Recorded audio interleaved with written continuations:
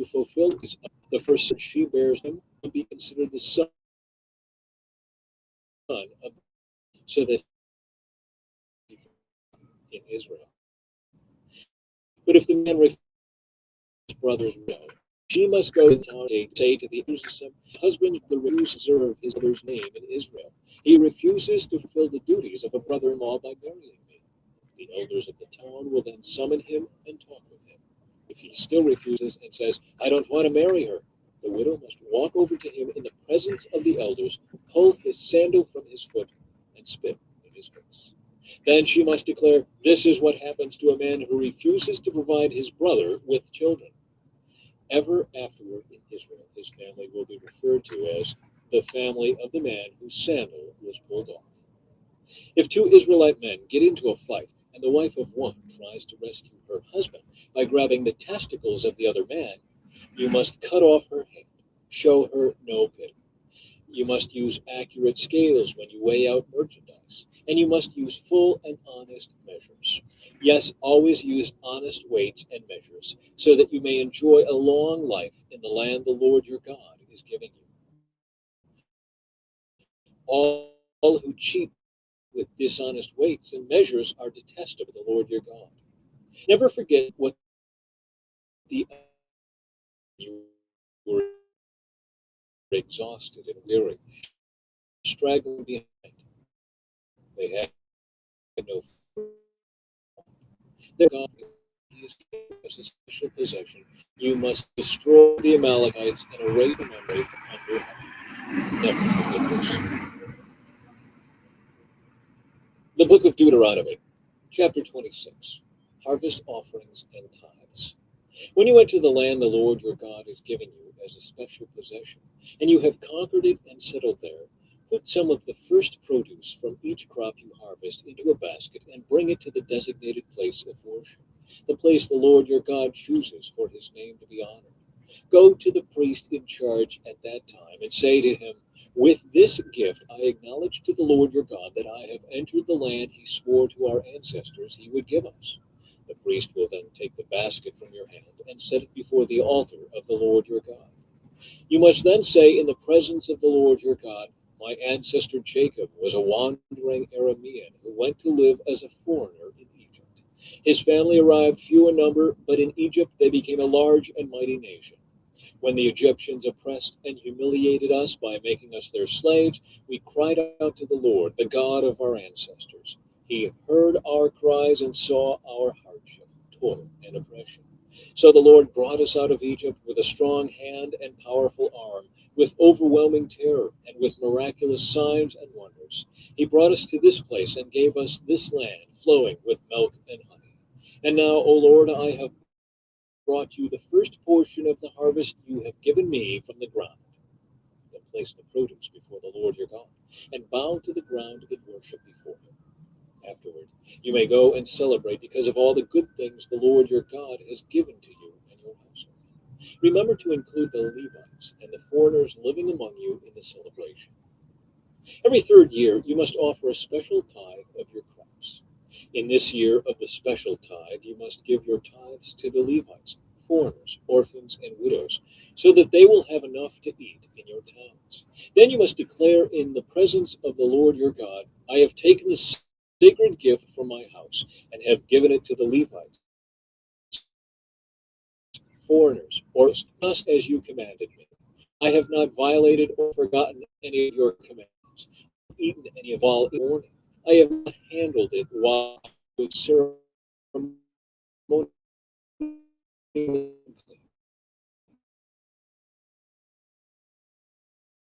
you commanded me. Now look down place in heaven and bless your people Israel and the land you swore to our ancestors to give us, a land flowing with milk and honey, a call to obey the Lord's commands. Today the Lord your God has commanded you to obey all these decrees and regulations. So be careful to obey them wholeheartedly. You declared to the Lord your God, and you have promised to walk in his ways as he promised. and that you must obey all his commands. And if you do, he will set you high above all the other nations he has made. Then you will receive praise, honor, and renown. You will be a nation that is holy to the Lord your God, just as he promised. The book of Deuteronomy, chapter 27, the altar on Mount Ebal. Then Moses and the leaders of Israel gave this charge to the people: Obey all these commands that I am giving you today. When you cross the Jordan River and enter the land the Lord your God is giving you, set up some large stones and coat them with plaster.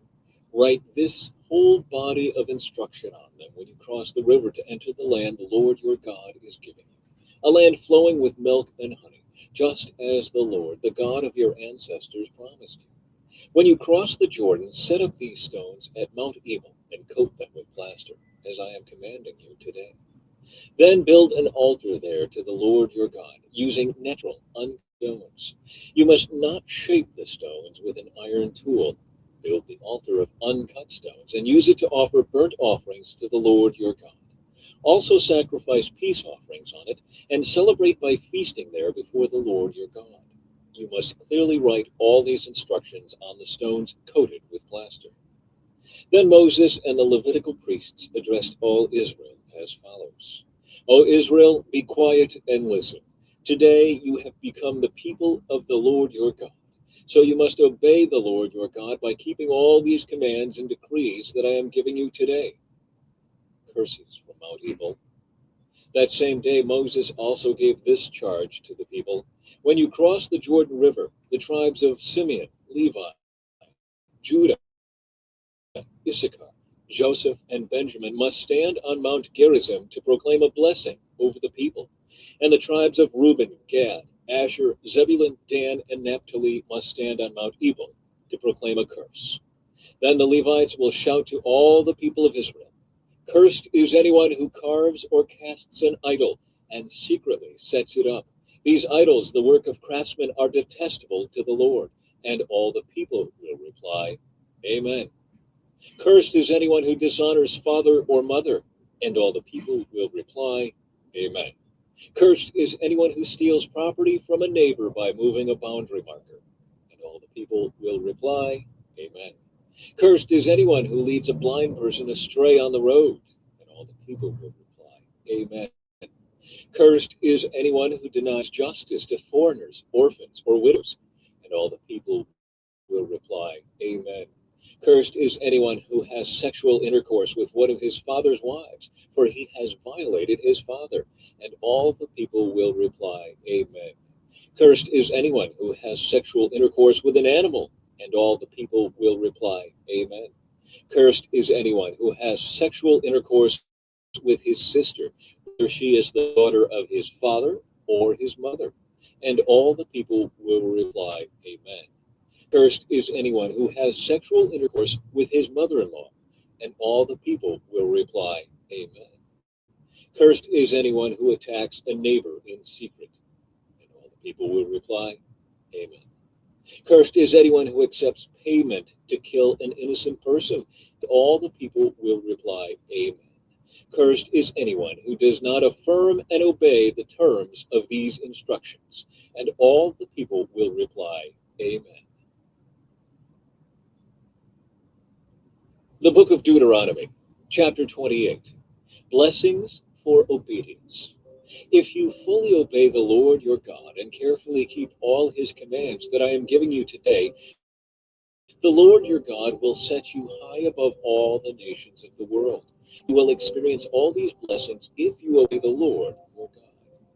Your towns and your fields will be blessed. Your children and your crops will be blessed.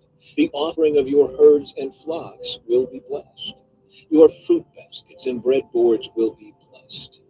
Wherever you go and whatever you do, you will be blessed. The Lord will conquer your enemies when they attack you. They will attack you from one direction, but they will scatter from you in seven. A blessing on everything you do, and will fill your storehouses with grain. The Lord your God will bless you in the land he is giving you. If you obey the commands of the Lord your God and walk in his ways, the Lord will establish you as his holy people as he swore he would do. Then all the nations of the world will see that you are a people claimed by the Lord, and they will stand in awe of you. The Lord will give you prosperity in the land he swore to your ancestors to give you, blessing you with many children, numerous livestock, and abundant crops. The Lord will send rain at the proper time from his rich treasury in the heavens, and will bless all the work you do. You will lend to many nations, but you will never need to borrow from them. If you listen to these commands of the Lord your God that I am giving you today, and if you carefully obey them, the Lord will make you the head and not the tail, and you will always be on top and never at the bottom. You must not turn away from any of the commands I am giving you today, nor follow after other gods and worship them. Curses for disobedience. But if you refuse to listen to the Lord your God and do not obey all the commands and decrees I have given you today, all these curses will come and overwhelm you. Your towns and your fields will be cursed. Your fruit baskets and breadboards will be cursed. Your children and your crops will be cursed. The offspring of your herds and flocks will be cursed. Wherever you go and whatever you do, you will be cursed. The Lord himself will send on you curses, confusion, and frustration in everything you do, until at last you are completely destroyed for doing evil and abandoning me. The Lord will afflict you with diseases until none of you are left in the land you are about to enter and occupy. The Lord will strike you with wasting diseases, fever and inflammation, with scorching heat and drought, and with blight and mildews.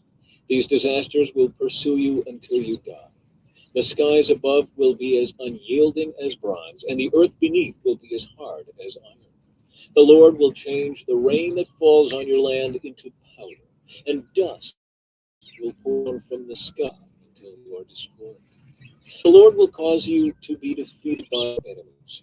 You will attack in one direction, but you will scatter from them in seven. You will be an object of horror to all the kingdoms of the earth. Your corpses will be food for all the scavenging birds and wild animals, and no one will be there to chase them away.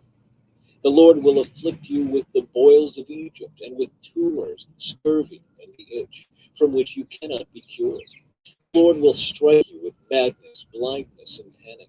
You will grope around in broad, like a blind person groping in the darkness, but you will not find your way. You will be oppressed and robbed continually. No one will come to save you. You will be engaged to a woman, but another man will sleep with her. You will build a house, but someone else will live in it. You will plant a vineyard, but you will never enjoy its fruit. Your ox will be butchered before your eyes, but you will not eat a single bite of it. Your donkey will be taken from you, never to be returned. Your sheep and goats will be given to your enemies, and no one will be there to them. You will watch as your sons and daughters are taken away as slaves. Your heart will break for them, but you won't be able to help them.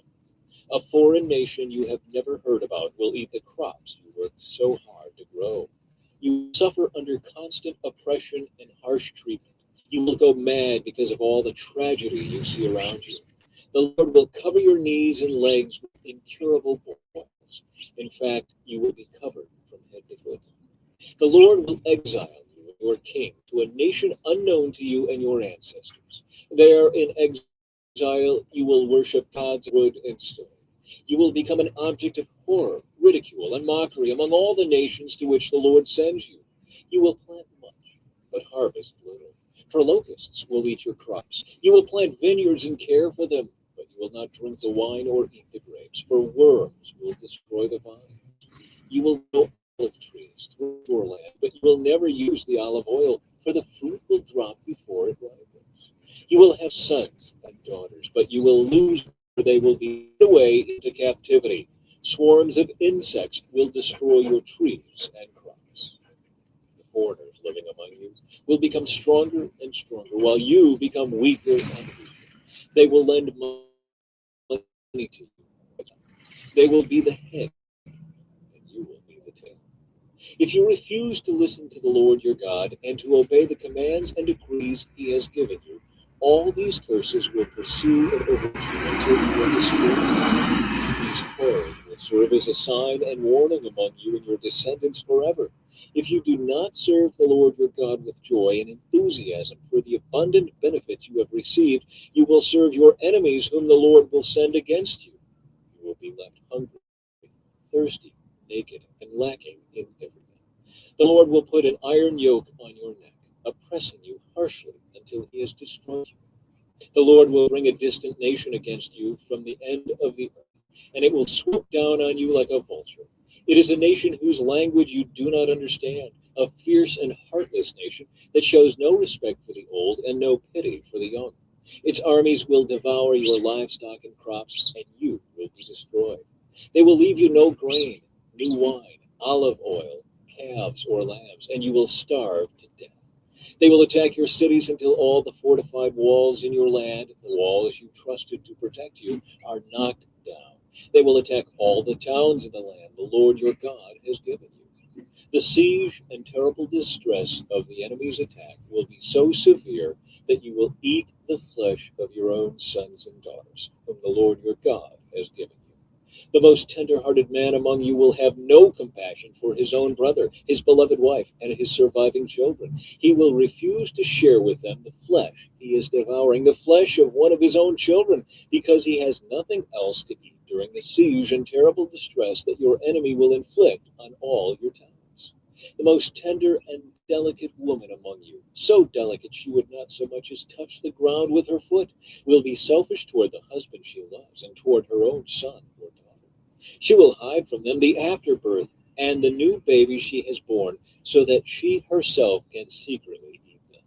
She will have nothing else to eat during the siege and terrible distress that your enemy will inflict on all your towns. If you refuse to obey all the words of instruction that are written in this book, and if you do not fear the glorious and awesome name of the Lord your God, then the Lord will overwhelm you and your children with indescribable plagues. These plagues will be intense and without relief, making you miserable and unbearably sick. He will afflict you with all the diseases of Egypt that you feared so much, and you will have no relief. The Lord will afflict you with every sickness and plague there is, even those not mentioned in this book of instruction, until you are destroyed. Though you become as numerous as the stars in the sky, few of you will be left because you would not listen to the Lord your God. Just as the Lord has found great pleasure in causing you to prosper and multiply, the Lord will find pleasure in destroying you. You will be torn from the land you are about to enter and occupy. For the Lord will scatter you among all the nations from one end of the earth to the other. There you will worship foreign gods that neither you nor your ancestors have known, gods made of wood and stone. There among those nations you will find no peace or place to rest. And the Lord will cause your heart to tremble, your eyesight to fail, and your soul to despair. Your life will constantly hang in the balance. You will live night and day in fear, unsure if you will survive. In the morning you will say, if only it were night. And in the evening you will say, if only it were morning. For you will be terrified by the awful horrors you see around you. Then the Lord will send you back to Egypt in ships, to a destination I promised you would never see again. There you will offer to sell yourselves to your enemies as slaves, but no one will buy you. The book of Deuteronomy, chapter 29. These are the terms of the covenant the Lord commanded Moses to make with the Israelites while they were in the land of Moab, in addition to the covenant he had made with them at Mount Sinai. Moses reviews the covenant. Moses summoned all the Israelites and said to them, you have seen with your own eyes everything the Lord did in the land of Egypt, to Pharaoh and to all his servants, and to his whole country, all the great tests of strength, the miraculous signs, and the amazing wonders. But to this day the Lord has not given you minds that understand, nor eyes that see, nor ears that hear. For 40 years I led you through the wilderness, yet your clothes and sandals did not wear out. You ate no bread and drank no wine or other alcoholic drink, but he gave you food so you would know that he is the Lord your God. When we came here, King Sihon of Heshbon and King Og of Bashan came out to fight against us, but we defeated them. We took their land and gave it to the tribes of Reuben and Gad, and to the half-tribe of Manasseh as their grant of land. Therefore, obey the terms of this covenant, so that you will prosper in everything you do. All of you, tribal leaders, elders, officers, all the men of Israel are standing today in the presence of the Lord your God. Your little ones and your wives are with you, as well as the foreigners living among you who chop your wood and carry your water. You are standing here today to enter into the covenant of the Lord your God. The Lord is making this covenant, including the curses. By entering into the covenant today, he will establish you as his people and confirm that he is your God, just as he promised you or to your ancestors, Abraham, Isaac, and Jacob. But you are not the only ones with whom I am making this covenant with its curses. I am making this covenant both with you who stand here today in the presence of the Lord our God, and also with the future generations who are not standing here today. You remember how we lived in the land of Egypt and how we traveled through the lands of enemy nations as we left. You have seen their detestable practices and their idols made of wood, stone, silver, and gold. I am making this covenant with you so that no one among you, no man, woman, clan, or tribe will turn away from the Lord our God to worship these gods of other nations, and so that no root among you bears bitter and poisonous fruit. Those who hear the warnings of this curse should not congratulate themselves, thinking, I am safe even though I am following the desires of my own stubborn heart. This would lead to utter ruin. The Lord will never pardon such people. Instead, his anger and jealousy will burn against them. All the curses written in this book will come down on them, and the Lord will erase their names from under heaven. The Lord will separate them from all the tribes of Israel to pour out on them all the curses of the covenant recorded in this book of instruction. Then the generations to come, both your own descendants and the foreigners who come from distant lands, will see the devastation of the land and the diseases the Lord inflicts on it. They will exclaim, the whole land is devastated by sulfur and salt. It is a wasteland with nothing planted and nothing growing, not even a blade of grass. It is like the cities of Sodom and Gomorrah, Admah and Zeboim, which the Lord destroyed in his intense anger. And all the surrounding nations will ask, why has the Lord done this to this land? Why was he so angry? And the answer will be, this happened because the people of the land abandoned the covenant that the Lord, the God of their ancestors, made with them when he brought them out of the land of Egypt. Instead, they turned away to serve and worship gods they had not known before, gods that were not from the Lord. That is why the Lord's anger has burned against this land, bringing down on it every curse recorded in this book. In great anger and fury, the Lord uprooted his people from their land and banished them to another land, where they still live today. The Lord our God has secrets known to no one. We are accountable for them, but we and our children are accountable forever for all that he has revealed to us, so that we may obey all the terms of these instructions. The book of Deuteronomy, chapter 30, a call to return to the Lord. In the future, when you experience all these blessings and curses I have listed for you, and when you are living among the nations to which the Lord your God has exiled you, take to heart all these instructions. If at that time you and your children return to the Lord your God, and if you obey with all your heart and all your soul all the commands I have given you today, then the Lord your God will restore your fortunes. He will have mercy on you and gather you back from all the nations where he has scattered you. Even though you are banished to the ends of the earth, the Lord your God will gather you from there and bring you back again. The Lord your God will return you to the land that belonged to your ancestors, and you will possess that land again. Then he will make you even more prosperous and numerous than your ancestors. The Lord your God will change your heart and the hearts of all your descendants, so that you will love him with all your heart and soul, and so you may live. The Lord your God will inflict all these curses on your enemies and on those who hate and persecute you. Then you will again obey the Lord and keep all his commands that I am giving you today. The Lord your God will then make you successful in everything you do. He will give you many children and numerous livestock, and he will cause your fields to produce abundant harvests. For the Lord will again delight in being good to you, as he was to your ancestors. The Lord your God will delight in you if you obey his voice and keep the commands and decrees written in this book of instruction, and if you turn to the Lord your God with all your heart and soul. The choice of life or death. This command I am giving you today is not too difficult for you to understand, and it is not beyond your reach. It is not kept in heaven, so distant that you must ask, who will go up to heaven and bring it down so we can hear it and obey? It is not kept beyond the sea, so far away that you must ask, who will cross the sea to bring it to us so we can hear it and obey? No, the message is very close at hand. It is on your lips and in your heart so that you can obey it.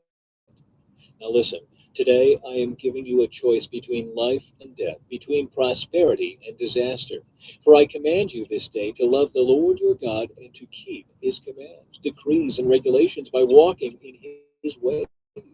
If you do this, you will live and multiply, and the Lord your God will bless you in the land you are about to enter and occupy. But if your heart turns away and you refuse to listen, and if you are drawn away to serve and worship other gods, then I warn you now that you will certainly be destroyed. You will not live a long, good life in the land you are crossing the Jordan to occupy. Today, I have given you the choice between life and death, between blessings and curses. Now I call on heaven and earth to witness the choice you make. Oh, that you would choose life, so that you and your descendants might live. You can make this choice by loving the Lord your God, obeying him, and committing yourself firmly to him. This is the key to your life. And if you love and obey the Lord, you will live long in the land the Lord swore to give your ancestors, Abraham, Isaac, and Jacob. The book of Deuteronomy, chapter 31. Joshua becomes Israel's leader. When Moses had finished giving these instructions to all the people of Israel, he said, I am now 120 years old, and I am no longer able to lead you. The Lord has told me, you will not cross the Jordan River, but the Lord your God himself will cross over ahead of you. He will destroy the nations living there, and you will take possession of their land. Joshua will lead you across the river, just as the Lord promised. The Lord will destroy the nations living in the land, just as he destroyed Sihon and Og, the kings of the Amorites. The Lord will hand over to you the people who live there, and you must deal with them as I have commanded you. So be strong and courageous. Do not be afraid, and do not panic before them. For the Lord your God will personally go ahead of you. He will neither fail you nor abandon you. Then Moses called for Joshua, and as all Israel watched, he said to him, be strong and courageous, for you will lead these people into the land that the Lord swore to their ancestors he would give them. You are the one who will divide it among them as their grants of land. Do not be afraid or discouraged, for the Lord will personally go ahead of you. He will be with you. He will neither fail you nor abandon you. Public reading of the book of instruction. So Moses wrote this entire body of instruction in a book and gave it to the priests who carried the ark of the Lord's covenant, and to the elders of Israel. Then Moses gave them this command. At the end of every 7th year, the year of release, during the festival of shelters, you must read this book of instruction to all the people of Israel when they assemble before the Lord your God at the place he chooses. Call them all together, men, women, children, and the foreigners living in your towns, so they may hear this book of instruction and learn to fear the Lord your God and carefully obey all the terms of these instructions. Do this so that your children who have not known these instructions will hear them and will learn to fear the Lord your God.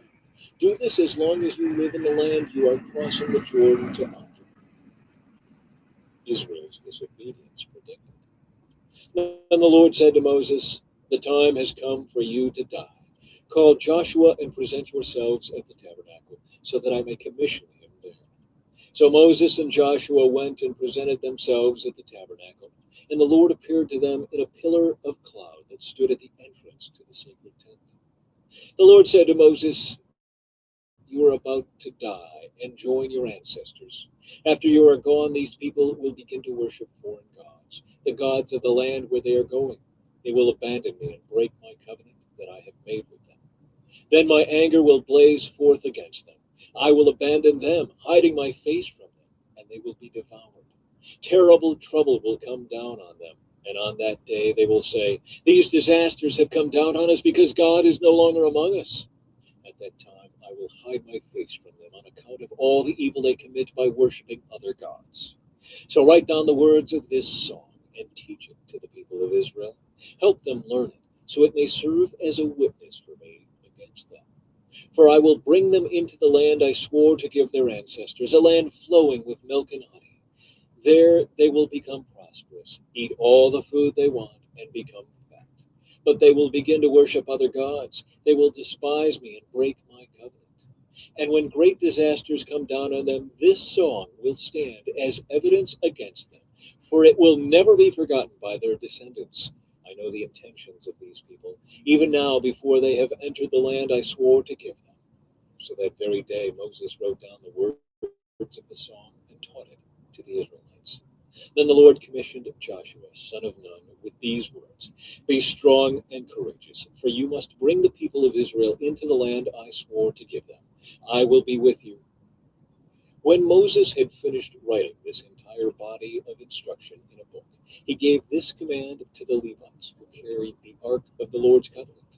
Take this book of instruction and place it beside the ark of the covenant of the Lord your God, so it may remain there as a witness against the people of Israel. For I know how rebellious and stubborn you are. Even now, while I am still alive and am here, you have rebelled against the Lord. Much more rebellious will you be after my death. Now summon all the elders and officials of your tribes, so that I can speak to them directly and call heaven and earth to witness against them. I know that after my death you will become utterly corrupt and will turn from the way I have commanded you to follow.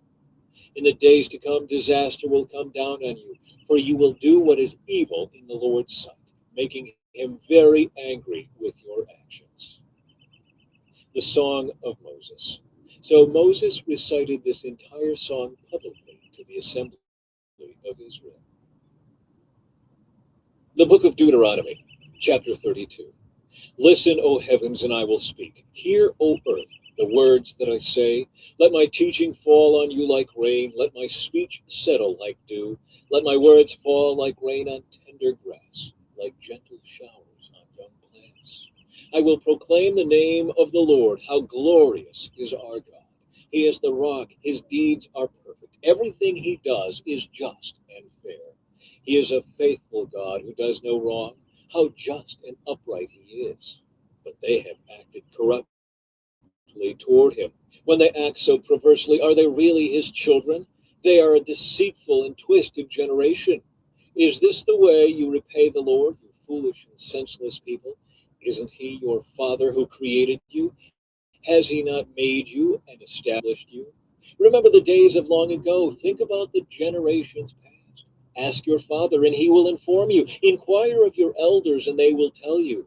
When the Most High assigned lands to the nations, when he divided up the human race, he established the boundaries of the peoples according to the number in his heavenly court. For the people of Israel belong to the Lord. Jacob is his special possession. He found them in a desert land, in an empty, howling wasteland. He surrounded them and watched over them. He guarded them as he would guard his own eyes. Like an eagle that rouses her chicks and hovers over her young, so he spread his wings to take them up and carried them safely on his pinions. The Lord alone guided them. They followed no foreign gods. He let them ride over the highlands and feast on the crops of the fields. He nourished them with honey from the rock and olive oil from the stony ground, yogurt from the herd and milk from the flock, together with the fat of lambs. He gave them choice rams from Bashan and goats, together with the choicest wheat. You drank the finest wine made from the juice of grapes. But Israel soon became fat and unruly. The people grew heavy, plump, and stuffed. Then they abandoned the God who had made them. They made light of the rock of their salvation. They stirred up his jealousy by worshiping foreign gods. They provoked his fury with detestable deeds. They offered sacrifices to demons, which are not God, to gods they had not known before, to new gods only recently arrived, to gods their ancestors had never feared. You neglected the rock who had fathered you. You forgot the God who had given you birth. The Lord saw this and drew back, provoked to anger by his own sons and daughters. He said, I will abandon them. Then what becomes of them? For they are a twisted generation, children without integrity. They have roused my jealousy by worshiping things that are not God. They have provoked my anger with their useless idols. Now I will rouse their jealousy through people who are not even a people. I will provoke their anger through the foolish Gentiles. For my anger blazes forth like fire and burns to the depths of the grave. It devours the earth and all its crops, and ignites the foundations of the mountains. I will heap disasters upon them and shoot them down with my arrows. I will weaken them with famine, burning fever, and deadly disease. I will send the fangs of wild beasts and poisonous snakes that glide in the dust. Outside the sword will bring death, and inside terror will strike both young men and young women, both infants and the aged. I would have annihilated them, wiping out even the memory of them. But I feared the taunt of Israel's enemy, who might misunderstand and say, our own power has triumphed. The Lord had nothing to do with this. But Israel is a senseless nation. The people are foolish, without understanding. Oh, that they were wise and could understand this. Oh, that they might know their fate. How could one person chase 1,000 of them, and two people put 10,000 to flight, unless their rock had sold them, unless the Lord had given them up? But the rock of our enemies is not like our rock, as even they recognize. Their vine grows from the vine of Sodom, from the vineyards of Gomorrah. Their grapes are poison, and their clusters are bitter. Their wine is the venom of serpents, the deadly poison of cobras. The Lord says, am I not storing up these things, sealing them away in my treasury? I will take revenge. I will pay them back. In due time, their feet will slip. Their day of disaster will arrive, and their destiny will overtake them. Indeed, the Lord will give justice to his people, and he will change his mind about his servants when he sees their strength is gone and no one is left, slave or free. Then he will ask, where are their gods, the rocks they fled to for refuge? Where now are those gods who ate the fat of their sacrifices and drank the wine of their offerings? Let those gods arise and help you. Let them provide you with shelter. Look now, I myself am he. There is no other God but me. I am the one who kills and gives life. I am the one who wounds and heals. No one can be rescued from my powerful hand. Now I raise my hand to heaven and declare, as surely as I live, when I sharpen my flashing sword and begin to carry out justice, I will take revenge on my enemies and repay those who reject me. I will make my arrows drunk with blood, and my sword will devour flesh, the blood of the slaughtered and the captives, and the heads of the enemy leaders. Rejoice with him, you heavens, and let all of God's angels worship him. Rejoice with his people, you nations, and let all the angels be strengthened in him. For he will avenge the blood of his servants. He will take revenge against his enemies. He will repay those who hate him, and cleanse the land for his people. So Moses came with Joshua, son of Nun, and recited all the words of this song to the people. When Moses had finished reciting all these words to the people of Israel, he added, take to heart all the words of warning I have given you today. Pass them on as a command to your children, so they will obey every word of these instructions. These instructions are not empty words. They are your life. By obeying them, you will enjoy a long life in the land you will occupy when you cross the Jordan River. Moses' death foretold. That same day, the Lord said to Moses, go to Moab, to the mountains east of the river, and climb Mount Nebo, which is across from Jericho. Look out across the land of Canaan, the land I am giving to the people of Israel as their own special possession. Then you will die there on the mountain. You will join your ancestors, just as Aaron your brother died on Mount Hor and joined his ancestors. For both of you betrayed me with the Israelites at the waters of Meribah at Kadesh in the wilderness of Zin. You failed to demonstrate my holiness to the people of Israel there.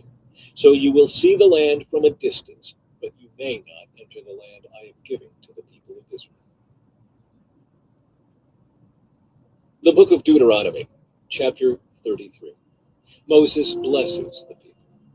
This is the blessing that Moses, the man of God, gave to the people of Israel before his death.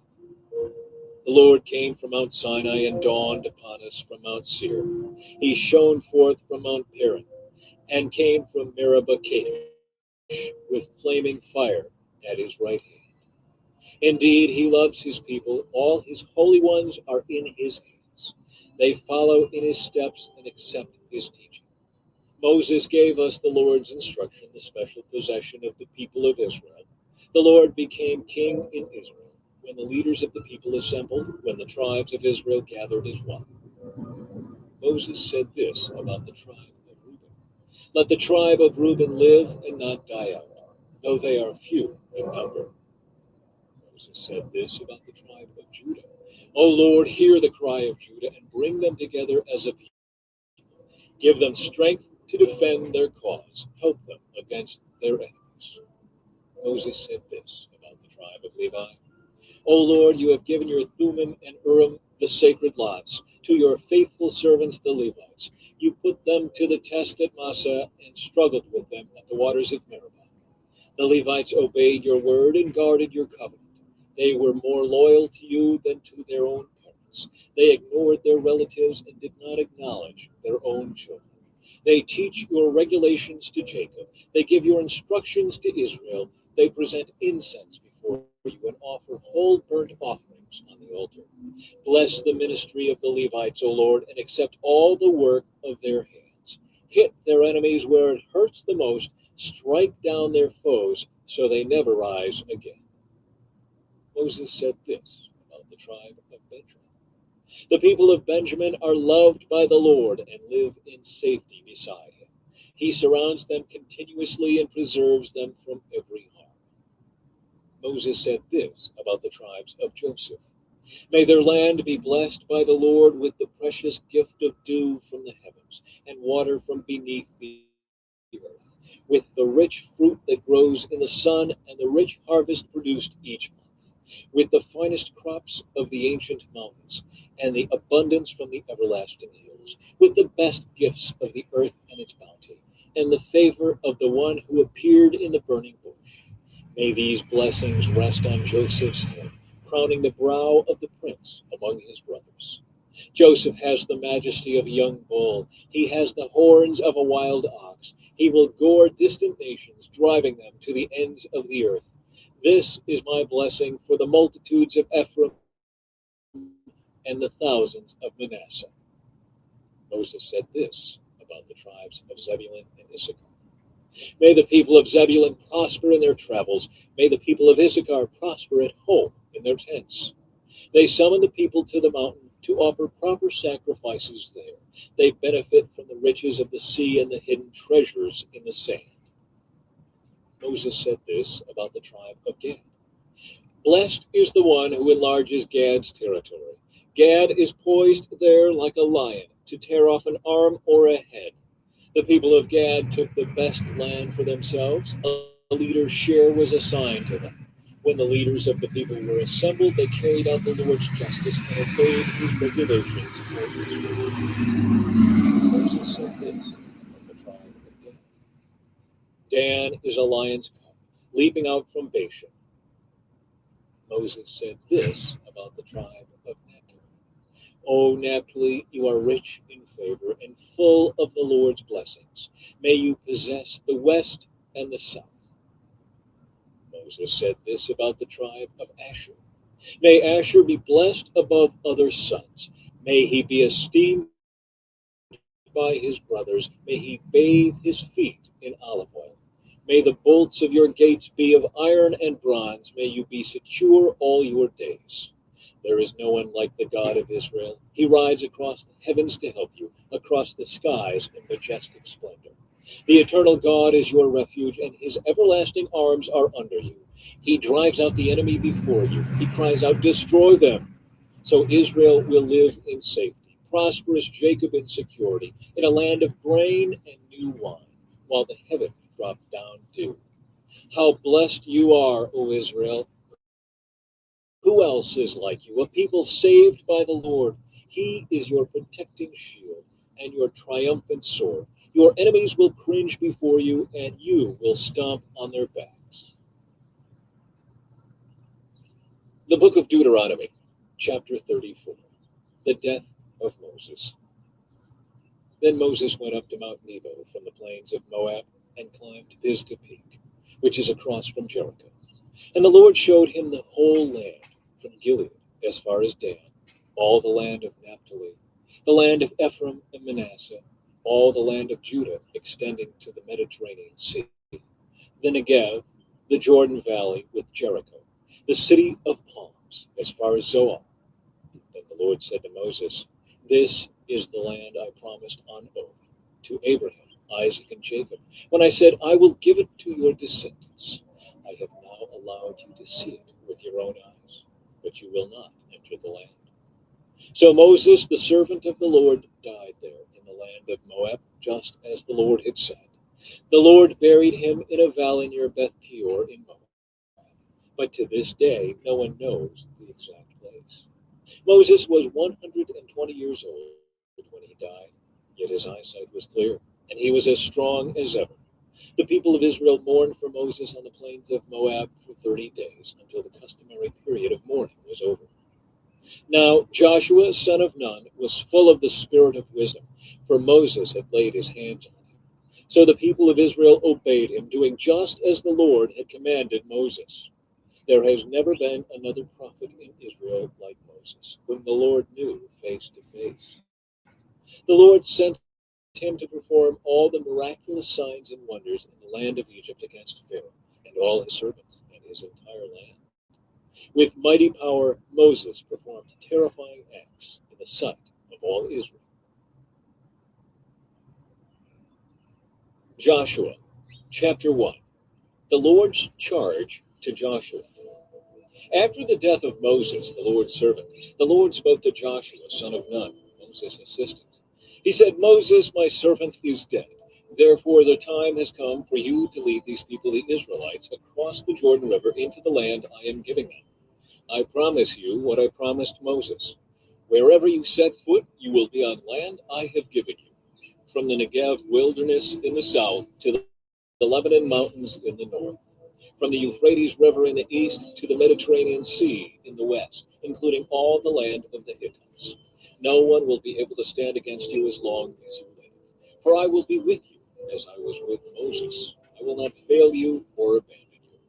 Be strong and courageous, for you are the one who will lead these people to possess all the land I swore to their ancestors I would give them. Be strong and very courageous. Be careful to obey all the instructions Moses gave you. Do not deviate from them, turning either to the right or to the left. Then you will be successful in everything you do. Study this book of instruction continually. Meditate on it day and night, so you will be sure to obey everything written in it. Only then will you prosper and succeed in all you do. This is my command. Be strong and courageous. Do not be afraid or discouraged, for the Lord your God is with you wherever you go." Joshua's charge to the Israelites. Joshua then commanded the officers of Israel, "Go through the camp and tell the people to get their provisions ready. In 3 days you will cross the Jordan River and take possession of the land the Lord your God is giving you." Then Joshua called together the tribes of Reuben, Gad, and the half-tribe of Manasseh. He told them, "Remember what Moses, the servant of the Lord, commanded you. The Lord your God has given you a place of rest. He has given you this land. Your wives, children, and livestock may remain here in the land Moses assigned to you, on the east side of the Jordan River. But your strong warriors, fully armed, must lead the other tribes across the Jordan to help them conquer their territory. Stay with them until the Lord gives them rest, as he has given you rest, and until they too possess the land the Lord your God is giving them. Only then may you return and settle here on the east side of the Jordan River in the land that Moses, the servant of the Lord, assigned to you."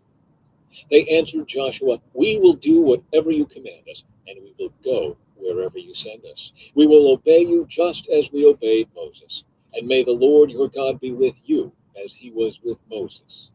Anyone who rebels against your orders and does not obey your words and everything you command will be put to death. So be strong and courageous. Joshua chapter 2. Rahab protects the spies. Then Joshua secretly sent out 2 spies like camp at Acacia Grove. He instructed them, scout out the land on the other side of the Jordan River, especially around Jericho. So the 2 men set out and came to the house of a prostitute named Rahab and stayed there that night. But someone told the king of Jericho, some Israelites have come here tonight to spy out the land. So the king of Jericho sent orders to Rahab, bring out the men who have come into your house, for they have come here to spy out the whole land. Rahab had hidden the 2 men, but she replied, yes, the men were here earlier, but I didn't know where they were from. They left the town at dusk as the gates were about to close. I don't know where they went. If you hurry, you can probably catch up with them. Actually, she had taken them up to the roof and hidden them beneath bundles of flax she had laid out. So the king's men went looking for the spies along the road leading to the shallow crossings of the Jordan River. And as soon as the king's men had left, the gate of Jericho was shut. Before the spies went to sleep that night, Rahab went up on the roof to talk with them. I know the Lord has given you this land, she told them. We are all afraid of you. Everyone in the land is living in terror, for we have heard how the Lord made a dry path for you through the Red Sea when you left Egypt. And we know what you did to Sihon and Og, the 2 Amorite kings east of the Jordan River, whose people you completely destroyed. No wonder our hearts have melted in fear. No one has the courage to fight after hearing such things. For the Lord your God is the supreme God of the heavens above and the earth below. Now swear to me by the Lord that you will be kind to me and my family, since I have helped you. Give me some guarantee that when Jericho is conquered, you will let me live, along with my father and mother, my brothers and sisters, and all their families. We offer our own lives as a guarantee for your safety, the men agreed. If you don't betray us, we will keep our promise and be kind to you when the Lord gives us the land. And since Rahab's house was built into the town wall, she let them down by a rope through the window. Escape to the hill country, she told them. Hide there for 3 days from the men searching for you. Then, when they have returned, you can go on your way. Before they left, the men told her, we will be bound by the oath we have taken only if you follow these instructions. When we come into the land, you must leave this scarlet rope hanging from the window through which you let us down. And all your family members, your father, mother, brothers, and all your relatives must be here inside the house. If they go out into the street and are killed, it will not be our fault. But if anyone lays a hand on people inside this house, we will accept the responsibility for their death. If you betray us, however, we are not bound by this oath in any way. I accept your terms, she replied, and she sent them on their way, leaving the scarlet rope hanging from the window. The spies went up into the hill country and stayed there 3 days. The men who were chasing them searched everywhere along the road, but they finally returned without success. Then the 2 spies came down from the hill country, crossed the Jordan River, and reported to Joshua all that had happened to them. The Lord has given us the whole land, they said, for all the people in the land are terrified of us. Joshua chapter 3. The Israelites crossed the Jordan. Early the next morning, Joshua and all the Israelites left Acacia Grove and arrived at the banks of the Jordan River, where they camped before crossing. 3 days later, the Israelite officers went through the camp, giving these instructions to the people. When you see the Levitical priests carrying the Ark of the Covenant of the Lord your God, move out from your positions and follow them. Since you have never traveled this way before, they will guide you. Stay about a half-mile behind them, keeping a clear distance between you and the Ark. Make sure you don't come any closer. Then Joshua told the people, purify yourselves, for tomorrow the Lord will do great wonders among you. In the morning Joshua said to the priests, lift up the Ark of the Covenant and lead the people across the river. And so they started out and went ahead of the people. The Lord told Joshua, today I will begin to make you a great leader in the eyes of all the Israelites.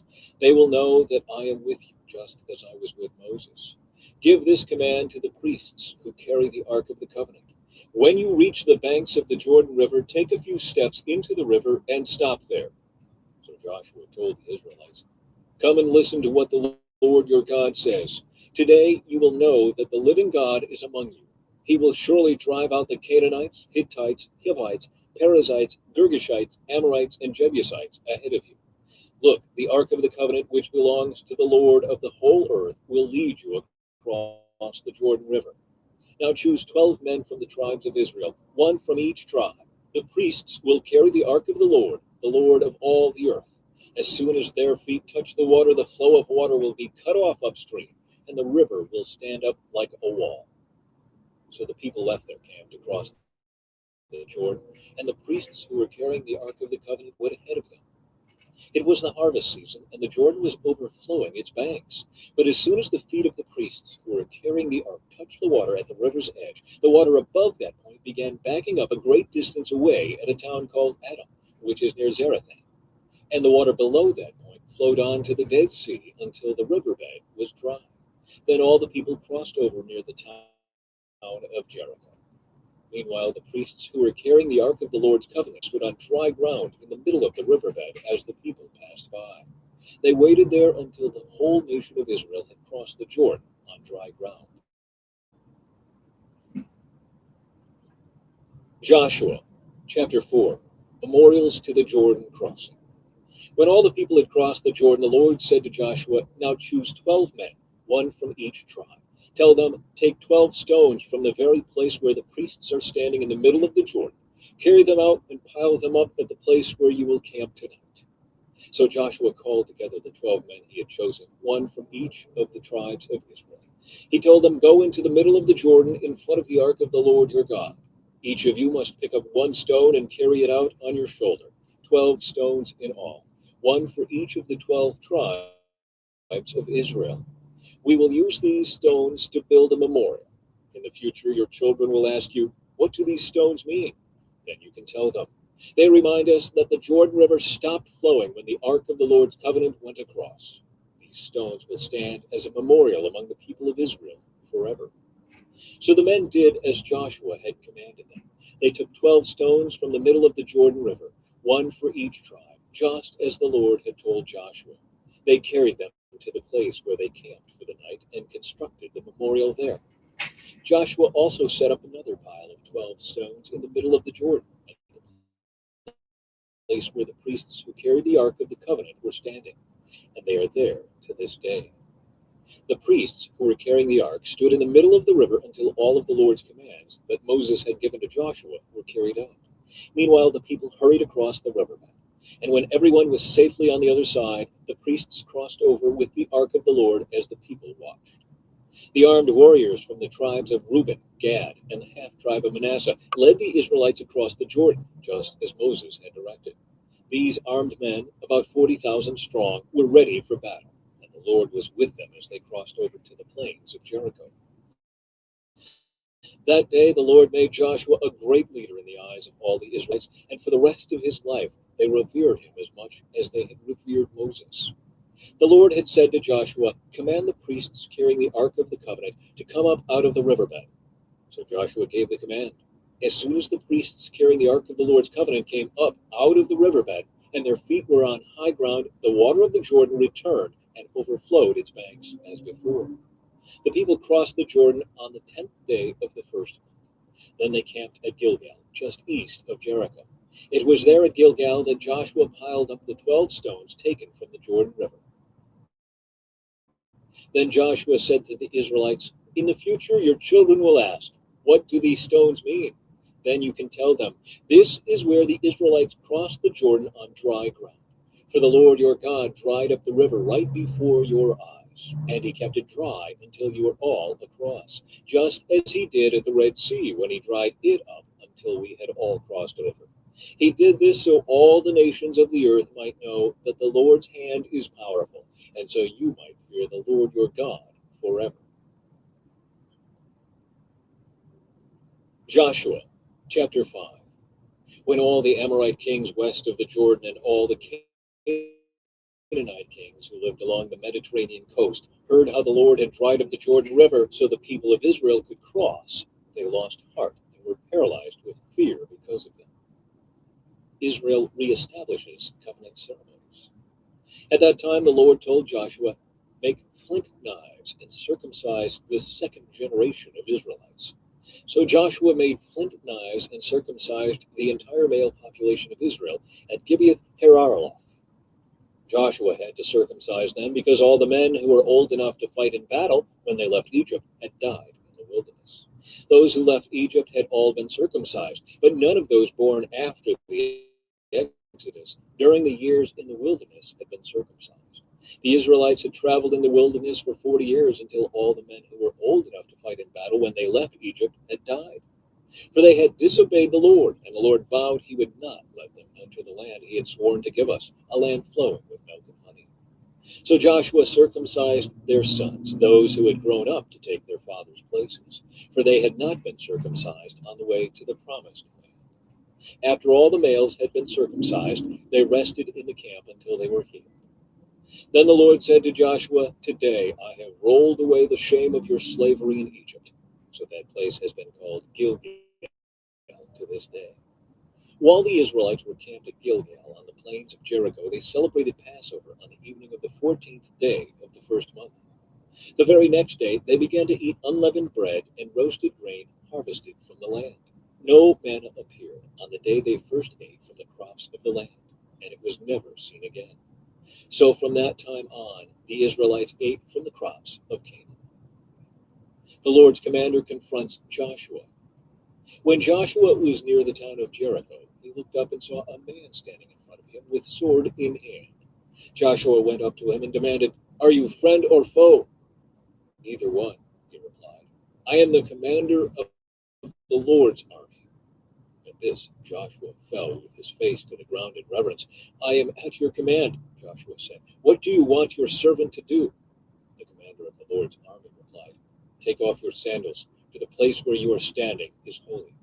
And Joshua did as he was told.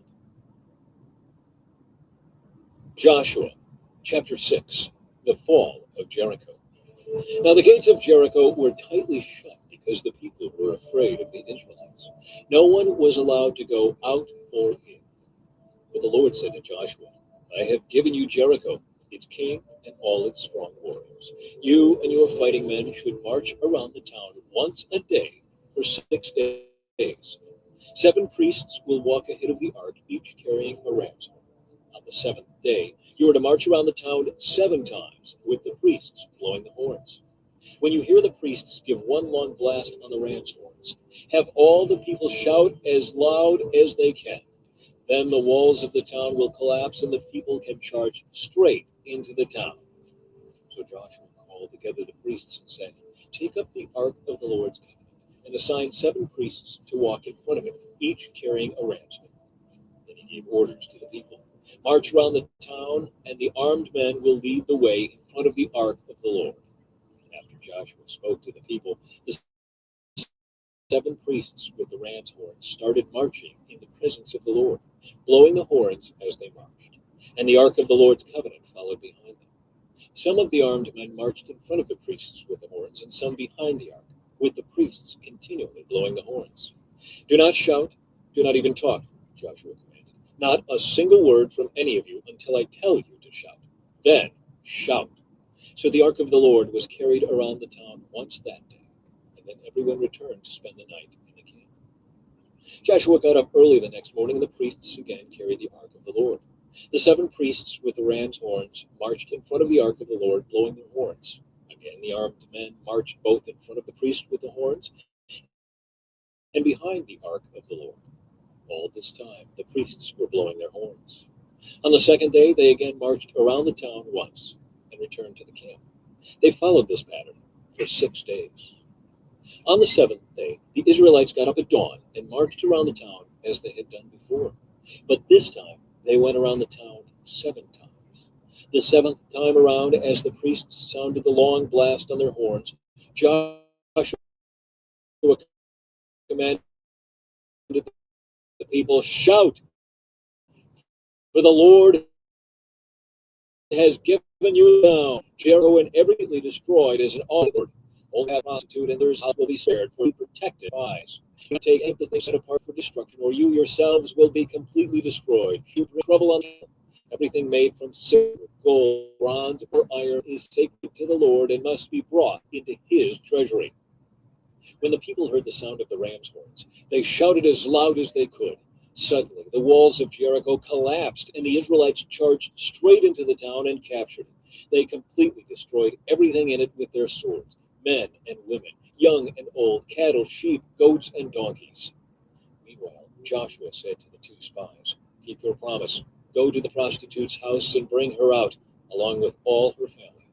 The men who had been spies went in and brought out Rahab, her father, mother, brothers, and all the other relatives who were with her. They moved her whole family to a safe place near the camp of Israel. Then the Israelites burned the town and everything in it. Only the things made from silver, gold, bronze, or iron were kept for the treasury of the Lord's house. So Joshua spared Rahab the prostitute and her relatives who were with her in the house, because she had hidden the spies Joshua sent to Jericho, and she lives among the Israelites to this day. At that time, Joshua invoked this curse: "May the curse of the Lord fall on anyone who tries to rebuild the town of Jericho. At the cost of his firstborn son, he will lay its foundation. At the cost of his youngest son, he will set up its gates." So the Lord was with Joshua, and his reputation spread throughout the land. Joshua, chapter 7. Ai defeats the Israelites. But Israel violated the instructions about the things set apart for the Lord. A man named Achan had stolen some of these dedicated things. So the Lord was very angry with the Israelites. Achan was the son of Carmi, a descendant of Zimri, son of Zerah, of the tribe of Judah. Joshua sent some of his men from Jericho to spy out the town of Ai, east of Bethel, near Bethaven. When they returned, they told Joshua, "There's no need for all of us to go up there. It won't take more than 2,000 or 3,000 men to attack Ai.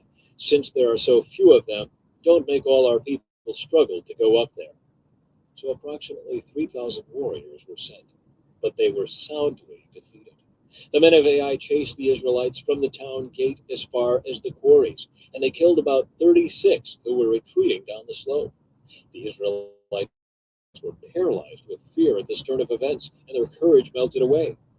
Joshua and the elders of Israel tore their clothing in dismay, threw dust on their heads, and bowed face down to the ground before the ark of the Lord until evening.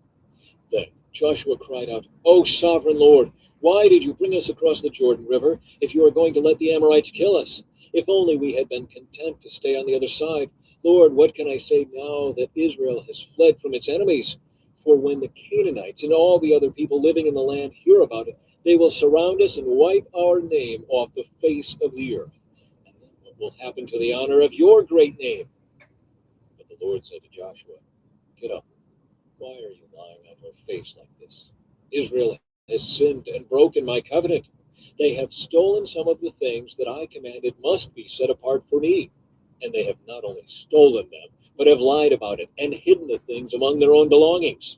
That is why the Israelites are running from their enemies in defeat. For now Israel itself has been set apart for destruction.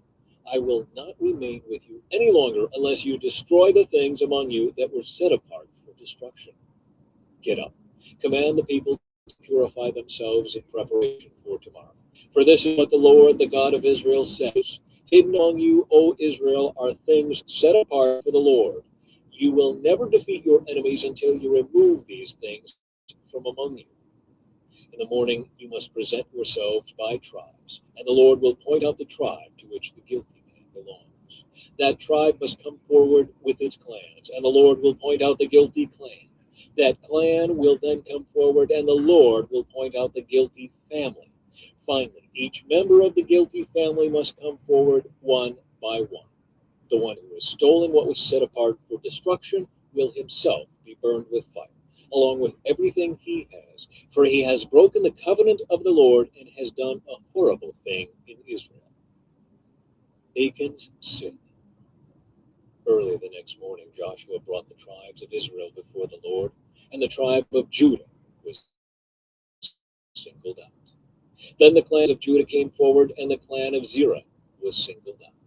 Then the families of Zerah came forward, and the family of Zimri was singled out. Every member of Zimri's family was brought forward person by person, and Achan was singled out.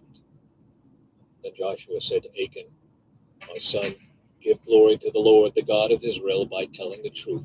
Make your confession and tell me what you have done. Don't hide it from me. Achan replied, It is true. I have sinned against the Lord, the God of Israel. Among the plunder I saw a beautiful robe from Babylon, 200 silver coins, and a bar of gold weighing more than a pound. I wanted them so much that I took them. They are hidden in the ground beneath my tent, with the silver buried deeper than the rest. So Joshua sent some men to make a search. They ran to the tent and found the stolen goods hidden there, just as Achan had said, with the silver buried beneath the rest. They took the things from the tent and brought them to Joshua and all the Israelites. Then they laid them on the ground in the presence of the Lord. Then Joshua and all the Israelites took Achan, the silver, the robe, the bar of gold, his sons, daughters, cattle, donkeys, sheep, goats, tent, and everything he had, and they brought them to the valley of Achor. Then Joshua said to Achan, Why have you brought trouble on us? The Lord will now bring trouble on you. And all the Israelites stoned Achan and his family and burned their bodies. They piled a great heap of stones over Achan, which remains to this day. That is why the place has been called the Valley of Trouble ever since. So the Lord was no longer angry. Joshua, chapter 8. The Israelites defeat Ai. Then the Lord said to Joshua, Do not be afraid or discouraged. Take all your fighting men and attack Ai, for I have given you the king of Ai, his people, his town, and his land.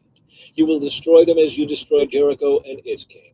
But this time you may keep the plunder and the livestock for yourselves. Set an ambush behind the town. So Joshua and all the fighting men set out to attack Ai. Joshua chose 30,000 of his best warriors and sent them out at night with these orders. Hide in ambush close behind the town and be ready for action. When our main army attacks, the men of Ai will come out to fight as they did before, and we will run away from them. We will let them chase us until we have drawn them away from the town. For they will say, The Israelites are running away from us as they did before. Then, while we are running from them, you will jump up from your ambush and take possession of the town, for the Lord your God will give it to you. Set the town on fire as the Lord has commanded. You have your orders. So they left and went to the place of ambush between Bethel and the west side of Ai. But Joshua remained among the people in the camp that night. Early the next morning, Joshua roused his men and started toward Ai, accompanied by the elders of Israel. All the fighting men who were with Joshua marched in front of the town and camped on the north side of Ai, with a valley between them and the town. That night, Joshua sent 5,000 men to lie in ambush between Bethel and Ai on the west side of the town. So they stationed the main army north of the town and the ambush west of the town. Joshua himself spent that night in the valley. When the king of Ai saw the Israelites across the valley, he and all his army hurried out early in the morning and attacked the Israelites at a place overlooking the Jordan Valley. But he didn't realize there was an ambush behind the town. Joshua and the Israelite army fled toward the wilderness as though they were badly beaten. Then all the men in the town were called out to chase after them. In this way, they were lured away from the town. There was not a man left in Ai or Bethel who did not chase after the Israelites, and the town was left wide open. Then the Lord said to Joshua, Point the spear in your hand toward Ai, for I will hand the town over to you. Joshua did as he was commanded. As soon as Joshua gave this signal, all the men in ambush jumped up from their position and poured into the town. They quickly captured it and set it on fire. When the men of Ai looked behind them, smoke from the town was filling the sky, and they had nowhere to go. For the Israelites who had fled in the direction of the wilderness now turned on their pursuers. When Joshua and all the other Israelites saw that the ambush had succeeded and that smoke was rising from the town, they turned and attacked the men of Ai. Meanwhile, the Israelites who were inside the town came out and attacked the enemy from the rear. So the men of Ai were caught in the middle, with Israelite fighters on both sides. Israel attacked them, and not a single person survived or escaped. Only the king of Ai was taken alive and brought to Joshua. When the Israelite army finished chasing and killing all the men of Ai in the open fields, they went back and finished off everyone inside. So the entire population of Ai, including men and women, was wiped out that day. 12,000 in all. For Joshua kept holding out his spear until everyone who had lived in Ai was completely destroyed. Only the livestock and the treasures of the town were not destroyed, for the Israelites kept these as plunder for themselves, as the Lord had to Joshua. So Joshua burned the town of Ai, and it became a permanent mound of ruins, desolate to this very day. Joshua impaled the king of Ai on a sharpened pole and left him there until evening. At sunset, the Israelites took down the body as Joshua commanded and threw it in front of the town gate. They piled a great heap of stones over him that can still be seen today. The Lord's covenant renewed. Then Joshua built an altar to the Lord, the God of Israel, on Mount Ebal.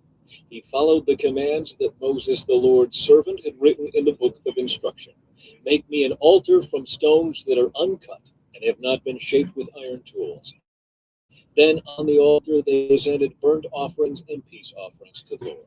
And as the Israelites watched, Joshua copied onto the stones of the altar the instructions Moses had given them. Then all the Israelites, foreigners and native born alike, along with the elders, officers, and judges, were divided into two groups. One group stood in front of Mount Gerizim, the other in front of Mount Ebal. Each group faced the other, and between them stood the Levitical priests carrying the Ark of the Lord's covenant. This was all done according to the commands that Moses, the servant of the Lord, had previously given for blessing the people of Israel. Joshua then read to them all the blessings and curses Moses had written in the book of instruction. Every word of every command that Moses had ever given was read to the entire assembly of Israel, including the women and children and the foreigners who lived among them. Joshua, chapter 9. The Gibeonites deceive Israel. Now all the kings west of the Jordan River heard about what had happened. These were the kings of the Hittites, Amorites, Canaanites, Perizzites, Hivites, and Jebusites, who lived in the hill country in the western foothills and along the coast of the Mediterranean Sea, as far north as the Lebanon mountains. These kings combined their armies to fight as one against Joshua and the Israelites. But when the people of Gibeon heard what Joshua had done to Jericho and Ai, they resorted to deception to save themselves. They sent ambassadors to Joshua, loading their donkeys with weathered saddlebags and old patched wineskins. They put on worn-out, patched, sand rag clothes, and the bread they took with them was dry and moldy. When they arrived at the camp of Israel at Gilgal, they told Joshua and the men of Israel, "We have come from a distant land to ask you to make a peace treaty with us." The Israelites replied to these Hivites, "How do we know you don't live nearby? For if you do, we cannot make a treaty with you." They replied, "We are your servants." "But who are you?" Joshua demanded. "Where do you come from?" They answered, "Your servants have come from a very distant country. We have heard of the might of the Lord God and of all he did in Egypt. We have also heard what he did to kings east of the Jordan River, King Sihon of Heshbon and King Og of Bashan, who lived in Ashtaroth. So our elders and all our people instructed us, take supplies for a long journey, go meet with the people of Israel and tell them, we are your servants, please make a treaty with us. This bread was hot from the ovens when we left our homes, but now, as you can see, it is dry and moldy. These wineskins were new when we filled them, but now they are old and split open, and our clothing and sandals are worn out from our very long journey." So the Israelites examined their food, but not consult the Lord. Then Joshua made a peace treaty with them and guaranteed their safety. And the leaders of the community ratified their agreement with a binding oath. 3 days after making the treaty, they learned that these people actually lived nearby. The Israelites set out at once to investigate and reached their towns in 3 days. The names of these towns were Gibeon, Kephirah, Beerah, and Kiriath Jearim. But the Israelites did not attack the towns, for the Israelite leaders had made a vow to them in the name of the Lord, the God of Israel. The people of Israel grumbled against their leaders because of the treaty, but the leaders replied, "Since we have sworn an oath in the presence of the Lord, the God of Israel, we cannot touch them. This is what we must do. We must let them live, for divine anger would come upon us if we broke our oath. Let them live." So they made them woodcutters and water carriers for the entire community, as the Israelite leaders directed. Joshua called together the Gibeonites and said, "Why did you lie to us? Why did you say that you live in a distant land when you live right here among us? May you be cursed. From now on, you will always be servants who cut wood and carry water for the house of my God." They replied, "We did it because we, your servants, were clearly told that the Lord your God commanded his servant Moses to give you this entire land and to destroy all the people living in it. So we feared greatly for our lives because of you. That is why we have done this. Now we are at your mercy. Do to us whatever you think is right." So Joshua did not allow the people of Israel to kill them. But that day he made the Gibeonites the woodcutters and water carriers for the community of Israel and for the altar of the Lord, wherever the Lord would choose to build it. And that is what they do to this day. Joshua, chapter 10. Israel defeats the southern armies. Adonizedek, king of Jerusalem, heard that Joshua had captured and completely destroyed Ai, killed its king, as he had destroyed the town of Jericho and killed its king. He also learned that the Gibeonites had made peace with Israel and were now their allies. He and his people became very afraid when they heard of all this, because Gibeon was a large town, as large as the royal cities and larger than Ai, and the Gibeonite men were strong warriors. So King Adonizedek of Jerusalem sent messengers to several other kings, Hoham of Hebron, Hiram of Jarmuth, Japhiah of Lachish, and Deber of Eglon. "Come and help me destroy Gibeon," he urged them, "for they have made peace with Joshua and the people of Israel." So these 5 Amorite kings combined their armies for a united attack. They moved all their troops into place and attacked Gibeon. The men of Gibeon quickly sent messengers to Joshua at his camp in Gilgal. "Don't abandon your servants now," they pleaded. "Come at once, save us, help us, for all the Amorite kings who live in the hill country have joined forces to attack us." So Joshua and his entire army, including his best warriors, left Gilgal and set out for Gibeon. "Do not be afraid of them," the Lord said to Joshua, "for I have given you victory over them. Not a single one of them will be able to stand up to you." Joshua traveled all night from Gilgal and took the Amorite armies by surprise. The Lord threw them into a panic, and the Israelites slaughtered great numbers of them at Gibeon. Then the Israelites chased the enemy along the road to Beth-horon, killing them all along the way to Azekah and Makkedah. As the Amorites retreated down the road from Beth-horon, the Lord destroyed them with a terrible hailstorm from heaven that continued until they reached Azekah. The hail killed more of the enemy than the Israelites killed with the sword. On the day the Lord gave the Israelites victory over the Amorites, Joshua prayed to the Lord in front of all the people of Israel. He said, "Let the sun stand still over Gibeon, and the moon over the valley of Ajalon." So the sun stood still and the moon stayed in place until the nation of Israel had defeated its enemies. Is this event not recorded in the book of Jashar? The sun stayed in the middle of the sky, and it did not set as on a normal day. There has never been a day like this one before or since, when the Lord answered such a prayer. Surely the Lord fought for Israel that day. Then Joshua and the Israelite army returned to their camp at Gilgal. Joshua kills the 5 southern kings. During the battle, the 5 kings escaped and hid in a cave at Makkedah. When Joshua heard that they had been found, he issued this command: "Cover the opening of the cave with large rocks, and place guards at the entrance to keep the kings inside. The rest of you continue chasing the enemy and cut them down from the rear. Don't give them a chance to get back to their towns, for the Lord your God has given you victory over them." So Joshua and the Israelite army continued the slaughter and completely crushed the enemy.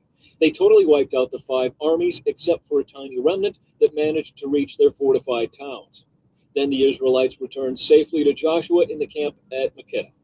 After that, no one dared to speak even a word against Israel. Then Joshua said, "Remove the rocks covering the opening of the cave and bring the 5 kings to me." So they brought the 5 kings out of the cave, the kings of Jerusalem, Hebron, Jarmuth, Lachish, and Eglon. When they brought them out, Joshua told the commanders of his army, "Come, put your feet on the kings' necks." And they did as they were told. "Don't ever be afraid or discouraged," Joshua told his men. "Be strong and courageous, for the Lord is going to do this to all of your enemies." Then Joshua killed each of the 5 kings and impaled them on 5 sharpened poles, where they hung until evening. As the sun was going down, Joshua gave instructions for the bodies of the kings to be taken down from the poles and thrown into the cave where they had been hiding. Then they covered the opening of the cave with a pile of large rocks, which remains to this very day. Israel destroys the southern towns. That same day, Joshua captured and destroyed the town of Makkedah. He killed everyone in it, including the king, leaving no survivors. He destroyed them all, and he killed the king of Makkedah as he had killed the king of Jericho. Then Joshua and the Israelites went to Libnah and attacked it. There, too, the Lord gave them the town and its king. He killed everyone in it, leaving no survivors. Then Joshua killed the king of Libnah as he had killed the king of Jericho. From Libnah, Joshua and the Israelites went to Lachish and attacked it. Here again, the Lord gave them Lachish. Joshua took it on the second day and killed everyone in it, just as he done at Libnah. During the attack in Lachish, King Horam of Gezer arrived with his army to help defend the town. But Joshua's men killed him and his army, leaving no survivors. Then Joshua and the Israelite army went on to Eglon and attacked it. They captured it that day and killed everyone in it. He completely destroyed everyone, just as he had done at Lachish. From Eglon, the army went up to Hebron and attacked. They captured the town and killed everyone in its king, leaving no survivors. He did the same thing all of his villages, and he had done it. He completely destroyed the entire population. Then Joshua and the Israelites turned back and attacked Debir. He captured the town, its king, and all of its surrounding villages. He completely destroyed everyone in it, leaving no survivors. He did to Debir and its king just what he had done to Hebron and to Libnah and its king. So Joshua conquered the whole region, the kings and people of the hill country, the Negev, the western foothills, and the mountain slopes. He completely destroyed everyone in the land, leaving no survivors, just as the Lord, the God of Israel, had commanded. Joshua slaughtered them from Kadesh Barnea to Gaza, and from the region around the town of Goshen up to Gibeon. Joshua conquered all these kings and their land in a single campaign, for the Lord, the God of Israel, was fighting for his people. Then Joshua and the Israelite army returned to their camp at Gilgal. Joshua, chapter 11. Israel defeats the northern armies. When King Jabin of Hazor heard what had happened, he sent messages to the following kings: King Jobab of Madon, the king of Shimron, the king of Akshaph, all the kings of the northern hill country, the kings in the Jordan Valley south of Galilee, the kings in the Galilean foothills, the kings of Naphoth Dor on the west, the kings of Canaan, both east and west, the kings of the Amorites, the Hittites, the Perizzites, the Jebusites in the hill country, and the Hivites in the towns on the slopes of Mount Hermon in the land of Mizpah. All these kings came out to fight, and with all their horses and chariots, they covered the land like the sand on the seashore. The kings joined forces and established their camp around the water near Merom to fight against Israel. Then the Lord said to Joshua, "Do not be afraid of them. By this time tomorrow, I will hand all of them over to Israel as dead men. Then you must cripple their horses and burn their chariots." So Joshua and all his fighting men traveled to the water near Merom and attacked suddenly. And the Lord gave them victory over their enemies. The Israelites chased them as far as Greater Sidon and Miphath-Maim, and eastward into the valley of Mizpah, until not one enemy warrior was left alive. Then Joshua crippled the horses and burned all the chariots, as the Lord had instructed. Joshua then turned back and captured Hazor and killed its king. Hazor had at one time been the capital of all these kingdoms. The Israelites completely destroyed every living thing in the city, leaving no survivors. Not a single person was spared. And then Joshua burned the city. Joshua slaughtered all the other kings and their people, completely destroying them, just as Moses, the servant of the Lord, had commanded. But the Israelites did not burn any of the towns built on mounds, except Hazor, which Joshua burned. And the Israelites took all the plunder and livestock of the ravaged towns for themselves. But they killed all the people, leaving no survivors. As the Lord had commanded his servant Moses, so Moses commanded Joshua, and Joshua did as he was told, carefully obeying all the commands that the Lord had given to Moses. So Joshua conquered the entire region, the hill country, the entire Negev, the whole area around the town of Goshen, the western foothills, the Jordan Valley, the mountains of Israel, and the Galilean foothills. The Israelite territory now extended all the way from Mount Halak, which leads up to Seir in the south, as far north as Baal Gad at the foot of Mount Hermon in the valley of Lebanon. Joshua killed all the kings of those territories, waging war for a long time to accomplish this. No one in this region made peace with the Israelites except the Hivites of Gibeon. All the others were defeated, for the Lord hardened their hearts and caused them to fight the Israelites. So they were completely destroyed without mercy, as the Lord had commanded Moses. During this period, Joshua destroyed all the descendants of Anak, who lived in the hill country of Hebron, Deber, Anab, and the entire hill country of Judah and Israel. He killed them all and completely destroyed their towns. None of the descendants of Anak were left in all the land of Israel, though some still remained in Gaza, Gath, and Ashdod. So Joshua took control of the entire land, just as the Lord had Moses. He gave it to the people of Israel as their special possession, dividing the land among the tribes. So the land finally had rest from war. Joshua, chapter 12. Kings defeated east of the Jordan. These are the kings east of the Jordan River who had been killed by the Israelites and whose land was taken. Their territory extended from the Arnon Gorge to Mount Hermon and included all the land east of the Jordan Valley. King Sihon of the Amorites, who lived in Heshbon, was defeated. His kingdom included Aror on the edge of the Arnon Gorge and extended from the middle of the Arnon Gorge to the Jabbok River, which serves as a border for the Ammonites. This territory included the southern half of the territory of Gilead.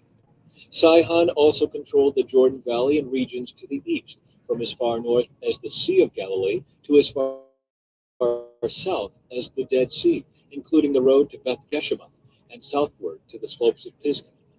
King Og of Bashan, the last of the Rephaites, lived at Ashtaroth and Edrei. He ruled a territory stretching from Mount Hermon to Salika in the north and to all of Bashan in the east, and westward to the borders of the kingdoms of Geshur and Maacah.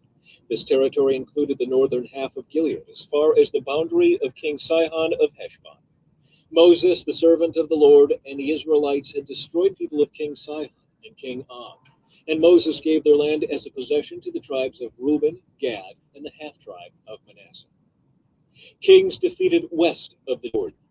The following is a list of the kings that Joshua and the Israelite armies defeated on the west side of the Jordan, from Baal in the valley of Lebanon to Mount Halak, which leads up to Seir. Joshua gave this land to the tribes of Israel as their possession, including the hill country, the western foothills, the valley, the wilderness, and the Negev. The people who lived in this region were the Hittites, the Amorites, the Canaanites, the Perizzites, the Hivites, and the Jebusites. These are the kings Israel defeated: the king of Jericho, the king of Ai near Bethel, the king of Jerusalem, the king of Hebron, the king of Jarmuth,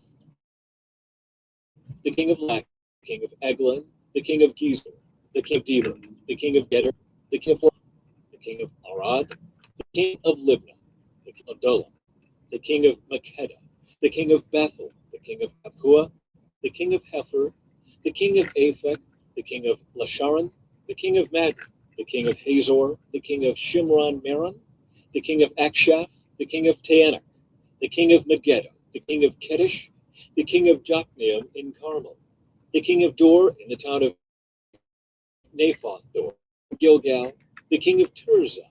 In all, 31 kings were defeated.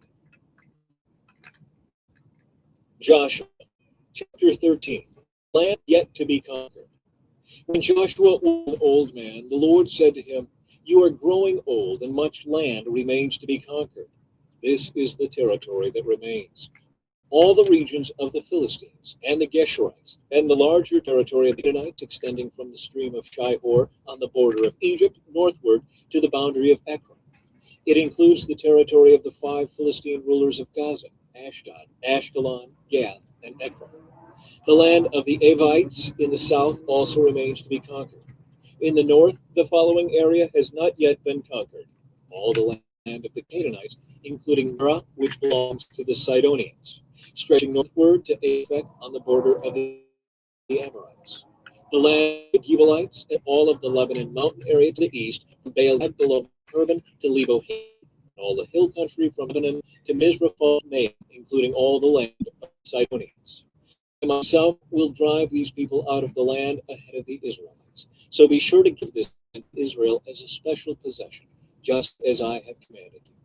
Include all this territory as Israel's possession when you divide this land among the 9 tribes and the half-tribe of Manasseh. The land divided east of the half the tribe of Manasseh and the tribes of Reuben and Gad had already received their grants of land on the east side of the Jordan, for Moses, the servant of the Lord, had previously assigned this land to them. Their territory extended from Aroer on the edge of the Arnon Gorge, including the town in the middle of the gorge, to the plain beyond Medeba, as far as Dibon. It also included all the towns of King Sihon of the Amorites, who had reigned in and extended as far as the borders of Ammon. It included Gilead, the territory of the kingdoms of Geshur and Maacah, all of Mount Hermon, all of Bashan as far as Salekah, and all the territory of King Og of Bashan, who had reigned in Ashtaroth and Edrei. King Og was the last of the Rephaites, for Moses had attacked them and driven them out. But the Israelites failed to drive out the people of Geshur and Maacah, so they continue to live among the Israelites to this day. An allotment for the tribe of Levi. Moses did not assign any allotment of land to the tribe of Levi. Instead, as the Lord had promised them, their allotment came from the offerings burned on the altar to the Lord, the God of Israel. The land given to the tribe of Reuben. Moses had assigned the following area to the clans of the tribe of Reuben. Their territory extended from Aroer on the edge of the Arnon Gorge, including the town in the middle of the gorge, to the plain beyond Medeba. It included Heshbon and the other towns on the plain, Dibon, Bamoth Baal, Beth Baal Meon, Jahaz, Kedemoth, Mephaeth, Kiriathaim, Sibmah, Zereth Shahar on the hill above the valley, Beth Peor, the slopes of Pisgah, and Beth Jeshimoth. The land of Reuben also included all the towns of the plain and the entire kingdom of Sihon. Sihon was the Amorite king who had reigned in Heshbon and was killed by Moses along with the leaders of Midian, Evi, Rekam, Zur, Hur, and Reba, princes living in the region who allied with Sihon. The Israelites had also killed Balaam, son of Beor, who used magic to tell the future. The Jordan River western for the tribe of Reuben.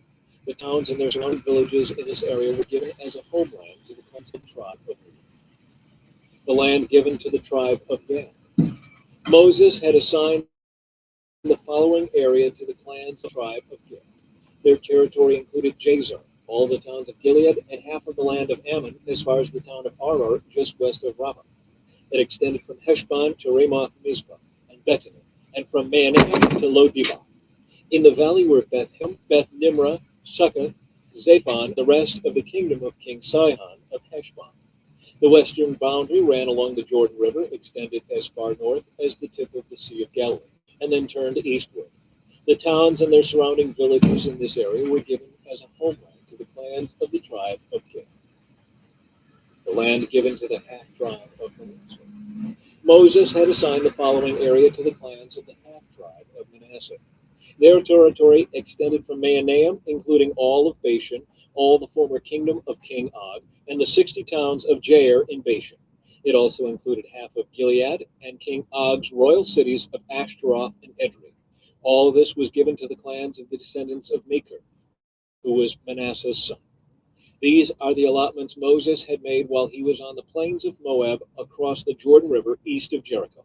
But Moses gave no allotment of land to the tribe of Levi, for the Lord, the God of Israel, had promised that he himself would be their allotment. Joshua, chapter 14. The land divided west of the Jordan. The remaining tribes of Israel received land in Canaan as allotted by Eleazar the priest, Joshua son of Nun, and the tribal leaders. These 9.5 tribes received their grants of land by means of sacred lots, in accordance with the Lord's command through Moses. Moses had already given a grant of land to the 2.5 tribes on the east side of the Jordan River, but he had given the Levites no such allotment.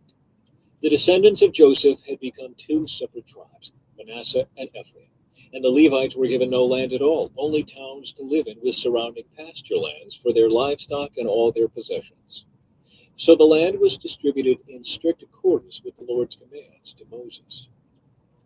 Caleb requests his land. A delegation from the tribe of Judah, led by Caleb, son of Jephunneh, the Kenizzite, came to Joshua at Gilgal. Caleb said to Joshua, "Remember what the Lord said to Moses, the man of God, about you and me at Kadesh Barnea. I was 40 years old when Moses, the servant of the Lord, sent me from Kadesh Barnea to explore the land of Canaan. I returned and gave an honest report, but my brothers who went with me frightened the people from entering the promised land. For my part, I wholeheartedly followed the Lord my God. So that day Moses solemnly promised me, the land of Canaan on which you are just walking will be your grant of land and that of your descendants forever, because you wholeheartedly follow the Lord my God. Now, as you can see, the Lord has kept me alive and well, as he promised, for all these 45 years since Moses made this promise, even while Israel wandered in the wilderness. Today, I am 85 years old. I am as strong now as I was when Moses sent me on that journey, and I can still travel and fight as well as I did then. So give me the hill country that the Lord promised me. You will remember that as scouts, we found the descendants of Anak living there in great walled towns. But if the Lord is with me, I will drive them out of the land, just as the Lord said." So Joshua blessed Caleb, son of Jephunneh, and gave Hebron to him as his portion of land. Hebron still belongs to the descendants of Caleb, son of Jephunneh, the Kenizzite, because he wholeheartedly followed the Lord, the God of Israel. Previously, Hebron had been called Kiriath Arba. It had been named after Arba, a great hero of the descendants of Anak, and the land had rest from war. Joshua, chapter 15. The land given to the tribe of Judah. The allotment for the clans of the tribe of Judah reached southward to the border of Edom as far south as the wilderness of Zin. The southern boundary began at the south bay of the Dead Sea, ran south of Scorpion Pass into the wilderness of Zin, and then went south of Kadesh Barnea to Hezron. Then it went up to Adar, where it turned towards Karka. From there it passed to Asmon until it finally reached the brook of Egypt, which it followed to the Mediterranean Sea. This was their southern boundary. The eastern boundary extended along the Dead Sea to the mouth of the Jordan River. The northern boundary began at the bay where the Jordan River empties into the Dead Sea, went up from there to Beth Hogla, then proceeded north of Beth Araba to the stone of Bohan. Bohan was Reuben's son. From that point it went through the valley of Achor to Deber, turning north toward Gilgal, which is across from the slopes of Edomim on the south side of the valley. From there the boundary extended to the springs at En-Shemesh and on to En-Rogel. The boundary then passed through the valley of Ben Hinnom along the southern slopes of the Jebusites, where the city of Jerusalem is located. Then it went west to the top of the mountain above the valley of Hinnom, and on up to the northern end of the valley of Rephaim. From there the boundary extended from the top of the mountain to the spring at the waters of Nephtoah, and from there to the towns on Mount Ephraim. Then it turned toward Baalah, that is, Kiriath Jearim.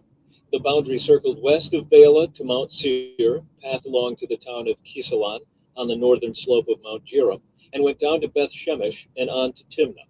The boundary then proceeded to the slope of the hill north of Ekron, where it turned towards Shikkeron and Mount Baalah. It passed Jabneel and ended at the Mediterranean Sea. The western boundary was the shoreline of the Mediterranean Sea.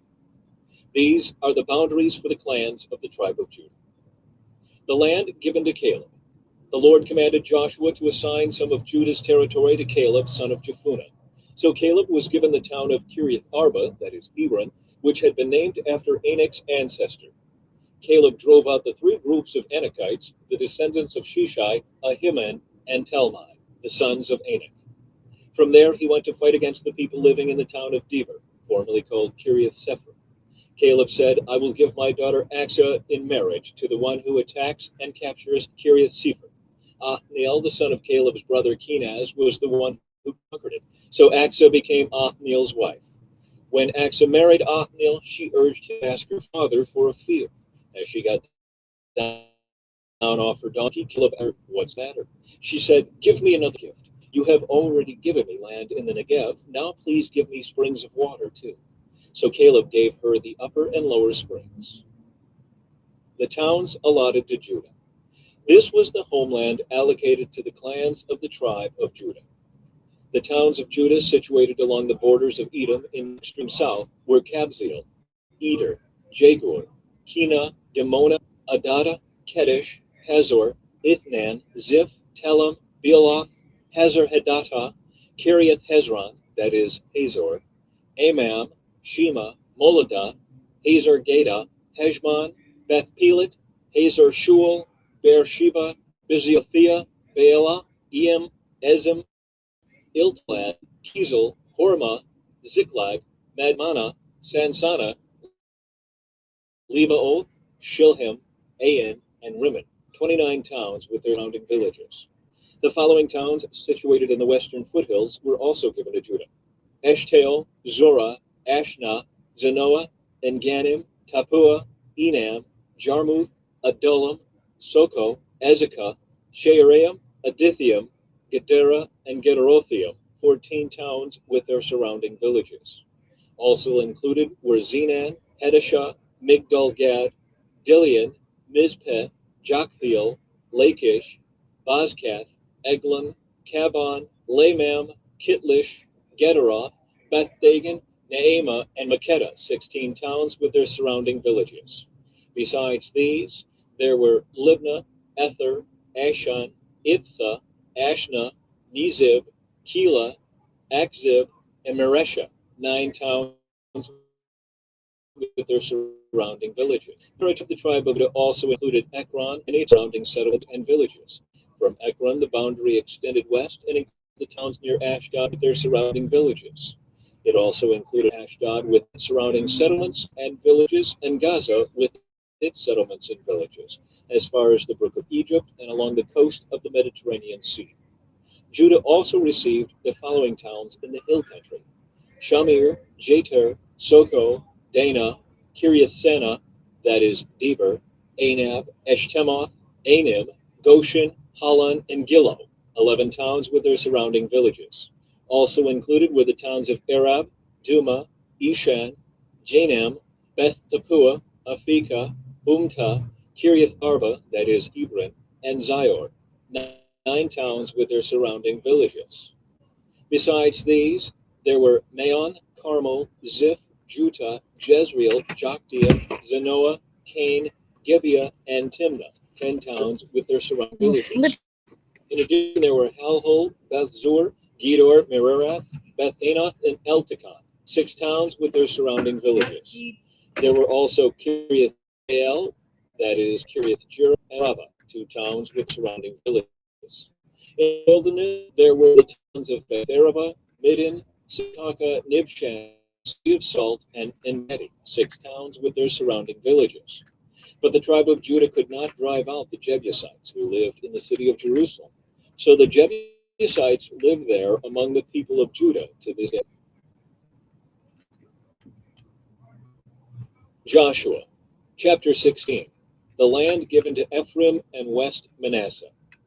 The allotment for the descendants of Joseph extended from the Jordan River near Jericho, east of the springs of Jericho, through the wilderness and into the hill country of Bethel.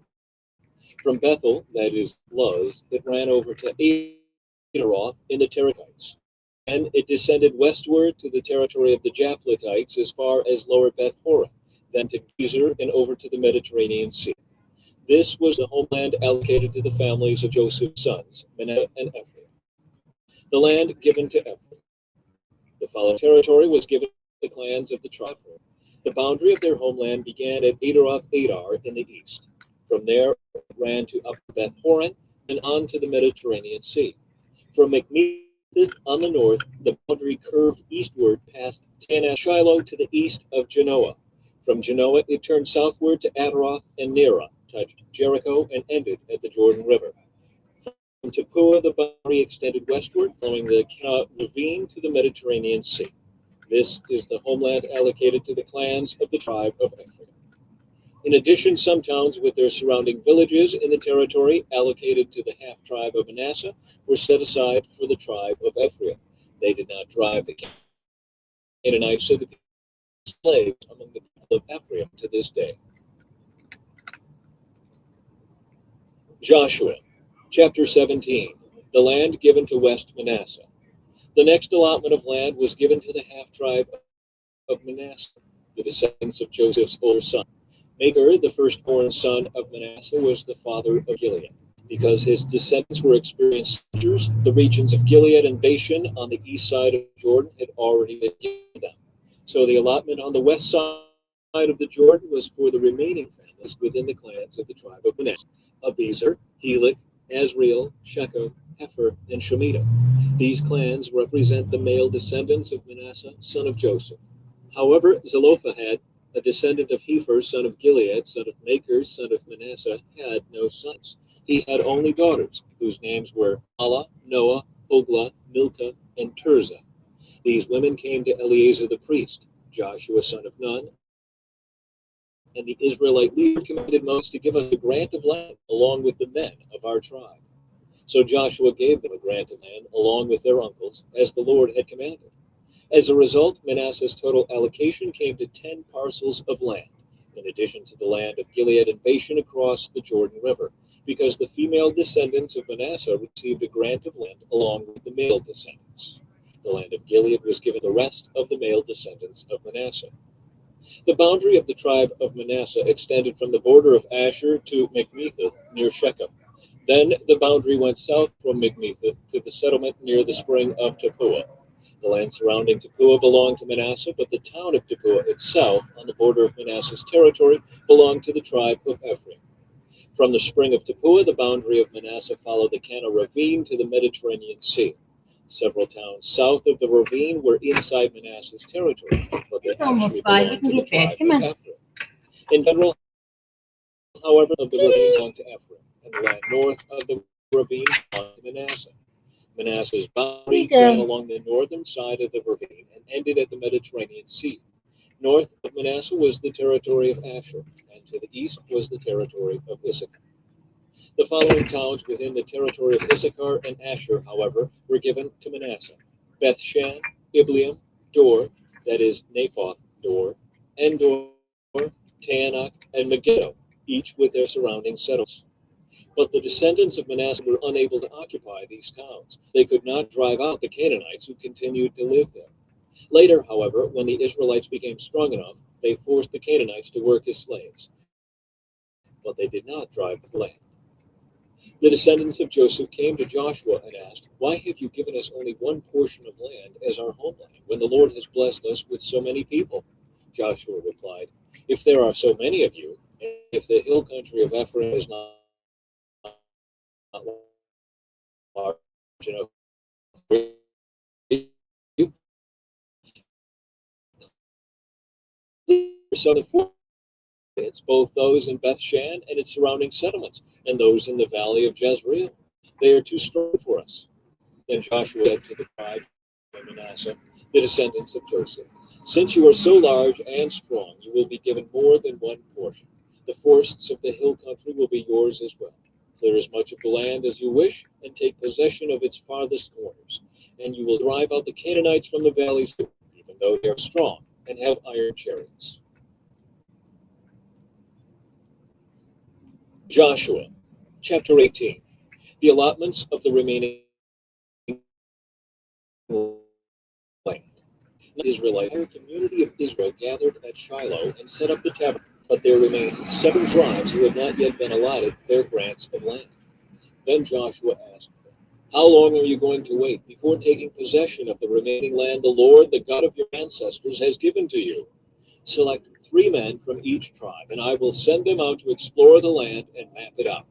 They will then return to me with a written report of their proposed divisions of their new homeland. Let them divide the land into 7 sections, excluding Judah's territory in the south and Joseph's territory in the north. And when you record the 7 divisions of the land and bring them to me, I will cast sacred lots in the presence of the Lord our God, who assigned land to each tribe. The Levites, however, will not receive any allotment land. Their role as priests of the Lord is their allotment.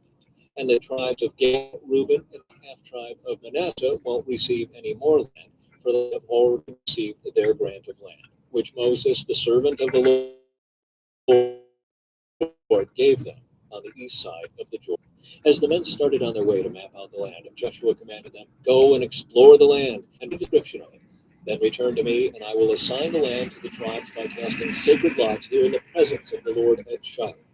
The men did as they were told and mapped the entire territory into 7 sections, listing the towns in each section. They made a written record and then returned to Joshua in the camp at Shiloh. And there at Shiloh, Joshua cast sacred lots in the presence of the Lord to determine which tribe should have each section. The land given to Benjamin. The first allotment of land went to the clans of the tribe of Benjamin. It lay between the territory assigned to the tribes of Judah and Joseph. The northern boundary of Benjamin's land began at the Jordan River, went north of the slope of Jericho, then west through the hill country and the wilderness of Beth-aven. From there, the boundary went south to Luz, that is Bethel, and proceeded down to Eroth on the hill that lies lower Beth Horon. The boundary then may turn one south along the western edge of the hill facing Beth Horon, and that is Kiriath Jearim, a town belonging to the tribe of Judah. This was the western boundary. This boundary began at the outskirts of Kiriath Jearim. From that western point, it ran to the spring at the waters of Nephtoah, and down to the base of the mountain beside the valley of Ben Hinnom at the northern end of the valley of Rephaim. From there, it went down the valley of Hinnom, crossing south the slope where the Jebusites lived, and continued down to En-Rogel. From En-Rogel, the boundary proceeded in a northerly direction and came to En-Shemesh and on to Galilah, across from the slopes of Edom. Then it went down to the stone of Bohan. Bohan was Reuben's son. From there it passed along the north side of the slope overlooking the Jordan Valley. The border then went down into the valley, ran past the north slope of Beth Hoglah, and ended at the north bay of the Dead Sea, which is the southern end of the Jordan. The eastern boundary was the Jordan River. These were the boundaries of the homeland allocated to the clans of the tribe of Benjamin. The towns given to Benjamin. These were the towns given to the clans of the tribe of Benjamin: Jericho, Beth Hoglah, Emek Kezus, Beth Arabah, Zemaraim, Bethel, Avim, Perah, Ophrah, Kepher Ammoni, Ophni, and Geba, 12 towns with their surrounding villages. Also Gibeon, Ramah, Beeroth, Mizpah, Kephirah, Mazah, Rechah, Irpeel, Taralah, Zelah, Haleph, Jebus, that is Jerusalem, Gibeah, and Kiriath Jearim, 14 towns with their surrounding villages. This was the homeland allocated to the clans of the tribe of Benjamin. Joshua, chapter 19, the land given to Simeon. The second allotment of land went to the clans of the tribe of Simeon. Their homeland was surrounded by Judah's territory. Simeon's homeland included Beersheba, Sheba, Moladah, Hazar Shul, Baalah, Ezem, Iltolad, Beth-Thul, Hormah, Ziklag, Beth Hazar Susa, Beth Lebaoth, and Sharuah, 13 towns with their surrounding villages.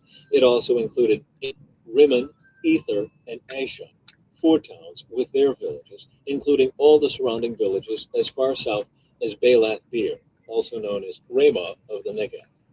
This was the land allocated to the clans of the tribe of Simeon. Their allocation of land came from what had been given to Judah because Simeon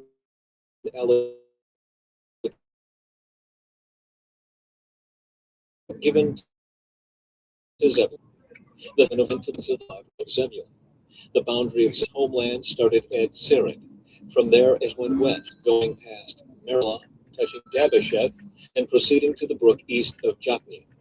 In the other direction, the boundary went east to the border of Kisloth, from there and Phia. Then it continued east to Gath-Hepher, Athkazin, and Rim, turned toward Neah. The northern boundary of Zebulun passed Hanathon and ended at the valley of Iftael. The towns in these areas included Kenath, Nahalal, Shimron, Idalah, and Bethlehem, 12 towns with their surrounding villages. The homeland allocated to the clans of the tribe of Zebulun included these towns and their surrounding villages. The land given to Issachar. The fourth allotment of land went to the clans of the tribe of Issachar. Its boundaries included the following towns: Jezreel, Kislev, Shunem, Hapharaim, Shihon, Anahereth, Rabith, Kishin, Ebez, Remeth, En-Ganim, En-Haddah, and Beth-Pazez. The boundary also touched Tabor, Shehazimah, and Beth-Shemesh, ending at the Jordan River, 16 towns with their surrounding villages. The homeland allocated to the clans of the tribe of Issachar included these towns and their surrounding villages. The land given to Asher. The fifth allotment of land went to the clans of the tribe of Asher. Its boundaries included these towns: Hilkath, Helai, Beton, Aksheph, Elimelech, Amad, and Mishal. The boundary on the west touched Carmel and Shihor-Libnath. Then it turned east toward Beth-Dagon and ran as far as Zebulun in the valley of Iftael, going north to Beth-Emek and Neiel. It then continued north to Kabul, Abdon, Rehob, Hammon, Cana, and as far as Greater Sidon. Then the boundary turned toward Ramah and the fortress of Tyre, where it turned toward Hosah and came to the Mediterranean Sea. The territory also included Mahelvel, Akzib, Umah, Aphek, and Rehob, 22 towns with their surrounding villages. The homeland allocated to the clans of the tribe of Asher included these towns and their surrounding villages. The land given to Naphtali. The sixth allotment of land went to the clans of the tribe of Naphtali. Its boundary ran from Heleph, from the oak at Zaanannim, and extended across to Adami-Nekab, Jabneel, and as far as Lakum, ending at the Jordan River. The western boundary ran past Aznoth-Tabor, then to Hukok, and touched the border of Zebulun in the south, the border of Asher on the west, and the Jordan River on the east. The fortified towns included in this territory were Ziddim, Zur, Hamath, Raketh, Kinnereth, Adamah, Ramah, Hazor, Kedesh, Edrei, and Hazor, Yiron, Migdal-El, Horem, Beth-Anath, and Beth-Shemesh, 19 towns with their surrounding villages. The homeland allocated to the clans of the tribe of Naphtali included these towns and their surrounding villages. The land given to Dan. The seventh allotment of land went to the clans of the tribe of Dan. The land allocated as their homeland included the following towns: Zorah, Eshtaol, Ir-Shemesh, Shealaban, Ajalon, Ithla, Elon, Timnah, Ekron, Eltekah, Gibbethon, Baalath, Jehud, Ben-Barak, Gath-Rimmon, Mejarkon, Rakon, and the territory across from Joppa. But the tribe of Dan had trouble taking possession of their land, so they attacked the town of Laish. They captured it, slaughtered its people, and settled there. They renamed the town Dan after their ancestor. The homeland allocated to the clans of the tribe of Dan included these towns and their surrounding villages. The land given to Joshua. After all the land was divided among the tribes, the Israelites gave a piece of land to Joshua as his allocation. For the Lord had said he could have any town he wanted. He chose Timnath-Serah in the hill country of Ephraim. He rebuilt the town and lived there. These are the territories that Eleazar the priest, Joshua son of Nun, and the tribal leaders allocated as grants of land to the tribes of Israel by casting sacred lots in the presence of the Lord at the entrance of the tabernacle at Shiloh. So the division of the land was completed. Joshua, chapter 20, the cities of refuge. The Lord said to Joshua, "Now tell the Israelites to designate the cities of refuge as I instructed Moses. Anyone who kills another person accidentally and unintentionally can run to one of these cities. They will be places of refuge from relatives seeking revenge for the person who was killed. Upon reaching one of these cities, the one who caused the death will appear before the elders at the city gate and present his case. They must allow him to enter the city and give him a place to live among them. If the relatives of the victim come to avenge the killing, the leaders must not release the slayer to them, for he killed the other person unintentionally and without previous hostility. But the slayer must stay in that city and be tried by the local assembly, which will render a judgment. And he must continue to live in that city until the death of the high priest who was in office at the time of the accident. After that, he is free to return to his own home in the town from which he fled. The cities as wilderness plain of the tribe of Reuben, Ramoth in Gilead, in the territory of the tribe of Gad, and Golan in Bashan, in the land of the tribe of Manasseh. These cities were set apart for Israelites, as well as those living among them. Anyone who accidentally killed another person these cities. In this, they killed in revenge prior to standing trial before the local.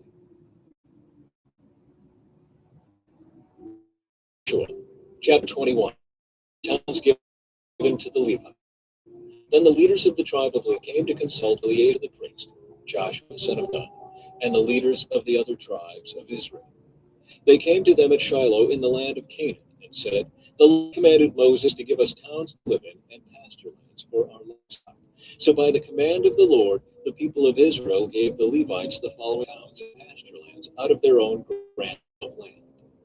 The descendants of Aaron, who were members of the Kohathite clan within the tribe of Levi, were allotted 13 towns that were originally assigned to the tribes of Judah, Simeon, and Benjamin. The other families of the Kohathite clan were allotted 10 towns from the tribes of Ephraim, Dan, and the half-tribe of Manasseh. The clan of Gershon was allotted 13 towns from the tribes of Issachar, Asher, Naphtali, and the half-tribe of Manasseh in Bashan. The clan of Merari was allotted 12 towns from the tribes of Reuben, Gad, and Zebulun. So the Israelites obeyed the Lord's command to Moses and assigned these towns and pasture lands to the Levites by casting sacred lots. The Israelites gave the following towns for the tribes of Judah and Simeon to the descendants of Aaron, who were members of the Kohathite clan within the tribe of Levi, since the sacred lot fell to them first. Kiriath Arba, that is Hebron, in the hill country of Judah, along with its surrounding pasture lands. Arba was an ancestor of Anak. But the open fields beyond the town and the surrounding villages were given to Caleb, son of Jephunneh, as his possession. The following towns with their pasture lands were given to the descendants of Aaron the priest: Hebron, a city of refuge for those who accidentally killed someone; Libnah, Jatir, Eshtemoa, Holon, Deber, Ain, Juttah, and Beth-Shemesh, 9 towns from these 2 tribes. From the tribe of Benjamin, the priests were given the following towns with their pasture lands: Gibeon, Anath, and Alma, 4 towns. So in all, 13 towns with their pasture lands were given to the priests, the descendants of Aaron. The rest of the Kohathite clan from the tribe of Levi was allotted the following towns and pasture lands from the tribe of Ephraim: Shechem, in the hill country of Ephraim, a city of refuge for those who accidentally killed someone; Gezer, Kibzaim, and Beth-horon, 4 towns. The following towns and pasture lands were allotted to the priests from the tribe of Dan: Eltekeh, Gibbethon, Ajalon, and Gath-rimmon, 4 towns. The half-tribe of Manasseh allotted the following towns with their pasture lands to the priests: Taanach and Gath-rimmon, 2 towns. So in all, 10 towns with their pasture lands were given to the rest of the Kohathite clan. The descendants of Gershon, another clan within the tribe of Levi, received the following towns with their pasture lands from the half-tribe of Manasseh: Golan in Bashan, a city of refuge for those who accidentally killed someone; and Beeshterah, 2 towns. From the tribe of Issachar, they received the following towns with their pasture lands: Kishin and En-gannim, 4 towns. From the tribe of Asher, they received the following towns with their pasture lands: Mishael, Abdon, Hilkath, and Rehob, 4 towns. From the tribe of Naphtali, they received the following towns with their pasture lands: Kedesh in Galilee, a city of refuge for those who accidentally killed someone; Hamath-dor, and Kartan, 3 towns. So in all, 13 towns with their pasture lands were allotted to the clan of Gershon. The rest of the Levites, the Merari clan, were given the following towns with their pasture lands from the tribe of Zebulun: Jokneam, Karta, Dimnah, and Nahalal, 4 towns. From the tribe of Reuben, they received the following towns with their pasture lands: Bezer, Jahaz,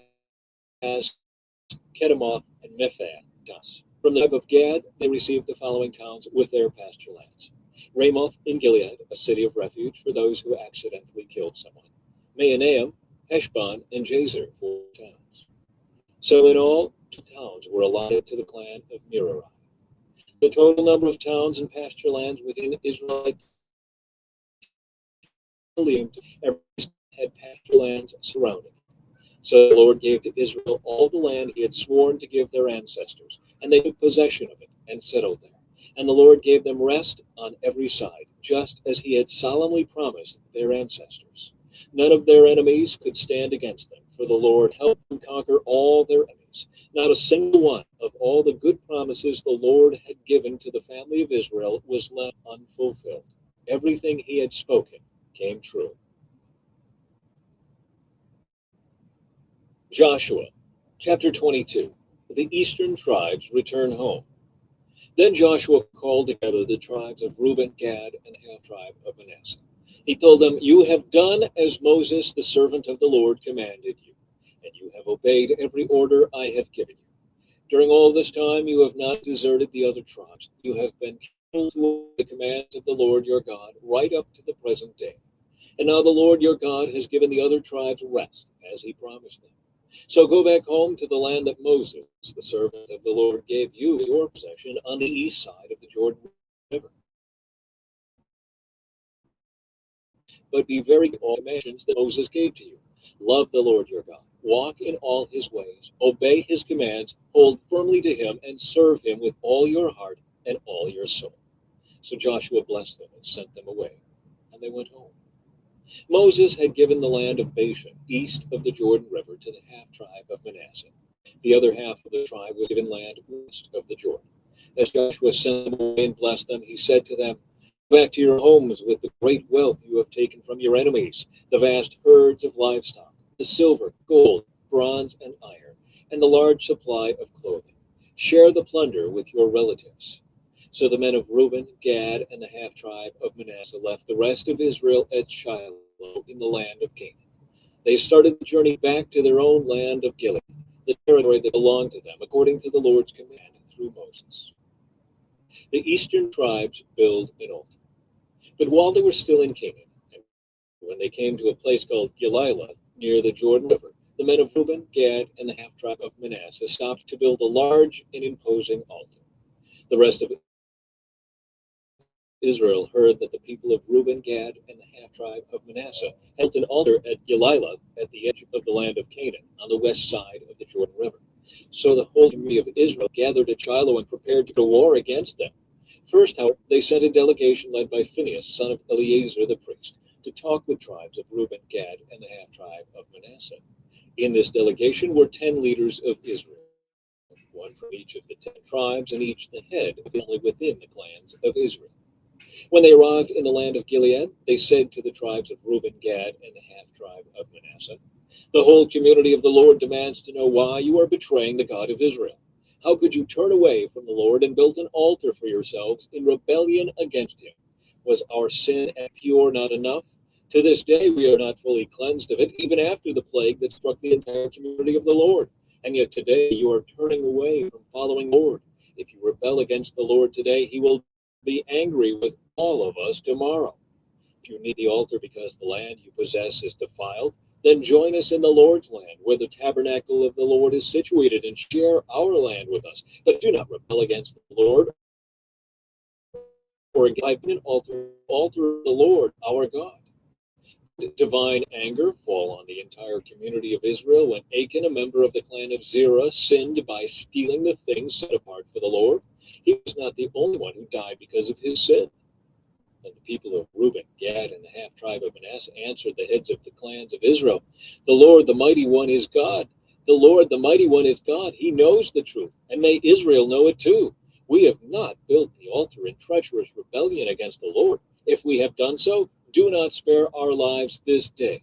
If we have built an altar for ourselves to turn away from the Lord, or to offer burnt offerings, or grain offerings, or peace offerings, may the Lord himself punish us.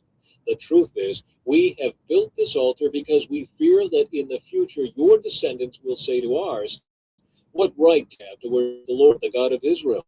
The Lord placed the Jordan River as a barrier between our people and you people of Reuben and Gad.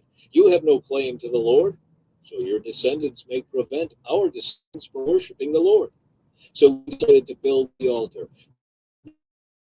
not not for burnt offerings, sacrifice it as memorial. Remind our descendants and your descendants that we too have the right to worship the Lord at his sanctuary with our burnt offerings, sacrifices, and peace offerings. Then your descendants will be able to say to ours, you have no claim to the Lord.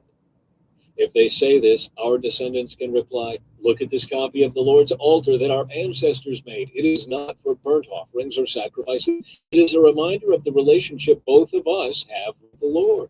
Far from us to rebel against the Lord or turn away from him by building our own altar for burnt offerings, grain offerings, or sacrifices. Only our God stands in front of the tabernacle may be used for that purpose.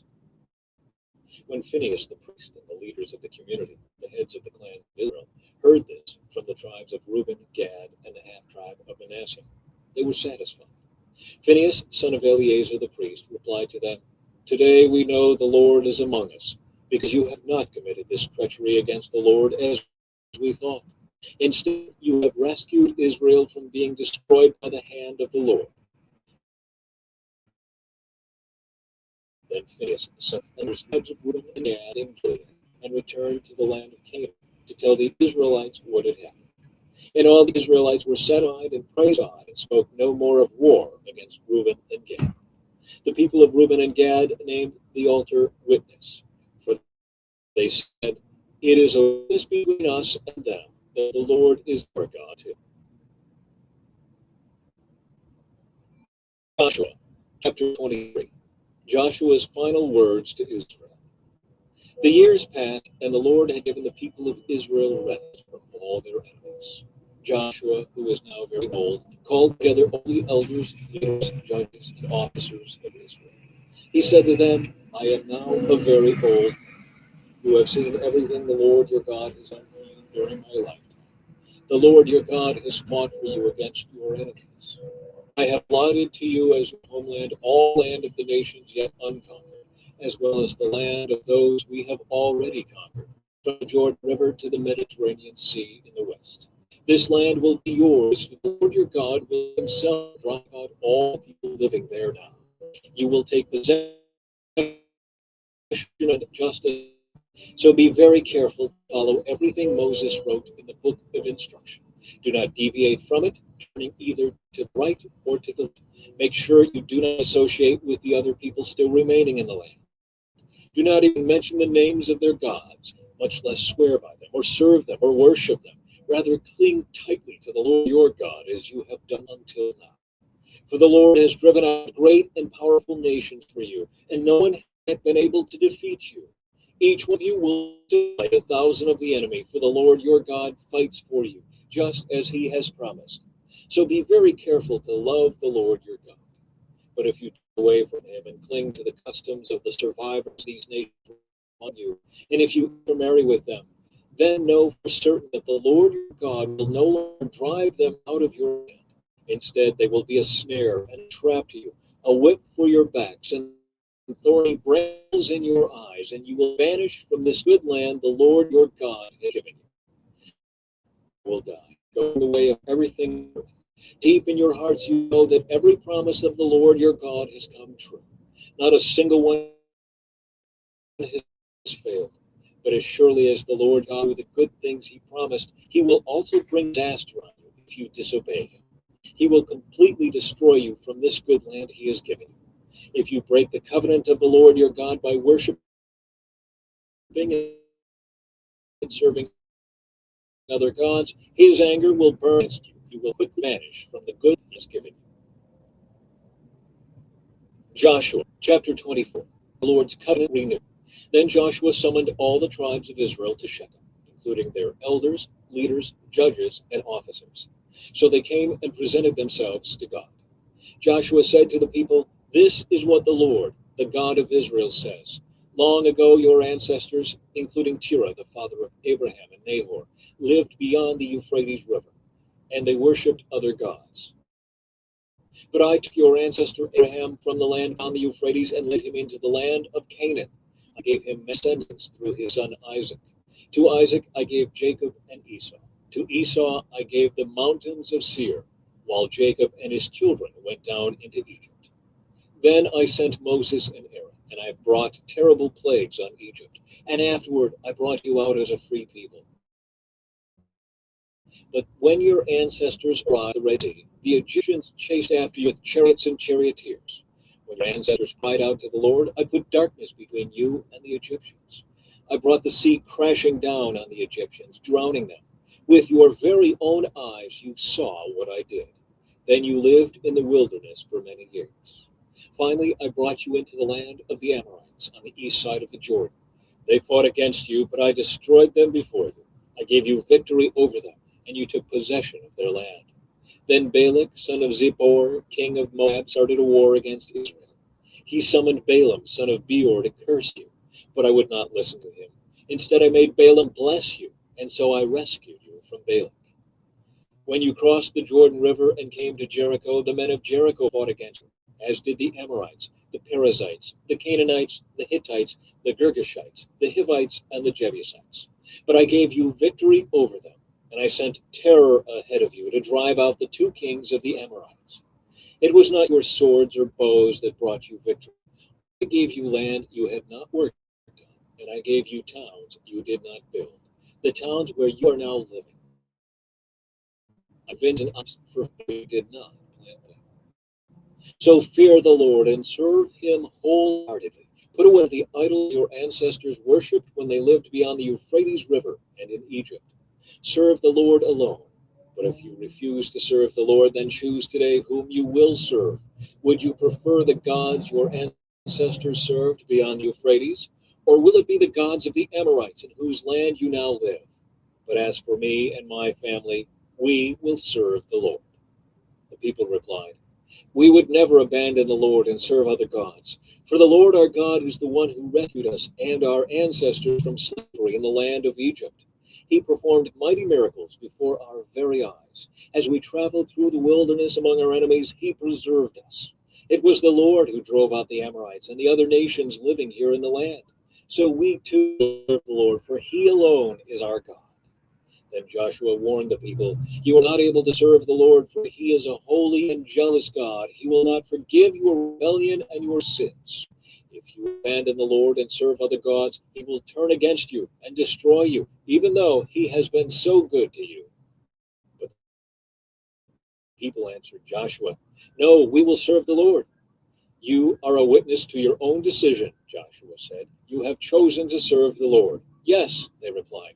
We are witnesses to what we have said. All right then, Joshua said, destroy the idols among you and turn your hearts to the Lord, the God of Israel. The people said to Joshua, we will serve the Lord our God. We will obey him alone. So Joshua made a covenant with the people that day at Shechem, permitting them to decree the regulations of the Lord. Joshua recorded instructions. As a reminder of their agreement, he took a huge stone and rolled it beneath the terebinth tree beside the tabernacle of the Lord. Joshua said to testify against you if you go back on your word to God. Then Joshua sent all the people away to their own homelands. Leaders buried in the promised land. After this, Joshua, son of Nun, the servant of the Lord, died at the age of 110. He buried in the land he had been allocated at Timnath-Serah in the hill country of Ephraim, north of Mount Gaash. The people of Israel served the Lord throughout the lifetime of Joshua. And a parcel of ground Jacob had bought from the sons of Hamor for 100 pieces of silver. This land was located in the territory allotted to the descendants of Joseph. Eleazar, son of Aaron, also died. He was buried in the hill country of Ephraim in the town of Gibeah, which had been given to his son Phinehas. The book of Judges, chapter 1. Judah and Simeon conquer the land. After the death of Joshua, the Israelites asked the Lord, which tribe should go first to attack the Canaanites?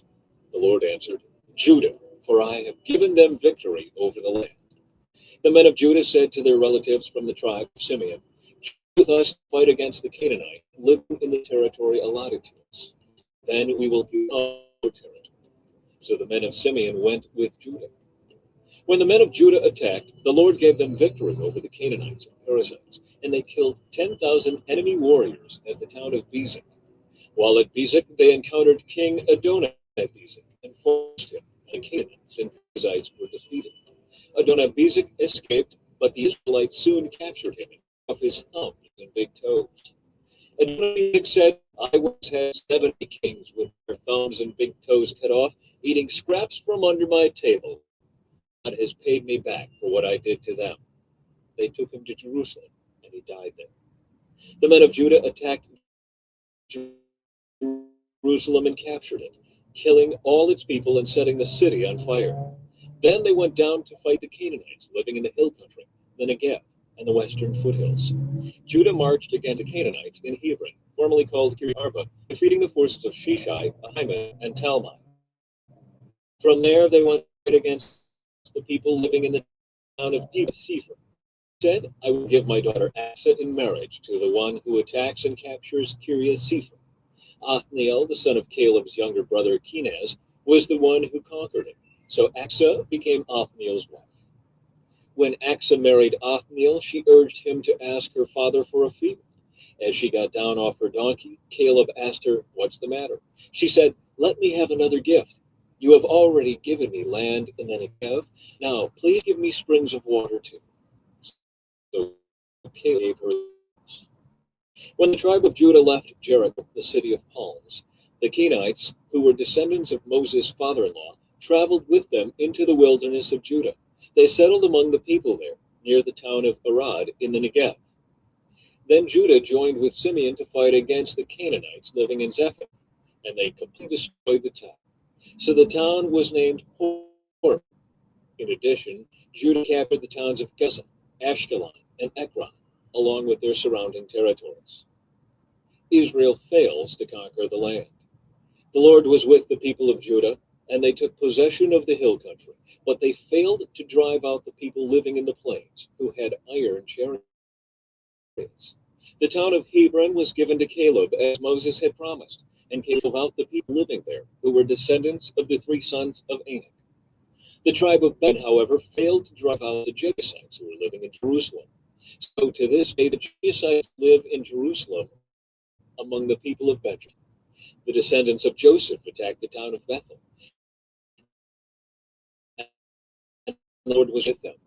Normally noticed, they confronted a man coming out of the town and said to him, Show us a way into the town, and we will have mercy on you. So he showed them the way in, and they killed everyone down except that man and family. Later the man moved to the land of the Hittites, where he built the town. He named it Luz, which is its name to this day. The tribe of Manasseh in Gibeah, Ghetto, and all their surrounding settlements, because the Canaanites were determined to stay in that region. When the Israelites grew stronger, they forced the Canaanites to work as slaves, but they never did drive them completely out of the land. The tribe of Ephraim failed to drive out the Canaanites living in Gezer, so the Canaanites continued to live there among them. The tribe of Zebulun failed to drive out the residents of Kitron, and so the Canaanites continued to live among them. But the Canaanites were forced to work as slaves for the people of Zebulun. The tribe of Asher failed to drive out the residents of Acre, Elab, Akzib, Helba, Aphik, and Rehob. And the people of Asher moved in among the Canaanites, who controlled the land, for they failed to drive them out. Likewise, the tribe of Naphtali failed to drive out the residents of Beth Shemesh and Beth Anath. Instead, they moved in among the Canaanites who controlled the land. Nevertheless, the people of Beth Shemesh and Beth Anath were forced to work as slaves for the people of Naphtali. As for the tribe of Dan, the Amorites forced them back into the hill country and would not let them come to the plains. The Amorites were determined to stay in Mount Heres, Ephraim, and Shaalbim. But when the descendants of Joseph became stronger, they forced the Amorites to work as slaves. The boundary of the Amorites ran from Scorpion Pass to Selah and continued upward from there. The Book of Judges, Chapter 2. The Lord's messenger comes to Bochim. The angel of the Lord went up from Gilgal to Bochim and said to the Israelites, I brought you out of Egypt into this land that I swore to give your ancestors, and I said I would never break my covenant with you. For your part, you are not to make any covenants with the people living in this land. Instead, you were to destroy their altars, but you disobeyed my command. Why did you do this? So now I declare that I will no longer drive out the people living in your land. They will be thorns in your sides, and their gods will be a Joshua finished speaking to all the Israelites. The people wept loudly. So they called the place Bokim, which means weeping, and they offered sacrifices there to the Lord. The death of Joshua. After Joshua sent the people away, each of the tribes left to take possession of the land allotted to them. And the Israelites served the Lord throughout the lifetime of Joshua and the leaders who outlived him, those who had seen all the great things the Lord had done for Israel. Joshua, son of Nun, the servant of the Lord, died at the age of 110. They buried him in the land he had been allocated at Timnath-Serah in the hill country of Ephraim, north of Mount Gaash. Israel disobeys the Lord. After that generation died, another generation grew up who did not acknowledge the Lord or remember the mighty things he had done for Israel. The Israelites did evil in the Lord's sight and served the images of Baal. They abandoned the Lord, the God of their ancestors, who had brought them out of Egypt. They went after other gods, worshiping the gods of the people around them, and they angered the Lord. They abandoned the Lord to serve Baal and the images of Ashtoreth. This made the Lord burn with anger against Israel. So he handed them over to enemies all around.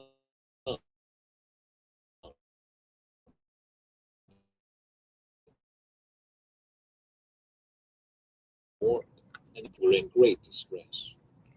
The Lord rescues his people. Then the Lord raised up judges to rescue the Israelites from their attackers.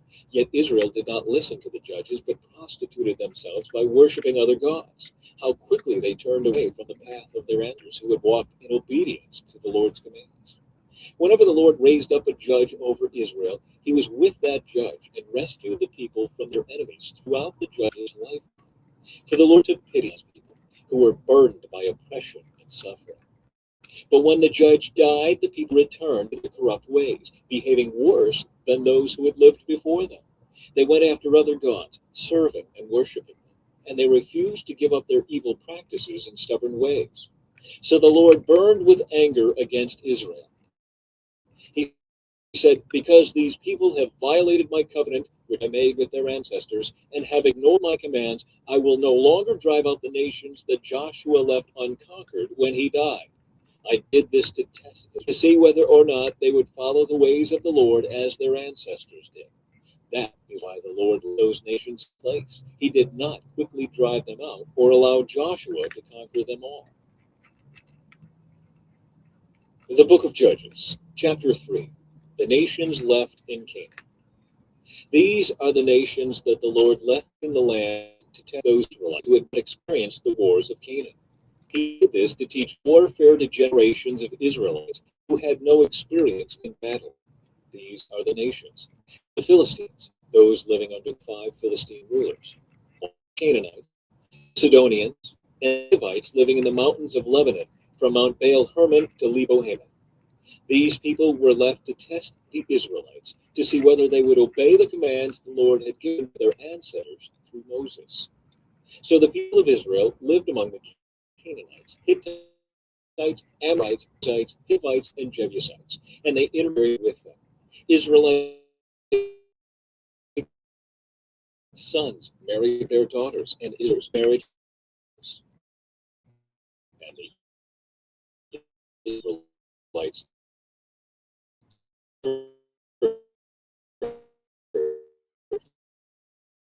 Asherah poles. Then the Lord burned with anger against Israel, and he turned them over to King Cushan-Rishathaim of Aram-Naharaim. And the Israelites served Cushan-Rishathaim for 8 years. But when the people of Israel cried out to the Lord for help, the Lord raised up a rescuer to save them. His name was Othniel, the son of Caleb's younger brother Kenaz. The Spirit of the Lord came upon him, and he became Israel's judge. He went to war against King Cushan-Rishathaim of Aram, and the Lord gave Othniel victory over him. So there was peace in the land for 40 years. Then Othniel, son of Kenaz, died. Ehud becomes Israel's judge. Once again, the Israelites did evil in the Lord's sight. The Lord gave King Moab over Israel because of their evil.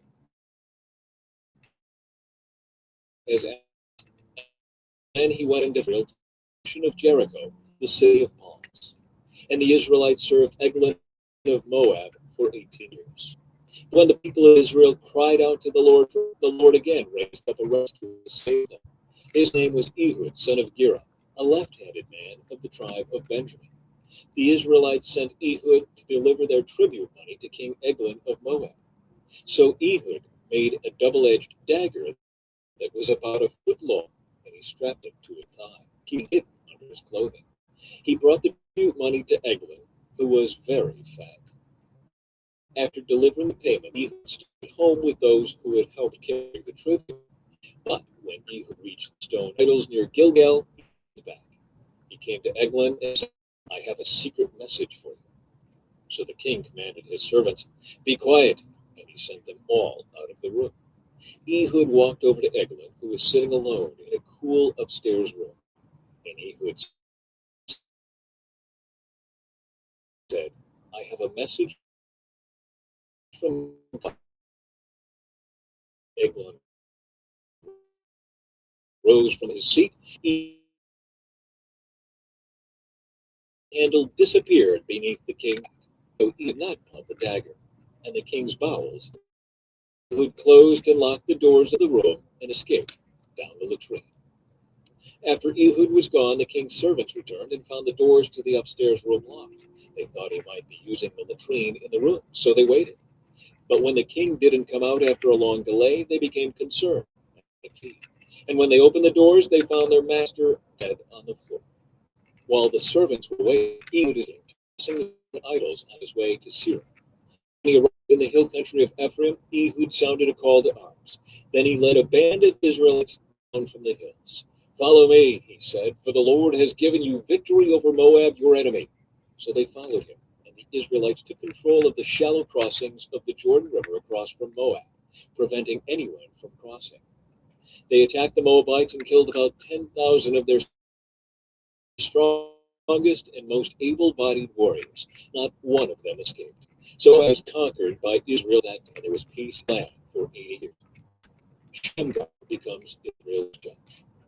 After Ehud, Shamgar, son of Anan, rescued Israel. He once killed 600 Philistines with an ox goad. The book of Judges, chapter 4. Deborah becomes Israel's judge. After Ehud's death, the Israelites again did evil in the Lord's sight. So the Lord brought King Jabin, Hazor, Canaanite king. The commander of his army was Sisera, who lived in Harosheth Hagoyim. Sisera, who had 900 iron chariots, ruthlessly oppressed the Israelites for 20 years. And the people of Israel cried to the Lord for help. Deborah, the wife of Lapidoth, was a prophet who was judge of Israel at that time.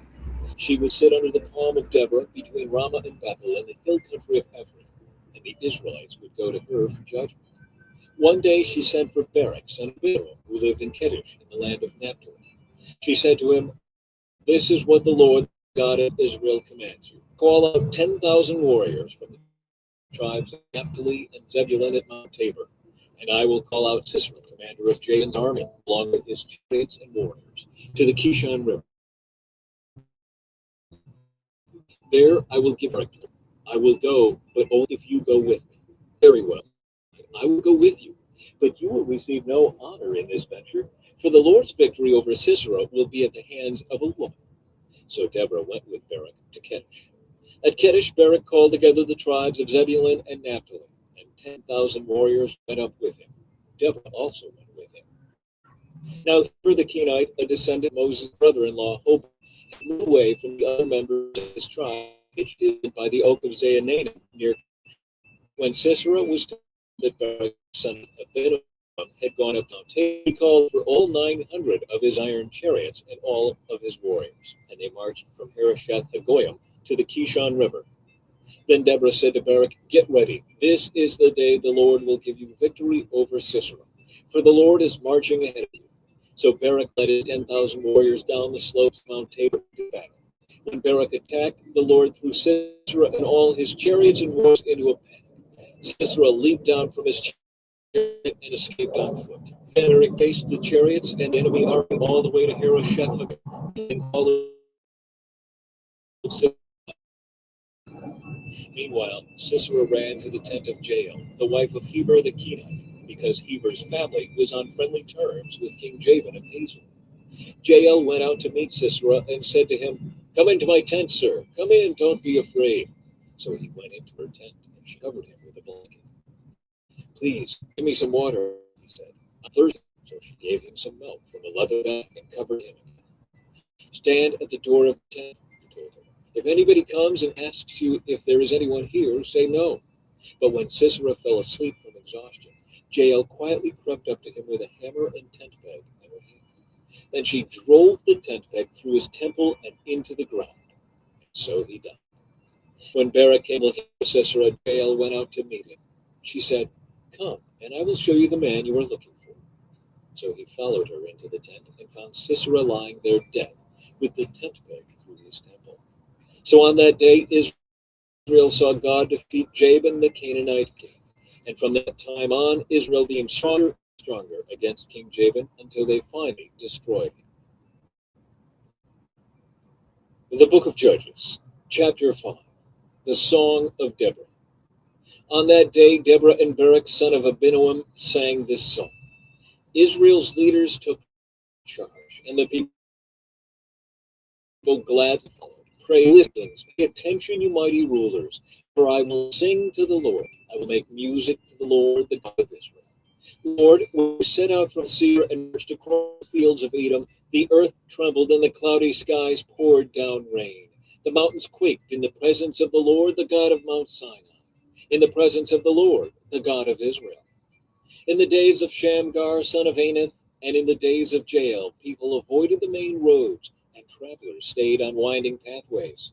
There were few people left in the villages of Israel, until Deborah arose as a leader for Israel. When Israel chose new gods, war erupted at the city gates, yet not a shield or spear could be seen among 40,000 warriors in Israel. My heart is with the commanders of Israel, with those who volunteered for war. Praise the Lord. Consider this, you who ride on fine donkeys, you who sit on fancy saddle blankets, and you who walk along the road. Listen to the village musicians gathered at the watering holes. They recount the righteous victories of the Lord and the victories of his villagers in Israel.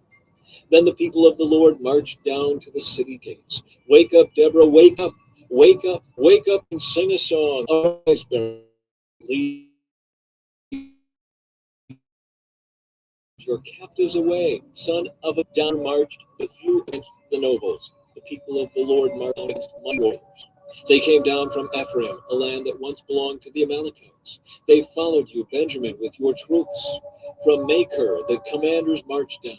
From Zebulun came those who carry a commander's staff. The princes of Issachar were with Deborah and Barak. They followed Barak rushing into the valley. But in the tribe of Reuben there was great indecision. Why did you sit at home among the sheepfolds to hear shepherds whittle their flocks? Yes, in the tribe of Reuben there was great indecision. Gilead remained of the Jordan. And why did Dan stay home? Asher sat unmoved at the seashore, remaining in his harbors. But Zebulun risked his life, as did Naphtali, on the heights of the battlefield. The kings of Canaan came and fought at Taanach near Megiddo Springs, but they carried off no silver treasures. The stars fought from heaven. The stars in their orbits fought against Sisera. Kishon River swept them away. That ancient torrent, the Kishon. March on with courage, my soul. Then the horses' hooves hammered the ground. The galloping of Sisera's mighty steeds. Let the Pygmies be cursed, said the angel of the Lord. Let them be utterly cursed, because they did not come to help the Lord. To help the Lord against the mighty warriors. Most blessed among women is Jael, the wife of Heber the Kenite. May she be blessed above all women who live in tents. Sisera asked for water, she gave him milk. In a bowl fit for nobles, she brought him yogurt. Then with her hand she reached for a tent peg, and with her right hand for the workman's hammer. She struck him with the hammer, crushing his head. With a shattering blow, she pierced his temple. He sank, he fell. He lay still at her feet, and where he sank, there he died. From the window Sisera's mother looked out. Through the window she watched for his return, saying, "Why is his chariot so long in coming? Why don't we hear the sound of chariot wheels?" Her wise women answer, and she retorts to herself, "They must be dividing the captured plunder, with a woman or two for every man. There will be colorful robes for Sisera, and colorful embroidered robes for me. Yes, the plunder will include colorful robes embroidered on the sides. Lord, may all your enemies die like Sisera, but may those who love you rise like the sun in all its power." Then there was peace in the land for 40 years. In the book of Judges, chapter 6, Gideon becomes Israel's judge. The Israelites did evil in the Lord's sight, so the Lord handed them over to the Midianites. The Israelites made hiding places for themselves in the mountains, caves, and strongholds. Whenever the Israelites planted their crops, marauders from Midian, Amalek, and the people of the east would attack Israel, camping in the land and destroying crops as far away as Gaza. They left the Israelites with nothing to eat, taking all the sheep, goats, cattle, and donkeys. These enemy hordes, coming with their livestock and tents, were as thick as locusts. They arrived on droves of camels too numerous to count, and they stayed until the land was stripped bare. So Israel was reduced to starvation by the Midianites. Then the Israelites cried out to the Lord for help. When they cried out to the Lord because of Midian, the Lord sent a prophet to the Israelites. He said, "This is what the Lord, the God of Israel, says. I brought you up out of slavery in Egypt. I rescued you from the Egyptians and from all who oppressed you. I drove out your enemies and gave you their land. I told you, I am the Lord your God. You must not worship the gods of the Amorites, in whose land you now live, but you have not listened." Then the angel of the Lord came and sat beneath the great tree at Ophrah, which belonged to Joash of the clan of Abiezer. Gideon, son of Joash, was threshing wheat at the bottom of a winepress to hide the grain from the Midianites. The angel of the Lord appeared to him and said, "Mighty hero, the Lord is with you." "Sir," Gideon replied, "if the Lord is with us, why has all this happened to us? And where are all the miracles our ancestors told us about? Didn't they say the Lord brought us up out of Egypt? But now the Lord has abandoned us and handed us over to the Midianites." The Lord, "Go with them and run from the Midianites. I am sending you." "But Lord," Gideon replied, "how can I rescue Israel? My clan is the weakest in the whole tribe of Manasseh, and I am the least in my entire family." The Lord said to him, "I will be with you, and you will destroy the Midianites as if you were fighting against one man." Gideon replied, "If you are joined that it is written, the Lord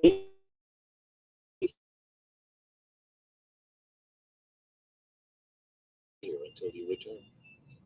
Gideon, he cooked a young goat, and with a basket of flour he baked bread without basket, and he brought them out and presented them to the angel who was under the great tree. The angel of God said to him, "Place the meat and the unleavened bread on this rock, and pour the broth over it." And Gideon did as he was told. Then the angel of the Lord touched the meat and bread with the tip of the staff in his hand, and fire flamed up from the rock and consumed all he had brought. And the angel of the Lord disappeared. When Gideon realized it was the angel of the Lord, he cried out, "O sovereign Lord, I have seen the angel of the Lord face to face." "It is all right," the Lord replied. "Do not be afraid. You will not die." And Gideon built an altar to the Lord there and named it Yahweh Shalom, which means the Lord is peace. The altar remains in Ophrah in the land of the clan of Abiezer to this day. That night the Lord said to Gideon, "Take the second bull from your father's herd, the one that is 7 years old. Pull down your father's altar to Baal on the Asherah pole standing beside it. Then build an altar to the Lord your God here on this top sanctuary. Listen carefully. Sacrifice the bull as a burnt offering on the altar, using as fuel the wood of the Asherah pole you cut down. So Gideon took 10 of his servants and did as the Lord had commanded. But he did it at night because he was afraid of the other members of his father's household and the people of the town. Early the next morning, the people of the town began to stir. Someone discovered the altar of Baal had been broken down and that the Asherah pole beside it had been cut down. In their place, a new altar had been built, and on it were the remains of the bull that had been sacrificed. The people said to each other, "Who did this?" And after asking a search, they learned that it was Gideon, the son of Joash. "Bring out your son," the men of the town demanded of Joash. "He must die for destroying the altar of Baal and for cutting down the Asherah pole." But Joash shouted to the mob that confronted him, "Why are you defending Baal? Will you argue his case? Whoever pleads his case will be put to death by morning. If Baal truly is a god, let him defend himself and destroy the one who broke down his altar." From then on, Gideon was called Jerubbaal, which means, "Let Baal defend himself," because he broke down Baal's altar. Gideon asks for a sign. Soon afterward, the armies of Midian, Amalek, and the people of the east formed an alliance against Israel and crossed the Jordan, camping in the valley of Jezreel. Then the Spirit of the Lord took possession of Gideon. He blew a ram's horn as a call to arms, and the clan of Abiezr came to him. He also sent messengers throughout Manasseh, Asher, Zebulun, and Naphtali, summoning their warriors, and all of them responded. Then Gideon said to God, "If you are truly going to use me to rescue Israel as you promised, prove it to me in this way. I will put a wool fleece on the threshing floor tonight. If the dew in the morning but the ground is dry, then I will know that you are going to help me rescue Israel as you promised." And that is just what happened. When Gideon got up early the next morning, he squeezed the fleece and wrung out a whole bowl of water. Then Gideon said to God, "Please don't be angry with me, but let me make one more request. Let me use the fleece for one more test. This time let the fleece remain dry while the ground around it is wet with dew." So that night God did as Gideon asked. The fleece was dry in the morning, but the ground was covered with dew. The book of Judges, chapter 7. Gideon defeats the Midianites. Jerubbaal, that is Gideon, and his army got up early as far as the spring of Haran. The army of Midian north of them in the valley near the hill of Morah. The Lord said to Gideon, "You have too many warriors with you. If I let all of you fight Midianite, the Israelites will boast to me that they saved themselves by their own strength. Therefore tell the people, whoever is timid or afraid may leave this mountain and go home." So 22,000 of them went home, leaving only 10,000 who were willing to fight. But the Lord told Gideon, "There are still too many. Bring them down to the spring, and I will test them to determine who will go with you and who will not." When Gideon took his warriors down to the water, the Lord told him, "Divide the men into two groups. In one group, put all those who cup water in their hands and lap it up with their tongues like dogs. In the other group, put all those who kneel down and drink with their mouths in the stream." Only 300 of the men drank from their hands. All the others got down on their knees and drank with their mouths. The Lord told Gideon, "With these 3 men I will rescue you and give you victory over the Midianites. Send all the others home." So Gideon collected the provisions and ram's horns of the other warriors and sent them home. But he kept the 300 men with him. The Midianite camp was in the valley just below Gideon. That night the Lord said, "Get up, go down into the Midianite camp, for I have given you victory over them. But if you are afraid to attack, go down to the camp with your servant Purah. Listen to what the Midianites are saying, and you will be greatly encouraged. Then you will be eager to attack." So Gideon took Purah and went down to the edge of the enemy camp. The army of Midian, Amalek, and the people of the east settled like a swarm of locusts. Their camels were like grains of sand on the seashore, too many to count. Gideon crept up just as a man was telling his companion about a dream. The man said, "I had this dream, and in my dream a loaf of barley bread came tumbling down into the Midianite camp. It hit a tent, turned over, and knocked it flat." His companion answered, "Your dream can mean only one thing. God has given Gideon, son of Joash, and his allies. He heard the dream and its interpretation. He bowed in worship before the Lord. Then he returned to the Israelite camp and shouted, "Get up, for the Lord has given you victory over the Midianite hordes." He divided the 300 men into three groups and gave each man a ram's horn and a clay jar with a torch. Then he said to them, "Keep your eyes on me. When I come to the edge of the camp, do just as I do. As soon as I and those with me blow the ram's horns, blow your horns too, all around the entire camp, and shout, 'For the Lord and for Gideon.'" It was just after midnight, after the changing of the guard, when Gideon and the 100 men with him reached the edge of the Midianite camp. Suddenly they blew the ram horns and broke their clay jars. Then all three groups blew their horns and broke their jars. They held the blazing torches in their left hands and the horns in their right hands, and they all shouted, "A sword for the Lord and for Gideon!" Each man stood at his position around the camp and watched as all the Midianites rushed around in a panic, shouting as they ran to escape. When the 300 Israelites blew their ram's horns, the Lord caused the warriors in the camp to fight against each other with their swords. Those not killed fled to places as far away as Bethshudah near Zerah, and to the border of Abel-Meholah near Tim.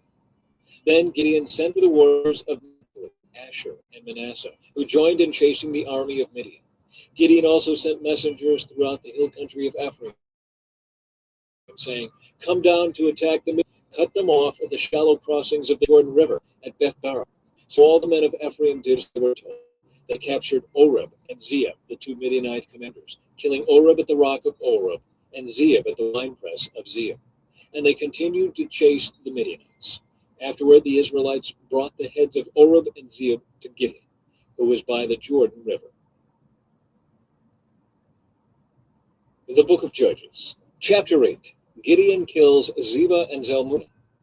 Then the people of Ephraim asked Gideon, "Why have you treated us this way? Why didn't you send for us when you first went out to fight the Midianites?" And they argued heatedly with Gideon. But Gideon replied, "What have I accomplished compared to you? Aren't even the leftover grapes of Ephraim's harvest better than the entire crop of my little clan of Abiezer? God gave you victory over Oreb and Zeeb, commanders of the Midianite army. What have I accomplished compared to that?" When the men of Ephraim heard Gideon's answer, their anger subsided. Gideon then crossed the Jordan River with his 300 men, and though exhausted, they continued to chase the enemy. When they reached Succoth, Gideon asked the leaders of the town, "Please give my warriors some food. They are very tired. I am chasing Zebah and Zalmunna, the kings of Midian." But the officials of Succoth replied, "Catch is feed your army." Gideon said,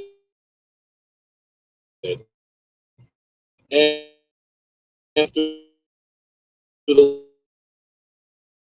food," but he got the same answer. So he said to the people of Peniel, "After I return in victory, I will tear down this tower."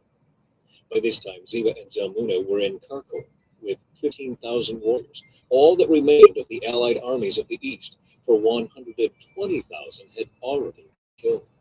Gideon circled around by the caravan route in Jogbeah. Kings fled, but Gideon chased them down and captured all their warriors. After this, Gideon returned from the battle by way of Harry's Pass. There he captured a young man from Succoth and demanded that he write down the names of all the 77 officials and elders in the town. Gideon then returned to Succoth and said to the leaders, "Here are Zebah and Zalmunna. When we were here before, you taunted me, saying, 'Catch Zebah and Zalmunna first, and then we will feed your exhausted army.'" Then Gideon took the elders of the town and taught them a lesson, punishing them with thorns and briars from the wilderness. He also tore down the tower of Peniel and killed all the men of the town. Then Gideon asked Zebah and Zalmunna, "The men you killed at Tabor, what were they like?" "Like you," they replied. "They all had the look of a king's son." "They were my brothers, the sons of my own mother," Gideon exclaimed. "As surely as the Lord lives, I wouldn't kill you if you hadn't killed them." Turning to Jether, his old son, he said, "Kill them." But Jether did not draw his sword, for he was only a boy and was afraid. Zebah and Zalmunna said to Gideon, "Be a man, kill yourself." So Gideon killed them and took the royal ornaments from the necks of their kings. Gideon's ephod. Then the Israelites said to Gideon, "Be our ruler. You and your son and your grandson will be our rulers, for you have rescued us from Midian." But Gideon replied, "I will not rule over you, nor will my son. The Lord will rule over you. However, I do have one request, that each of you give me an earring from the plunder you collected from your fallen enemies." The enemy, being Ishmaelites, all wore earrings. "Gladly," they replied. They spread out a cloak, each one threw in a gold earring he had gathered from the plunder. The weight of the gold earrings was 43 pounds, not including the royal ornaments and pendants, the purple clothing worn by the kings of Midian, or the chains around the necks of their camels. Gideon made a sacred ephod from the gold and put it in Ophrah, his hometown. But soon all the Israelites prostituted themselves by worshiping it, and it became a trap for Gideon and his family. That is the story of how the people of Israel defeated Midian, which never recovered. Throughout the rest of Gideon's life, years, there was peace in the land. Then Gideon, son of Joash, returned home. He had 70 sons born to him, for he had many wives. He also had a concubine in Shechem, who gave birth to a son, whom he named Abimelech. Gideon died when he was very old, and he was buried in the grave of his father Joash at Ophrah in the land of the clan of Abiezer. As soon as Gideon died, the Israelites prostituted themselves by worshiping the images of Baal, making Baal-berith their god. They forgot the Lord their God, who had rescued them from all their enemies surrounding them. Nor did they show any loyalty to the family of Jerubbaal, that is, Gideon, despite all the good he had done for Israel. The Book of Judges, Chapter 9. Abimelech rules over Shechem. One day, Gideon's son Abimelech went to Shechem to visit his uncles, his mother's brothers. He said to them and to the rest of his mother's family, "Ask the leading citizens of Shechem whether they want to be ruled by all 70 of Gideon's sons or by one man. And remember that I am your own flesh and blood." So Abimelech's uncles gave his message to all the citizens of Shechem on his behalf. And after listening to this proposal, the people of Shechem decided in favor of Abimelech because he was their relative. They gave him 70 silver coins from the temple of Baal-berith, which he used to hire some reckless troublemakers who agreed to follow him. He went to his father's home at Ophrah, and there, on one stone, they killed all 70 of his half-brothers, the sons of Gideon. But the youngest brother, Jotham, escaped. Then all the leading citizens of Shechem and Beth Millo called a meeting under the oak beside the at Shechem and made Abimelech their king. Jotham's parable. When Jotham heard about this, he climbed to the top of Mount Gerizim and shouted, "Listen to me, citizens of Shechem! Listen to me if you want God to listen to you. Once upon a time, the trees decided to elect a king. First they said to the olive tree, 'Be our king.' But the olive tree refused, saying, 'Should I quit producing the olive oil that blesses both God and people just to wave back and forth over the trees?' Then they said to the fig tree, 'You be our king.' But the fig tree also refused, saying, 'Should I quit producing my sweet fruit just to wave back and forth over the trees?' Then they said to the grapevine, 'You be our king.' The grapevine also refused, saying, 'Should I quit producing the wine that cheers both God and people just to wave back and forth over the trees?' Then all the trees finally turned to the thorn bush and said, 'Come, you be our king.' And the thorn bush replied to the trees, 'If you truly want to make me your king, come and take shelter in my shade. Not let fire come out from me and devour the cedars of Lebanon.'" Jotham continued, "Now make sure you acted honorably and in good faith by making Abimelech your king, and that you have done right by Gideon and all of his descendants. Have you treated him with the honor he deserves for all he accomplished? For he fought for you and risked his life when he rescued you from the Midianites. But today you have revolted against my father and his descendants, killing his 70 sons on one stone, and you have chosen his slave woman's son Abimelech to be your king just because he is your relative. You have acted honorably and in good faith toward Gideon and his descendants today. find joy in Abimelech, and may he find joy in you. But if you have not acted in good faith, then may fire come out from Abimelech and devour the leaders. May fire come out. And Jotham lived in Coast. He was afraid of his brother Abimelech. Shechem rebels against Abimelech.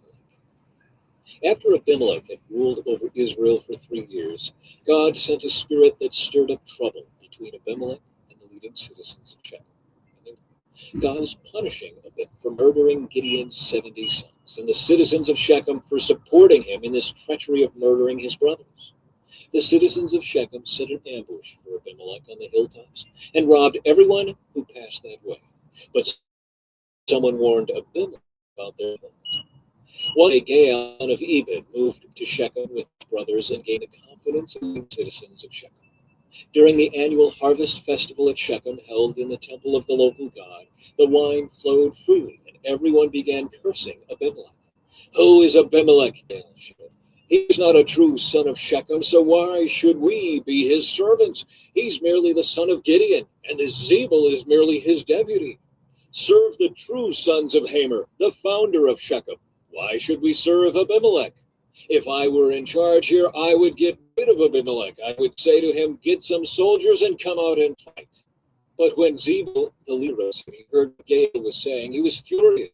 He sent messengers to Abimelech in Arumah, telling him, Gaal, son of Ebed, and his brothers have come to live in Shechem. Now they are inciting me to rebel against you. Come by night with an army and hide out in the fields. In the morning, as soon as it is daylight, attack the city. When Gaal and those who are with him come out against you, you can do with them as you wish. So Abimelech and all his men went by night and split into, stationing themselves around Shechem. Gaal was standing at the city gates when Abimelech and his army came out of hiding. When Gaal saw them, he said to Zebul, look, there are people coming down from the hilltops. Zebul replied, it's just the shadows on the hills that look like men.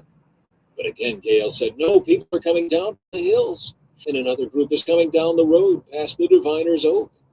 Then Zebul turned on him and asked, now where is that big mouth of yours? Wasn't it you that said, who is Abimelech, and why should we be his servants? The men you mocked are right outside the city. Go out and fight them. So Gaal led the leading citizens of Shechem into battle against Abimelech. But Abimelech chased him, and many of Shechem's men were wounded and fell along the road as they retreated to the city gate. Abimelech returned to Arumah, and Zebul drove Gaal and his brothers out of Shechem.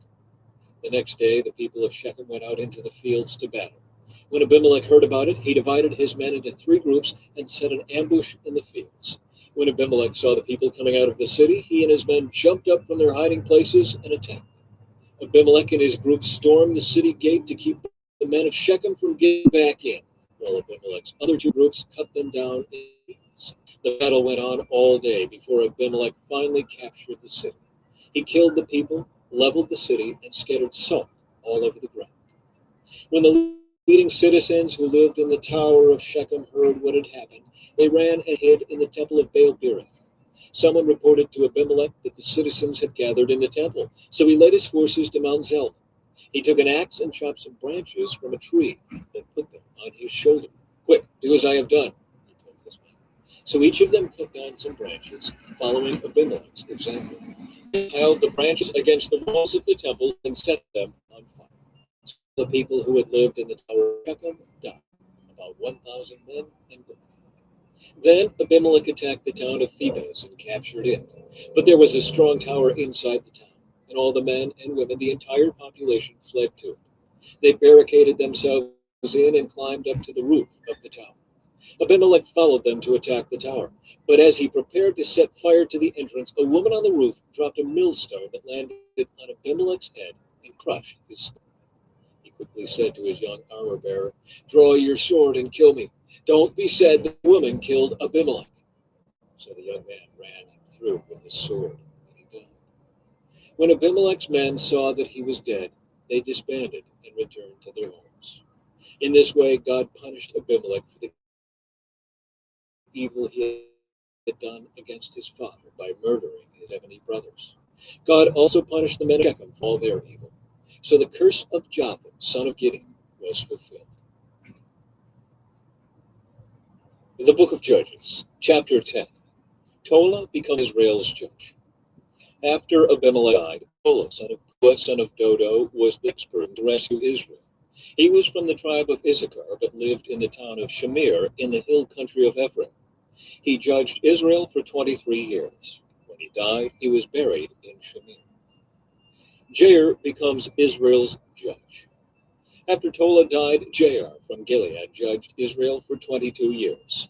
His 30 sons rode around on 30 donkeys, and they owned 30 towns in the land of Gilead, which are still called the towns of Jair. When Jair died, he was buried in Canaan. The Ammonites oppressed Israel. Again, the Israelites did evil in the Lord's sight.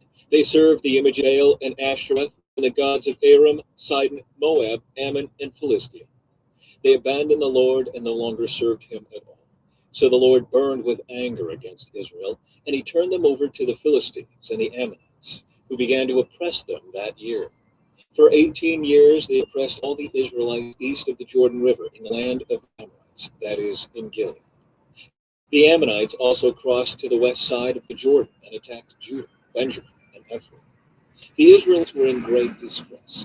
Finally, they cried out to the Lord for help, saying, "We have sinned against you because we have abandoned you as our God, and have served the images of Baal." The Lord replied, "Did I not rescue you from the Egyptians, the Amorites, the Ammonites, the Philistines, the Sidonians, the Amalekites, and the Maonites? When they oppressed you, you cried out to me, and I rescued you. Yet you have abandoned me and served other gods. So I will not rescue you anymore. Go and pray out to the gods you have chosen. Let them rescue you in your hour of distress." But the Israelites pleaded with the Lord and said, "We have sinned. Punish us as you see fit. Only rescue us today from our enemies." Then the Israelites put aside their foreign gods and served the Lord, and he was grieved by their misery. At that time the armies of Ammon had gathered for war and were camped in Gilead, and the people of Israel assembled and camped at Mizpah. The leaders of Gilead said to each other, "Whoever attacks the Ammonites first will become ruler over all the people of Gilead." The book of Judges, chapter 11. Jephthah becomes Israel's judge. Jephthah of Gilead was a great warrior. He was the son of Gilead, but his mother was a prostitute. Gilead's wife also had several sons, and when these half-brothers grew up, they chased Jephthah off the land. "You will not get any of our father's inheritance," they said, "for you are the son of a prostitute." So Jephthah fled from his brothers and lived in the land of Tob. Soon he had a band of worthless rebels following him. At about time, the Ammonites began their war against Israel. When the Ammonites attacked, the elders of Gilead sent for Jephthah in the land of Tob. He said, "Come and be our commander. Help us fight the Ammonites." But Jephthah said to them, "Aren't you the ones who hated me and drove me from my father's house? Why do you come to me now when you are in trouble?" "Because we need you," the elders replied. "If you lead us in battle against the Ammonites, we will make you ruler over all the people of Gilead." Jephthah said to the elders, "Let me get this straight. If I come with you, and if the Lord gives me victory over the Ammonites, will you really make her over all the people?" "The Lord is our witness," the elders replied. "We promise to do whatever you say." So Jephthah went with the elders of Gilead, and the people made him their ruler and commander of the army. At Mizpah, in the presence of the Lord, Jephthah repeated what he had said to the elders. Then Jephthah sent messengers to the king of Ammon, asking, "Why have you come out to fight against my land?" The king of Ammon answered Jephthah's messengers, "When the Israelites came out of Egypt, they stole my land from the Arnon River to the Jabbok River and all the way to the Jordan. Now then, give back the land peaceably." Jephthah sent this message back to the Jephthah sent any land from Moab or Ammon. When the people of Israel arrived at Kadesh on their journey from Egypt after crossing the Red Sea, They sent messengers to the king of Edom asking for permission to pass through his land, but their request was denied. Then they asked the king of Moab for similar permission, but he wouldn't let them pass through either. So the people of Israel stayed in Kadesh. Finally, they went around Edom and Moab through the wilderness, along Moab's eastern border, and camped on the other side of the Arnon River. But they never once crossed the Arnon River into Moab, for the Arnon was the border of Moab. Then Israel sent messengers to King Sihon of the Amorites, who ruled from Heshbon, asking for permission to cross through his land to get to their destination. But King Sihon didn't trust Israel to pass through his land. Instead, he mobilized his army at Jahaz and attacked them.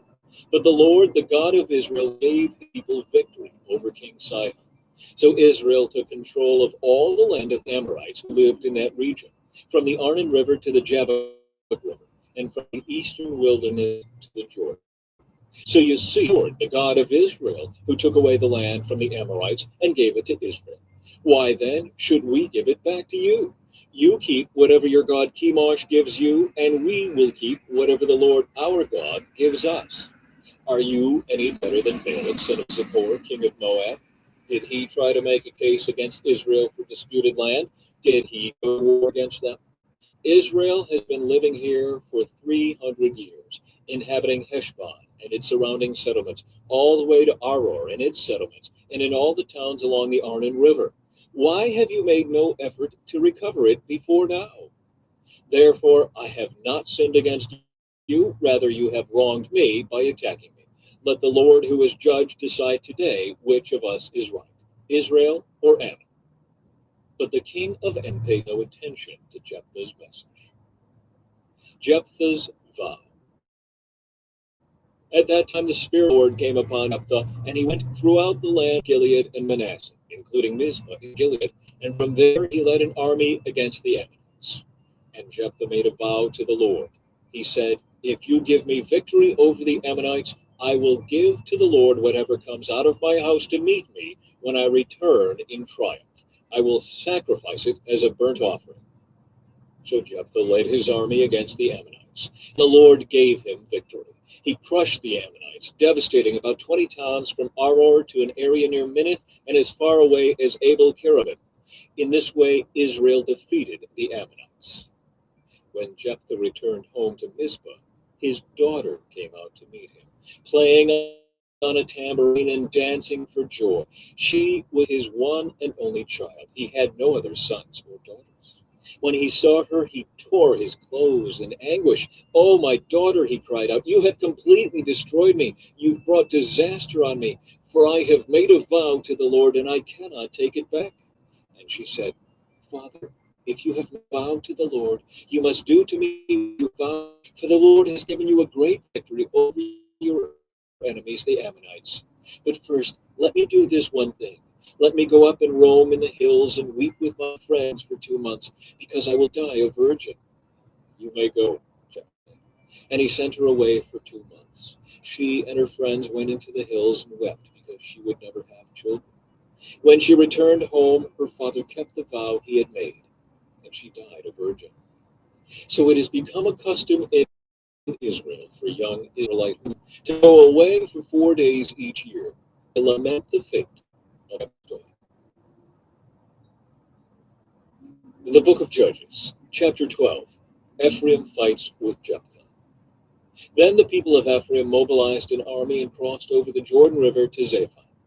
They sent this message to Jephthah, why didn't you call for us to help you fight against the Ammonites? We are going to burn down your house with you in it. Jephthah replied, I summoned you at the beginning of the dispute, but you refused to come. You failed to help us in our struggle against Ammon. So when I realized you weren't coming, I risked my life and went to battle without you. And the Lord gave me victory over the Ammonites. So why have you now come to fight me? The people of Ephraim responded, you men of Gilead are nothing more than fugitives from Ephraim and Manasseh. So Jephthah gathered all the men of Gilead and attacked the men of Ephraim and defeated them. Jephthah captured the shallow crossings of the Jordan River, and whenever a fugitive from Ephraim tried to go back across, the men of Gilead would challenge him. Are you a member of the tribe of Ephraim? They would ask. If the man said, no, I'm not, They would tell him to say Shibboleth. If he was from Ephraim, he would say Sibboleth, because people from Ephraim cannot pronounce the word correctly. Then they would take him and kill him at the shallow crossing of the Jordan. In all, 42,000 Ephraimites were killed at that time. Jephthah judged Israel for 6 years. When he died, he was buried in one of the towns of Gilead. Ibzan becomes Israel's judge. After Jephthah died, Ibzan from Bethlehem judged Israel. He had 30 sons and 30 daughters. He sent his daughters to marry men outside his clan, and he brought in 30 young women from outside his clan to marry his sons. Ibzan judged Israel for 7 years. When he died, he was buried at Bethlehem. Elon becomes Israel's judge. After Ibzan died, Elon from the tribe of Zebulun judged Israel for 10 years. When he died, he was buried at Ajalon in Zebulun. Abdon becomes Israel's judge. After Elon died, Abdon, son of Hillel from Pirathon, judged Israel. He had 40 sons and 30 grandsons who rode on 70 donkeys. He judged Israel for 8 years. When he died, he was buried at Pirathon in Ephraim, in the hill country of the Amalekites. The Book of Judges, chapter 13, the birth of Samson.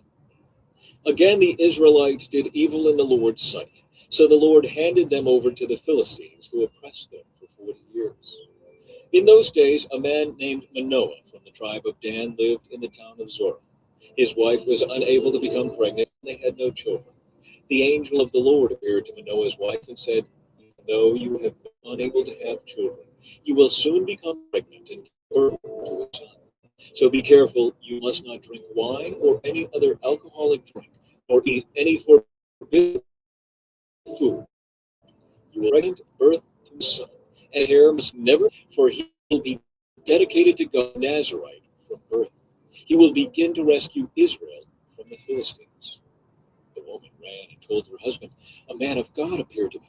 He looked like one of God's angels, terrifying to see.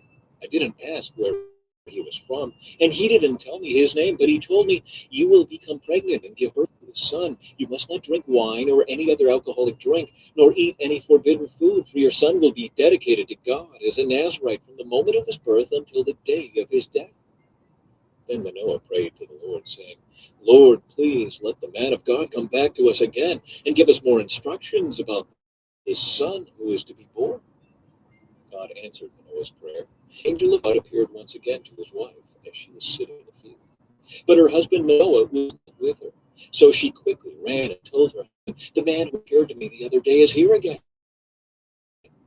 Manoah ran back to his wife and asked him, 'Are you the man who spoke to my wife the other day?' 'Yes,' yeah. So Manoah asked him, 'When your words come true, what kind of rules should govern the life and work?' The angel of the Lord replied, 'Be sure your wife follows the instructions I gave her. She must not eat grapes or raisins, drink wine or any other alcoholic drink, or eat any forbidden food.' Then Manoah said to the angel of the Lord, 'Please stay until I have a young goat for you to eat.' 'I will stay,' the angel of the Lord replied, 'but I will not eat anything. However, you may prepare a burnt offering as a sacrifice to the Lord.' Manoah didn't realize it was the angel of the Lord. Then Manoah asked the angel of the Lord, 'What is your name? For when all this comes true, we want to honor you.' 'Why do you ask my name?' the angel of the Lord replied. 'It is too wonderful for you to understand.' Then Manoah took a young goat and a grain offering and offered it on a rock as a sacrifice to the Lord. And as Manoah and his wife watched, the Lord did an amazing thing. As the flames from the altar shot up toward the sky, the angel of the Lord ascended in the fire. When Manoah and his wife fell with their faces to the ground, the angel did not appear again to Manoah and his wife. Manoah finally realized it was the angel of the Lord, and he said to his wife, 'We will certainly die, for we have seen God.' But his wife said, 'If the Lord were going to kill us, he wouldn't have accepted our burnt offering and grain offering. He wouldn't have appeared to us and told us this wonderful thing and done these miracles.' When her son was born, she named him Samson. And the Lord blessed him as he grew up. And the Spirit of the Lord began to stir him while he lived in Mahanaim. which is located between the towns of Zorah and Eshtaol. The book of Judges, chapter 14, Samson's riddle. One day when Samson was in Timnah, one of the Philistine women caught his eye. When he returned home, he told his father and mother, "A young Philistine woman in Timnah caught my eye. I want to marry her. Get her for me." His mother objected. "There even one woman in our tribe or among all the Israelites you could marry? Why must you go to the pagan Philistines to find a wife?" But Samson told his father, "Get her for me. She looks good to me." His father and mother didn't realize the Lord was at work in this, creating an opportunity to work against the Philistines who ruled over Israel at that time. As Samson and his parents were going down, a young lion suddenly attacked Samson near the vineyards of Timnah. At that moment, the Spirit of the Lord came powerfully upon him and ripped the lion's jaws apart with his bare hand. He did it as easily as if it were a young goat, but he didn't tell his father or mother about it. When Samson arrived in Timnah, he talked with the woman and was very pleased with her. Later, when he returned to Timnah for the wedding, he turned off the path to look at the carcass of the lion, and he found that a swarm of bees had made some honey in the carcass. He scooped some of it into his hands and ate it along the way. He also gave some to his father and mother, and they ate it, but he didn't tell them he had taken the honey from the carcass of the lion. As his father was making final arrangements for the marriage, Samson threw a party at Timnah, as was the custom for elite young men. When the bride's parents saw him, they selected 30 young men from the town to be his companions. Samson said to them, "Let me tell you a riddle. If you solve my riddle during the 7 days of the celebration, I will give you 30 fine linen robes and 30 sets of festive clothing. But if you can't solve it, then you must give me 30 fine linen robes and 30 sets of festive clothing." "All right," they agreed. "Let's hear your riddle." So he said, "Out of the one who eats came something to eat. Out of the strong came something sweet." 3 days later, they were still trying to figure it out. On the 4th day, they said to Samson's wife, "Entice your for us, or we will burn down your father's house with you in it." Party just to make us. Samson's wife came in tears and said, "You don't love me. You hate me. You have given my people a riddle. You haven't told me the answer." "I have given the answer to my father or mother," he replied. "Why should I tell you?" So she cried whenever she was with him and kept it up for the rest of the celebration. At last, on the 7th day, he told her the answer because she was tormenting him with her nagging. Then she explained the riddle to the young men. So before sunset of the 7th day, the men of the town came to Samson with their answer. "What's sweeter than honey? What is stronger than a lion?" Samson replied, "If you hadn't plowed with my heifer, you wouldn't have solved my riddle." Then the Spirit of the Lord came powerfully upon him. He went down to the town of Ashkelon, killed 30 men, took their belongings, and gave their clothing to the men who had solved his riddle. But Samson was furious about what had happened, and he went back home to live with his father and mother. So his wife was given in marriage to the man who had been Samson's best man at the wedding. The book of Judges, chapter 15, Samson's vengeance on the Philistines.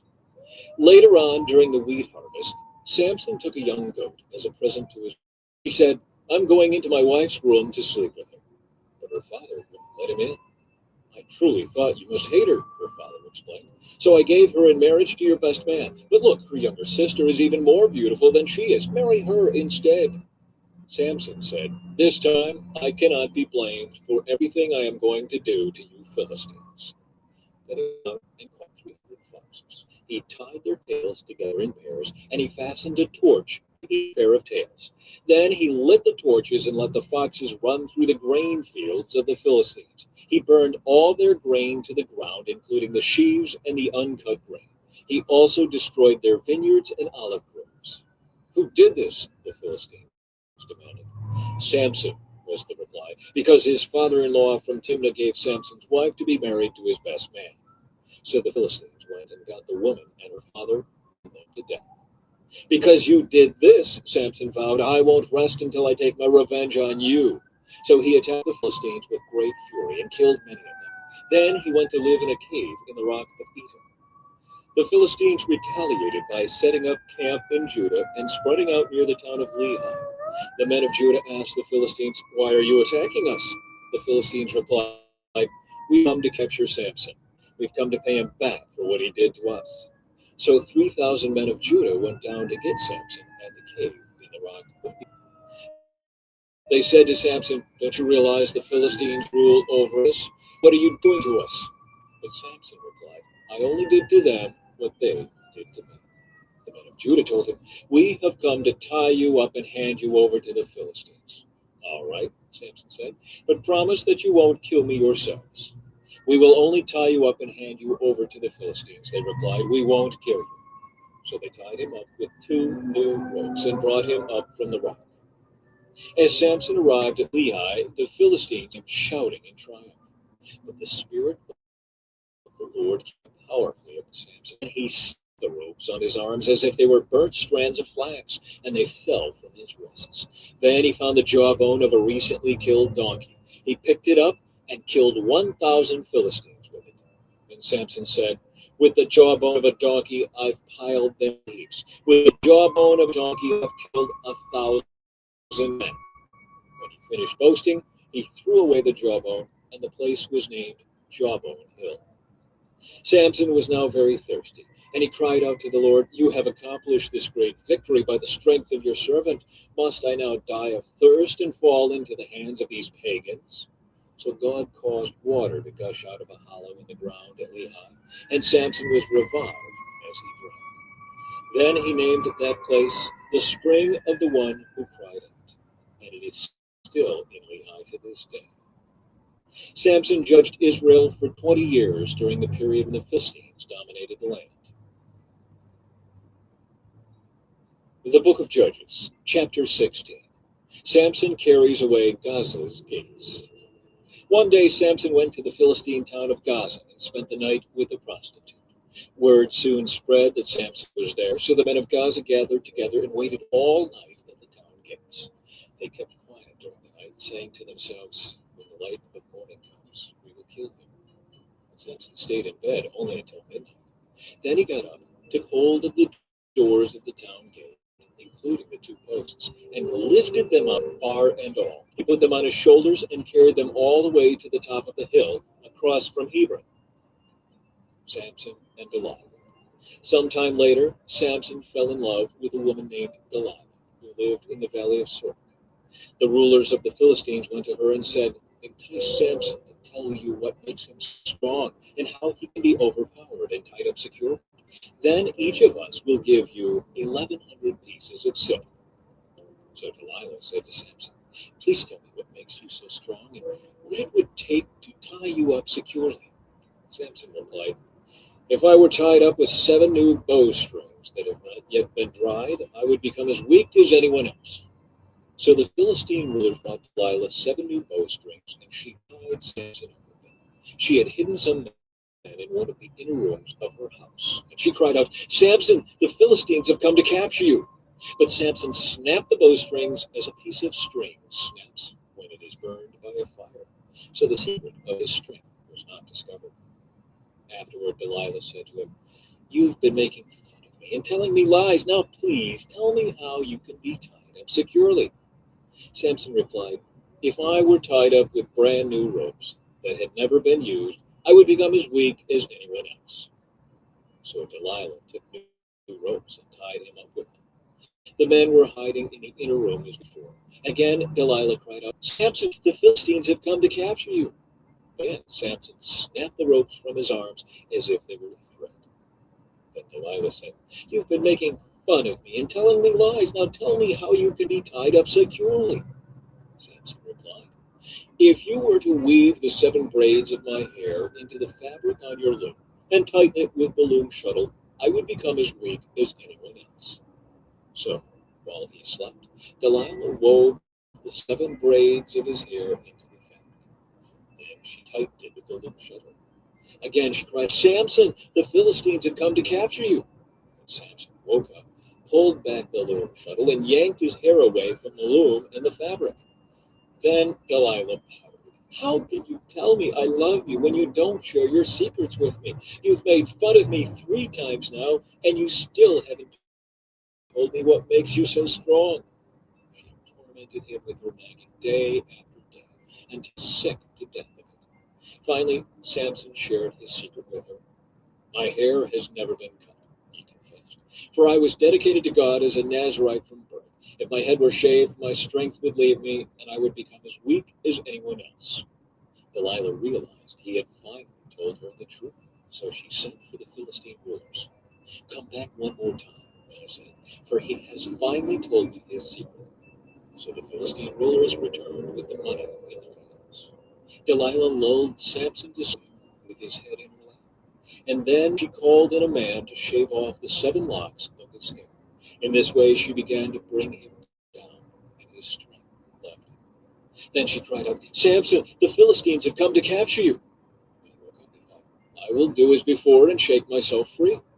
But he didn't realize the Lord had left him. So the Philistines captured him and gouged out his eyes. They took him to God, where he was bound with bronze chains and forced to grind grain in the prison. But before long, his hair began to grow back. Samson's final victory. The Philistine rulers held a great festival, offering sacrifices and praising their god Dagon. They said, Our God has given us victory over our enemy Samson. When the people saw him, they praised their God, saying, Our God has delivered our enemy to us. The one who killed so many of us is now in our power. Half drunk by now, the people demanded, Bring out Samson so he can amuse us. So he was brought from the prison to amuse them, and they had him stand between the pillars supporting the roof. Samson said to the young servant who was leading him by the hand, Place my hands against the pillars that hold up the temple. I want to rest against them. The temple was completely filled with people. All the Philistine rulers were there, and there were about 3,000 men and women on the roof who were watching as Samson amused them. Then Samson prayed to the Lord, Sovereign Lord, remember me again. O God, please strengthen me just one more time. With one blow, let me pay back the Philistines for the loss of my 2 eyes. Then Samson put his hands on 2 center pillars held up the temple. Pushing against them with both hands, he prayed, Let me die with the Philistines. And the temple crashed down on the Philistine rulers and all the people. So he killed more people when he died than he had during his entire lifetime. Later, his brothers and other relatives went down to get his body. They took him back home and buried him between Zorah and Eshtaol, where his father Manoah was buried. Samson had judged Israel for 20 years. The Book of Judges, Chapter 17, Micah's Idols. There was a man named Micah who lived in the hill country of Ephraim. One day he said to his mother, I heard you place a curse on the person who stole 1,100 pieces of silver from you. Well, I have the money. I was the one who took it. The Lord bless you for admitting it, his mother replied. He returned the money to her, and she said, I now dedicate these silver coins to the Lord. In honor of my son, I will have an image carved and an idol cast. So when he returned the money to his mother, she took 200 silver coins and gave them to a silversmith, who made them into an image and an idol. And these were placed in Micah's house. Micah set up a shrine for the idol, and he made a sacred ephod and some household items. Then he installed his sons as his person. In those days, Israel had no king, or the people did whatever seemed right. One day, a young Levite who had been living in Bethlehem in Judah arrived in that area. He had left Bethlehem in search of another place to live, and as he traveled, he came to the hill country of Ephraim. He happened to stop at Micah's house as he was traveling through. Where are you from? Micah asked him. He replied, I am a Levite from Bethlehem in Judah, and I am looking for a place to live. Stay here with me, he said, and you can be a father and priest. I will give you 10 pieces of silver for a year, plus a change of clothes and your food. The Levite agreed to this, and the young man became like one of Micah's sons. So Micah installed the Levite as his personal priest, and he lived in Micah's house. I know the Lord will bless me now, Micah said, because I have a Levite serving as my priest. The book of Judges, chapter 18, idolatry in the tribe of Dan. Now in those days Israel had no king, and the tribe of Dan was trying to find a place where they could settle, for they had not yet moved into the land assigned to them when the land was divided among the tribes of Israel. So the men of Dan chose from the clans 5 capable warriors from the towns of Zorah and Eshtaol to scout out a land for them to settle in. When these warriors arrived in the hill country of Ephraim, they came to Micah's house and spent the night there. While at Micah's house, they recognized the young Levite's accent. So they went over and asked him, "Who brought you here? What are you doing in this place? Why are you here?" He told them about his agreement with Micah, that he had been hired as Micah's personal priest. Then they said, "Ask God whether or not our journey will be successful." "Go in peace," the priest replied, "for the Lord is watching over your journey." So the 5 men went on to the town of Laish, where they noticed the people living carefree lives, like the Sidonians. They were peaceful and secure. The people were also wealthy because their land was very fertile, and they lived a great distance from Sidon and had no allies nearby. When the men returned to Zoar and Eshtaol, their relatives asked them, "What did you find?" The men replied, "Come on, let's attack them. We have seen land, and it is very good. What are you waiting for? Don't hesitate to go and take possession of it. When you get there, you will find the people living carefree lives. God has given us a spacious and fertile land, lacking in nothing." So 600 men from the tribe of Dan, armed with weapons of war, set out from Zorah and Eshtaol. They camped at a place west of Kiriath Jearim in Judah, which is called Mahanadan to this day. Then they went on from there into the hill country of Ephraim and came to the house of Micah. The 5 men who had scouted out the land around Laish explained to the others, "These buildings contain a sacred ephod, as well as some household idols, a carved image, and a cast idol. What do you think you should do?" Then the 5 men turned off the road and went over to Micah's house, where the young Levite lived, and greeted him kindly. As the 600 armed warriors from the tribe of Dan stood at the entrance of the gate, the 5 scouts entered the shrine and removed the carved image, the sacred ephod, the household idols, and the cast idol. Meanwhile, the priest was standing at the gate with the 600 armed warriors. When the priest saw the men carrying all the sacred objects out of Micah's shrine, he said, "What are you doing?"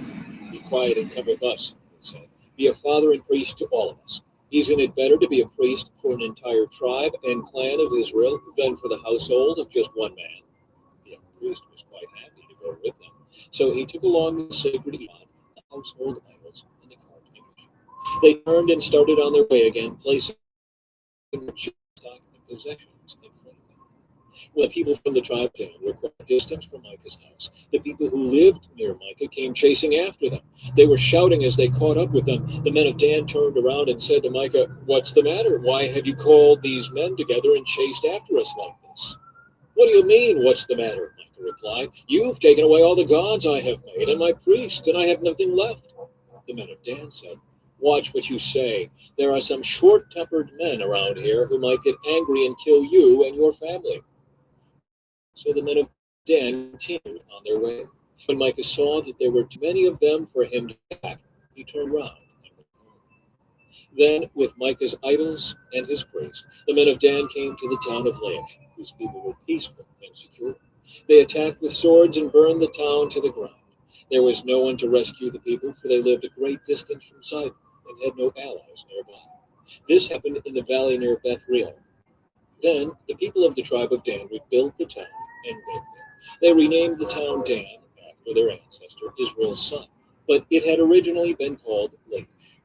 Then they set up the carved image, and they appointed Jonathan, son of Gershom, son of Moses, as their priest. This family continued as priests for the tribe of Dan until the exile.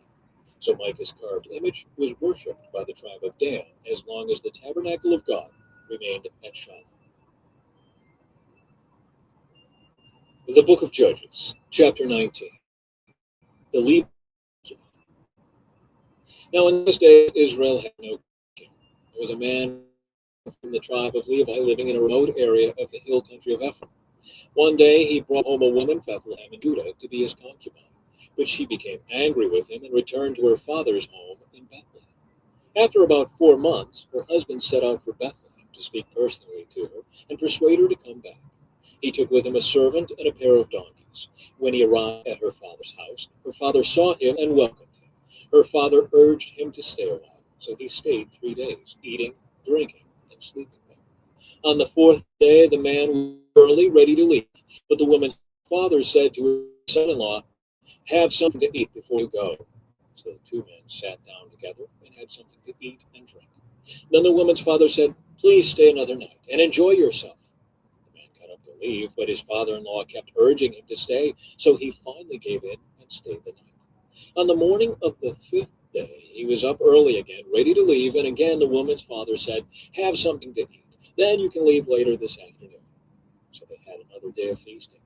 Later, as the man and his concubine and servant were preparing to leave, his father-in-law said, "Look, it's almost evening. Stay the night and enjoy yourself. Tomorrow you can get up early and be on your way." But this time, the man was determined to leave. So he took his two saddled donkeys and his concubine and headed in the direction of Jebus, that is, Jerusalem. It was late in the day when they neared, and the man's servant said to him, "Let's stop at Jebusite town and spend the night there." "No," his master said, "we can't stay in this foreign town where there are Israelites. Instead, we will go on to Gibeah. Come on, let's try to get as far as Gibeah or Ramah, and we'll spend the night in one of those towns." So they went on. The sun was setting as they came to Gibeah, a town in the land of Benjamin. So they stopped there to spend the night. They rested in the town square, but no one took them in for the night. That evening, an old man came home from his work in the fields. He was from the hill country of Ephraim, but he was living in Gibeah, where the people were from the tribe of Benjamin. When he saw the travelers sitting in the town square, he asked them where they were from and where they were going. "We have been in Bethlehem in Judah," the man replied. "We are on our way to a remote area in the hill country of Ephraim, which is my home. I traveled to Bethlehem, and now I'm returning home. But no one has taken us in tonight, even though we have everything we need. We have straw and feed for our donkeys, and plenty of bread and wine for ourselves." "You're welcome to stay with me," the old man said. "I will give you anything you might need, but whatever you do, don't spend the night in the square." So he took them home with him, fed the donkeys. After they washed their feet, they ate and drank. While they were enjoying themselves, a crowd of troublemakers from the town surrounded the house. They began beating at the door and shouting to the old man, "Bring out the man who is staying with you so we can have sex with him." The old man stepped outside and talked to them. "Oh, my brother, such an evil thing, for this man is a guest in my house, and such a thing would be shameful. Here, take my virgin daughter and this man's concubine. I will bring them out to you, and you can abuse them and do whatever you like. But don't do such a shameful thing to this man." But they wouldn't listen to him. So the Levite took hold of his concubine and pushed her out the door. The men of the town abused her all night, taking turns raping her until morning. Finally, at dawn, they let her go. At daybreak, the woman returned to the house where her husband was staying. She collapsed at the door of the house and lay there until it was night. When her husband opened the door to leave, there lay his concubine with her hands on the threshold. He said, "Get up, go," but there was no answer. So he put her body on his donkey and took her home. When he got home, he took a knife and cut his concubine's body into 12 pieces. Then he sent one piece to each tribe throughout all the territory of Israel. Everyone who saw it said, "Such a horrible crime has not been committed in all the time since Israel left Egypt. Think about it. What are we going to do? Who's going to speak up?" The book of Judges, chapter 20. Israel's war with Benjamin.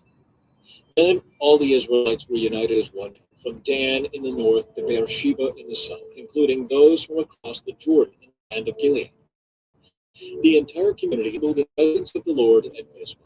The leaders of all the people and all the tribes of Israel, 400,000 warriors armed with swords, took their positions in the assembly of the people of God. Word soon reached the land of Benjamin that the tribes had gone up to Mizpah.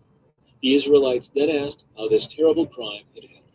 The Levite, the husband of the woman who had been murdered, said, "My concubine and I came to spend the night in Gibeah, a town that belongs to the people of Benjamin.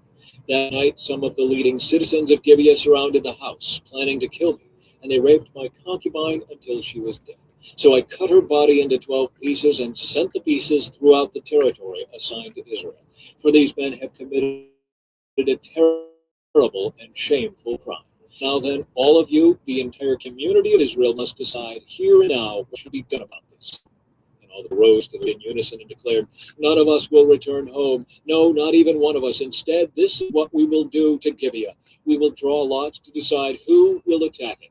1/10 of the men from each tribe will be chosen to supply the warriors with food, and the rest of us will take revenge on Gibeah of Benjamin for this shameful thing they have done in Israel." So all the Israelites were completely united, and they gathered together to attack the town. The Israelites sent messengers to the tribe of Benjamin, saying, "What a terrible thing has been done among you. Give up those evil men, those Gibeah, so we can execute them and purge Israel of this evil." But the people of Benjamin would not listen. Instead, they came from their towns and gathered at Gibeah to fight the Israelites. In all, 26,000 of their warriors, armed with swords, arrived in Gibeah to join the 700 elite troops who lived there. Among Benjamin's elite troops, 700 were left-handed, and each of them could sling a rock and hit a target within a hair's breadth without missing. Israel had 400,000 experienced soldiers armed with swords, not counting Benjamin's warriors.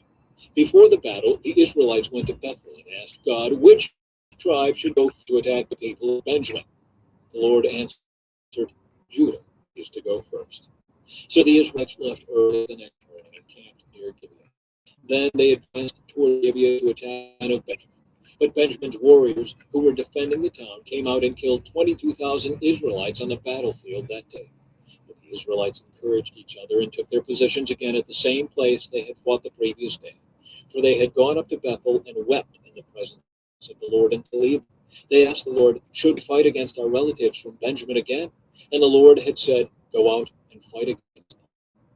So the next day they went out to fight against them of Benjamin. But Benjamin killed another 18,000 Israelites, all of whom were experienced with the sword. Then all the Israelites went to Bethel and wept in the presence of the Lord and fasted until evening. They also brought burnt offerings and peace offerings to the Lord. The Israelites went up seeking direction from the Lord. In those days, the Ark of the Covenant of God was in Bethel, and Phinehas, son of Eleazar and grandson of Aaron, was priest. The Israelites asked the Lord, "Should we fight against our relatives from Benjamin again, or should we stop?" The Lord said, "Go. Tomorrow I will hand them over to you." So the Israelites set an ambush all around Gibeah. They went out on the third day and took their positions at the same place as before. When the men of Benjamin came out to attack, they were drawn away from the town. And as they had done before, they began to kill the Israelites. About 30 Israelites died in the open fields and along the roads, one leading to Bethel and the other leading back to Gibeah. Then the warriors of Benjamin shouted, "We're defeating them as we did before." But the Israelites planned in advance to run away so that the men of Benjamin would chase them along the roads and be drawn away from the town. When the main group of Israelite warriors reached Baal Tamar, they turned and took up their positions. Meanwhile, the Israelites hiding in ambush to the west of Gibeah jumped up to fight. There were 10,000 elite Israel troops who advanced against them. The fighting was so big that Benjamin didn't realize the impending disaster. So the Lord helped Israel defeat Benjamin. That day, the Israelites killed 25,100 of Benjamin's warriors, all of whom were experienced swordsmen. Then the men of Benjamin saw that they were beaten. The Israelites had retreated from Benjamin's warriors in order to give those hiding in ambush more room to maneuver against Gibeah. Then those who were hiding rushed in from all sides and killed everyone in the town. They had arranged to send up a large cloud of smoke from the town as a signal. When the Israelites saw the smoke, they turned and attacked Benjamin's warriors. By that time, Benjamin's warriors had killed about 30 Israelites, and they shouted, "We're defeating them as we did in the first battle." But when the warriors of Benjamin looked behind them and saw the smoke rising into the sky from every part of the town, the men of Israel turned and attacked. At this point, the men of Benjamin became terrified because they realized disaster was close at hand. So they turned around and fled for the Israelites toward the wilderness. But they couldn't escape the battle, and the people who came out of the nearby towns were also killed. The Israelites surrounded the men of Benjamin and chased them relentlessly, finally overtaking them east of Gibeah. That day, 18,000 of Benjamin's strongest warriors died in battle. The survivors fled into the wilderness toward the rock of Rimmon, but Israel killed 5,000 of them along the road. They continued the chase until they killed another 2,000 near Guillory. So that day, the tribe of Benjamin lost 25,000 strong warriors armed with swords, leaving only 600 men who escaped to the rock of Rimmon, where they lived for 4 months. And the Israelites returned and slaughtered every living thing in all the towns, the people, the livestock, and everything they found. They also burned down all the towns they came to. The book of Judges,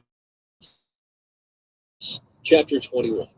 Israel provides wives for Benjamin. The Israelites had vowed at Mizpah, "We will never give our daughters in marriage to a man from the tribe of Benjamin." Now the people went to Bethel and sat in the presence of God until evening, weeping loudly and bitterly. "O Lord God of Israel," they cried out, "why has this happened in Israel? Now one of our tribes is missing from Israel." Early the next morning, the people built an altar and presented their burnt offerings and peace offerings on it. Then they said, "Who among the tribes of Israel did not join us at Mizpah when we held our assembly in the presence of the Lord?" At that time, they had taken a solemn oath in the Lord's presence, vowing that anyone who refused come would put to death. The Israelites felt sorry for their brother Benjamin and said, "Today one of the tribes of Israel has been cut off. How can we find wives for the few who remain, since we have sworn by the Lord not to give them our daughters in marriage?" So they asked, "Who among the tribes of Israel did not join us at Mizpah when we assembled in the presence of the Lord?" And they discovered that no one from Jabesh Gilead had attended the assembly. For after they counted all the people, no one from Jabesh Gilead was present. So the assembly sent 12,000 of their best warriors to Jabesh Gilead with orders to kill everyone there, including women and children. "This is what you are to do," they said: "completely destroy all the males and every woman who is not a virgin." Among the residents of Jabesh Gilead, they found 400 young virgins who had never slept with a man, and they brought them to the camp at Shiloh, the land of Canaan. The Israelite assembly sent a peace delegation to the remaining people of Benjamin who were living at the rock of Rimmon. Then the men of Benjamin returned to their homes, and the 400 women of Jabesh Gilead who had been spared were given to them as wives. But there were not enough women for all of them. The people felt sorry for Benjamin because the Lord had made this gap among the tribes of Israel. So the elders of the assembly asked, "How can we find wives for the few who remain, since the women of the tribe of Benjamin are dead? There must be heirs for the survivors, so that an entire tribe of Israel is not wiped out. But we cannot give them our own daughters in marriage because we have sworn with a solemn oath that anyone who does this will fall under God's curse." Then they thought of the annual festival of the Lord held in Shiloh, south of Rabboni, north of Bethel, along the east side of the road that goes from Bethel to Shechem. They told the men of Benjamin who still needed wives, "Go and hide in the vineyards. When you see the young women of Shiloh come out for their dances, rush out from the vineyards, and each of you can take one of them home to the land of Benjamin to be your wife. And when their fathers and brothers come to us and protest, we will tell them, 'Please be sympathetic. Let them have your daughters, for we didn't find wives for all of them when we destroyed Jabesh Gilead. And you are not guilty of breaking the vow, since you did not actually give your daughters to them in marriage.'" So the men of Benjamin did as they were told. Each man caught one of the women as she danced in the celebration and carried her off to be his wife. They returned to their own land, and they rebuilt their towns and lived in them. People of Israel departed by tribes and families and returned to their own homes. In those days, Israel had no king.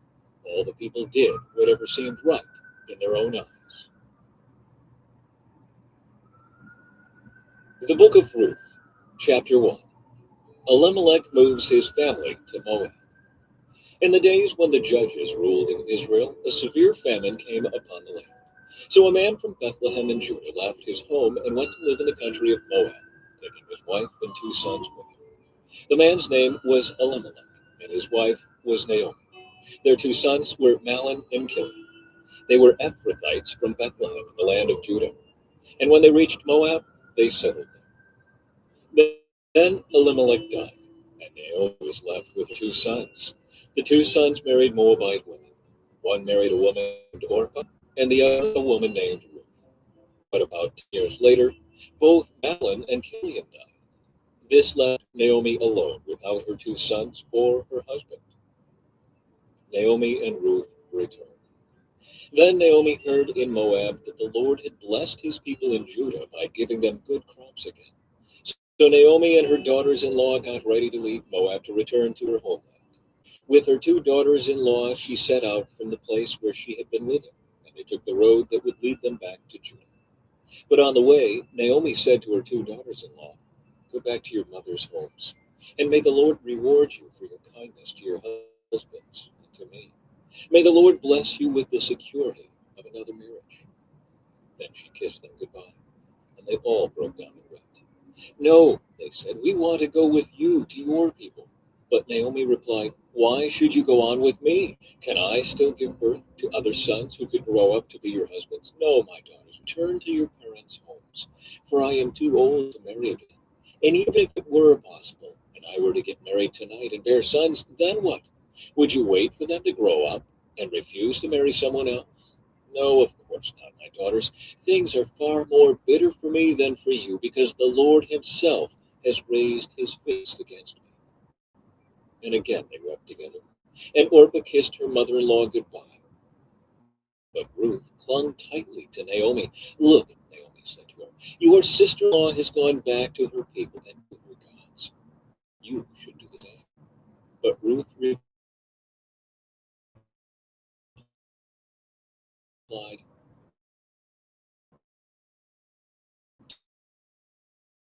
"Don't ask me to leave you, for you to go with her." She said nothing more. So the two of them continued on their journey. When they came to Bethlehem, the entire town was excited by their arrival. "Is it really Naomi?" the woman asked. "Don't call me Naomi," she responded. "Instead, call me Mara, for the Almighty has made life very bitter for me. I went away full, but the Lord has brought me home empty. Why call me Naomi when the Lord has caused me to suffer, and the Almighty has sent such tragedy upon me?" So Naomi returned from Moab, accompanied by her daughter-in-law Ruth, the young Moabite woman. They arrived in Bethlehem in late spring, at the beginning of the barley harvest. The book of Ruth, chapter 2. Ruth works in Boaz's field. Now there was a wealthy and influential man in Bethlehem named Boaz, who was a relative of Naomi's husband Elimelech. One day Ruth the Moabite said to Naomi, "Let me go out into the harvest fields to pick up the stalks of grain left behind by anyone who is kind enough to let me do it." Naomi replied, "All right, my daughter, go ahead." So Ruth went out to gather grain behind the harvesters. And as it happened, she found herself working in a field that belonged to Boaz, the relative of her father-in-law Elimelech. While she was there, Boaz arrived from Bethlehem and greeted the harvesters. "The Lord be with you," he said. "The Lord bless you," the harvesters replied. Then Boaz asked his foreman, "Who is that young woman over there? Who does she belong to?" And the foreman replied, "She is the young woman from Moab who came back with Naomi. She asked me this morning if she could gather grain behind the harvesters. She has been hard at work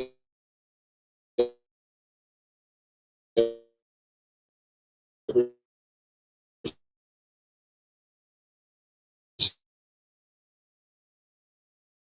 since,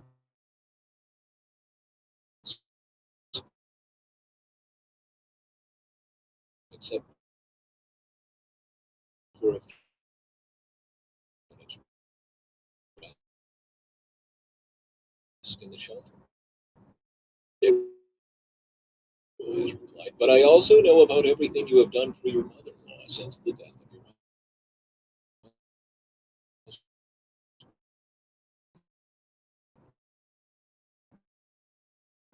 husband.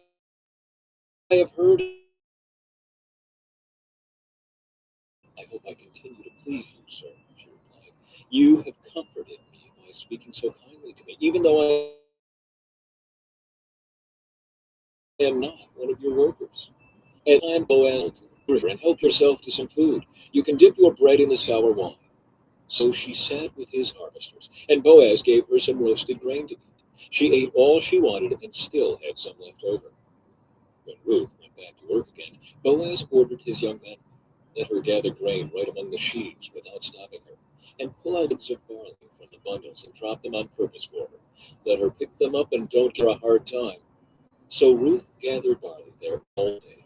And when she beat out the grain that evening, it filled an entire basket. She carried it back into town and showed it to her mother-in-law. Ruth also gave her the roasted grain that was left over from her meal. "Where did you gather all this grain today?" Naomi asked. "Where did you work? May the Lord bless the one who helped you."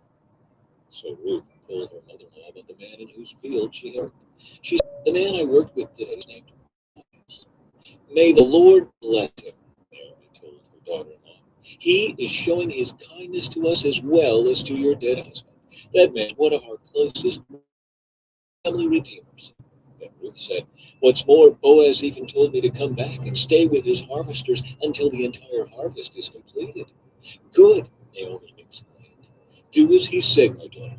Stay with his young women right through the whole harvest. You might be harassed in other fields, but you'll be safe with him."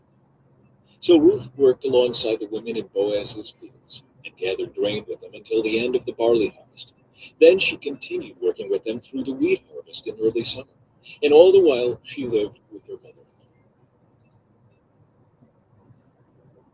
The book of Ruth, chapter 3. Ruth at the threshing floor. One day Naomi said to Ruth, "My daughter, it's time that I found a permanent home for you, so that you will be provided for. Boaz is a close relative of ours, and he's been very kind by letting you gather grain with his young women. Tonight he will be winnowing barley at the threshing floor. Now do as I tell you, and put on perfume and dress in your nicest clothes. Then go to the threshing floor. But don't let Boaz see you until he has finished eating and drinking. Be sure to notice where he lies down. Then go and uncover his feet and lie down there. He will tell you what to do." "I will do everything you say," Ruth replied. So she went down to the threshing floor that night and followed the instructions of her mother-in-law. After Boaz had finished eating and drinking and was in good spirits, he lay down at the far end of the pile of grain and went to sleep. Then Ruth came quietly, uncovered his feet, and lay down. Around midnight, Boaz suddenly woke up and turned over. He was surprised to find a woman lying at his feet. "Who are you?" he asked. "I am your servant Ruth," she replied. "Spread the corner of your covering over me, for you are my family redeemer." "The Lord bless you, daughter," Boaz exclaimed. "You are showing more family loyalty now than you did before, for you have not gone after a younger man, whether rich or poor. Now don't worry about a thing, my daughter. I will do what is necessary, for everyone in town knows you are a virtuous woman. But while it's true that I am one of your family redeemers, there is another man who is more closely related to you than I am. Stay in the morning, I will talk to him. If he is willing to redeem you, very well, let him marry you. But if he is not willing, then as surely as the Lord lives, I will redeem you myself. I'll lie down here until morning."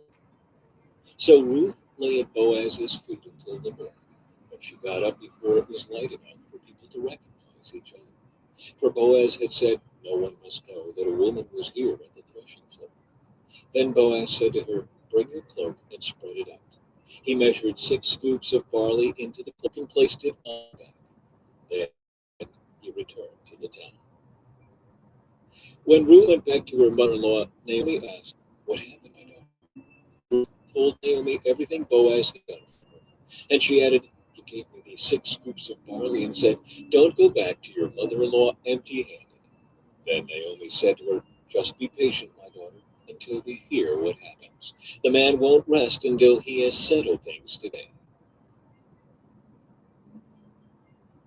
The book of Ruth, chapter 4. Boaz marries Ruth. Boaz went to the town gate and took a seat there. Just then the family redeemer he had mentioned came by. So Boaz called out to him, "Come over here and sit down, friend. I want to talk to you." So they sat down together. Then Boaz called 10 leaders from the town and asked them to sit as witnesses. And Boaz said to the family redeemer, "You know Naomi, who came back from Moab. She is selling the land that belonged to our relative Elimelech. I thought I should speak to you about it. We did, if you wish. If you want the land, then buy it here in the presence of these witnesses. But if you don't want it, let me go right away, because I am next in line to redeem it after you." The man replied, "All right, I'll redeem it." Then Boaz told him, "Of course, your purchase of the land from Naomi also requires that you marry Ruth, the Moabite widow. That way she can have children who will carry on her husband's name and keep the land in the family."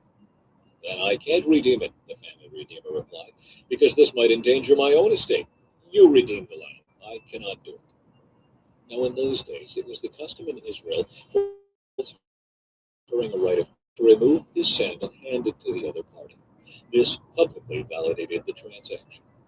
So the other family redeemer drew off his sandal as he said to Boaz, "You buy the land." Then Boaz said to the elders and to the crowd standing around, "You are witnesses that today I have bought from Naomi all the property of Elimelech, Kilion, and Mahlon. And with the land I have acquired Ruth, the Moabite widow of Mahlon, to be my wife. Today she could have a son to carry on the family name of her dead husband and to inherit the family property here in his hometown. You are all witnesses today." Then the elders and all the people standing in the gate replied, "We are witnesses. May the Lord make this woman who is coming into your home like Rachel and Leah, from whom all the nation of Israel descended. May she prosper and be famous in Bethlehem. And may the Lord give you descendants by this young woman, who will be like those of our ancestor Perez, the son of Tamar in Judah, the descendants of Boaz." So Boaz took Ruth into his home, and she became his wife. When he slept with her, the Lord enabled her to become pregnant, and she gave birth to a son. Then the women of the town said to Naomi, "Praise the Lord, who has now provided a redeemer for your family. May this child be famous in Israel. May he restore your youth and care for you in your old age. For he is the son of your daughter-in-law who loves you and has been better to you than 7 sons." Naomi took the baby and cuddled him to her breast, and she cared for him as if he were her own. The neighbor women said, "Now at last Naomi has a son again," and they named him Obed. He became the father of Jesse and the grandfather of David. This is the genealogical record of their ancestor Perez. Perez was the father of Hezron. Hezron was the father of Ram. Ram was the father of Amminadab. Amminadab was the father of Nahshon. Nahshon was the father of Salmon. Salmon was the father of Boaz. Boaz was the father of Obed. Obed was the father of Jesse. Jesse was the father of David.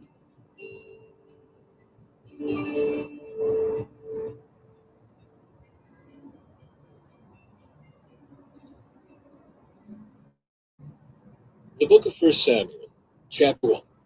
Elkanah and his family. There was a man named Elkanah who lived in Ramah, in the region of Zoph, in the hill country of Ephraim. He was the son of Jeroham, son of Elihu, son of Tohu, son of Zoph, of Ephraim. Elkanah had 2 wives, Hannah and Peninnah. Peninnah had children, but Hannah did not. Each year, Elkanah would travel to Shiloh to worship and sacrifice to the Lord of Heaven's armies at the tabernacle. The priests of the Lord at that time were the 2 sons of Eli, Hophni and Phinehas. On the days Elkanah presented his sacrifice, he would give portions of the meat to Peninnah and each of her children. And though he loved Hannah, he would give her only one choice portion, because the Lord had given her no children. So Peninnah would taunt Hannah and make fun of her, because the Lord had kept her from having children. Year after year, it was the same. Peninnah would taunt Hannah as they went to the tabernacle. Each time Hannah would be reduced to tears and would not even eat. "Why are you crying, Hannah?" Elkanah would ask. "Why aren't you eating? Why be downhearted just because you have no children? You have me. Isn't that better than having 10 sons?" Hannah's prayer for a son. Once, after a sacrificial meal at Shiloh, Hannah got up and went to pray. Eli the priest was sitting at his customary place beside the entrance of the tabernacle. Hannah was in deep anguish, crying bitterly as she prayed to the Lord. And she made this vow: "O Lord of heaven's armies, if you hear my sorrow and answer my prayer and give me a son, then I will give him back to you. He will be yours for his entire lifetime. And as a sign that he has been dedicated to the Lord, his hair will never be cut." As she was praying to the Lord, Eli watched her. Seeing her lips moving but hearing no sound, he thought she had been drinking. "Must you come here drunk?" he demanded. "Throw away your wine." "Oh, no, sir," she replied. "I haven't been drinking wine or anything stronger. But I am very discouraged, and I was pouring out my heart to the Lord. Don't think I am a wicked woman, for I have been praying out of great anguish and sorrow."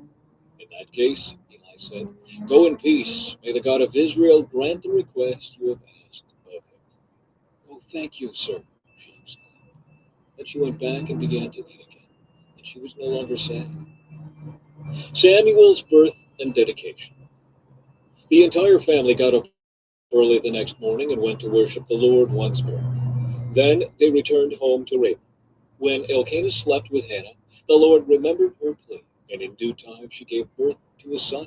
She named him Samuel, for she said, I asked the Lord for him. The next year, Elkanah and his family went on their annual trip to offer a sacrifice to the Lord, but Hannah did not go. She told her husband, wait till the boy is weaned. Then I will take him to the tabernacle and leave him there with the Lord permanently. Whatever you think is best, Elkanah agreed. Stay here for now, and may the Lord help you keep your promise. So she stayed home and nursed the boy until he was weaned. When the child was weaned, Hannah took him to the tabernacle in Shiloh. They brought along a 3-year-old bull for the sacrifice and a basket of flour and some wine. After sacrificing the bull, they brought the boy to Eli. Sir, do you remember me? Hannah asked. I am the woman who stood here several years ago praying to the Lord. I asked the Lord to give me this boy, and he has granted my request. Now I am giving him to the Lord, and he will belong to the Lord his whole life. And they worshiped the Lord then. The book of 1 Samuel, chapter 2, Hannah's prayer of praise. Then Hannah prayed, my heart rejoices in the Lord. The Lord has made me strong. Now I have an answer for my enemies. I rejoice because you rescued me. No one is holy like the Lord. There is no one besides you. There is no rock like our God. Stop acting so proud and haughty. Don't speak with such arrogance, for the Lord is a God who knows what you have done. He will judge your actions. The bow of the mighty is now broken, and those who stumbled are now strong. Those who were well fed are now starving, and those who were starving are now full. The childless woman now has 7 children, and the woman with many children wastes away. The Lord is both death and life. He brings some down to the grave, but raises others up. The Lord makes some poor and others rich. He brings some down and lifts others up. He lifts the poor from the dust and the needy from the garbage dump. He sets them among princes, placing them in seats of honor. For all the earth is the Lord's, and he has set the world in order. He will protect his faithful ones, but the wicked will disappear in darkness. No one will succeed by strength alone. Those who fight against the Lord will be shattered. He thunders against them from heaven. The Lord judges throughout the earth. He gives power to his king. He increases the strength of his anointed one. Then Elkanah returned home to Ramah without Samuel, and the boy served the Lord by assisting Eli the priest. Eli's wicked sons. Now the sons of Eli were scoundrels who had no respect for the Lord or for their duties as priests.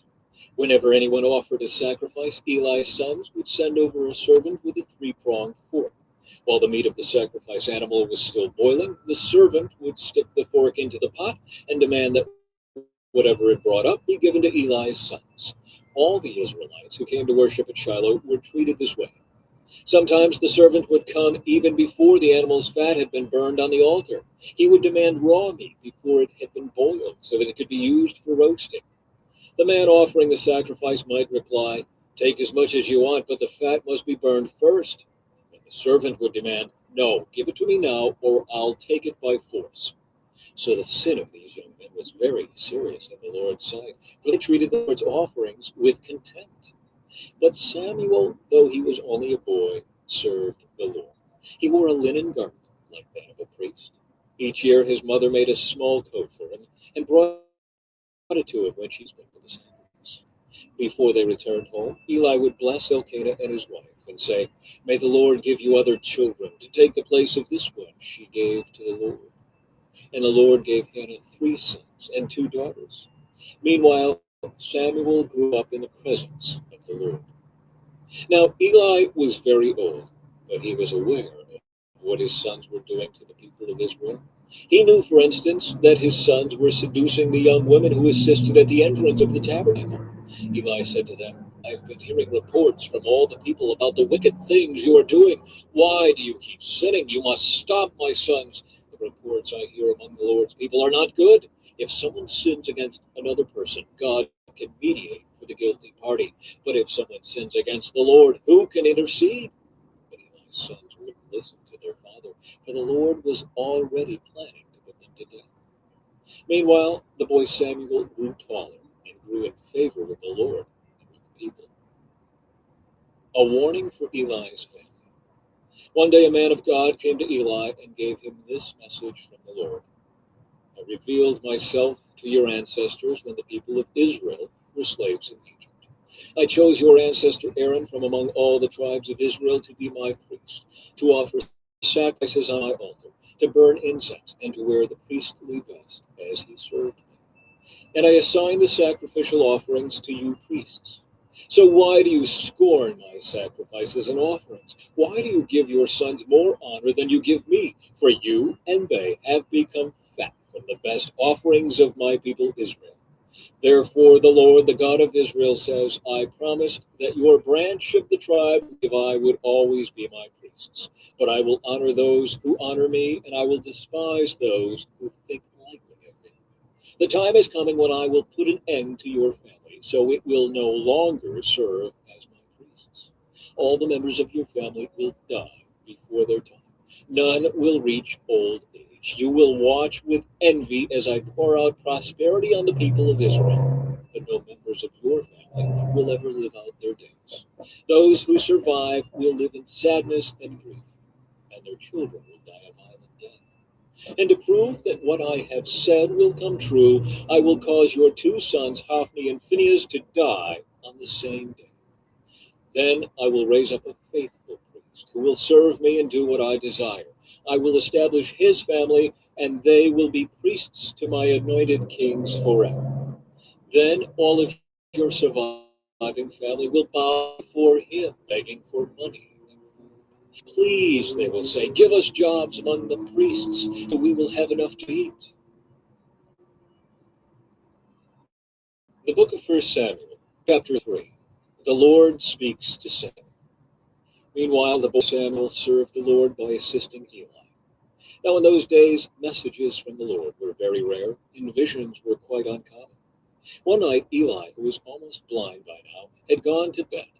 The lamp of God had not yet gone out, and Samuel was sleeping in the tabernacle near the ark of God.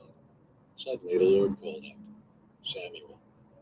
"Yes," Samuel replied. "What is it?" He got up and ran to Eli. "Here I am. Did you call me?"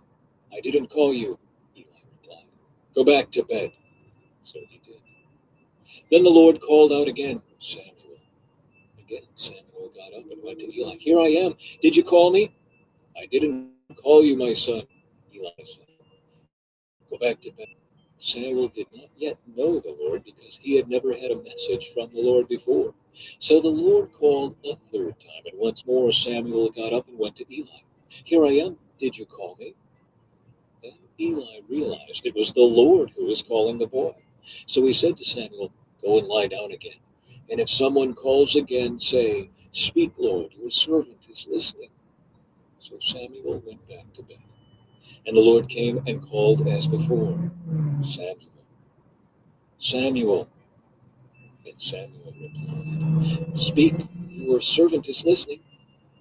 And the Lord said to Samuel, "I am about to do a shocking. I am going to carry out all my threats against God and his family from beginning to end.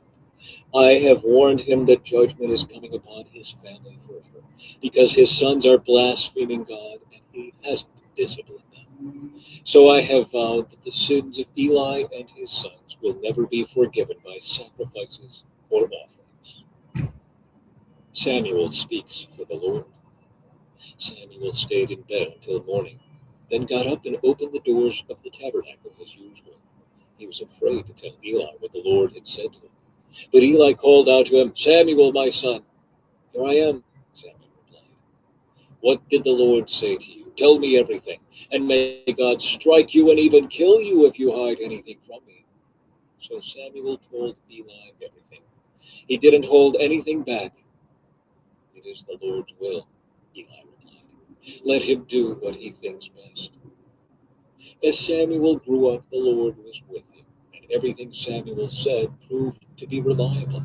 And all Israel, from Dan in the north to Beersheba in the south, knew that Samuel was confirmed as a prophet of the Lord. The Lord continued to appear at Shiloh and gave messages to Samuel there at the tabernacle. And Samuel's words went out to all the people of Israel. The book of 1 Samuel, chapter 4. The Philistines capture the ark. At that time, Israel was at war with the Philistines. The Israelite army was camped near Ebenezer, and the Philistines were at Aphek. The Philistines attacked and defeated the army of Israel, killing 4,000 men. After the battle was over, the troops retreated to their camp. And the elders of Israel asked, "Why did the Lord allow us to be defeated by the Philistines?" Then they said, "Let's bring the ark of the covenant of the Lord from Shiloh. If we carry it into battle with us, it will save us from our enemies." So they sent men to Shiloh to bring the ark of the covenant of the Lord of heaven's armies, who is enthroned between the cherubim. Hophni and Phinehas, the sons of Eli, were also there with the ark of the covenant of God. When all the Israelites saw the ark of the covenant of the Lord coming into the camp, their shout of joy was so loud it made the ground shake. "What's going on?" the Philistines asked. "What's all the shouting about in the Hebrew camp?" When they were told it was because the ark of the Lord had arrived, they panicked. "The gods have come into their camp," they cried. "This is a disaster. We have never had to face anything like this before. Help! Who can save us from these mighty gods of Israel? They are the same gods who destroyed the Egyptians with plagues when Israel was in the wilderness. Fight as never before, Philistines. If you don't, we will become the Hebrews' slaves, just as they have been ours. Stand up like men and fight." So the Philistines fought desperately, and Israel was defeated again. The slaughter was great. 30,000 Israelite soldiers died that day. The survivors turned and fled to their tents. The ark of God was captured, and Hophni and Phinehas, the two sons of Eli, were killed. The death of Eli. A man from the tribe of Benjamin ran from the battlefield and arrived at Shiloh later that same day. He had torn his clothes and put dust on his head to show his grief. Eli was waiting beside the road to hear the news of the battle, for his heart trembled for the safety of the ark of God. When the messenger arrived and told what had happened, an outcry resounded throughout the town. "What is all the noise about?" Eli asked. The messenger rushed over to Eli, who was 98 years old and blind. He said to Eli, "I have just come from the battlefield. I was there this very day." "What happened to my son?" Eli demanded. "Israel has been defeated by the Philistines," the messenger replied. "The people have been slaughtered, and your two sons, Hophni and Phinehas, were also killed, and the ark of God has been captured." When the messenger mentioned what had happened to the ark of God, Eli fell backward from his seat beside the gate. He broke his neck and died, for he was old and overweight. He had been Israel's judge for 40 years. Eli's daughter-in-law, the wife of Phinehas, was pregnant and near her time of delivery. When she heard that the ark of God had been captured and that her father-in-law and husband were dead, she went into labor and gave birth. She died in childbirth, but before she passed away, the midwives tried to encourage her. "Don't be afraid," they said. "You have a baby boy." But she did not answer or attention to them. She named the child Ichabod, which means, "Where is the glory?" For she said, "Israel's glory is gone." She named him this because the ark of God had been captured, and because her father-in-law and husband were dead. Then she said, "The glory has departed from Israel, for the ark of God has been captured." The book of 1 Samuel, chapter 5. The ark in Philistia. After the Philistines captured the ark of God, they took it from the battleground at Ebenezer to the town of Ashdod. They carried the ark of God into the temple of Dagon and placed it beside an idol of Dagon. But when the citizens of Ashdod went to see it the next morning, Dagon had fallen with his face to the ground in front of the ark of the Lord. So they took Dagon and put him in his place again. But the next morning the same thing happened. Dagon had fallen face down before the ark of the Lord again. This time his head and hands had broken off and were lying in the doorway, Only the trunk of his body was left intact. That is why to this day neither the priests of Dagon nor anyone who enters the temple of Dagon in Ashdod will step on its threshold. Then the Lord's heavy hand struck the people of Ashdod and the nearby villages with a plague of tumors. When the people realized what was happening, they cried out, "We can't keep the ark of the God of Israel here any longer. He is against us. We will all be destroyed along with Dagon, our God." So they called together the rulers of the Philistine towns and asked, "What should we do with the ark of the God of Israel?" The rulers discussed it and replied, "Move it to the town of Gath." So they moved the ark of the God of Israel to Gath. But when the ark arrived at Gath, the Lord's heavy hand fell on its men, young and old. He struck them with a plague of tumors, and there was a great panic. So they sent the ark of God to the town of Ekron. But when the people of Ekron saw it coming, they cried out, "They are bringing the ark of the God of Israel here to kill us too." The people summoned the Philistine rulers again and begged them, "Please send the ark of the God of Israel back to its own country, or it will kill us all." The deadly plague from God had already begun, and great fear was sweeping across the town. Those who didn't die were afflicted with tumors, and the cry from the town rose to heaven. The book of 1 Samuel, chapter 6. The Philistines returned the ark. The ark of the Lord remained in Philistine territory 7 months in all. Then the Philistines called in their priests and diviners and asked them, "What should we do about the ark of the Lord? Tell us how to return it to its own country." "Send the ark of the God of Israel back with a gift," they were told. "Send a guilt offering so the plague will stop. Then, if you are healed, you will know it was his hand that caused the plague." "What sort of guilt offering should we send?" they asked. And they were told, "Since the plague has struck both you and your 5 rulers, make 5 gold tumors and 5 gold rats, just like those that have ravaged your land.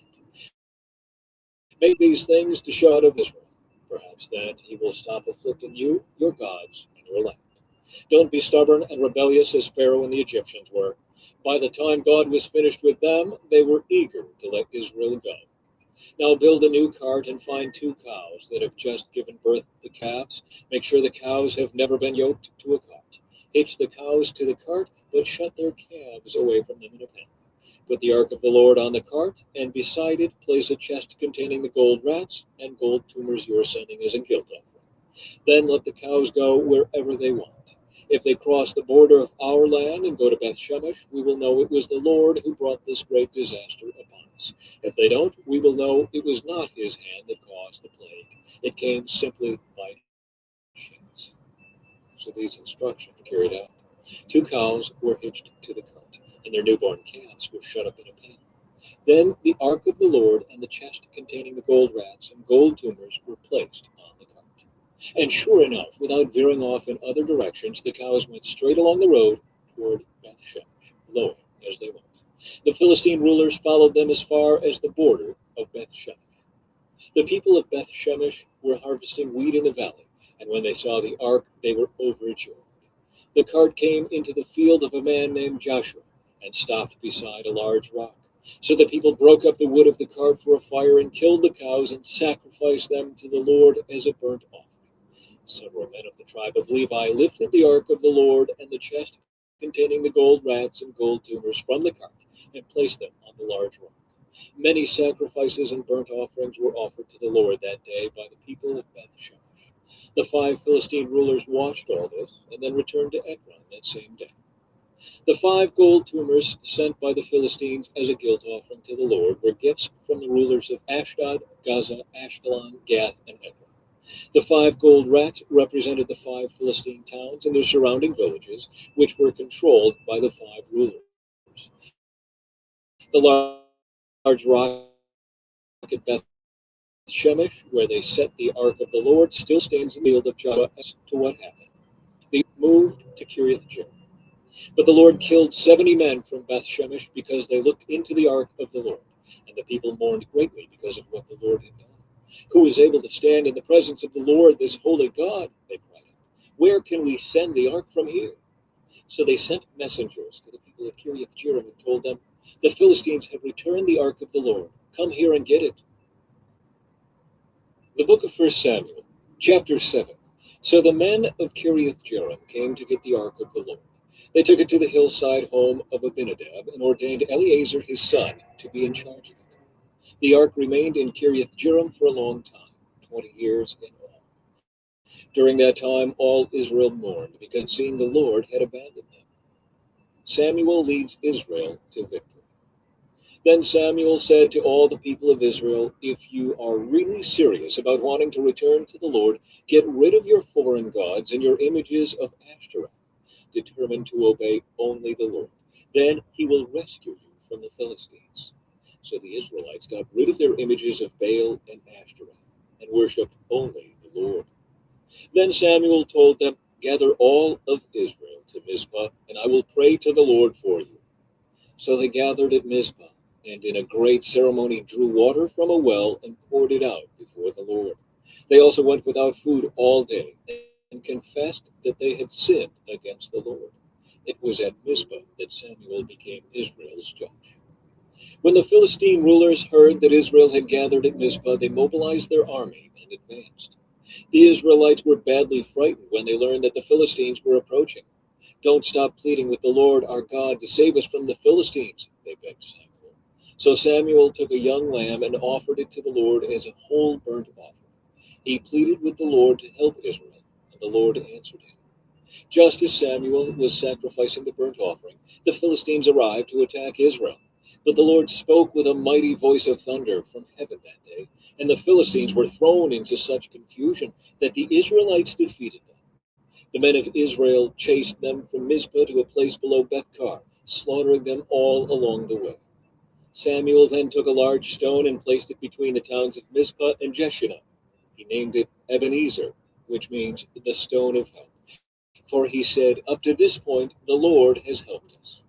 So the Philistines were subdued and didn't invade Israel again for some time. And throughout Samuel's lifetime, the Lord's powerful hand was raised against the Philistines. The Israelite villages near Ekron and Gath that the Philistines had captured were restored to Israel, along with the rest of the territory that the Philistines had taken. And there was peace between Israel and the Amorites in those days. Samuel continued as Israel's judge for the rest of his life. Each year he traveled around, setting up his court first at Bethel, then at Gilgal, and then at Mizpah. He judged the people of Israel at each of these places.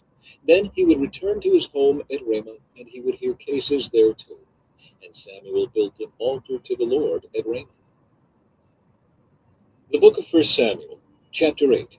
Israel requests a king. As Samuel grew old, he appointed his sons to be judges over Israel. Joel and Abijah, his oldest sons, held court in Beersheba. But they were not like their father, for they were greedy for money. They accepted bribes and perverted justice. Finally, all the elders of Israel met at Ramah to discuss the matter with Samuel. "Look," they told him, "you are now old, and your sons are not like you. Give us a king to judge us, like all the other nations have." Samuel was displeased with their request and went to the Lord for guidance. "Do everything they say to you," the Lord replied, "for it is me they are rejecting, not you. They don't want me to be their king any longer. Ever since I brought them from Egypt, they have continually abandoned me and followed other gods, and now they are giving you the same treatment. Do as they ask, but solemnly warn them about the way a king will reign over them." Samuel warns against a kingdom. So Samuel passed on the Lord's warning to the people who were asking him for a king. "This is how a king will reign over you," Samuel said. "The king will draft your sons and assign them to his chariots and his charioteers, making them run before his chariots. Some will be generals and captains in his army. Some will be forced to plow in his fields and harvest his crops, and some will make his weapons and chariot equipment. The king will take your daughters from you and force them to cook and bake and make perfumes for him. He will take away the best of your fields and vineyards and olive groves and give them to his own officials. He will take a tenth of your grain and your grape harvest and distribute it among his officers and attendants. He will take your male and female slaves and demand the finest of your cattle and donkeys for his own use. He will demand a tenth of your flocks, and you will be his slaves. When that day comes, you will beg for relief from this king you are demanding, but then the Lord will not help you." But the people refused to listen to Samuel Samuel's warning. Even so, we still want a king, they said. We want to be like the nations around us. Our king will judge us and lead us into battle. So Samuel repeated to the Lord what the people had said, and the Lord replied, do as they say, and give them a king. Then Samuel agreed and sent the people home. The book of 1 Samuel, chapter 9. Saul meets Samuel. There was a wealthy, influential man named Kish from the tribe of Benjamin. He was the son of Abiel, son of Zeror, son of Bechereth, son of Aphiah, of the tribe of Benjamin.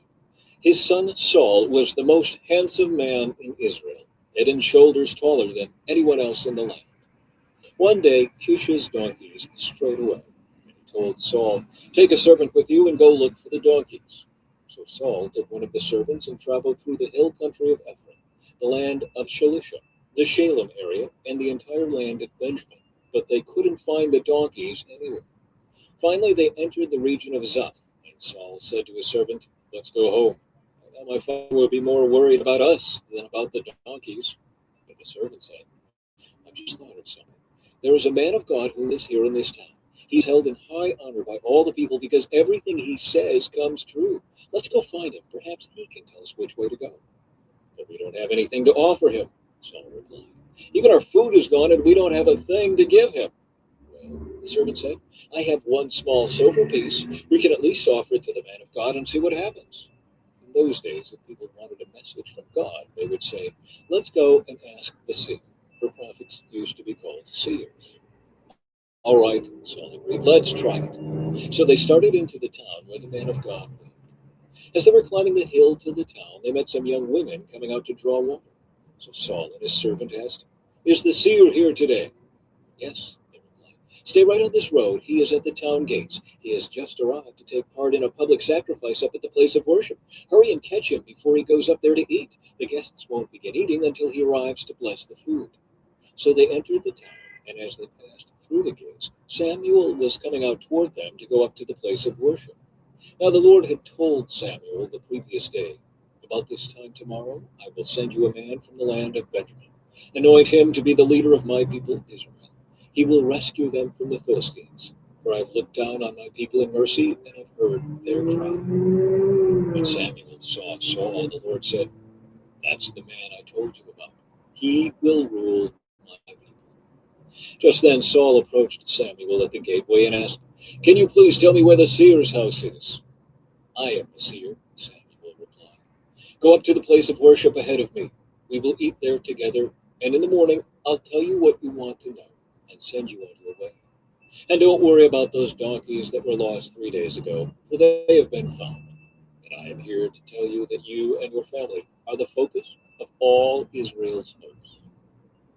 Saul replied, but I'm only from the tribe of Benjamin, the smallest tribe in Israel, and my family is the least important of all the families of that tribe. Why are you talking like this to me? Then Samuel brought Saul and his servant into the hall and placed them at the head of the table, honoring them above the 30 special guests. Samuel then instructed the cook to bring Saul the finest cut of meat, the piece that had been set aside for the guest of honor. So the cook brought in the meat and placed it before Saul. Go ahead and eat it, Samuel said. I was saving it for you even before I invited these others. So Saul ate with Samuel that day. When they came down from the place of worship and returned to town, Samuel took Saul up to the roof of the house and prepared a bed for him there. At daybreak the next morning, Samuel called to Saul, get up, it's time you were on your way. So Saul got ready, and he and Samuel left the house together. When they reached the edge of town, Samuel told Saul to send his servant on ahead. After the servant was gone, Samuel said, stay here, for I have received a special message for you from God. The book of 1 Samuel, chapter 10. Samuel anoints Saul as king. Then Samuel took a flask of olive oil and poured it over Saul's head. He kissed Saul and said, I am doing this because the Lord has appointed you to be the ruler over Israel, his special possession. When you leave me today, you will see 2 men beside Rachel's tomb at Zelzah, on the border of Benjamin. They will tell you that the donkeys have been found and that your father has stopped worrying about them and is now worried about you. He is asking, have you seen my son? When you get to the oak of Tabor, you will see three men coming toward you who are on their way to worship God at Bethel. One will be bringing three young goats, another will have 3 loaves of bread, and the third will be carrying a wineskin full of wine. They will greet you and offer you 2 of the loaves, which you are to accept. When you arrive at Gibeah of God, where the garrison of the Philistines is located, you will meet a band of prophets coming down from the place of worship. They will be playing a harp, a tambourine, a flute, and a lyre, and they will be prophesying. At that time, the Spirit of the Lord will come powerfully upon you, and you will prophesy with them. You will be changed into a different person. After these signs take place, do what must be done, for God is with you. Then go down to Gilgal ahead of me.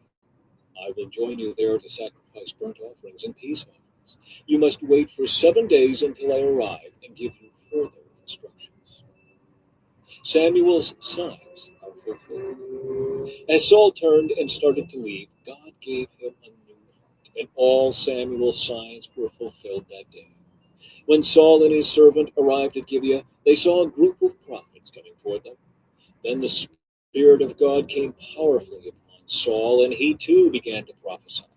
When those who knew Saul heard about it, they exclaimed, "What? Is even Saul a prophet? How did the son of Kish become a prophet?" And one of those standing there said, "Can anyone become a prophet, no matter who his father is?" So that is the origin of the saying, "Is even Saul a prophet?" When Saul had finished prophesying, he went up to the place of worship. "Where have you been?" Saul's uncle asked him and his servant. "We were looking for the donkeys," Saul replied, "but we couldn't find them, so we went to Samuel to ask him where they were." "Oh, and what did he say?" "He told us that the donkeys had already been found," Saul replied. But Saul didn't tell his uncle what Samuel said about the kingdom. Saul is acclaimed king. Later, Samuel called all the people of Israel to meet before the Lord at Mizpah. And he said, "This is what the Lord, the God of Israel, has declared. I brought you from Egypt and rescued you from the Egyptians and from all the nations that were oppressing you. But though I have rescued you from your misery and distress, you have rejected your God today and have said, 'No, we want a king instead.' Now, therefore, present yourselves before the Lord by tribes and clans." So Samuel brought all the tribes of Israel before the Lord, and the tribe of Benjamin was chosen by lot. Then he brought each family of the tribe of Benjamin before the Lord, and the family of the matriarchs was chosen. And finally Saul, son of Kish, was chosen from among them. But when they looked for him, he disappeared. So they asked the Lord, "Where is he?" And the Lord replied, "He is hiding among the baggage." So they found him and brought him out, and he stood head and shoulders above anyone else. Then Samuel said to all the people, "This is the man the Lord has chosen as your king. No one in all Israel is like him." And all the people shouted, "Long live the king!" Then Samuel told the people what the rights and duties of a king were. He wrote them down on a scroll and placed it before the Lord. Then Samuel sent the people home again. When Saul returned to his home at Gibeah, a group of men whose hearts God had touched went with him. But there were some scoundrels who complained, "How can this man save us?" And they scorned him and refused to bring him gifts. But Saul ignored them. Nahash, king of the Ammonites, had been grievously oppressing the people of Gad and Reuben who lived east of the Jordan River.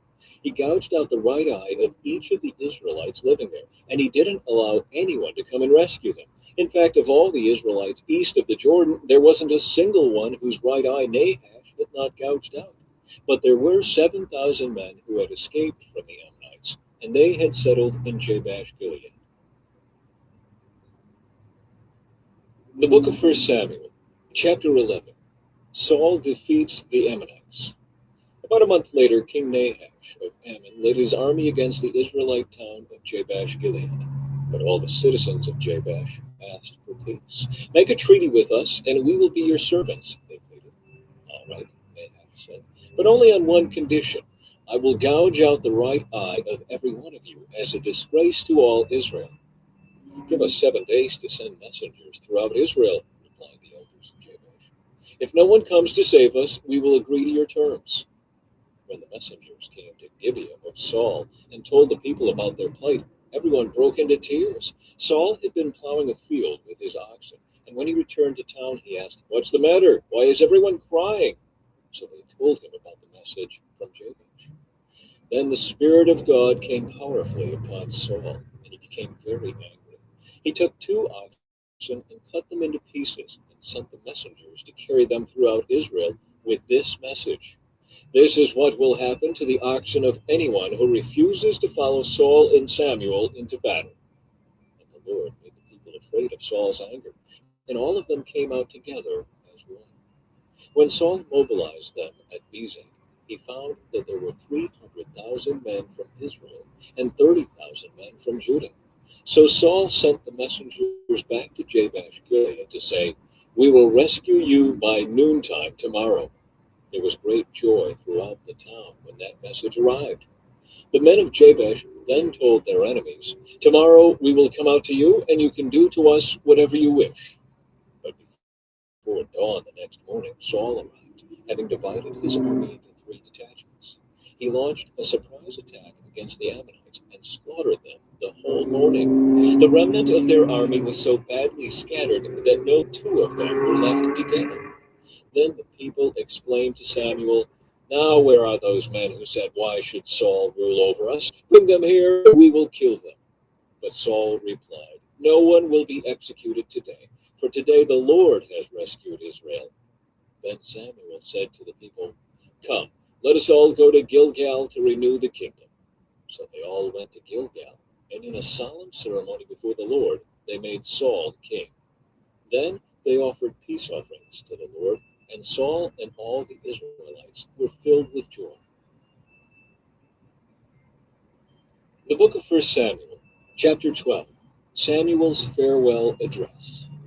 Then Samuel addressed all Israel. "I have done as you asked and given you a king. Your king is now your leader.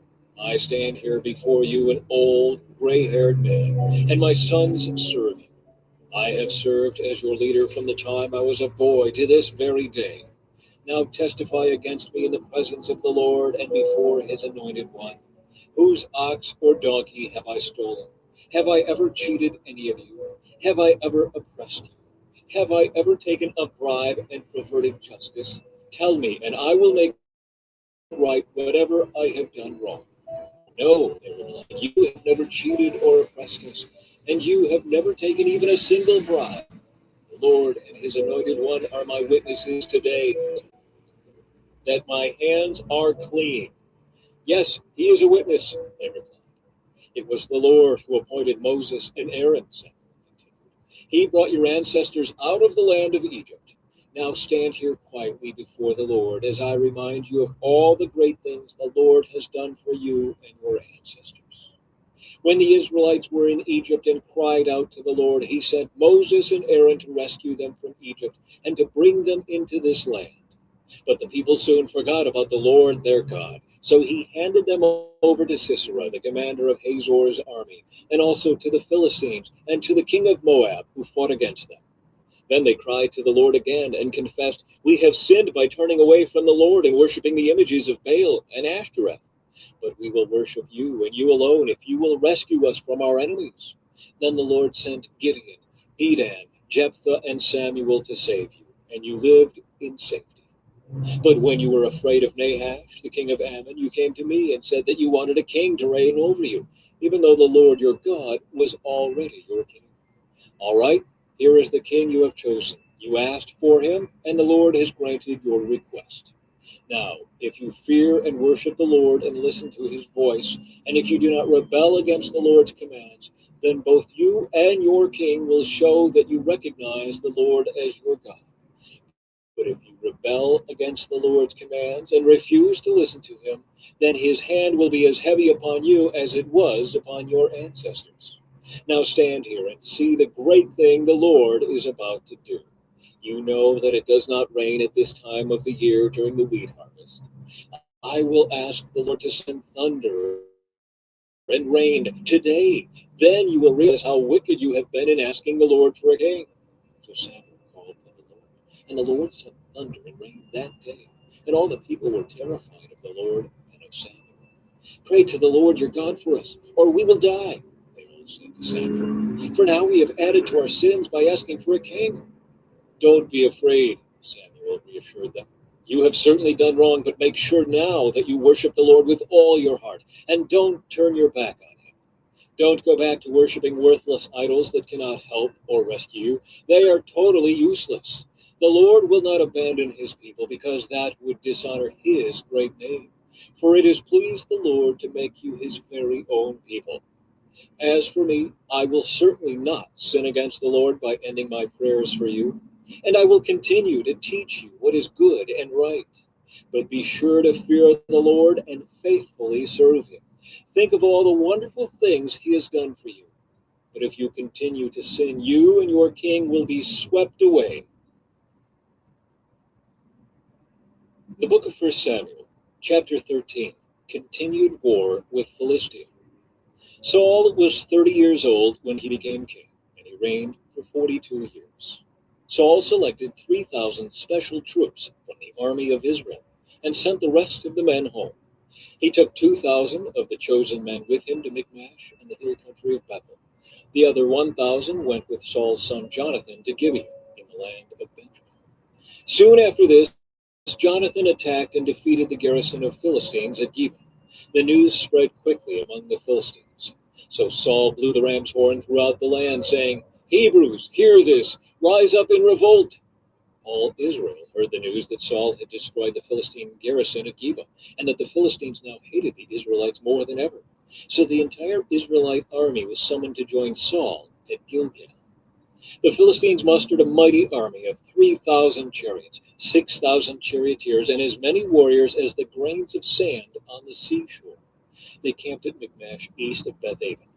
The men of Israel saw what a tight spot they were in, and because they were hard pressed by the enemy, they tried to hide in caves, thickets, rocks, holes, and cisterns. Some of them crossed the Jordan River and escaped into the land of Gad and Gilead. Saul's disobedience and Samuel's rebuke. Meanwhile, Saul stayed at Gilgal, and his men were trembling with fear. Saul waited there 7 days for Samuel, as Samuel had instructed him earlier.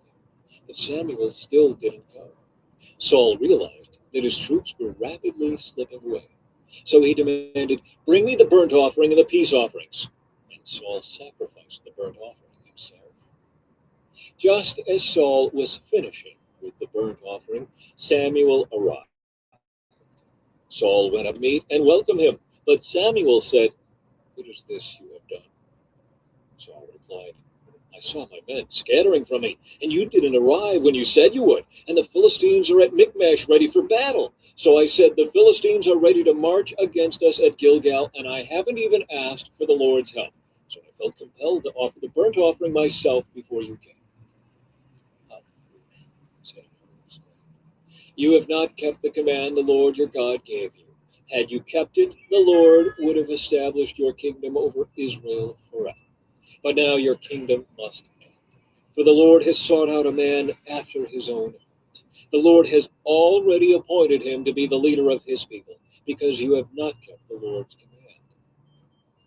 Israel's military disadvantage. Samuel then left Gilgal and went on his way. But the rest of the troops went with Saul to meet the army. They went up from Gilgal to Gibeah in the land of Benjamin. When Saul counted the men who were still with him, he found only 600 were left. Saul and Jonathan and the troops with them were staying at Gibeah in the land of Benjamin. The Philistines set up their camp at Michmash. 3 raiding parties soon left the camp of the Philistines. One went north toward Ophrah in the land of Shur. Another went west to Beth-horon, and the third moved toward the border above the valley of Zeboim, near the wilderness. There were no blacksmiths in the land of Israel in those days. The Philistines wouldn't allow them for fear they would make swords and spears for the Hebrews. So whenever the Israelites needed to sharpen their plowshares, picks, axes, or sickles, they had to take them to a Philistine blacksmith. The charges were as follows: 1/4 ounce of silver for sharpening a plowshare or a pick, and 1/8 ounce for sharpening an axe, a sickle, or an ox goad. So on the day of the battle, none of the people of Israel had a sword or spear, except for Saul and Jonathan. The pass at Michmash had meanwhile been secured by a contingent of the Philistine army. The book of 1 Samuel, chapter 14. Jonathan's daring plan. One day Jonathan said to his armor bearer, "Come on, let's go over to where the Philistines have their outpost." But Jonathan did not tell his father what he was doing. Meanwhile, Saul and his 600 men were camped on the outskirts of Gibeon, around the pomegranate tree at midnight. Among Saul's men was Ahijah the priest, who was wearing the ephod, the priest's vest. Ahijah was the son of Ichabod's brother Ahitub, son of Phinehas, son of Eli, the priest of the Lord, who had served at Shiloh. No one realized that Jonathan had left the Israelite camp. To reach the Philistine outpost, Jonathan had to go down between two rocky cliffs that were called Bozez and Sina. The cliff on the north was in front of Michmash, and the one on the south was in front of Gillory. "Let's go across to the outpost of those pagans," Jonathan said to his armor bearer. "Perhaps the Lord will help us, for nothing can hinder the Lord. He can win a battle whether he has many warriors or only a few." "Do what you think is best," the armor bearer replied. "I'm with you completely, whatever you decide."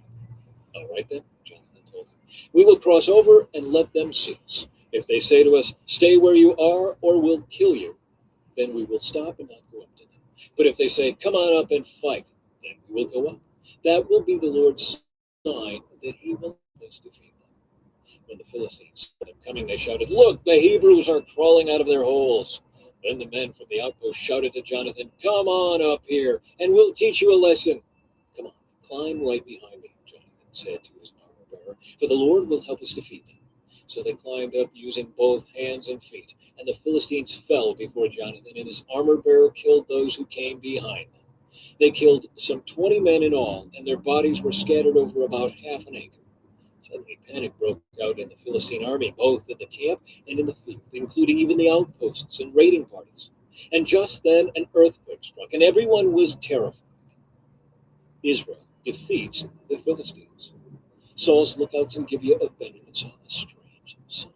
The vast army of Philistines began to melt away in every direction. "Call the roll and find out who's missing," Saul ordered. And when they checked, they found that Jonathan and his armor bearer were gone. Then Saul shouted to Ahijah, "Bring the ephod here." For at that time Ahijah was wearing the ephod in front of the Israelites. But while Saul was talking to the priest, the confusion in the Philistine camp grew louder and louder. So Saul said to the priest, "Never mind, let's get going." Then Saul and all his men rushed out to the battle and found the Philistines killing each other. There was terrible confusion everywhere. Even the Hebrews, who had previously gone over to the Philistine army, revolted and joined in with Saul, Jonathan, and the rest of the Israelites. Likewise, the men of Israel, who were hiding in the hill country of Ephraim, joined the chase when they saw the Philistines running away. So the Lord saved Israel that day, and the battle continued to rage even beyond Bethel. Saul's foolish oath. Now the men of Israel were pressed to exhaustion that day, because Saul had placed them under an oath, saying, "Let a curse fall on anyone who eats before evening, before I have full revenge on my enemies." So no one ate anything all day, even though they had all found honeycomb on the ground in the forest. They didn't dare touch the honey because they all feared the oath they had taken. But Jonathan had not heard his father's command, and he dipped the end of his stick into a piece of honeycomb and ate the honey. After he had eaten it, he felt refreshed. But one of the men saw him and said, "Your father made the army take a strict oath that anyone who eats food today will be cursed. That is why everyone is weary and faint." "My father has made trouble for us all," Jonathan exclaimed. "A command like that only hurts us. See how refreshed I am now that I have eaten this little bit of honey. If the men had been allowed to eat freely from the food they found among our enemies, think how many more Philistines we could have killed." They chased and killed the Philistines all day from Michmash to Asia, growing more and more faint. That evening they rushed for the battle plunder and butchered the sheep, goats, cattle, and calves, but they ate them without draining the blood. Someone reported to Saul, "Look, the men are sinning against the Lord by eating meat that still has blood in it." "That is very wrong," Saul said. "Find a large stone and roll it over here. Then go out among the troops and tell them, 'Bring the cattle, sheep, and goats here to me. Kill them here and drain the blood before you eat them. Do not sin against the Lord by eating meat with the blood still in it.'" So that night all the troops brought their animals and slaughtered them there. Then Saul built an altar to the Lord. It was the first of the altars he built to the Lord. Then Saul said, Let's chase the Philistines all night and plunder them until sunrise. Let's destroy every last one of them. His men replied, We'll do whatever you think is best. But the priest said, Let's ask God first. So Saul asked God, Should we go after the Philistines? Will you help us defeat them? But God made no reply that day. Then Saul said to the leaders, Something's wrong. I want all my army commanders to come here. We must find out what sin was committed today. I vow by the name of the Lord who rescued Israel that the sinner will surely die, even if it is my own son Jonathan. But no one would tell him what the trouble was. Then Saul said, Jonathan and I will stand over here, and all of you stand over there. And the people responded to Saul, Whatever you think is best. Then Saul prayed, O Lord, God of Israel, please show us who is guilty and who is innocent. Then they cast sacred lots, and Jonathan and Saul were chosen as the guilty ones, and the people were declared innocent. Then Saul said, Now cast lots again and choose between me and Jonathan. And Jonathan was shown to be the guilty one. Tell me what you have done, Saul demanded Jonathan. I tasted a little honey, Jonathan admitted. It was only a little bit on the end of my stick. Does that deserve death? Yes, Jonathan, Saul said. You must die. May God strike me and even kill me if you do not die for this. But the people broke in and said to Saul, Jonathan has won this great victory for Israel. Should he die? Far from it.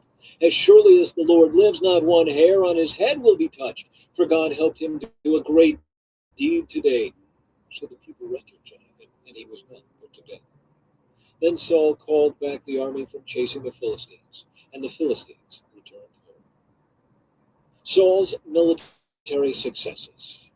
Now, when Saul had secured his grasp on Israel's throne, he fought against his enemies in every direction, against Moab, Ammon, Edom, the kings of Zobah, and the Philistines. And wherever he turned, he was victorious. He performed great deeds and conquered the Amalekites, saving Israel from all those who had plundered them. Saul's sons included Jonathan, Ishbosheth, and Malchishua. He also had two daughters, Merab, who was older, and Michal. Saul's wife was Ahinoam, the daughter of Ahimaaz. The commander of Saul's army was Abner, the son of Saul's uncle Ner. Saul's father Kish and Abner's father Ner were both sons of Abiel. The Israelites fought constantly with the Philistines throughout Saul's lifetime. So whenever Saul observed a young man who was brave and strong, he drafted him into his army. The book of 1 Samuel, chapter 15. Saul destroys the Amalekites. One day Samuel said to Saul, It was the Lord who told me to anoint you as king of his people Israel. Now listen to this message from the Lord. This is what the Lord of heaven's armies has declared. I have decided to settle accounts with the nation of Amalek for opposing Israel when they came from Egypt. Now go and completely destroy the entire Amalekite nation. Men, women, children, babies, cattle, sheep, goats, camels, and donkeys. So Saul mobilized his army mentally. There were 200,000 soldiers from Israel and 10,000 men from Judah. Then Saul and his army went to a town of the Amalekites and lay in wait in the valley. Saul sent this warning to the Kenites: Move away from where the Amalekites live, or you will die with them. For you showed kindness to all the people of Israel when they came up from Egypt. So the Kenites packed up and left. Then Saul slaughtered the Amalekites from Havilah all the way to Shur, east of Egypt. He captured Agag, the Amalekite king, but completely destroyed everyone else. Saul and his men spared Agag's life and kept the best of the sheep and goats, the cattle, the fat calves, and the lambs, everything, in fact, that appealed to them. They destroyed only what was worthless or of poor quality. The Lord rejects Saul. Then the Lord said to Samuel, I am sorry that I ever made Saul king, for he has not been loyal to me, and has refused to obey my command. Samuel was so deeply moved when he heard this that he cried out to the Lord all night. Early the next morning, Samuel went to find Saul.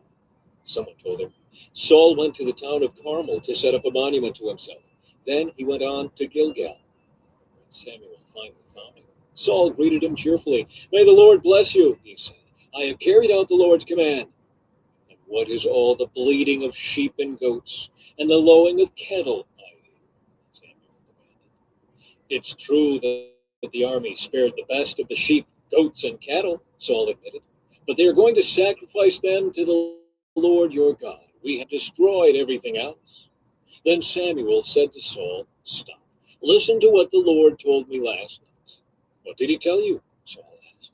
And Samuel told him, "Although you may think little of yourself, are you not the leader of the tribes of Israel? The Lord has anointed you king of Israel. And the Lord sent you on a mission and told you, 'Go and completely destroy the sinners, the Amalekites, until they are all dead.' Why haven't you obeyed the Lord? Why did you rush for the plunder and do what was evil in the Lord's sight?" But I did obey the Lord, he insisted. "I carried out the mission he gave me. I brought back King Agag, but I destroyed everyone else. Then my troops brought in the best of the sheep, goats, cattle, and plunder to sacrifice to the Lord your God in Gilgal." But Samuel replied, "What is more pleasing to the Lord, your burnt offerings and sacrifices, or your obedience to his voice?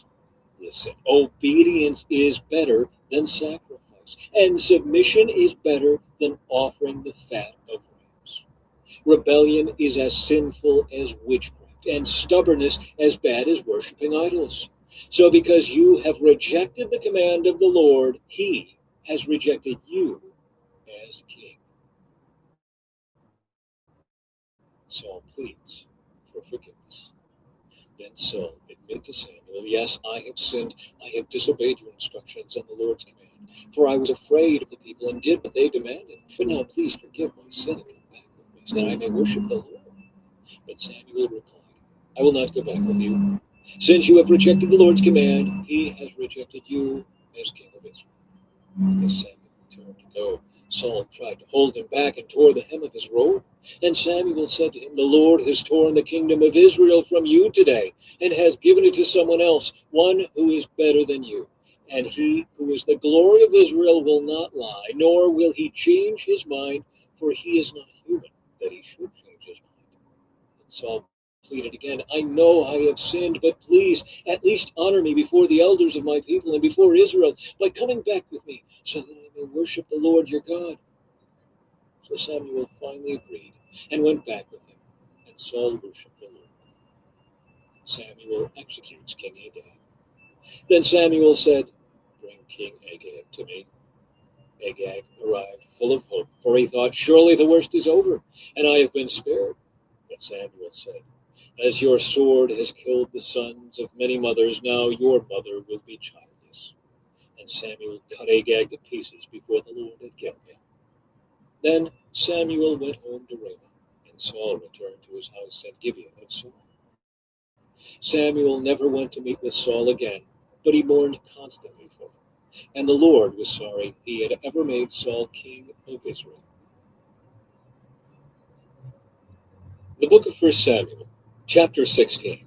Samuel anoints David as king. Now the Lord said to Samuel, "You have mourned long enough for Saul. I have rejected him as king of Israel. So fill your flask with olive oil and go to Bethlehem. Find a man named Jesse who lives there, for I have selected one of his sons to be my king." But Samuel asked, "How can I do that? If Saul hears about it, he will kill me." "Take a heifer with you," the Lord replied, "and say that you have come to make a sacrifice to the Lord. Invite Jesse to the sacrifice, and I will show you which of his sons to anoint for me." So Samuel did as the Lord instructed. When he arrived at Bethlehem, the elders of the town came trembling to meet him. "What's wrong?" they asked. "Do you come in peace?" "Yes," Samuel replied, "I have come to sacrifice to the Lord. Purify yourselves and come with me to the sacrifice." Then Samuel performed the purification rite for Jesse and his sons, and invited them to the sacrifice too. When they arrived, Samuel took one look at Eliab and thought, "Surely this is the Lord's anointed." But the Lord said to Samuel, "Don't judge by his appearance or height, for I have rejected him. The Lord doesn't see things the way you see them. People judge by outward appearance, but the Lord looks at the heart." Then Jesse told his son Abinadab to step forward and walk in front of Samuel. But Samuel said, "This is not the one the Lord has chosen." Next, Jesse summoned Shimei, but Samuel said, "Neither is this the one the Lord has chosen." In the same way, all 7 of Jesse's sons were presented to Samuel. But Samuel said to Jesse, "The Lord has not chosen any of these." Then Samuel asked, "Are these all the sons you have?" "There is still the youngest," Jesse replied, "but he's out in the fields watching the sheep and goats." "Send for him at once," Samuel said. "We will not sit down to eat until he arrives." So Jesse sent for him. He was dark and handsome, with beautiful eyes. And the Lord said, "This is the one. Anoint him." So as David stood there among his brothers, Samuel took the flask of olive oil he had brought and anointed David with the oil. And the Spirit of the Lord came powerfully upon David from that day on. Then Samuel returned to Ramah. David serves in Saul's court. Now the Spirit of the Lord had left Saul, and the Lord sent a tormenting spirit that filled him with depression and fear. Some of Saul's servants said to him, "A tormenting spirit from God is troubling you. Let us find a good musician to play the harp whenever the tormenting spirit troubles you. He will play soothing music, and you will soon be well again." "All right," Saul said. "Find me someone who plays well, and bring him here." One of the servants said to Saul, "One of Jesse's sons from Bethlehem is a talented harp player. Not only that, he is a brave warrior, a man of war, and has good judgment. He is also a fine-looking young man, and the Lord is with him." So Saul sent messengers to Jesse to say, "Send me your son David the shepherd." Jesse responded by sending David to Saul, along with a young goat, a donkey loaded with bread, and a wineskin full of wine. So David went to Saul and began serving him. Saul loved David very much, and David became his armor bearer. Then Saul sent word to Jesse asking, "Please let David remain in my service, for I am very pleased with him." And whenever the tormenting spirit from God troubled Saul, David would play the harp. Then Saul would feel better, and the tormenting spirit would go away. The book of 1 Samuel, chapter 17. Goliath challenges the Israelites. The Philistines now mustered their army for battle and camped between Soko in Judah and Azekah at Ephes-dammim. Saul countered by gathering his Israelite troops near the valley of Elah. So the Philistines and Israelites faced each other on opposite hills, with the valley between them. Then Goliath, a Philistine champion from Gath, came out of the Philistine ranks to face the forces of Israel. He was over 9 feet tall. He wore a bronze helmet, and his bronze coat of mail weighed 125 pounds. He also wore bronze leg armor, and he carried a bronze javelin on his shoulder. The shaft of his spear was as heavy and thick as a weaver's beam, tipped with an iron spearhead that weighed 15 pounds. His armor-bearer walked ahead of him, carrying a shield. Goliath stood and shouted a taunt across to the Israelites. "Why are you all coming out to fight?" he called. "I am the Philistine champion, but you are only the servants of Saul. Choose one man to come down here and fight me. If he kills me, then we will be your slaves. But if I kill him, you will be our slaves. I defy the armies of Israel today. Send me a man who will fight me." When Saul and the Israelites heard this, they were terrified and deeply shaken. Jesse sends David to Saul's camp. Now David was the son of a man named Jesse, an Ephrathite from Bethlehem in the land of Judah. Jesse was an old man at that time, and he had 8 sons. Jesse's 3 oldest sons, Eliab, Abinadab, and Shimei, had already joined Saul's army to fight the Philistines. David was the youngest son. David's 3 oldest brothers stayed with Saul's army, but David went back and forth so he could help his father with the sheep in Bethlehem. For 40 days, every morning and evening, the Philistine champion strutted in front of the Israelite army. One day Jesse said to David, "Take this basket of roasted grain and these 10 loaves of bread, and carry them quickly to your brothers. And give these 10 cuts of cheese to their captain. See how your brothers are getting along, and bring back a report on how they are doing." David's brothers were with Saul and the Israelite army at the valley of Elah, fighting against the Philistines. So David left the sheep with another shepherd and set out early the next morning with the gifts, as Jesse had directed him. He arrived at the camp just as the Israelite army was leaving for the battlefield with shouts and battle cries. Soon the Israelite and Philistine forces stood facing each other, army against army. David left his things with the keeper of supplies and hurried out to the ranks to greet his brothers. As he was talking with them, Goliath, the Philistine champion Gath, came out from the Philistine ranks. Then David heard him shout his usual taunt to the army of Israel. As soon as the Israelite army saw him, they began to run away in fright. "Have you seen the giant?" the man asked. "He comes out each day to defy Israel. The king has offered a huge reward to anyone who kills him. He will give that man one of his daughters for a wife, and the man's entire family will be exempted from paying taxes." David asked the soldiers standing nearby, "What will a man get for killing this Philistine and ending his defiance of Israel? Who is this pagan Philistine anyway, that he is allowed to defy the armies of the living God?" And these men gave David the same reply. They said, "Yes, that is the reward for killing him."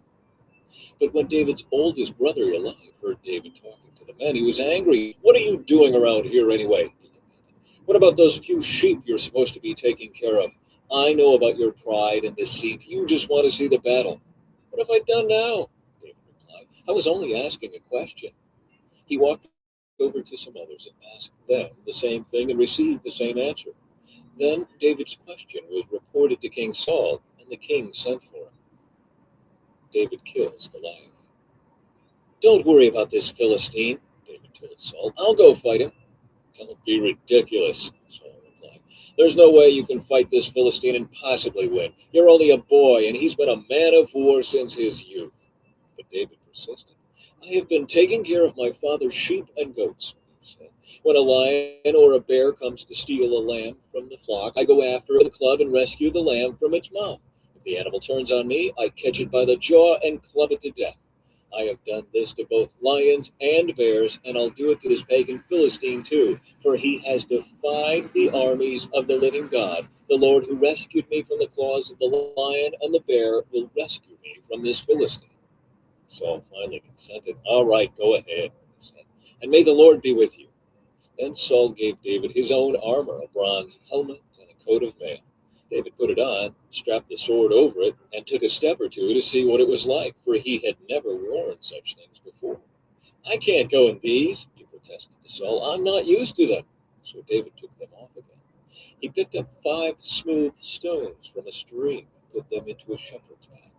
Then, armed only with his shepherd's staff and sling, he started across the valley to fight the Philistine. Goliath walked out toward David with his shield-bearer ahead of him, sneering in contempt at this ruddy-faced boy. "Am I a dog," he roared at David, "that you come at me with a stick?"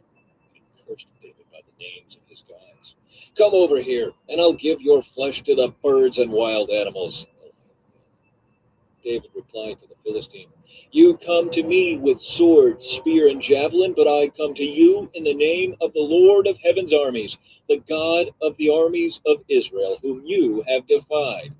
Today the Lord will conquer you, and I will kill you and cut off your head. And then I will give the dead bodies of your men to the birds and wild animals, and the whole world will know that there is a God in Israel. And everyone assembled here will know that the Lord rescues his people, but not with sword and spear. This is the Lord's battle, and he will give you to us." As Goliath moved closer to attack, David quickly ran out to meet him. Reaching into his shepherd's bag and taking out a stone, he hurled it with his sling and hit the Philistine in the forehead. The stone sank in, and Goliath stumbled and fell face down on the ground.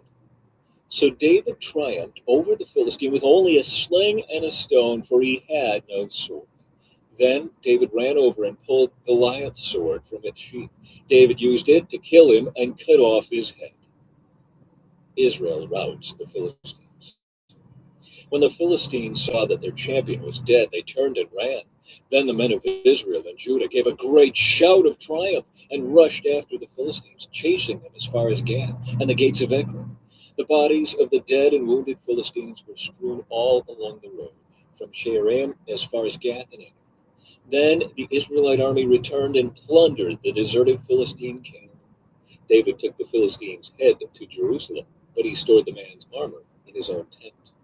As Saul watched David go out to fight the Philistine, he asked Abner, the commander of his army, "Abner, whose son is this young man?" "I really don't know," Abner declared. "Well, find out who he is," the king told him. As soon as David returned from killing Goliath, Abner brought him to Saul with the Philistine's head still in his hand. Tell me about your father, young man, Saul said. And David replied, his name is Jesse, and we live in Bethlehem. The book of 1 Samuel, chapter 18. Saul becomes jealous of David. After David had finished talking with Saul, he met Jonathan, the king's son. There was an immediate bond between them, for Jonathan loved David. From that day on, Saul kept David with him, wouldn't let him return home. And Jonathan made a solemn pact with David, because he loved him as he loved himself.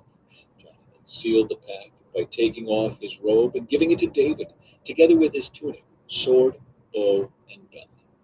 Whatever Saul asked David to do, David did it successfully.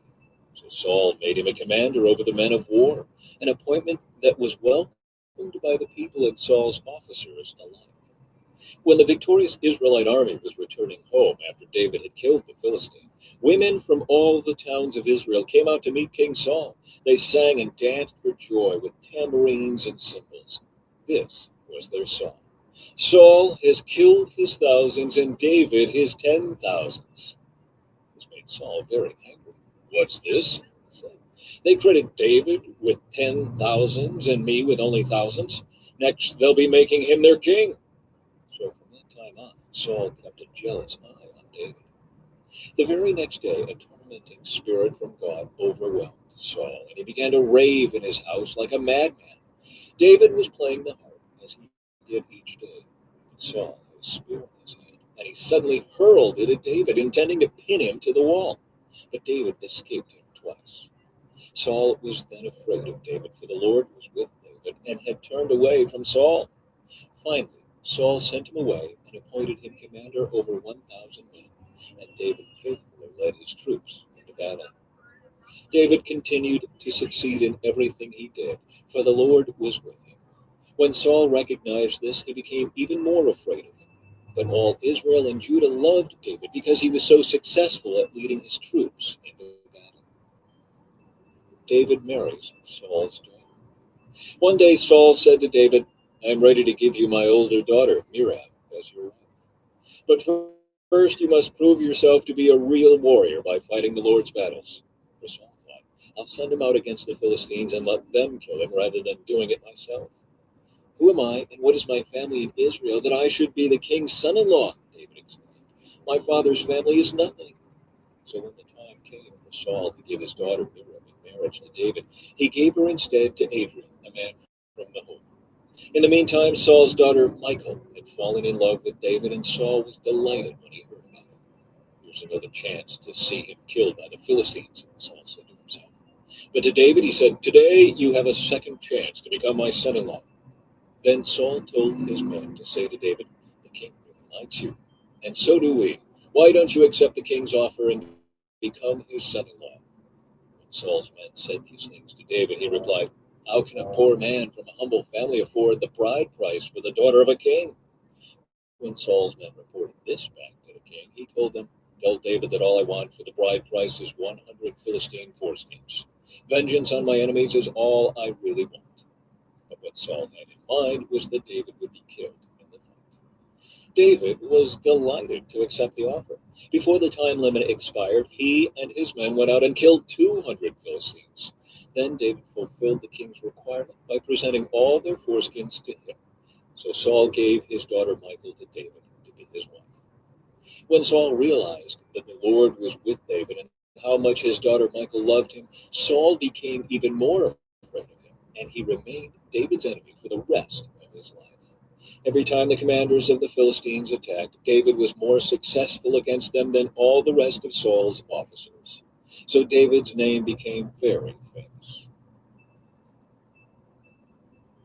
The book of 1 Samuel, chapter 19. Saul tries to kill David. Saul now urged his servants and his son Jonathan to assassinate David. But Jonathan, because of his strong affection for David, told him what his father was planning. Tomorrow morning, you must find a hiding place out in the fields. I'll ask my father to go out there with me, and I'll talk to him about you. Then I'll tell you everything I can find out. The next morning, Jonathan spoke with his father about David, saying many good things about him. The king must not sin against his servant David, Jonathan He's never done anything to harm you. He has always helped you in any way he could. Have you forgotten about the time he risked his life to kill a Philistine giant, and how the Lord brought a great victory to all Israel as a result? You were certainly happy about it then. Why should you murder an innocent man like David? There's no reason for it at all." So Saul listened to Jonathan and vowed, "As surely as the Lord lives, David will not be killed." Afterward, Jonathan called David and told him what had happened. Then he brought David to Saul, and David served in the court as before. War broke out again after that, and David led his troops against the Philistines. He attacked them with such fury that they all ran away. But one day when Saul was sitting at home with spear in hand, the tormenting spirit from the Lord suddenly came upon him again. As David played his harp, Saul hurled his spear at David, but David dodged out of the way, and leaving the spear stuck in the wall, he fled and escaped into the night. Michael saves David's life. Then Saul sent troops to watch David's house. They were told to kill David when he came out the next morning. But Michael, David's wife, warned him, "If you don't escape tonight, you will be dead by morning." So she helped him climb out through a window, and he fled and escaped. Then she took an idol and put it in his bed, covered it with blankets, and put a cushion of goat's hair at its head. When the troops came to arrest David, she told them he was sick and couldn't get out of bed. But Saul sent the troops back to get David. He ordered, "Bring him to me his bed so I can kill him." But when they came to carry David out, they discovered that it was only an idol in the bed with a cushion of goat's hair at its head. "Why have you betrayed me like this and let my enemy escape?" Saul demanded of Michael. "I had to," Michael replied. "He threatened to kill me if I didn't help him." So David escaped and went to Ramah to see Samuel, and he told him all that Saul had done to him. Then Samuel took David with him to live in Naioth. When the report reached Saul that David was at Naioth in Ramah, he sent troops to capture him. But when they arrived and saw Samuel leading a group of prophets who were prophesying, the Spirit of God came upon Saul's men, and they also began to prophesy. When Saul heard what had happened, he sent other troops, but they too prophesied. The same thing happened a third time. Finally, Saul himself went to Ramah and arrived at the great well in Seku. "Where are Samuel and David?" he demanded. "They are at Naioth in Ramah," Saul told him. But on the way to Naioth in Ramah, the Spirit of God came even upon Saul, and he too began to prophesy all the way to Naioth. He tore off his clothes and lay naked on the ground all day and all night, prophesying in the presence of Samuel. The people who were watching exclaimed, "What? Is even Saul a prophet?" The book of 1 Samuel, chapter 20. Jonathan helps David. David now fled from Naioth in Ramah and found Jonathan. "What have I done?" he exclaimed. "What is my crime? How have I offended your father that he is so determined to kill me?" "That's not true," Jonathan protested. "You are not going to die. He always tells me everything he's going to do, even the little things. I know my father wouldn't hide something like this from me. It just isn't so." Then David took an oath before Jonathan and said, "Your father knows perfectly well about our friendship, so he has said to himself, 'I won't tell Jonathan. Why should I hurt him?' But I swear to you that I am only a step away from death. I swear it by the Lord and by your own soul." "Tell me what I can do to help you," Jonathan exclaimed. David replied, "Tomorrow we celebrate the New Moon Festival. I've always eaten with the king on this occasion, but tomorrow I'll hide in the field and stay there until the evening of the third day. If your father asks where I am, tell him I've asked permission to go home to Bethlehem for an annual family sacrifice. If he says, 'Fine,' you will know all is well. But if he is angry and loses his temper, you will know he is determined to kill me. Show me this loyalty as my sworn friend, for we made a solemn pact before the Lord. Or kill me yourself if I have sinned against your father, but please don't betray me to him." "Never," Jonathan exclaimed. "You know that if I had the slightest notion my father was planning to kill you, I would tell you at once." Then David asked, "How will I know whether or not your father is angry?" "Come out to the field with me," Jonathan replied, and they went out there together. Then Jonathan told David, "I promise by the Lord, the God of Israel, that by this time tomorrow, or the next day at the latest, I will talk to my father and let you know at once how he feels about you. If he speaks favorably about you, I will let you know. But if he is angry and wants you killed, may the Lord strike me and even kill me if I don't warn you so you can escape and live.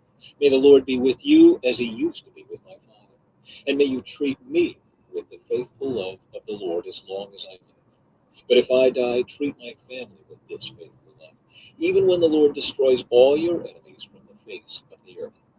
So Jonathan made a solemn pact with David, saying, may the Lord destroy all your enemies. And Jonathan made David reaffirm his vow of friendship again, for Jonathan loved David as he loved himself. Then Jonathan said, tomorrow we celebrate the new moon festival. You will be missed when your place at the table is empty. The day after tomorrow, toward evening, go to the place where you hid before and wait there by the stone pile. I will come out and shoot 3 arrows to the side of the stone pile as though I were shooting at a target. Then I will send a boy to bring the arrows back. If you hear me tell him, they're on this side, then you will know, as surely as the Lord lives, that all is well and there is no trouble. But if I tell him, go farther, the arrows are still ahead of you, then it will mean that you must leave immediately, for the Lord is sending you away. May the Lord make us keep our promises to each other, for he has witnessed them. So David hid himself in the field, and when the new moon festival began, the king sat down to eat. He sat at his usual place against the wall, with Jonathan sitting opposite him, and Abner beside him. But David's place was empty. Saul didn't say anything about it that day, for he said to himself, something must have made David ceremonially unclean. But when David's place was empty again the next day, Saul asked Jonathan, why hasn't the son of Jesse been here for the meal, either yesterday or today? Jonathan replied, David earnestly asked me if he could go to Bethlehem. He said, please let me go, for we are having a family sacrifice. My brother demanded that I be there. So please let me get away to see my brothers. That's why he isn't here at the king's table. Saul boiled with rage at Jonathan. You stupid son of a whore, he swore at him. Do you think I don't know that you want him to be king in your place, shaming yourself and your mother? As long as that son of Jesse alive, you'll never be king. Now go and get him so I can kill him. But why should he be put to death? Jonathan asked his father. What has he done?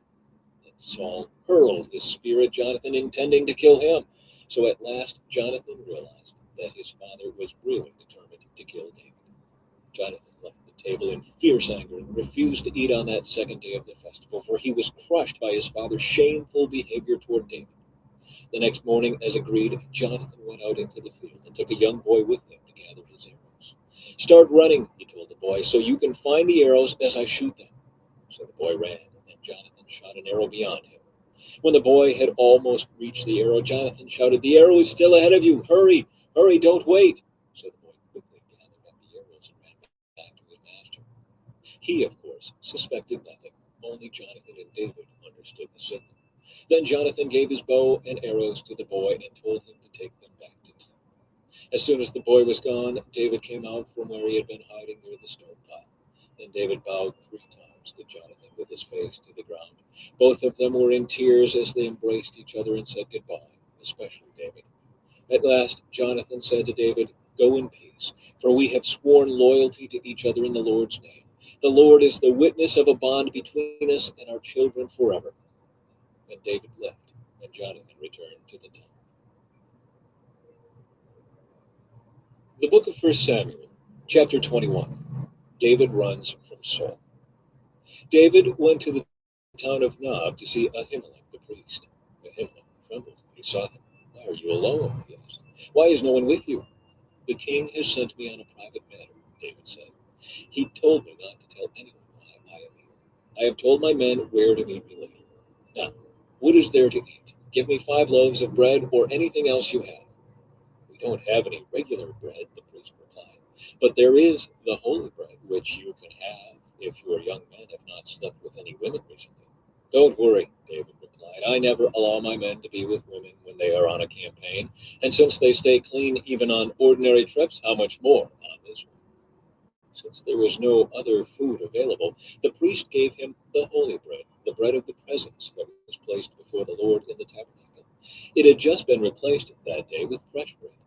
Now Doeg the Edomite, Saul's chief herdsman, was there that day, having been detained before the Lord. David asked Ahimelech, do you have a spear or sword? The king's business was so urgent that I didn't even have time to grab a weapon. I only have the sword of Goliath, the Philistine, whom you killed in the valley of Elah, the priest replied. It is wrapped in a cloth behind the ephod. Take that if you want it, for there is nothing else here. There is nothing like it, David replied. Give it to me. So David escaped from Saul and went to King Achish of Gath. But the officers of Achish were unhappy about his being there. Isn't this David, the king of the land? They asked. Isn't he the one the people honor with dances, singing Saul has killed his thousands and David his 10,000s? David heard these comments and was very afraid of what King Achish of Gath might do to him. So he pretended to be insane, scratching on doors and drooling down his beard. Finally, King Achish said to his men, Must you bring me a madman? We already have enough of them around here. Why should I let someone like this be my guest? The book of 1 Samuel, chapter 22. David at the cave of Adullam. So David left Gath and escaped to the cave of Adullam. Soon his brothers and all his other relatives joined him there. Then others began coming, men who were in trouble or in debt or who were just discontented, until David was the captain of about 400 men. Later, David went to Mizpah in Moab, where he asked the king, Please allow my father and mother to live here with you until I know what God is going to do for me. So David's parents stayed in Moab with the king during the entire time David was living in his stronghold. One day the prophet Gad told David, Leave the stronghold and return to the land of Judah. So David went to the forest of Hira. The news of his arrival in Judah soon reached Saul. At the time the king was sitting beneath the tamarisk tree on the hill at Gibeon, holding his spear and surrounded by his officers. Listen here, you men of Benjamin, Saul shouted to his officers when he heard the news. Has that son of Jesse promised every one of you fields and vineyards? Has he promised to make you all generals and captains in his army?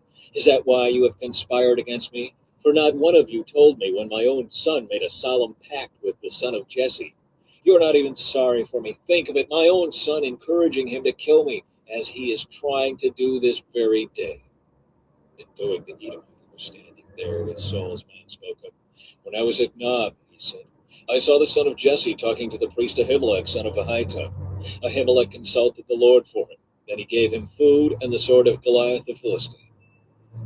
The slaughter of the priests. King Saul immediately sent for Ahimelech and all his family who served as priests at Nob. When they arrived, Saul shouted at him, Listen to me, you son of Ahitub. What is it, my king? Ahimelech asked. Why have you and the son of Jesse conspired against me? Saul demanded. Why did you give him food and a sword? Why have you consulted God for him? Why have you encouraged him to kill me, as he is trying to do this very day? But, sir, is anyone among all your servants as faithful as David, your son-in-law? Why, he is the captain of your bodyguard and a highly honored member of your household. This was certainly not the first time I had consulted God for him. May the king not accuse me and my family in this matter, for I knew nothing at all of any plot against you. You will surely die, Ahimelech, along with your entire family, the king shouted, and he ordered his bodyguards, Kill these priests of the Lord, for they are allies and conspirators with David. They knew he was running away from me, but they didn't tell me. But Saul's men refused to kill the Lord's priests. Then the king said to Doeg, You do it. So Doeg the Edomite turned on them and killed them that day, 85 priests in all, still wearing their priestly garments.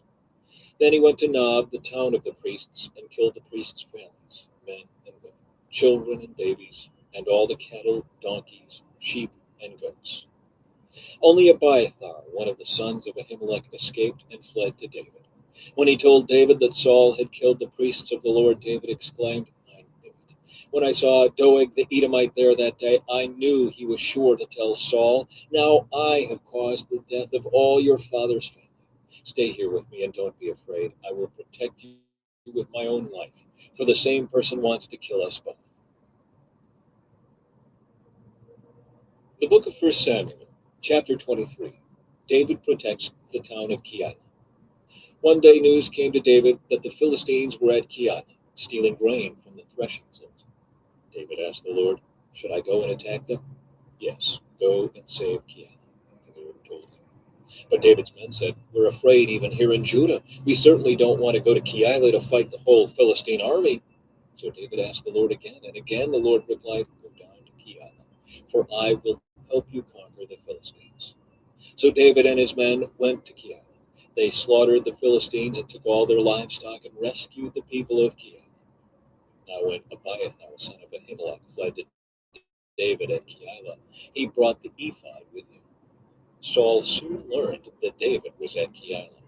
"Good," he exclaimed. "We've got him now. God has handed him over to me, for he has trapped himself in a walled town." So Saul mobilized his entire army to march to Keilah and besiege David and his men. But David learned of Saul's plan and told Abiathar the priest to bring the ephod and ask the Lord what he should do. Then David prayed, "O Lord, God of Israel, I have heard that Saul is planning to come and destroy Keilah because I am here. Will the leaders of Keilah betray me to him? And will Saul actually come as I have heard? O Lord, God of Israel, please tell me." And the Lord said, "He will come." Again David asked, "Will the leaders of Keilah betray men to Saul?" And the Lord replied, "Yes, they will betray you." David hides in the wilderness. So David and his men, about 600 of them now, left Keilah and began roaming the countryside. Word soon reached Saul that David had escaped, so he didn't go to Keilah after all. David now stayed in the strongholds of the wilderness and in the hill country of Ziph. Saul hunted him day after day, but God didn't let Saul find him. One day near Horish, David received the news that Saul was on the way to Ziph to search for him and kill him. Jonathan went to find David and encouraged him to stay strong in his faith in God. "Don't wait," Jonathan reassured him. "My father will never find you. You are going to be the king of Israel, and I will be next to you, as my father Saul is well aware." So the two of them renewed their solemn pact before the Lord.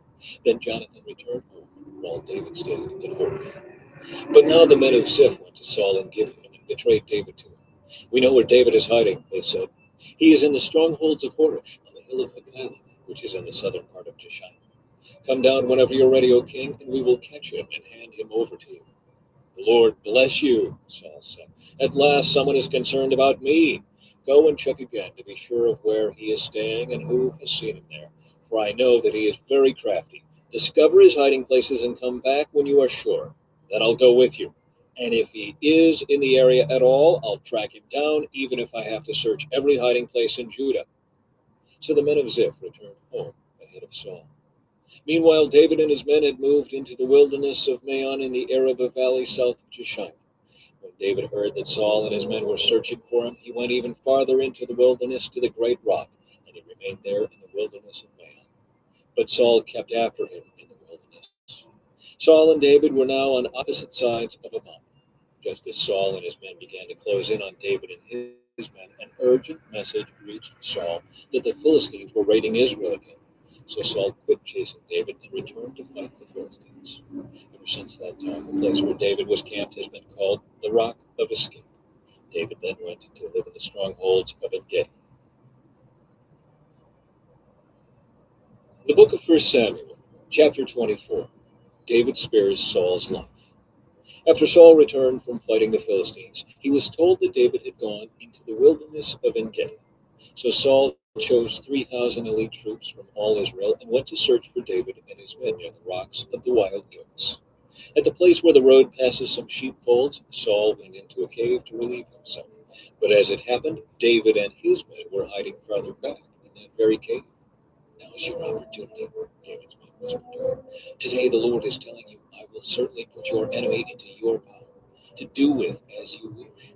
So David crept forward and cut off a piece of the hem of Saul's robe. But then David's conscience began bothering him because he had cut Saul's robe. "The Lord knows I shouldn't have done that to my lord the king," he said to his men. "The Lord forbid that I should do this to my lord the king and attack the Lord's anointed one, for the Lord himself has chosen him." So David restrained his men and did not let them kill Saul. After Saul had left the cave and gone on his way, David came out and shouted after him, "My lord the king!" And when Saul looked around, David bowed low before him. Then he shouted to Saul, "Why do you listen to the people who say I am trying to harm you? This very day you can see with your own eyes it isn't true. For the Lord placed you at my mercy back there in the cave. Some of my men told me to kill you, but I spared you. For I said, I will never harm the king. He is the Lord's anointed one. Look, my father, at what I have in my hand. It is a piece of the hem of your robe. I cut it off, but I didn't kill you. This proves that I am not trying to harm you and that I have not sinned against you, even though you have been hunting for me to kill me. May the Lord judge between us. Perhaps the Lord will punish you for what you are trying to do to me, but I will never harm you. As that old proverb says, from evil people come evil deeds, so you can be sure I will never harm you. Who is the king of Israel trying to catch anyway? Should he spend his time chasing one who is as worthless as a dead dog or a single flea? May the Lord therefore judge which of us is right and punish the guilty one.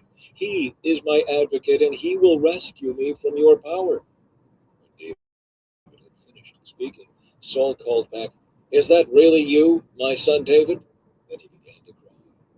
And he said to David, You are a better man than I am, for you have repaid me good for evil. Yes, you have been amazingly kind to me today, for when the Lord put me in a place where you could have killed me, you didn't do it. Who else would let his enemy get away when he had him in his power? May the Lord reward you well for the kindness you have shown me today. And now I realize that you are surely going to be king, and that the kingdom of Israel will flourish under your rule. Now swear to me by the Lord that when that happens, you will not kill my family and destroy my line of descendants. So David promised this to Saul with an oath. Then Saul went home, but David and his men went back to their stronghold. The book of 1 Samuel, chapter 25, the death of Samuel. Now Samuel died, and all Israel gathered for his funeral. They buried him at his house in Ramah. Nabal angers David. Then David moved down to the wilderness of Maon. There was a wealthy man from Maon who owned property near the town of Carmel. He had 3,000 sheep and 1,000 goats, and it was sheep shearing time. This man's name was Nabal, and his wife Abigail was a sensible and beautiful woman. But Nabal, a descendant of Caleb, was crude and mean in all his dealings. When David heard that Nabal was shearing his sheep, he sent 10 of his young men to Carmel with this message for Nabal: Peace and prosperity to you, your family, and everything you own. I am told that it is sheep shearing time. While your shepherds stayed among us near Carmel, we never harmed them, and nothing was ever stolen from them. Ask your own men, and they will tell you this is true. So would you be kind to us, since we have come at a time of celebration? Please share any provisions you might have on hand with us and with your friend David. David's young men gave this message to Nabal in David's name, and they waited for a reply. Who is this fellow David? Nabal sneered to the young men. Who does this son of Jesse think he is? There are lots of servants these days who run away from their masters. Should I take my bread and my water and my meat that I've slaughtered for my shearers and give it to a band of outlaws who come from who knows where? So David's young men returned and told him what Nabal had said. Get your swords, was David's reply as he strapped on his own. Then 400 men started off with David, and 200 remained behind to guard their equipment. Meanwhile, one of Nabal's servants went to Abigail and told her, David sent messengers from the wilderness to greet our master, but he screamed insults at them. These men have been very good to us, and we never suffered any harm from them. Nothing was stolen from us the whole time they were with us. In fact, day and night, they were like a wall of protection to us and the sheep. You need to know this and figure out what to do, for there is going to be trouble for our master and his. He's so ill-tempered that no one can even talk to him. Abigail wasted no time. She quickly gathered 200 loaves of bread, 2 wineskins full of wine, 5 sheep that had been slaughtered, nearly a bushel of roasted grain, 100 clusters of raisins, and 200 fig cakes. She packed them on donkeys and said to her servants, Go on ahead. I will follow you shortly. But she didn't tell her husband Nabal what she was doing. As she was riding her donkey into a mountain ravine, she saw David and his men coming toward her. David had just been saying, A lot of good it did to help this fellow. We protected his flocks in the wilderness, and nothing he owned was lost or stolen, but he has repaid me evil for good. May God strike me and kill me if even one man is still alive tomorrow morning. Abigail intercedes for Nabal. When Abigail saw David, she quickly got off her donkey and bowed low before him. She fell at his feet and said, I accept all blame in this matter, my lord. Please listen to what I have to say. I No, Nabal is a wicked and ill-tempered man. Please don't pay any attention to him. He is a fool, just as his name suggests. But I never even saw the young men you sent. Now, my lord, as surely as the Lord lives, and you yourself live, since the Lord has kept you from murdering and taking vengeance into your own hands, let all your enemies and those who try to harm you be as cursed as Nabal is. And here is a present that I, your servant, have brought to you and your young men. Please forgive me if I offended you in any way. The Lord will surely reward you with a lasting dynasty, for you are fighting the Lord's battles, and you have not done wrong throughout your entire life.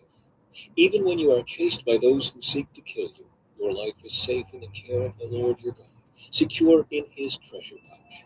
But the lives of your enemies will disappear like stones shot from a sling.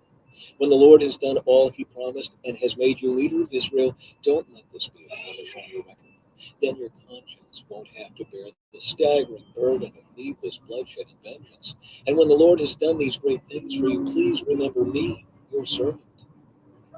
David replied to Abigail, "Praise the Lord, the God of Israel, who has sent you to meet me today. Thank God for your good sense.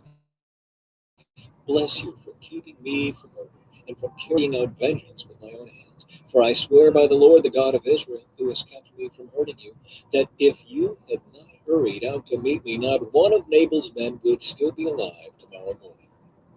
Then David accepted her present and told her, "Return home in peace. I have heard what you said. We will not kill your husband." When Abigail arrived home, she found that Nabal was throwing a big party and was celebrating like a king. He was very drunk, so she didn't tell him anything about her meeting with David until dawn the next day. In the morning, when Nabal was sober, his wife told him what had happened. As a result, he had a stroke, and he lay paralyzed on his bed like a stone. About 2 days later, the Lord struck him, and he died. David marries Abigail. When David heard that Nabal was dead, he said, "Praise the Lord, who has avenged the insult I received from Nabal, and has kept me from doing it myself. Nabal has received the punishment for his sin." Then David sent messengers to Abigail to ask her to become his wife. When the messengers arrived at Carmel, they told Abigail, "David has sent us to take you back to marry him." She bowed low to the ground and responded, "I, your servant, would be happy to marry David. I would even be willing to become a slave washing the feet of his servants." Quickly getting ready, she took along 5 of her servant girls as attendants, mounted her donkey, and went with David's messengers. And so she became his wife. David also married Ahinoam from Jezreel, making both of them his wives. Saul, meanwhile, had given his daughter Michal, David's wife, to a man from Galim named Palti, son of Laish. The book of 1 Samuel, chapter 26. David spares Saul again. Now some men from Ziph came to Saul at Gibeah to tell him, "David is hiding on the hill of Hachilah, which overlooks Jeshimon." So Saul took 3,000 of Israel's elite troops and went to hunt him down in the wilderness of Ziph. Saul camped along the road beside the hill of Hachilah near Jeshimon, where David was hiding. When David learned that Saul had come after him into the wilderness, he sent out spies to verify the report of Saul's arrival. David slipped over to Saul's camp one night to look around. Saul and Abner, son of Ner, the commander of his army, were sleeping inside a ring formed by the slumbering warriors. "Who will volunteer to go in there with me?" David asked Ahimelech the Hittite and Abishai, son of Zeruiah, Joab's brother. "I'll go with you," Abishai replied. So David and Abishai went right into Saul's camp and found him asleep, with his spear stuck in the ground beside his head. Abner and the soldiers were lying asleep around him. "God has surely handed your enemy over to you this time," Abishai whispered to David. "Let me pin him to the ground with one thrust of the spear. I won't need to strike twice." "No," David said, "don't kill him, for who can remain innocent after attacking the Lord's anointed one? Surely the Lord will strike Saul down some day, or he will die of old age or in battle. The Lord forbid that I should kill the one he has anointed. But take his spear and that jug of water beside his head, and then let's get out of here." So David took the spear and jug of water that were near Saul's head. Then he and Abishai got away without anyone seeing them or even waking them, because the Lord had put Saul's men into a deep sleep. David climbed the hill opposite the camp until he was at a safe distance. Then he shouted down to the soldiers and to Abner, son of Ner, "Wake up, Abner!" "Who is it?" Abner demanded. "Well, Abner, you're a great man, aren't you?" David taunted. "Where in all Israel is there anyone as mighty? So why haven't you guarded your master the king when someone came to kill him? This isn't good at all. I swear by the Lord that you and your men deserve to die because you failed to protect your master, the Lord's anointed. Look around. Where are the king's spear and the jug of water that were beside his head?" Saul recognized David's voice and called out, "Is that you, my son David?" And David replied, "Yes, my lord the king. Why are you chasing me? What have I done? What is my crime? But now let my lord the king listen to his servant. If the Lord has stirred you up against me, then let him accept my offering. But if this is simply a human scheme, then may those involved be cursed by the Lord. For they have driven me from my home, so I can no longer live among the Lord's people. And they have said, 'Go worship pagan gods.' Must I die on foreign soil, far from the presence of the Lord? The king of Israel come out to search for a single flea. Why does he hunt me down like a partridge on the mountains?" And Saul confessed, "I have sinned. Come back home, my son, and I will no longer try to harm you, for you valued my life today. I have been a fool and very, very wrong. Here is your spear, O king," David replied. "Let one of your young men come over and get it. The Lord gives his own reward for doing good and for being loyal, and I refused to kill you even when the Lord placed you in my power, for you are the Lord's anointed one. And may the Lord value my life even as I have valued yours today. May he rescue me from all my troubles." And Saul said to David, "Blessings on you, my son David. You will do many heroic deeds, and you will surely succeed." Then they went away, and Saul returned. The book of 1 Samuel, chapter 27. David among the Philistines. But David kept thinking to himself, "Someday Saul is going to get me. The best thing I can do is escape to the Philistines, and Saul will stop hunting for me in Israelite territory, and I will finally be safe." So David took his 600 men and went over and joined the son of Maoch, the king of Gath. David and his men and their families settled there with Achish at Gath. David brought his two wives along with him, Ahinoam from Jezreel and Abigail, Nabal's widow from Carmel. Word soon reached Saul that David had fled to Gath, so he stopped hunting for him. One day David said to Achish, "If it is all right with you, we would rather live in one of the country towns instead of here in the royal city." So Achish gave him the town of Ziklag, which still belongs to the kings of Judah to this day. And they lived there among the Philistines for a year and 4 months. David and his men spent their time raiding the Geshurites, the Girzites, and the Amalekites, people who had lived near Shur toward the land of Egypt since ancient times. David did not leave one person alive in the villages he attacked. He took the sheep, goats, cattle, donkeys, camels, and clothing before returning home to see King Achish. "Where did you make your raid today?" Achish would ask. And David would reply, "Against the south of Judah, the Jerahmeelites, and the Kenites." No one was left alive to come to Gath and tell where he had really been. This happened again and again while he was living among the Philistines. Achish believed David and thought to himself, "By now the people of Israel must hate him bitterly. Now he will have to stay here and serve me forever." The book of 1 Samuel, chapter 28. Saul consults a meeting. About that time the Philistines mustered their armies for another war with Israel. King Achish told David, "You and your men will be expected to join me in battle." "Very well," David agreed. "Now you will see for yourself what we can do." Then Achish told David, "I will make you my personal bodyguard for life." Meanwhile, Samuel had died, and all Israel had mourned for him. He was buried in Ramah, his hometown. And Saul had banned from the land of Israel all mediums and those who consult the spirits of the dead. The Philistines set up their camp at Shunem, and Saul gathered all the army of Israel and camped at Gilboa. When Saul saw the vast Philistine army, he became frantic with fear. He asked the Lord what he should do, but the Lord refused to answer him, either by dreams or by sacred lights, or by the prophets. Saul then said to his advisors, "Find a woman who is a medium, so I can go and ask her what to do." His advisors replied, "There is a medium at Endor." So Saul disguised himself by wearing ordinary clothing instead of his royal robes. Then he went to the woman's home at night, accompanied by two of his men. "I have to talk to a man who has died," he said. "Will you call up his spirit for me?" "Are you trying to get me killed?" the woman demanded. "You know that Saul has outlawed all the mediums and all who consult the spirits of the dead. Why are you setting a trap for me?" But Saul took an oath in the name of the Lord and promised, "As surely as the Lord lives, nothing bad will happen to you for doing this." Finally, the woman said, "Well, whose spirit do you want me to call up?" "Call up Samuel," Saul replied. When the woman saw Samuel, she screamed, "You've deceived me! You are Saul!" "Don't be afraid," the king told her. "What do you see?" "I see God coming up out of the earth," she said. "What does he look like?" Saul asked. "He's an old man wrapped in a robe," she replied. Saul realized it was Samuel, and he fell to the ground before him. "Why have you disturbed me by calling me back?" Samuel asked Saul. "Because I am in deep trouble," Saul replied. "The Philistines are at war with me, and God has left me and won't reply by prophets or dreams, so I have called for you to tell me what to do."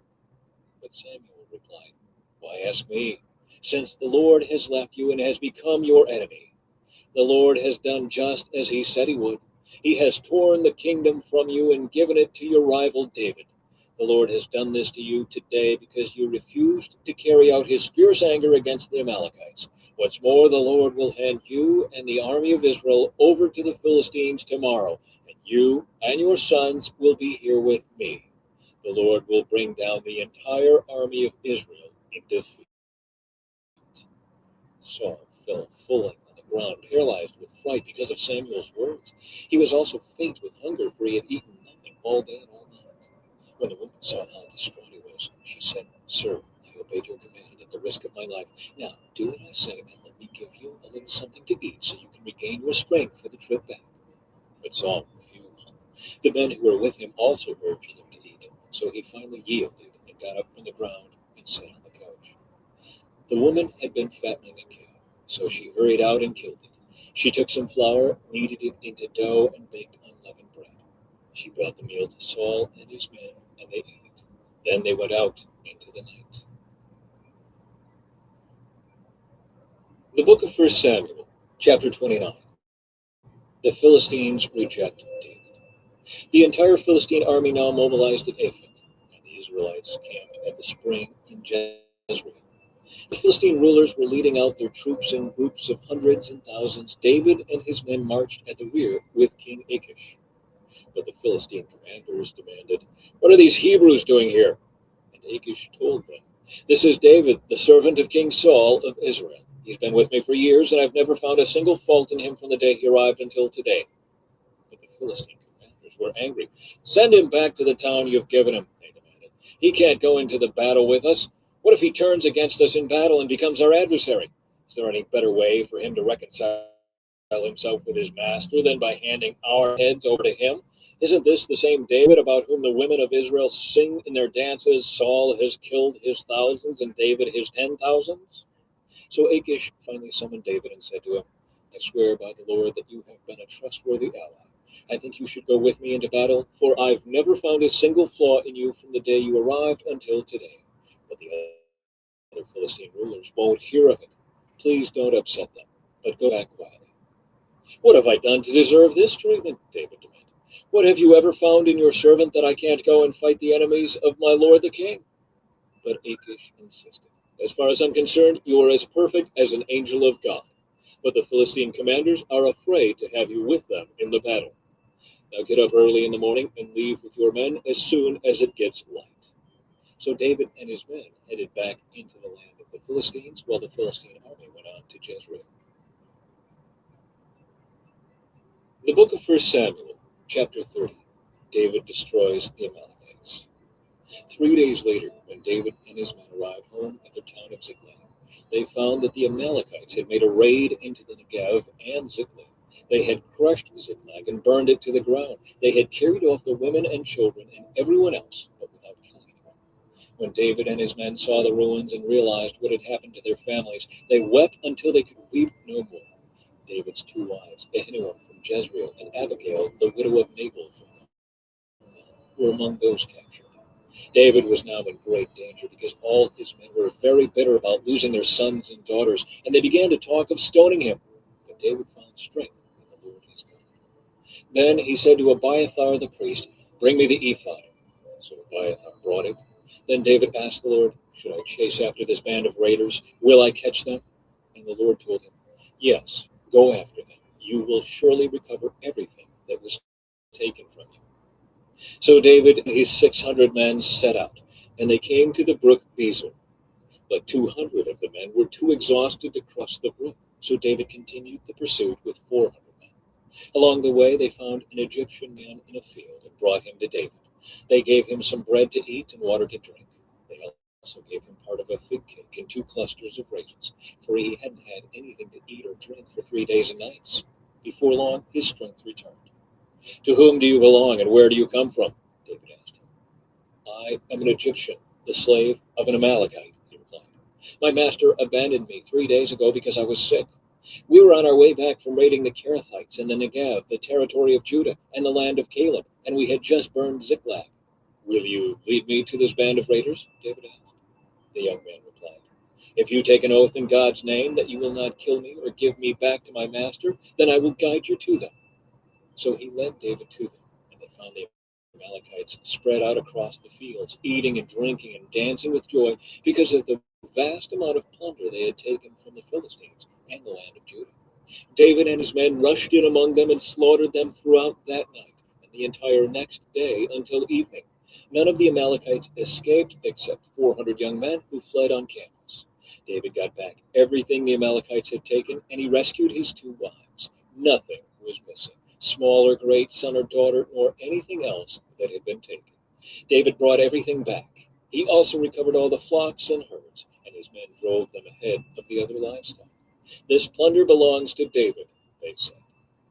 Then David returned to the brook Bezor and met up with the 200 men who had been left behind because they were too exhausted to go with him. They went out to meet David and his men, and David greeted them joyfully. But some evil troublemakers among David's men said, "They didn't go with us, so they can't have any of the plunder we recovered. Give them their wives and children and tell them to be gone." But David said, "No, my brothers, don't be selfish with what the Lord has given us. He has kept us safe and helped us defeat the band of raiders that attacked us. Who will listen when you talk like this? We share and share alike, those who go to battle and those who guard the equipment." From then on, David made this a decree and regulation for Israel, and it is still followed today. When he arrived at Ziklag, David sent part of the plunder to the elders of Judah, who were his friends. "Here is a present for you taken from the Lord's enemies," he said. The gifts were sent to the people of the following towns David had visited: Bethel, Ramoth Negev, Jatir, Aror, Siphmoth, Eshtemoa, Rachel, the towns of the Jerahmeelites, the towns of the Kenites, Hormah, Boresha, Athak, Hebron, and all the other places David and his men had visited. The book of 1 Samuel, chapter 31, the death of Saul. Now the Philistines attacked Israel, and the men of Israel fled before them. Many were slaughtered on the slopes of Mount Gilboa.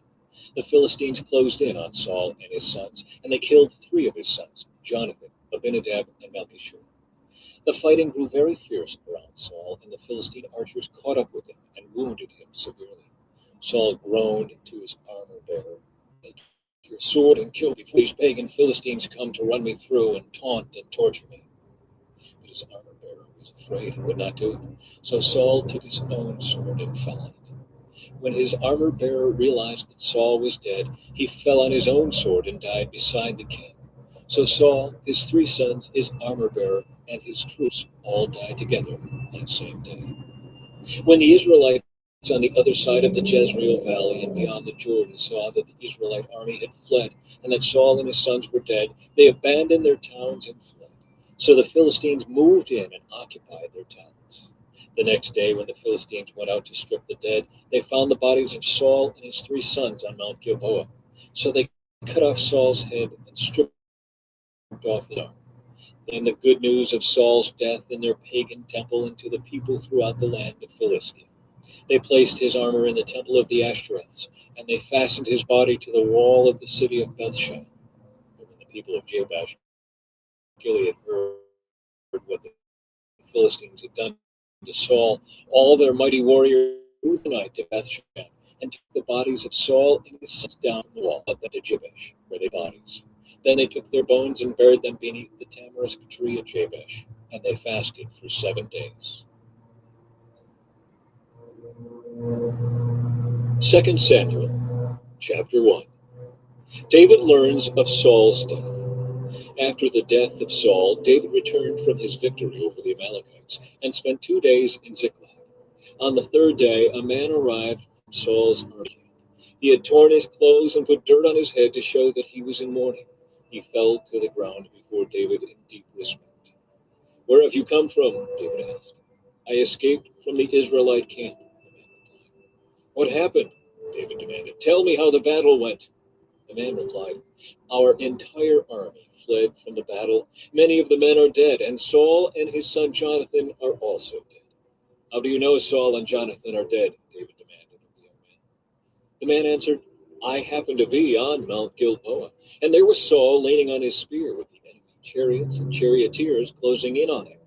When he turned and saw me, he cried out for me to come to him. 'How can I help him?' I asked. He responded, 'Who are you?' 'I am an Amalekite,' I told him. Then he begged me, 'Come over here and put me out of my misery, for I am in terrible pain and want to die.' So I killed him," the Amalekite told David, "for I knew he couldn't live. Then I took his crown and his armband, and I have brought them here to you, my lord." David and his men tore their clothes in sorrow when they heard the news. They mourned and wept and fasted all day for Saul and his son Jonathan, and for the Lord's army and the nation of Israel, because they had died by the sword that day.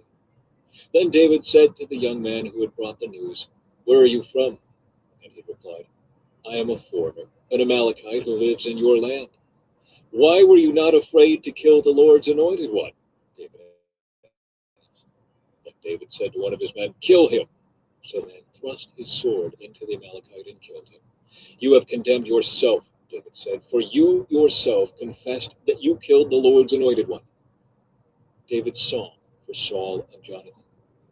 Then David composed a funeral song for Saul and Jonathan, and he commanded that it be taught to the people of Judah. It is known as the Song of the Bow, and it is recorded in the book of Jasher. "Your pride and joy, O Israel, lies dead on the hills. Oh, how the mighty heroes have fallen. Don't announce the news in Gath. Don't proclaim it in the streets of Ashkelon, or the daughters of the Philistines will rejoice and the pagans will laugh in triumph. O mountains of Gilboa, let there be no dew or rain upon you, nor fruitful fields producing offerings of grain. For there the shield of the mighty heroes was defiled. The shield of Saul will no longer be anointed with oil. The bow of Jonathan was powerful, and the sword of Saul did its mighty work. They shed the blood of their enemies and pierced the bodies of mighty heroes. How beloved and gracious were Saul and Jonathan. They were together in life and in death. They were swifter than eagles, stronger than lions. O women of Israel, weep for Saul, for he dressed you in luxurious scarlet clothing, in garments decorated with gold. Oh, how the mighty heroes have fallen in battle. Jonathan lies dead on the hills. How I weep for you, my brother Jonathan. Oh, how much I loved you, and your love for me was deep, deeper than the love of women. Oh, how the mighty heroes have fallen. Stripped of their weapons, they lie dead. 2 Samuel, chapter 2. David anointed king of Judah. After this, David asked the Lord, "Should I move back to one of the towns of Judah?" "Yes," the Lord replied. Then David asked, "Which town should I go to?" "To Hebron," the Lord answered. David's 2 wives were Ahinoam from Jezreel and Abigail, the widow of Nabal from Carmel. So David and his wives and his men and their families all moved to Judah, and they settled in the villages near Hebron. Then the men of Judah came to David and crowned him king over the people of Judah.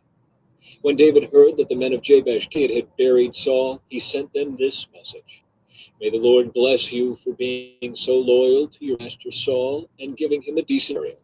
May the Lord be loyal to you in return and reward you with his unfailing love. And I, too, will reward you for what you have done. Now that Saul is dead, I ask you to be my strong and loyal subjects, like the people of Judah, who have anointed me as their new king. Ishbosheth crowned king of Israel. But Abner, son of Ner, the commander of Saul's army, had already gone to Mahanaim with Saul's son Ishbosheth. There he proclaimed Ishbosheth king over Gilead, Jezreel, Ephraim, the land of the Asherites, and all the rest of Israel. Ishbosheth, Saul's son, was 40 years old when he became king, and he ruled from Mahanaim for 2 years. Meanwhile, the people of Judah remained loyal to David. David made Hebron his capital, and he ruled as king of Judah for 7.5 years. War between Israel and Judah. One day Abner led Ishbosheth's troops from Mahanaim to Gibeon. About the same time, Joab, son of Zeruiah, led David's troops out and met them at the pool of Gibeon. The two groups sat down there, facing each other from opposite sides of the pool. Then Abner suggested to Joab, "Let's have a few of our warriors fight hand to hand here in front of us." "All right," Joab agreed. So 12 men were chosen to fight from each side. 12 men of Benjamin, representing Ishbosheth, son of Saul, and 12 representing David. Each one grabbed his opponent by the hair and thrust his sword into the other's side so that all of them died.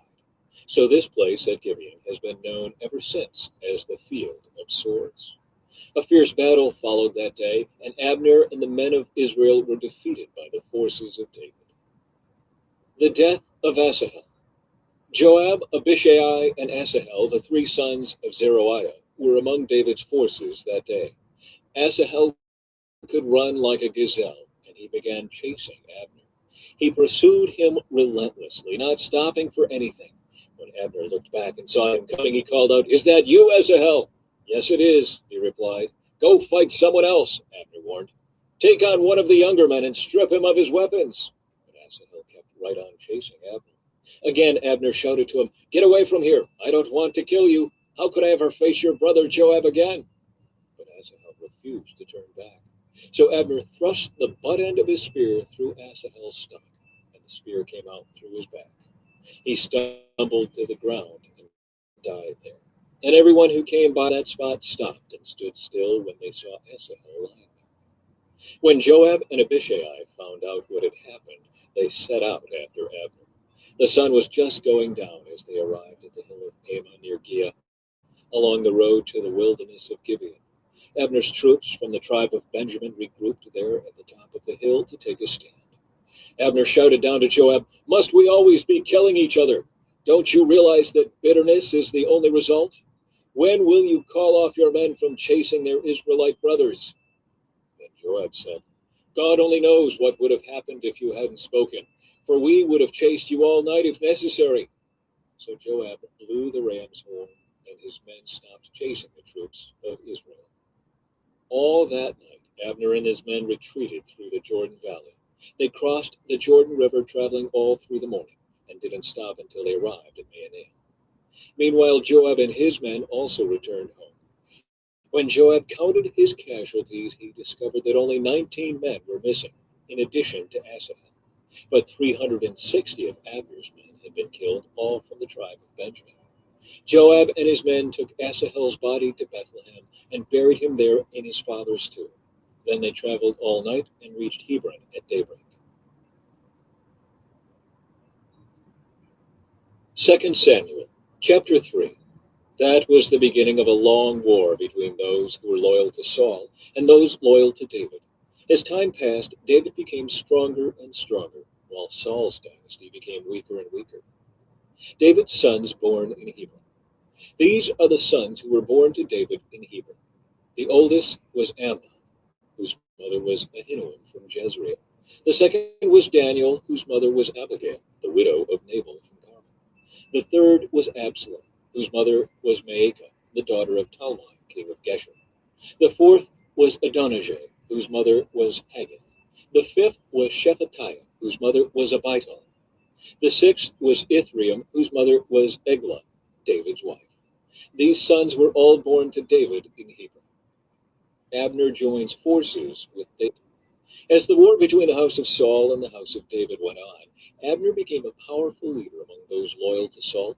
One day, Ishbosheth, Saul's son accused Abner of sleeping with one of his father's concubines, a woman named Rizpah, daughter of Aiah.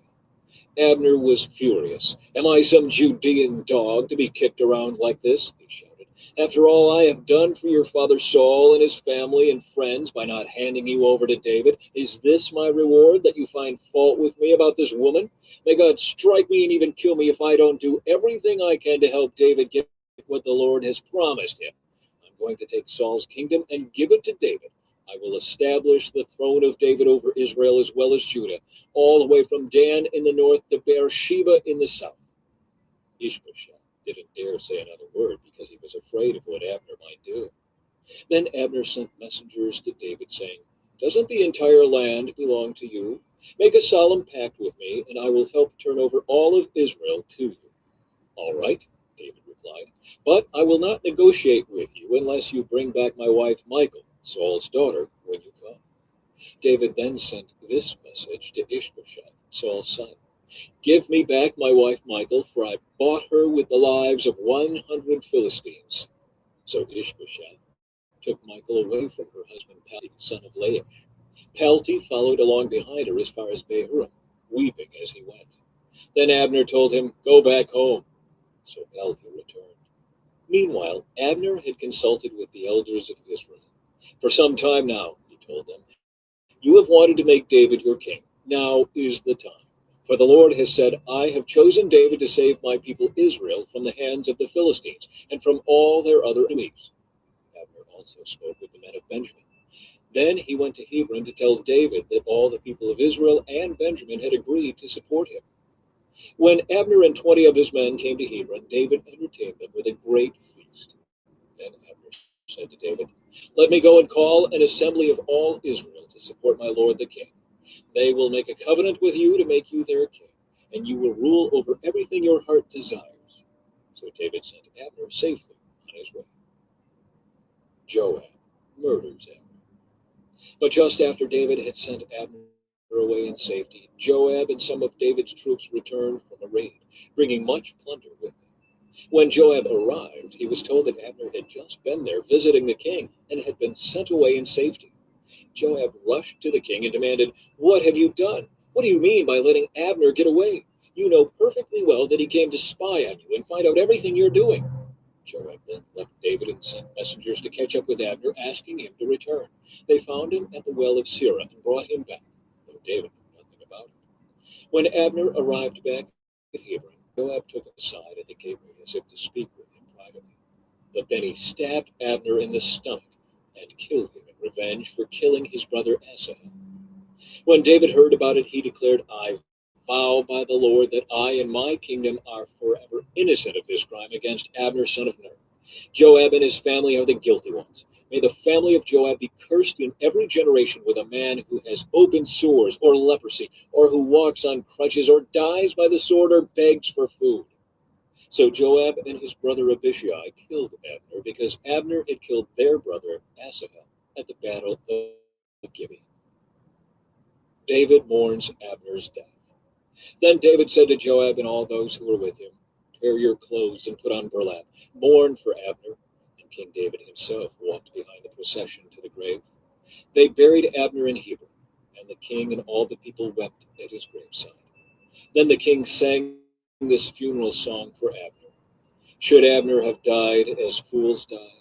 Your hands were not bound, your feet were not chained. No, you were murdered, the victim of a wicked plot."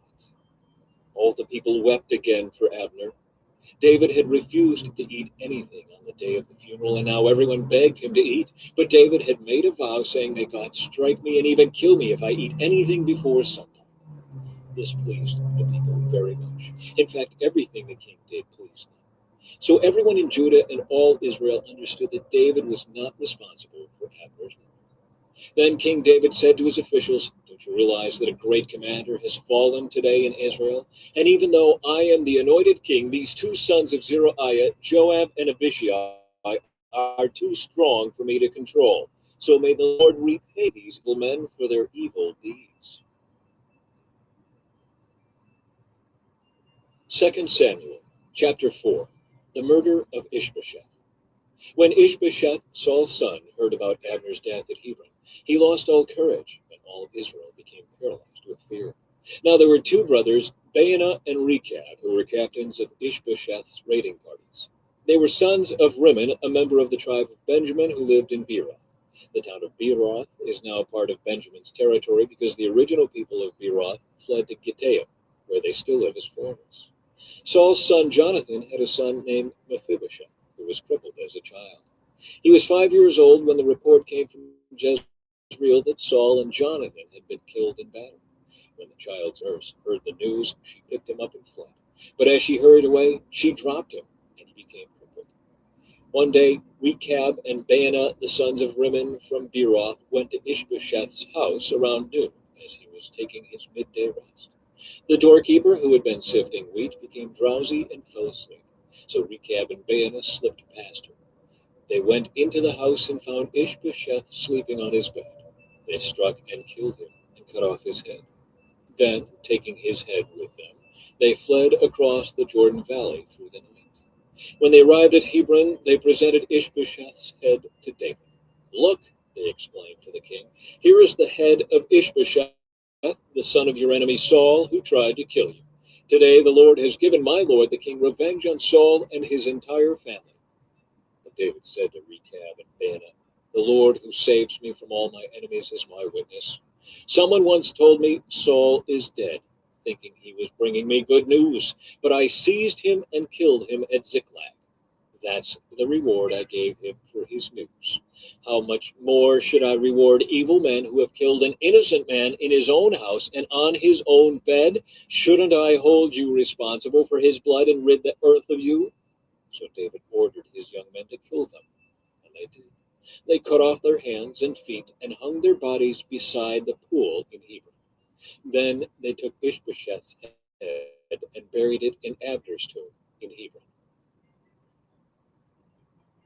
2 Samuel chapter 5. David becomes king of all Israel. Then all the tribes of Israel went to David at Hebron and told him, "We are your own flesh and blood. In the past, when Saul was our king, you were the one who really led the forces of Israel. And the Lord told you, 'You will be the shepherd of my people Israel. You will be Israel's leader.'" So there at Hebron, King David made a covenant before the Lord with all the elders of Israel, and they anointed him king of Israel. David was 30 years old when he began to reign, and he reigned 40 years in all. He had reigned over Judah from Hebron for 7 years and 6 months, and from Jerusalem he reigned over all Israel and Judah for 33 years. David captures Jerusalem. David then led his men to Jerusalem to fight against the Jebusites, the original inhabitants of the land who were living there. The Jebusites taunted David, saying, "You'll never get in here. Even the blind and lame could keep you out." For the Jebusites thought they were safe. But David captured the fortress of Zion, which is now called the City of David. On the day of the attack, David said to his troops, "I hate those lame and blind Jebusites. Whoever attacks them should strike by going into the city through the water tunnel." That is the origin of the saying, "The blind and the lame may not enter the house." So David made the fortress his home, and he called it the City of David. He extended the city, starting at the supporting terraces and working inward. And David became more and more powerful, because the Lord God of heaven's armies was with him. Then King Hiram of Tyre sent messengers to David, along with cedar timber and carpenters and stonemasons, and they built David a palace. And David realized that the Lord confirmed him as king over Israel, and had blessed his kingdom for the sake of his people Israel. After moving from Hebron to Jerusalem, David married more concubines and wives, and they had more sons and daughters. These are the names of David's sons who were born in Jerusalem: Shemua, Shobab, Nathan, Solomon, Ibhar, Elishua, Nepheg, Japhiah, Elishama, Eliada, and Eliphalet. David conquers the Philistines. When the Philistines heard that David had been anointed king of Israel, they mobilized all their forces to capture him. But David was told they were coming, so he went into the stronghold. The Philistines arrived and spread out across the valley of Rephaim. So David asked the Lord, "Should I go out to fight the Philistines? Will you hand them over to me?" The Lord replied to David, "Yes, go ahead. I will certainly hand them over to you." So David went to Baal Perazim and defeated the Philistines there. The Lord did it, David exclaimed. He burst through my enemies like a raging flood. So he named that place Baal Perazim, which means the Lord who burst through. The Philistines had abandoned their idols there, so David and his men confiscated them. But after a while, the Philistines returned and again spread out across the valley of Rephaim. And again David asked the Lord what to do. Do not attack them straight on, the Lord replied. Instead, circle around behind and attack them near the poplar trees. When you hear a sound like marching feet in the tops of the poplar trees, be on the alert. That will be the signal that the Lord is moving ahead of you to strike down the Philistine army. So David did what the Lord commanded, and he struck down the Philistines all the way from Gibeon to Gezer. 2 Samuel chapter 6, moving the ark to Jerusalem. Then David again gathered all the elite troops in Israel, 30,000 in all. He led them to Baalah of Judah to bring back the ark of God, which bears the name of the Lord of heaven's armies, who is enthroned between the cherubim. They placed the ark of God on a new cart and brought it from Abinadab's house, which was on a hill. Uzzah and Ahio, Abinadab's sons, were guiding the cart as it left the house, carrying the ark of God. Ahio walked in front of the ark. David and all the people of Israel were celebrating before the Lord, singing songs and playing all kinds of musical instruments, lyres, harps, tambourines, castanets, and cymbals. But when they arrived at the threshing floor of Nacon, the oxen stumbled, and Uzzah reached out his hand and steadied the ark of God. Then the Lord's anger was aroused against Uzzah, and God struck him dead because of this. So Uzzah died right there beside the ark of God. David was angry because the Lord's anger had burst out against Uzzah. He named that place Perez Uzzah, which means to burst out against Uzzah, as it is still called today. David was now afraid of the Lord, and he asked, how can I ever bring the ark of the Lord back into my care? So David decided not to move the ark of the Lord into the city of David. Instead, he took it to the house of Obed-Edom of Gath. The ark of the Lord remained there in Obed-Edom's house for 3 months, and the Lord blessed Obed-Edom and his entire household. Then King David was told, the Lord has blessed Obed-Edom's household and everything he has because of the ark of God. So David went there and brought the ark of God from the house of Obed-Edom to the city of David with a great celebration. After the men who were carrying the ark of the Lord had gone 6 steps, David sacrificed a bull and a fattened calf. And David danced before the Lord with all his might, wearing a priestly garment. So David and all the people of Israel brought up the ark of the Lord with shouts of joy and the blowing of ram's horns. Michael's contempt for David. But as the ark of the Lord entered the city of David, Michal, the daughter of Saul, looked down from her window. When she saw King David leaping and dancing before the Lord, she was filled with contempt for him. They brought the ark of the Lord and set it in its place inside the special tent David had prepared for it. And David sacrificed burnt offerings and peace offerings to the Lord. When he had finished his sacrifices, David blessed the people in the name of the Lord of heaven's armies. Then he gave to every Israelite man and woman in the crowd a loaf of bread, a cake of dates, and a cake of raisins. Then all the people returned to their homes. When David returned home to bless his own family, Michal, the daughter of Saul, came out to meet him. She said in disgust, how distinguished the king of Israel looked today, shamelessly exposing himself to the servant girls like any vulgar person might do. David retorted to Michal, I was dancing before the Lord, who chose me above your father and all his family. He appointed me as the leader of Israel, the people of the Lord, so I celebrate before the Lord. Yes, and I am willing to look even more foolish than this, even to be humiliated in my own eyes.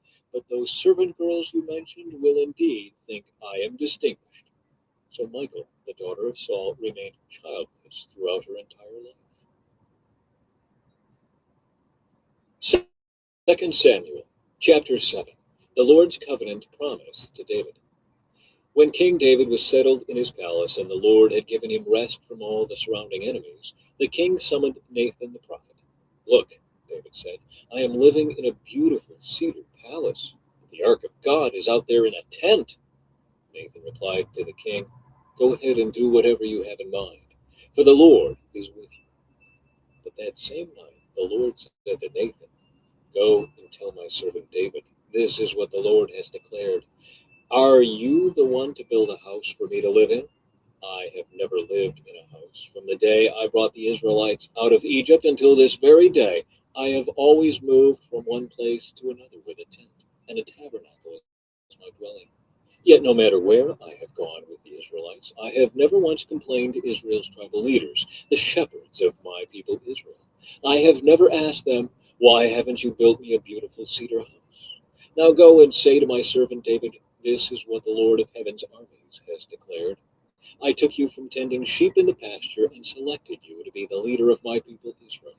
I have been with you wherever you have gone, and I have destroyed all your enemies before your eyes.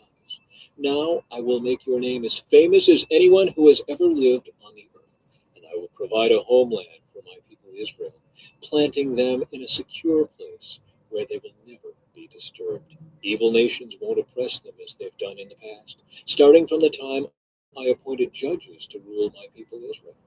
And I will give you rest from all your enemies. Furthermore, the Lord declares that he will make a house for you, a dynasty of kings. For when you die and are buried with your ancestors, I will raise up one of your descendants, your own offspring, and I will make his kingdom strong. He is the one who will build a house, a temple for my name, and I will secure his royal throne forever. I will be his father, and he will be my son. If he sins, I will correct and discipline him with the rod, like any father would do. But my favor will not be taken from him as I took it from Saul, whom I removed from your sight. Your house and your kingdom will continue before me for all time, and your throne will be secure forever. So Nathan went back to David and told him everything the Lord had said in his vision. David's prayer of thanks. Then King David went in and sat before the Lord and prayed. Who am I, O sovereign Lord, and what is my family that you have brought me this far? And now, sovereign Lord, in addition to everything else you speak of giving your servant a lasting dynasty, do you deal with everyone this way, O sovereign Lord?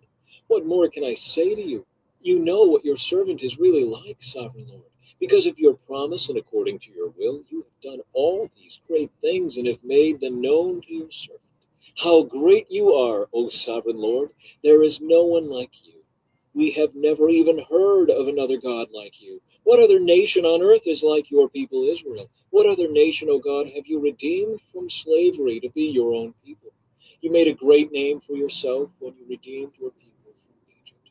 You performed awesome miracles and drove out the nations and gods that stood in their way. You made Israel your very own people forever, and you, O Lord, became their God. And now, O Lord God, I am your servant.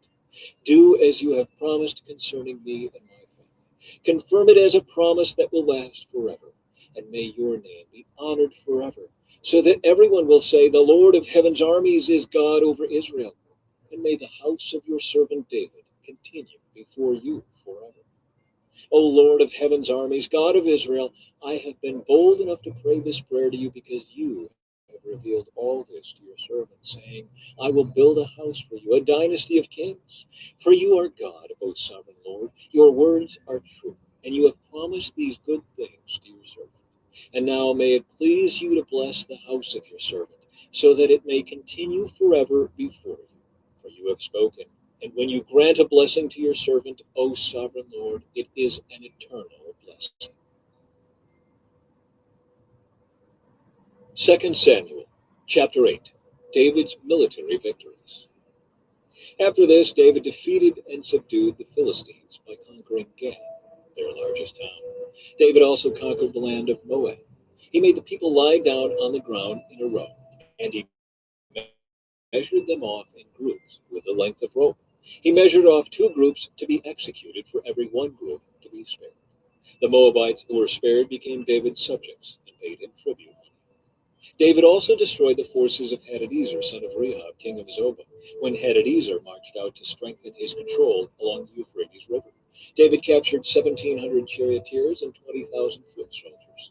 He crippled all the chariot horses except enough for 100 chariots.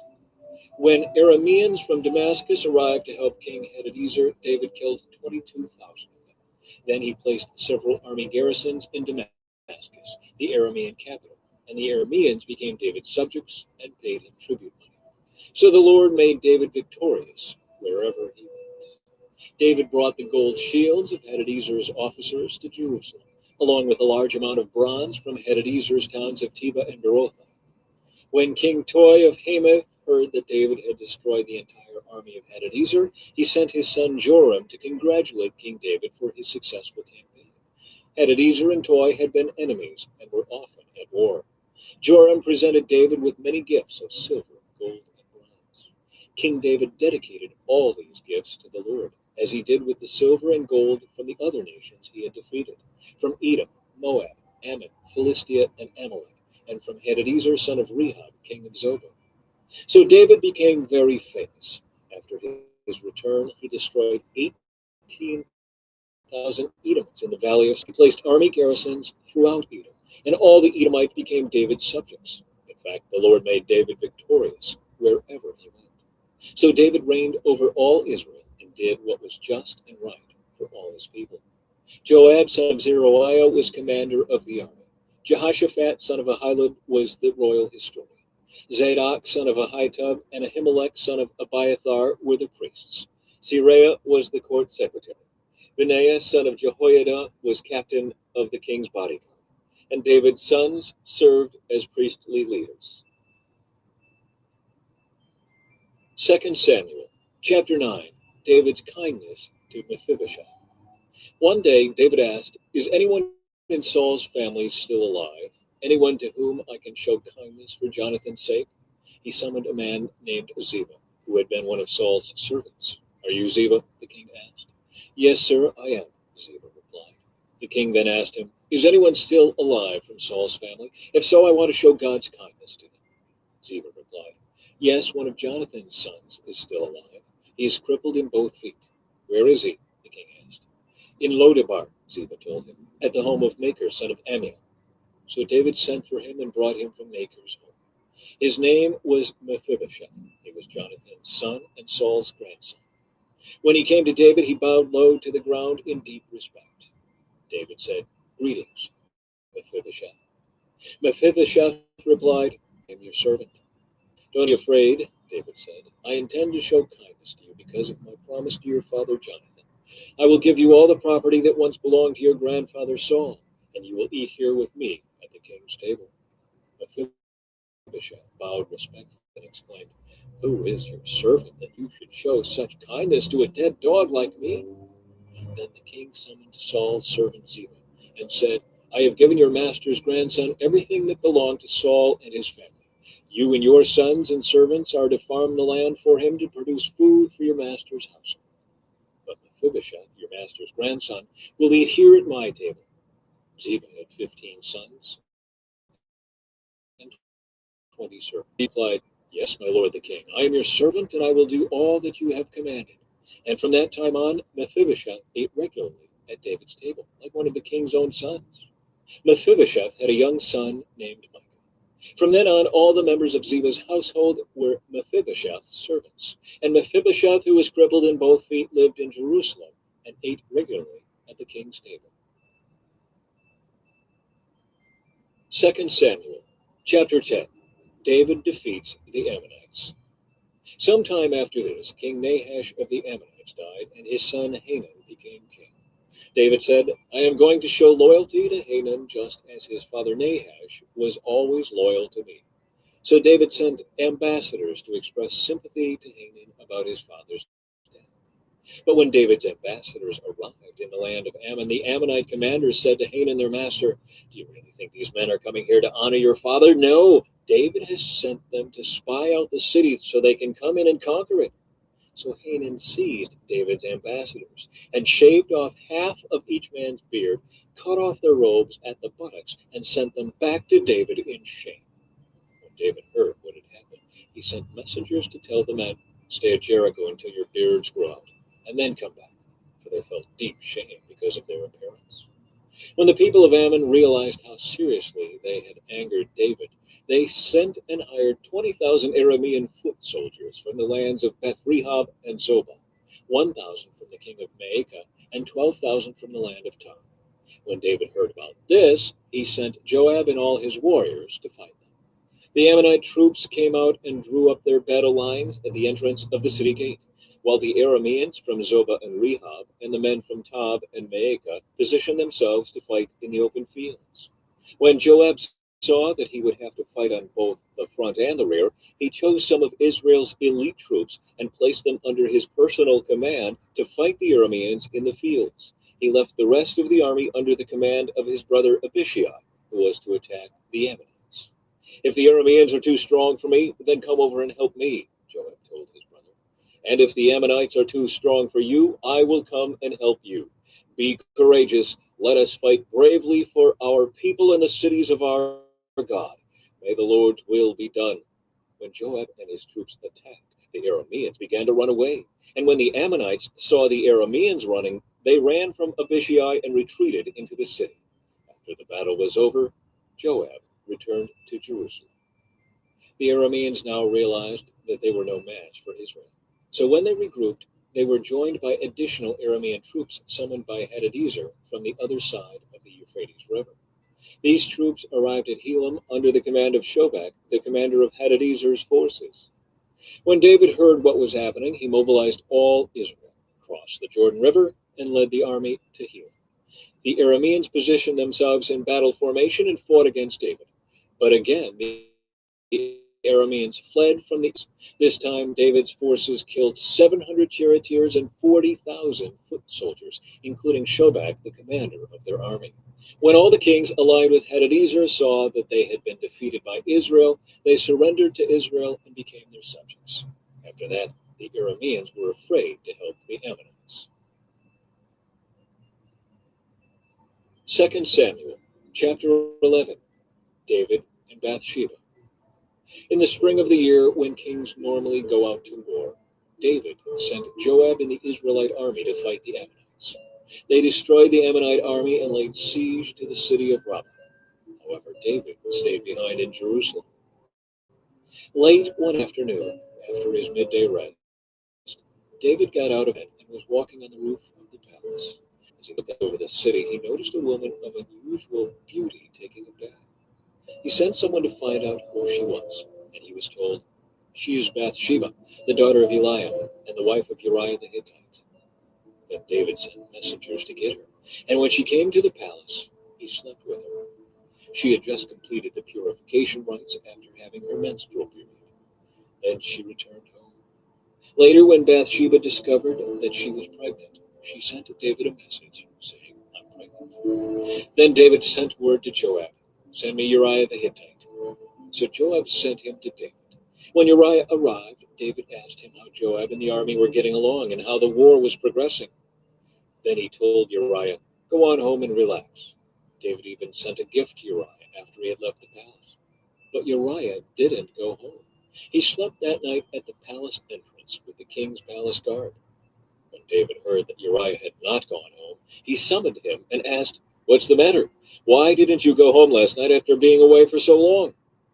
Uriah replied, "The ark and the armies of Israel and Judah are living in tents, and Joab and my master's men are camping in the open fields. How could I go home to wine and dine and sleep with my wife? I swear that I would never do such a thing." "Well, stay here today," David told him, "and tomorrow you may return to the army." So Uriah stayed in Jerusalem that day and the next. Then David invited him to dinner and got him drunk.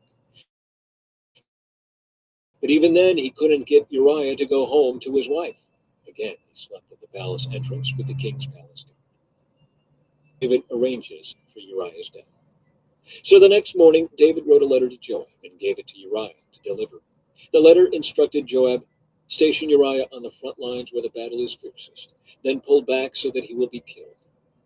So Joab assigned Uriah to a spot close to the city wall, where he knew the enemy's strongest men were fighting. And when the enemy soldiers came out of the city to fight, Uriah the Hittite was killed along with several other Israelite soldiers. Then Joab sent a battle report to David. He told his messenger, "Report all the news of the battle to the king." But he might get angry and ask, "Why did the troops go so close to the city? Didn't they know they would be shooting from the walls? Wasn't Abimelech, son of Gid, killed at Thebes by a woman who threw a millstone down on him from the wall? Why would you get so close to the wall?" Then tell him, "Uriah the Hittite was killed too." So the messenger went to Jerusalem and gave a complete report to David. "The enemy came out against us in the open fields," he said, And as we chased them back to the city gate, the archers on the wall shot arrows at us. Some of the king's men were killed, including Uriah the Hittite. Well, tell Joab not to be discouraged, David said. The sword devours this one today and that one tomorrow. Fight harder next time and conquer the city. When Uriah's wife heard that her husband was dead, she mourned for him.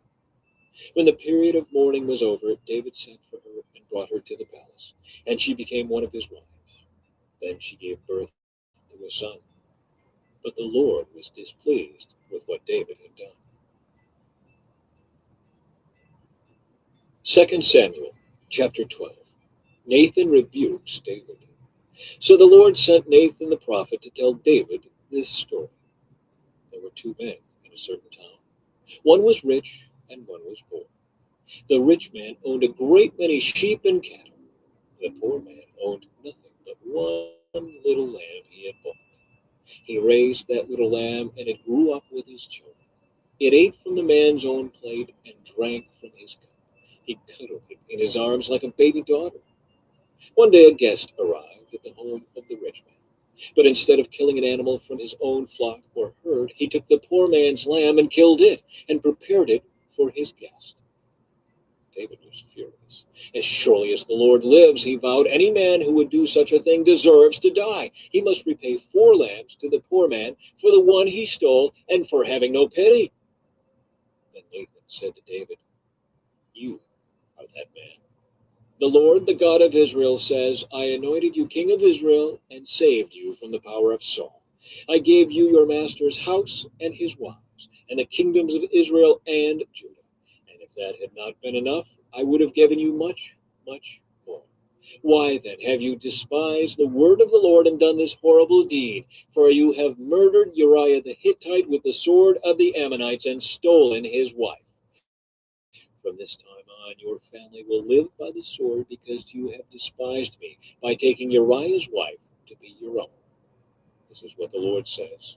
Because of what you have done, I will cause your own household to rebel against you.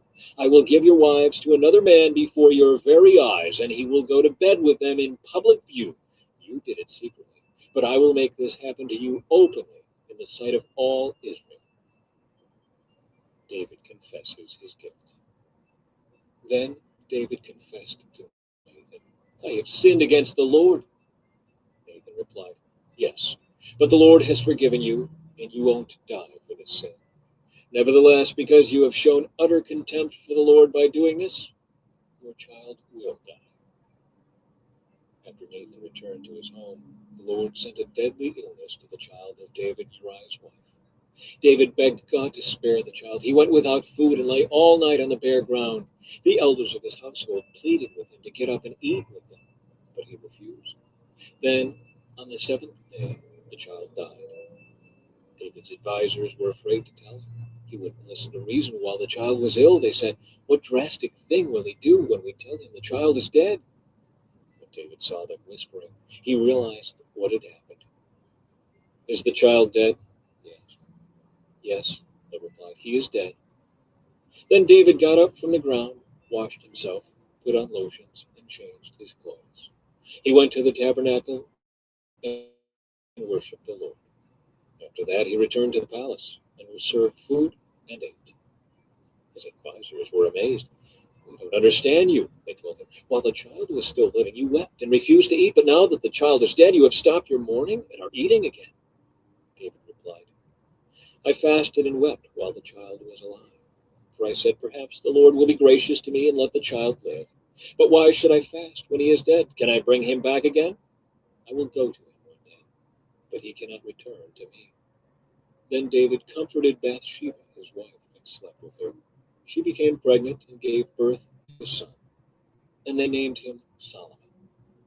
The Lord loved the child and sent word through Nathan the prophet that they should name him Jedediah, which means beloved of the Lord, as the Lord had commanded. David captures Ramah.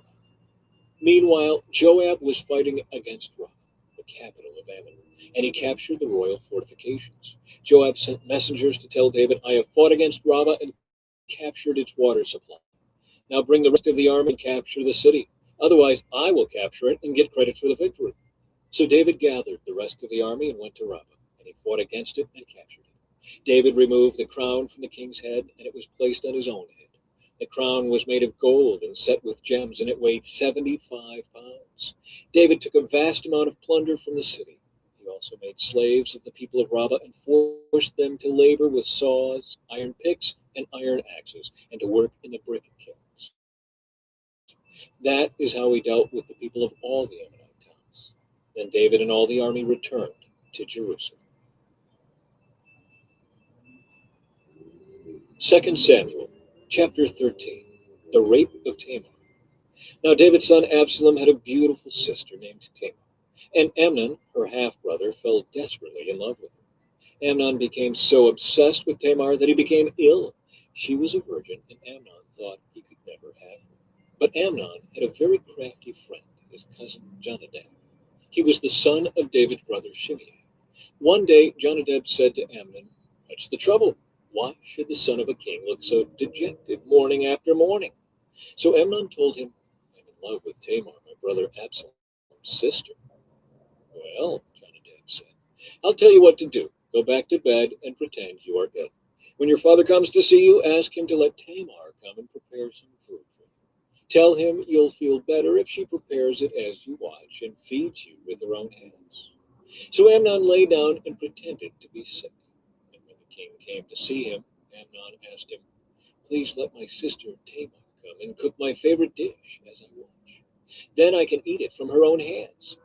So David agreed and sent Tamar to Amnon's house to prepare some food for him.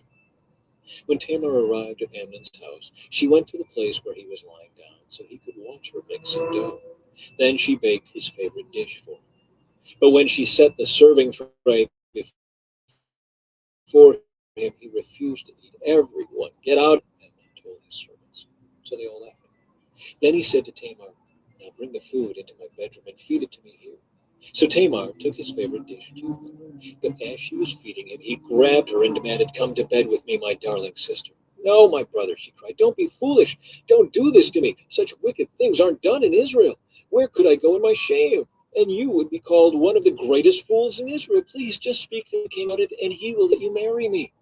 But Amnon wouldn't listen to her, and since he was stronger than she was, he raped her. Then suddenly Amnon's love turned to hate, and he hated her even more than he had loved her. "Get out of here," he snarled at her. "No, no," Tamar cried. "Sending me away now is worse than what you've already done to me."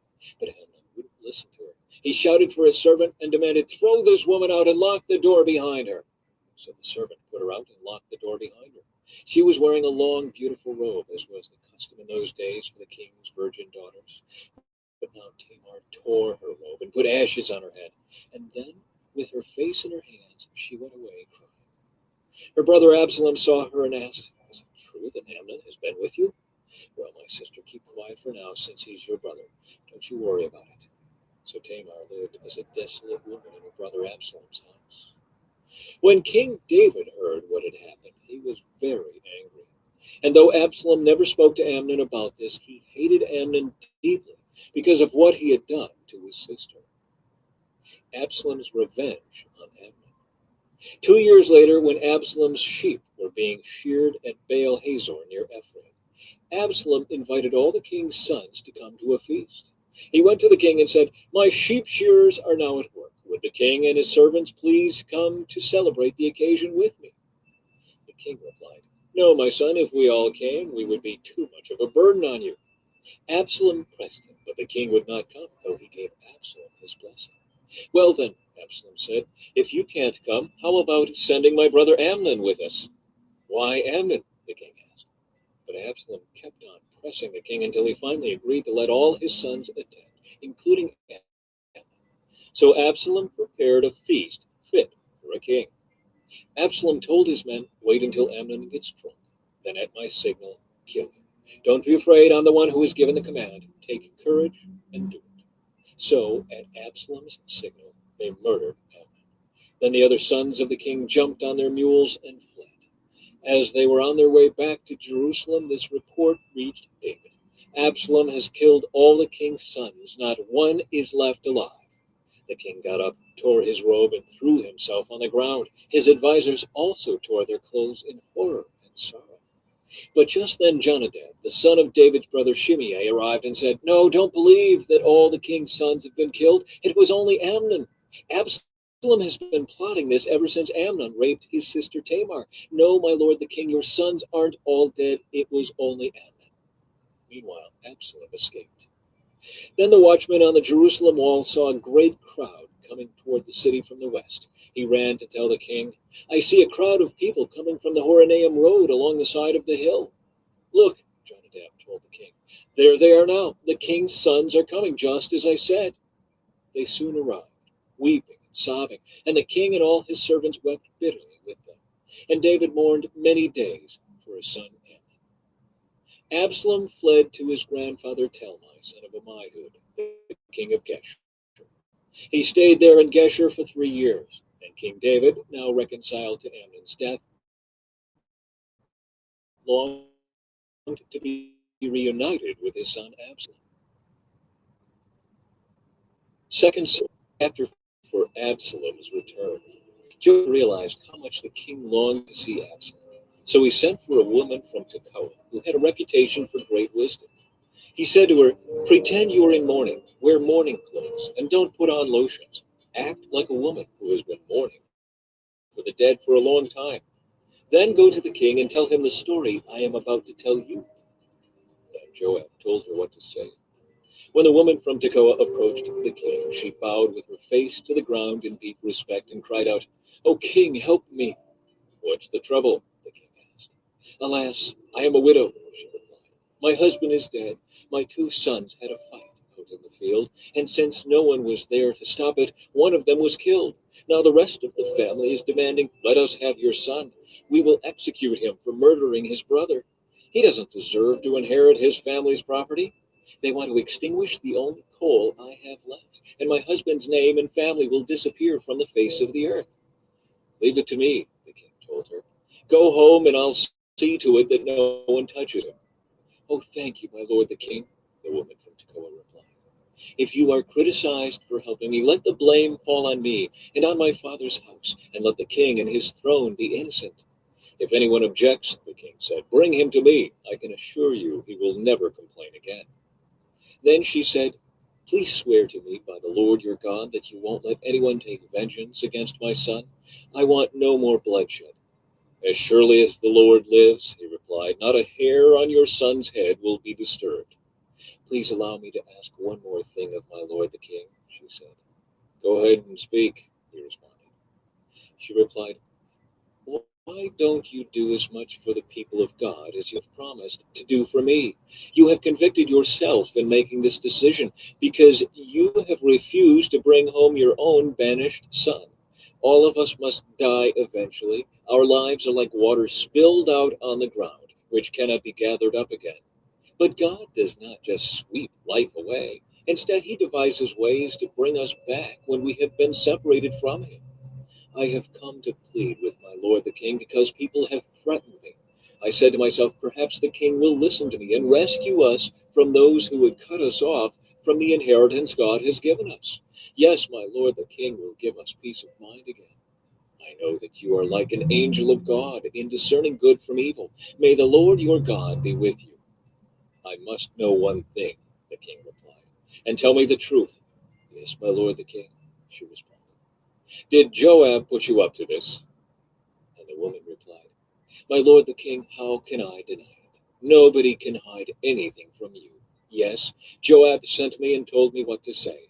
He did it to place the matter before you in a different light. But you are as wise as an angel of God, and you understand everything that happens among us."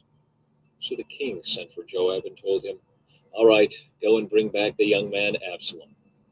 Joab bowed with his face to the ground in deep respect and said, "At last I know that I have gained your approval, my lord the king, for you have granted me this request."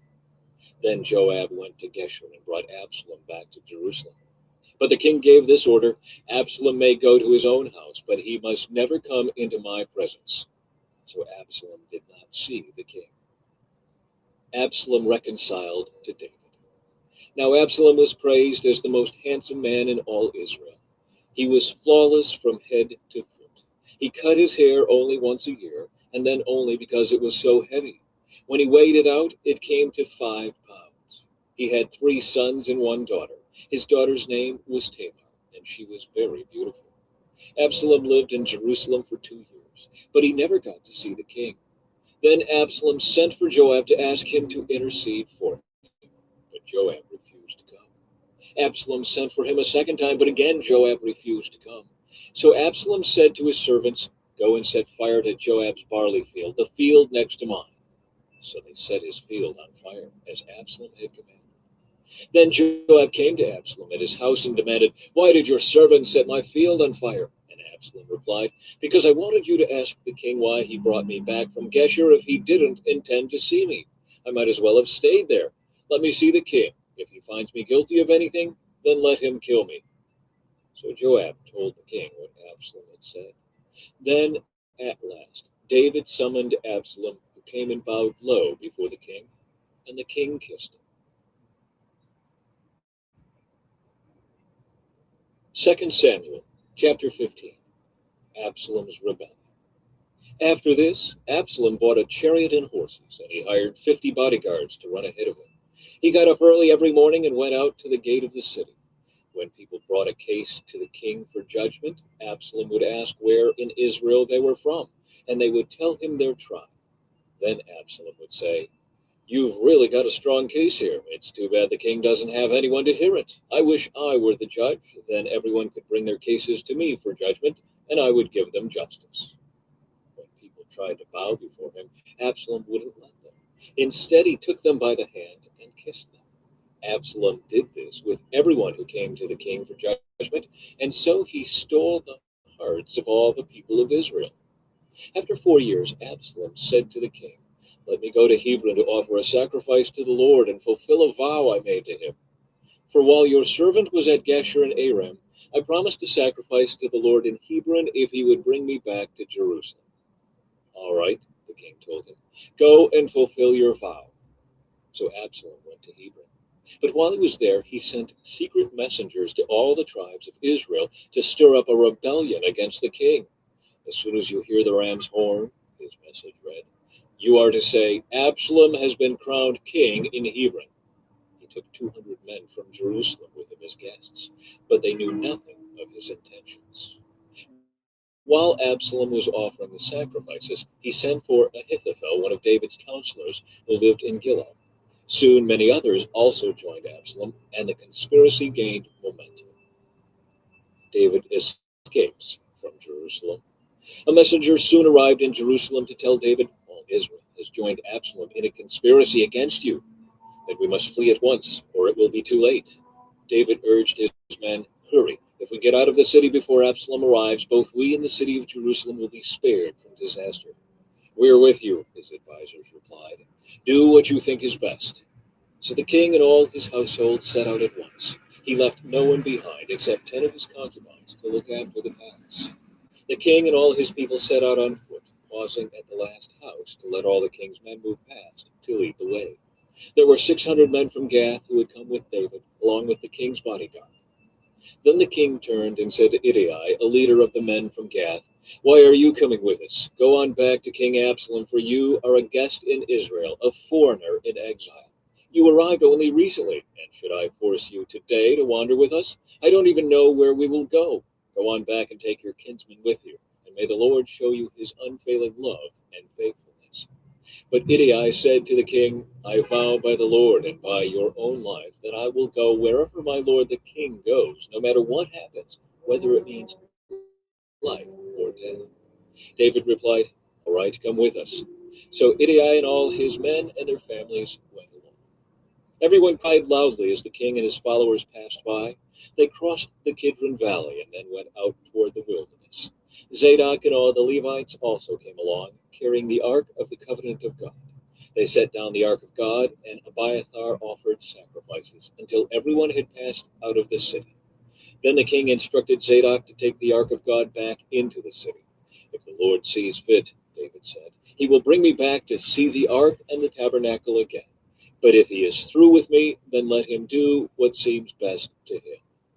The king also told Zadok the priest, "Look, here is my plan. You and Abiathar should return quietly to the city with your son Ahimaaz and Abiathar's son Jonathan.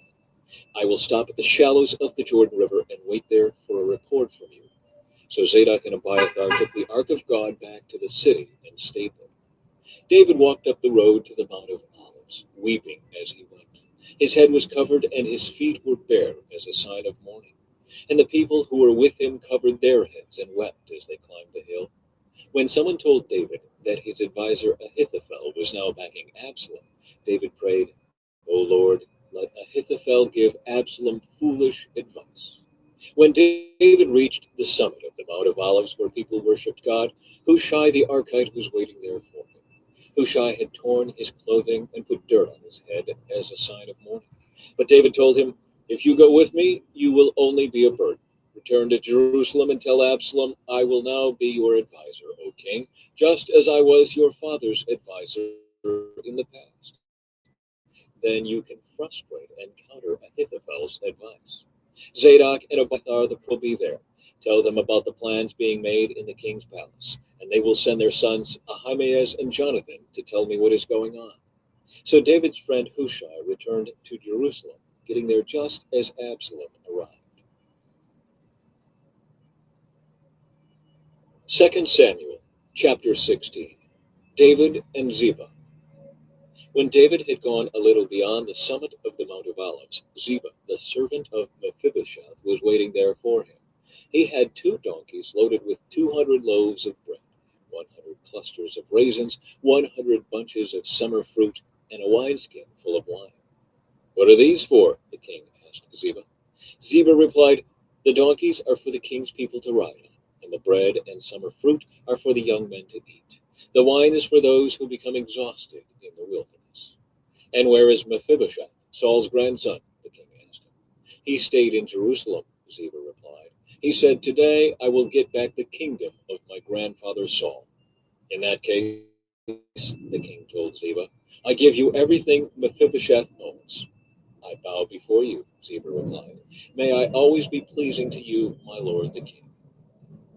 Shimei curses David. As King David came to Bahurim, a man came out of the village cursing them. It was Shimei, son of Gera, from the same clan as Saul's family. He threw stones at the king and the king's officers and all the mighty warriors who surrounded him. "Get out of here, you murderer, you scoundrel," he shouted at David. "The Lord is paying you back for all the blood shed in Saul's clan. You stole his throne, and now the Lord has given it to your son Absalom. At last you will taste some of your own medicine, for you are a murderer." "Why should this dead dog curse my lord the king?" Abishai, son of Zeruiah, demanded. "Let me go over and cut off his head." "No," the king said. "Who asked your opinion, you sons of Zeruiah? If the Lord has told him to curse me, who are you to stop him?" And David said to Abishai and to all his servants, "My own son is trying to kill me. Doesn't this relative of Saul have even more reason to do so? Leave him alone and let him curse, for the Lord has told him to do it. And perhaps the Lord will see that I am being wronged and will bless me because of these curses today." So David and his men continued down the road, and Shimei kept pace with them on a nearby hillside, cursing as he went, and throwing stones at David and tossing dust into the air. The king and all who were with him grew weary along the way, so they rested when they reached the Jordan River. Ahithophel advises Absalom. Meanwhile, Absalom and all the army of Israel arrived at Jerusalem, accompanied by Ahithophel. When David's friend Hushai the Archite arrived, he went immediately to see Absalom. "Long live the king!" he exclaimed. "Long live the king!" "Is this the way you treat your friend David?" Absalom asked him. "Why aren't you with him?" "I'm here because I belong to the man who is chosen by the Lord and by all the men of Israel," Hushai replied. "And anyway, why shouldn't I serve you? Just as I was your father's adviser, now I will be your adviser." Then Absalom turned to Ahithophel and asked him, "What should I do next?" Ahithophel told him, "Go and sleep with your father's concubines, for he has left them here to look after the palace. Then all Israel will know that you have insulted your father beyond hope of reconciliation, and they will throw their support to you." So they set up a tent on the palace roof where everyone could see it, and Absalom went in and had sex with his father's concubines. Absalom followed Ahithophel's advice just as David had done. For every word Ahithophel spoke seemed as wise as though it had come directly from the mouth of God. 2 Samuel chapter 17. Now Ahithophel urged Absalom, "Let me choose 12,000 men to start out after David tonight. I will catch up with him while he is weary and discouraged. He and his troops will panic, and everyone will run away. Then I will kill only the king, and I will bring all the people back to you as a bride returns to her husband. After all, it is only one man's life that you seek. Then you will be at peace with all the people." This plan seemed good to Absalom and to all the elders of Israel. Hushai countered Ahithophel's advice. But then Absalom said, "Bring in Hushai the Archite. Let's see what he thinks about this." When Hushai arrived, Absalom told him what Ahithophel had said. Then he asked, "What is your opinion? Should we follow Ahithophel's advice? If not, what do you suggest?" "Well," Hushai replied to Absalom, "this time Ahithophel has made a mistake. You know your father and his men. They are mighty warriors. Right now, they are as enraged as a mother bear who has been robbed of her cubs. And remember that your father is an experienced man of war. He won't be spending the night among the troops. He is probably already hidden in some pit or cave. And when he comes out and attacks, and a few of your men fall, there will be panic among your troops, and the word will spread that Absalom's men are being slaughtered. Then even the bravest soldiers, though they have the heart of a lion, will be paralyzed with fear. For all Israel knows what a mighty warrior your father is, and how courageous his men are. I recommend that you mobilize the entire army of Israel, bringing them from as far away as Dan in the north and Beersheba in the south. That way you will have an army as numerous as the sand on the seashore, and I advise that you personally lead the troops. When we find David, we'll fall on him like dew that falls on the ground. Then neither he nor any of his men will be left alive. And if David were to escape into some town, you will have all Israel there at your command. Then we can take ropes and drag the walls of the town into the nearest valley until every stone is torn down." Then Absalom and all the men of Israel said, "Hushai's advice is better than Ahithophel's." For the Lord had determined to defeat the counsel of Ahithophel, which really was the better plan, so that he could bring disaster on Absalom. Hushai warns David to escape. Hushai told Zadok and Abiathar the priests what Ahithophel had said to Absalom and the elders of Israel, and what he himself had advised instead. "Quick," he told them, "find David and urge him not to stay at the shallows of the Jordan River tonight. He must go across at once into the wilderness beyond. Otherwise he will die and his entire army with him."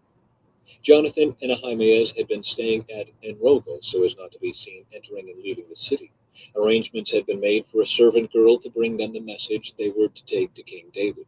But a boy spotted them at Enrogel, and he told Absalom about it. So they quickly escaped to Bahur, where a man hid them down inside a well in his courtyard.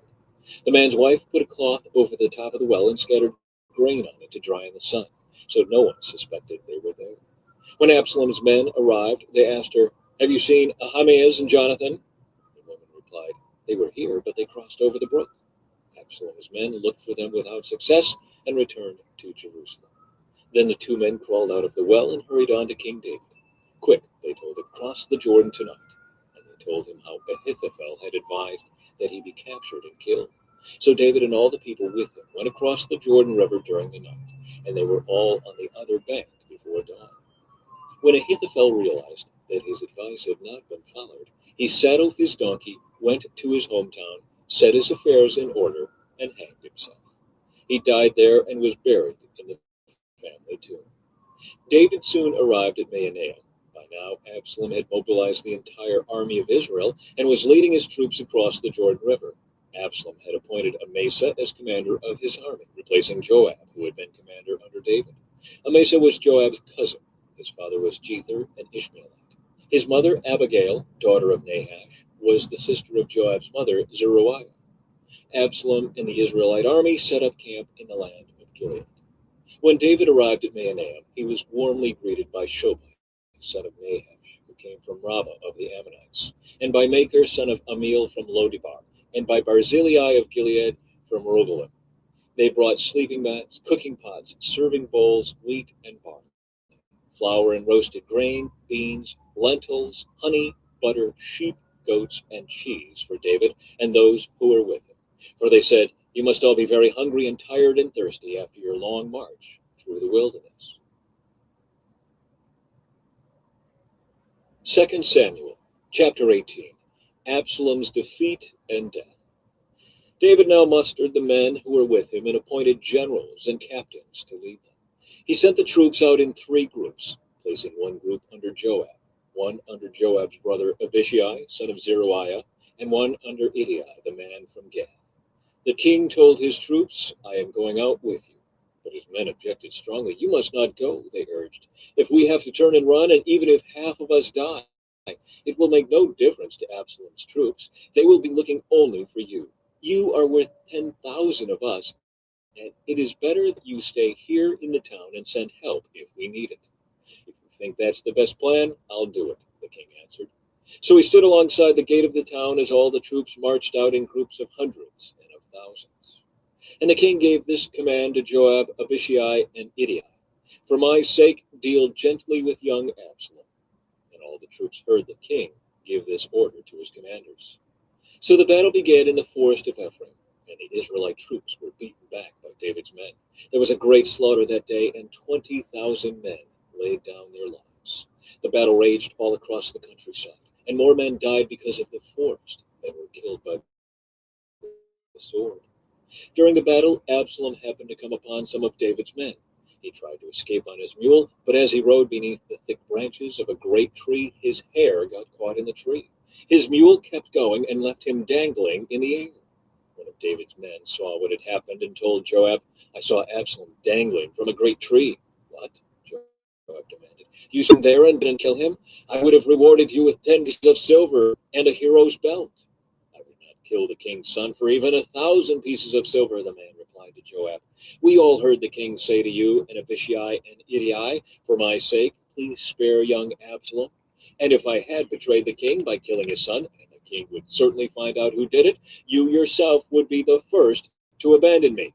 "Enough of this nonsense," Joab said. Then he took 3 daggers and plunged them into Absalom's heart as he dangled, still alive, in the great tree. 10 of Joab's young armor-bearers then surrounded Absalom and killed him. Then Joab blew the ram's horn, and his men returned from chasing the army of Israel. They threw Absalom's body into a deep pit in the forest and piled a great heap of stones over it, and all Israel fled to their homes.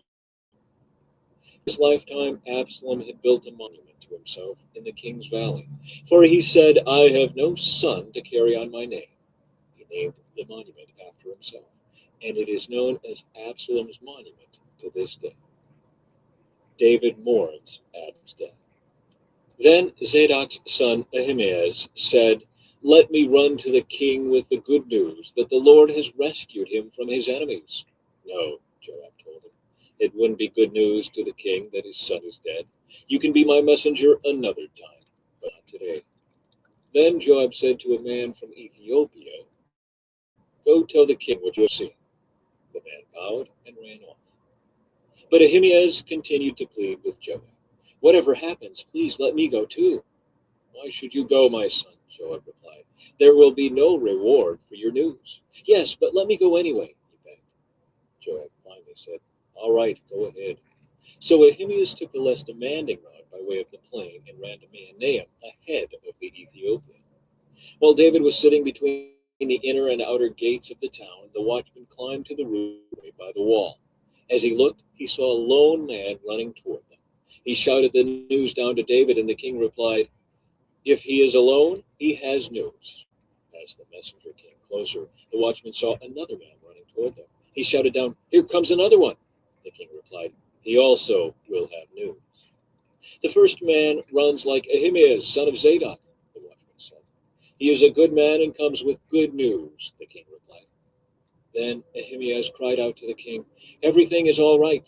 He bowed before the king with his face to the ground and said, "Praise to the Lord your God, who has handed over the rebels who dared to stand against my lord the king. What about young Absalom? the king demanded. Is he all right? Ahimaaz replied.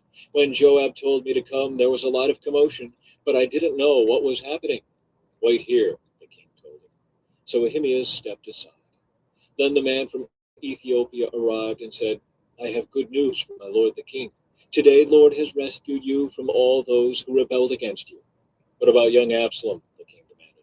Is he all right? And the Ethiopian replied, May all of your enemies, my lord the king, both now and in the future, share the fate of that young man. The king was overcome with emotion.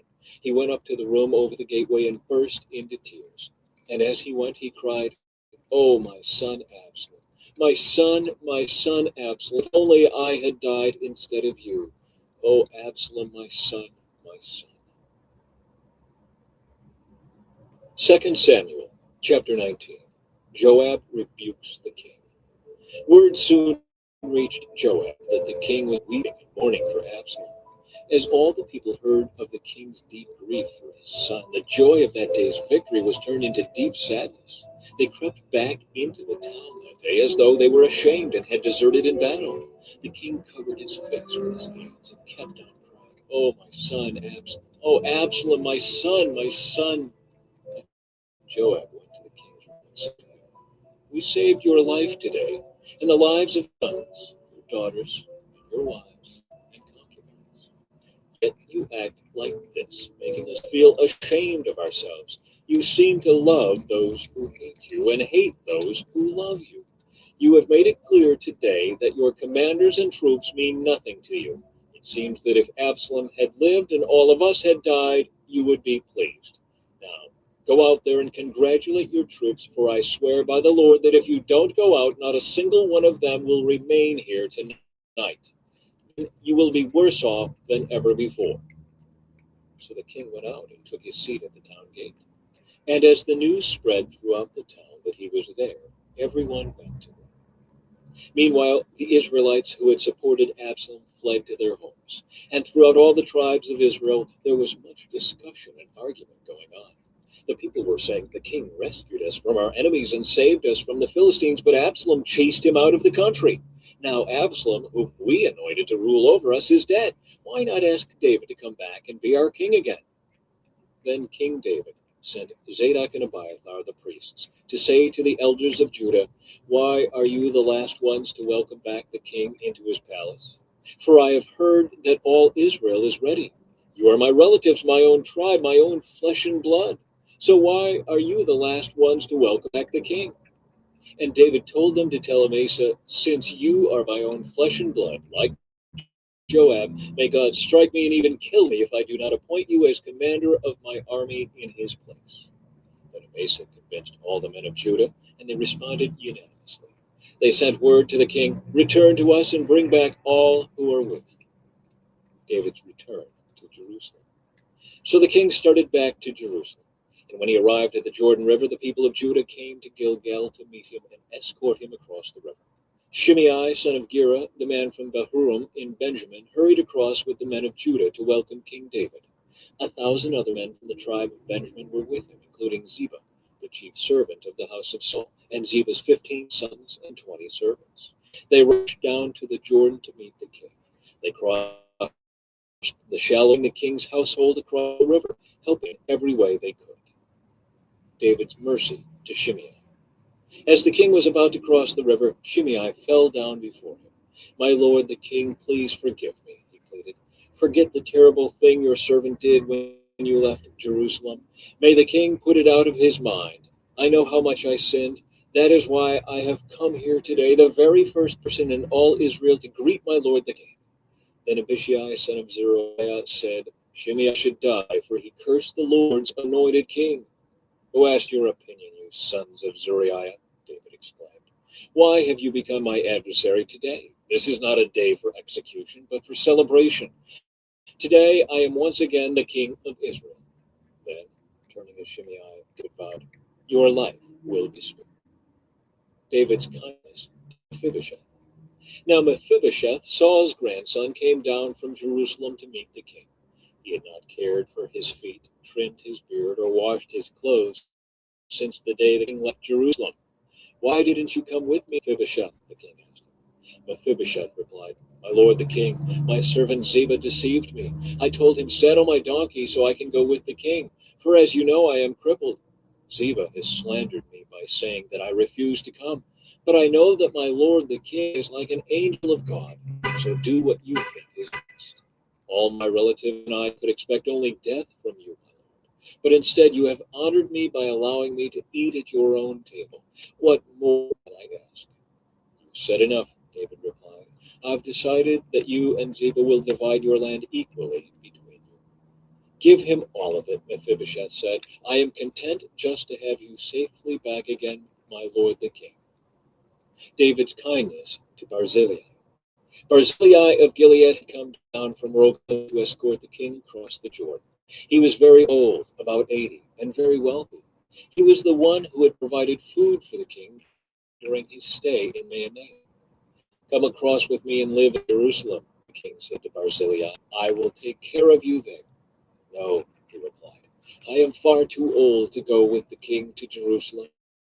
I am 80 years old today, and I can no longer enjoy anything. Food and wine are no longer tasty, and I cannot hear the singers as they sing. I would only be a burden to my lord the king.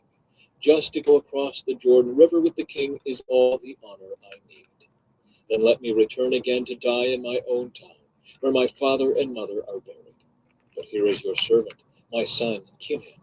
Let him go with my lord the king and receive whatever you want to give him." "Good," the king agreed. "Kimham will go with me, and I will help him in any way you would like, and I will do for you anything you want." So all the people crossed the Jordan with the king.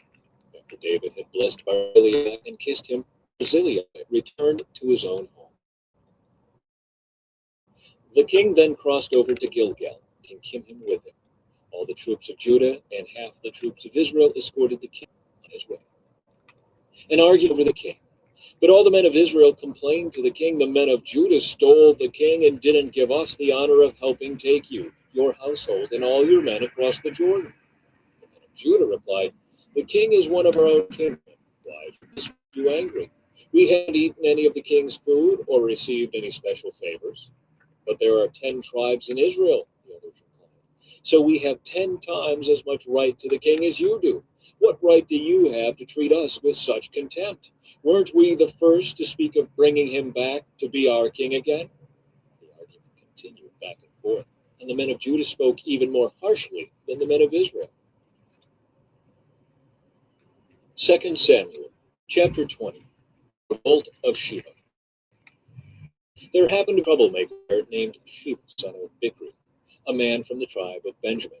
Sheba blew a ram's horn and began to chant, "Down with the dynasty of David.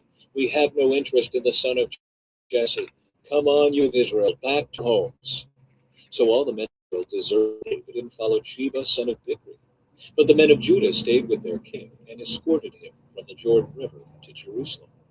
When David came to his palace in Jerusalem, he took the 10 concubines he had left to look after the palace and placed them in seclusion. Their needs were provided for, so each of them lived like a widow until she died. Then the king told Amasa, "Mobilize the army of Judah within 3 days, and report back at that time." So Amasa went out to notify Judah, but it took him longer than the time he had been given. Then David said to Abishai, "Sheba, son of Bichri, is going to hurt us more than Absalom did. Quick, take my troops and chase after him before he gets into a fortified town where we can't reach him." So Abishai and Joab, together with the king's bodyguard and all the mighty warriors, set out from Jerusalem to go after Sheba. As they arrived at the great stone in Gibeon, Amasa met them. Joab was wearing his military tunic with a dagger strapped to his belt. As he stepped forward to greet Amasa, he slipped the dagger from its sheath. "How are you, my cousin?" Joab said, and took him by the beard with his right hand as though to kiss him. Amasa didn't notice the dagger in his left hand, and Joab stabbed him in the stomach with it so that his insides gushed out onto the ground. Joab did not need to strike again, and Amasa soon died. Joab and his brother Abishai left him lying there and continued after Sheba. One of Joab's young men shouted to Amasa's troops, "If you are for Joab and David, come and follow Joab." But Amasa lay in his blood in the middle of the road, and Joab's man saw that everyone was stopping to stare at him. So he pulled him off the road into a field and threw a cloak over him. With Amasa's body out of the way, everyone went on with Joab to capture Sheba, son of Bichri. Meanwhile, Sheba traveled through all the tribes of Israel and eventually came to the town of Abel Beth Maacah. All the members of his own clan, the Bichrites, assembled for battle and followed him into the town. When Joab's forces arrived, they attacked Maacah. They built a siege ramp against the town's fortifications and began battering down the wall. But a wise woman in the town called out to Joab, "Listen to me, Joab. Come over here so I can talk to you." As he approached, the woman asked, "Are you Joab?" "I am," he replied. So she said, "Listen carefully to your servant." "I'm listening," he said. Then she continued, "There used to be a saying, if you want to settle an argument, ask advice at the town of Abel. I am one who is peace-loving and faithful in Israel, but you are destroying an important town in Israel. Why do you want to devour what belongs to the Lord?" And Joab replied, "Believe me, I don't want to devour or destroy your town. That's not my purpose. All I want is a man named Sheba, son of Bichri, from the hill country of Ephraim, who has revolted against King David. If you hand over this one man to me, I will leave the town in peace." "All right," the woman replied. "We will throw his head over the wall to you." Then the woman went to all the people with her wise advice, and they cut off Sheba's head and threw it out to Joab. So he blew the ram's horn and called his troops back from the attack. They all returned to their homes, and Joab returned to the king at Jerusalem. Now Joab was the commander of the army of Israel. Benaiah, son of Jehoiada, was captain of the king's bodyguard. Adoniram was in charge of the labor force. Jehoshaphat, son of Ahilud, was the royal historian. Sheba was the court secretary. Zadok and Abiathar were the priests. And Ira, a descendant of Jair, was David's personal priest. 2 Samuel, chapter 21. David avenges the Gibeonites. There was a famine during David's reign that lasted for 3 years. So David asked the Lord about it. And the Lord said, "The famine has come because Saul and his family are guilty of murdering the Gibeonites." So the king summoned the Gibeonites. They were not part of Israel, but were all that was left of the nation of the Amorites. The people of Israel had sworn not to kill them, but Saul, in his zeal for Israel and Judah, had tried to wipe them out. David asked them, "What can I do for you? How can I make amends so that you will bless the Lord's people again?" "Well, money can't settle this matter between us and the family of Saul," the Gibeonites replied. "Neither can we demand the life of anyone in Israel." "What can I do then?" David asked. "Just tell me, and I will do it for you." Then they replied, "It was Saul who planned to destroy us, to keep us from having any place at all in the territory of Israel. So let 7 of Saul's sons be handed over to us, and we will execute them before the Lord at Gibeon on the mountain of the Lord." "All right," the king said, "I will do it." The king spared Jonathan's son Mephibosheth, who was Saul's grandson, because of the oath David and Jonathan had sworn before the Lord. But he gave them Saul's 2 sons, Armoni and Mephibosheth, whose mother was Rizpah, daughter of Aiah. He also gave them the 5 sons of Saul's daughter Miriam, the wife of Adriel, son of Barzillai, from Maholah. The men of Gibeon executed them on the mountain before the Lord. So all 7 of them died together at the beginning of the barley harvest. Then Rizpah, daughter of Aiah, the mother of 2 of the men, spread burlap on a rock and stayed there the entire harvest season. She prevented the scavenger birds from tearing at their bodies during the day and stopped wild animals from eating them at night. When David learned what Rizpah, Saul's concubine, had done, he went to the people of Jabesh Gilead and retrieved the bones of Saul and his son Jonathan. When the Philistines had killed Saul and Jonathan on Mount Gilboa, the people of Jabesh Gilead stole their bodies from the public square of Bethshan, where the Philistines had hung them. So David obtained the bones of Saul and Jonathan, as well as the bones of the men the Gibeonites had executed. Then the king ordered that they bury the bones in the tomb of Kish, Saul's father, at the town of Zelah in the land of Benjamin. After that, God ended the famine in the land. Battles against Philistine giants. Once again, the Philistines were at war with Israel. And when David and his men were in the thick of battle, David became weak and exhausted. Ishbi-Benob was a descendant of the giants. His bronze spearhead weighed more than 7 pounds, and he was armed with a new sword. He had cornered David and was about to kill him. But Abishai, son of Zeruiah, came to David's rescue and killed the Philistine. Then David's men declared, "You are not going out to battle with us again. Why risk snuffing out the light of Israel?" After this, there was another battle against the Philistines at Gob. As they fought, Sibbecai from Husha killed Saph, another descendant of the giants. During another battle at Gob, Elhanan, son of Jair from Bethlehem, killed the brother of Goliath of Gath. The handle of his spear was as thick as a weaver's beam. In another battle with the Philistines at Gath, they encountered a huge man with 6 fingers on each hand and 6 toes on each foot, 24 in all, who was also a descendant of the giants. But when he defied and taunted Israel, he was killed by Jonathan, the son of David's brother Shimei. These 4 Philistines were descendants of the giants of Gath, but David and his warriors killed them. 2 Samuel, chapter 22. David's Song of Praise. David sang this song to the Lord on the day the Lord rescued him from all his enemies and from Saul. He sang, "The Lord is my rock, my fortress, and my Savior. My God is my rock in whom I find protection. He is my shield, the power that saves me, and my place of safety. He is my refuge, my Savior, the one who saves me from violence. I called on the Lord who is worthy of praise, and he saved me from my enemies. The waves of death overwhelmed me. Floods of destruction swept over me. The grave wrapped its ropes around me. Death laid a trap in my path. But in my distress I cried out to the Lord. Yes, I cried to my God for help. He heard me from his sanctuary. My cry reached his ears. Then the earth quaked and trembled. The foundations of the heavens shook. They quaked because of his anger. Smoke poured from his nostrils. Fierce flames leaped from his mouth. Glowing coals blazed forth from him. He opened the heavens and came down. Dark storm clouds were beneath his feet. Mounted on a mighty angelic being, he flew, soaring on the wings of the wind. He shrouded himself in darkness, veiling his approach with dense rain clouds.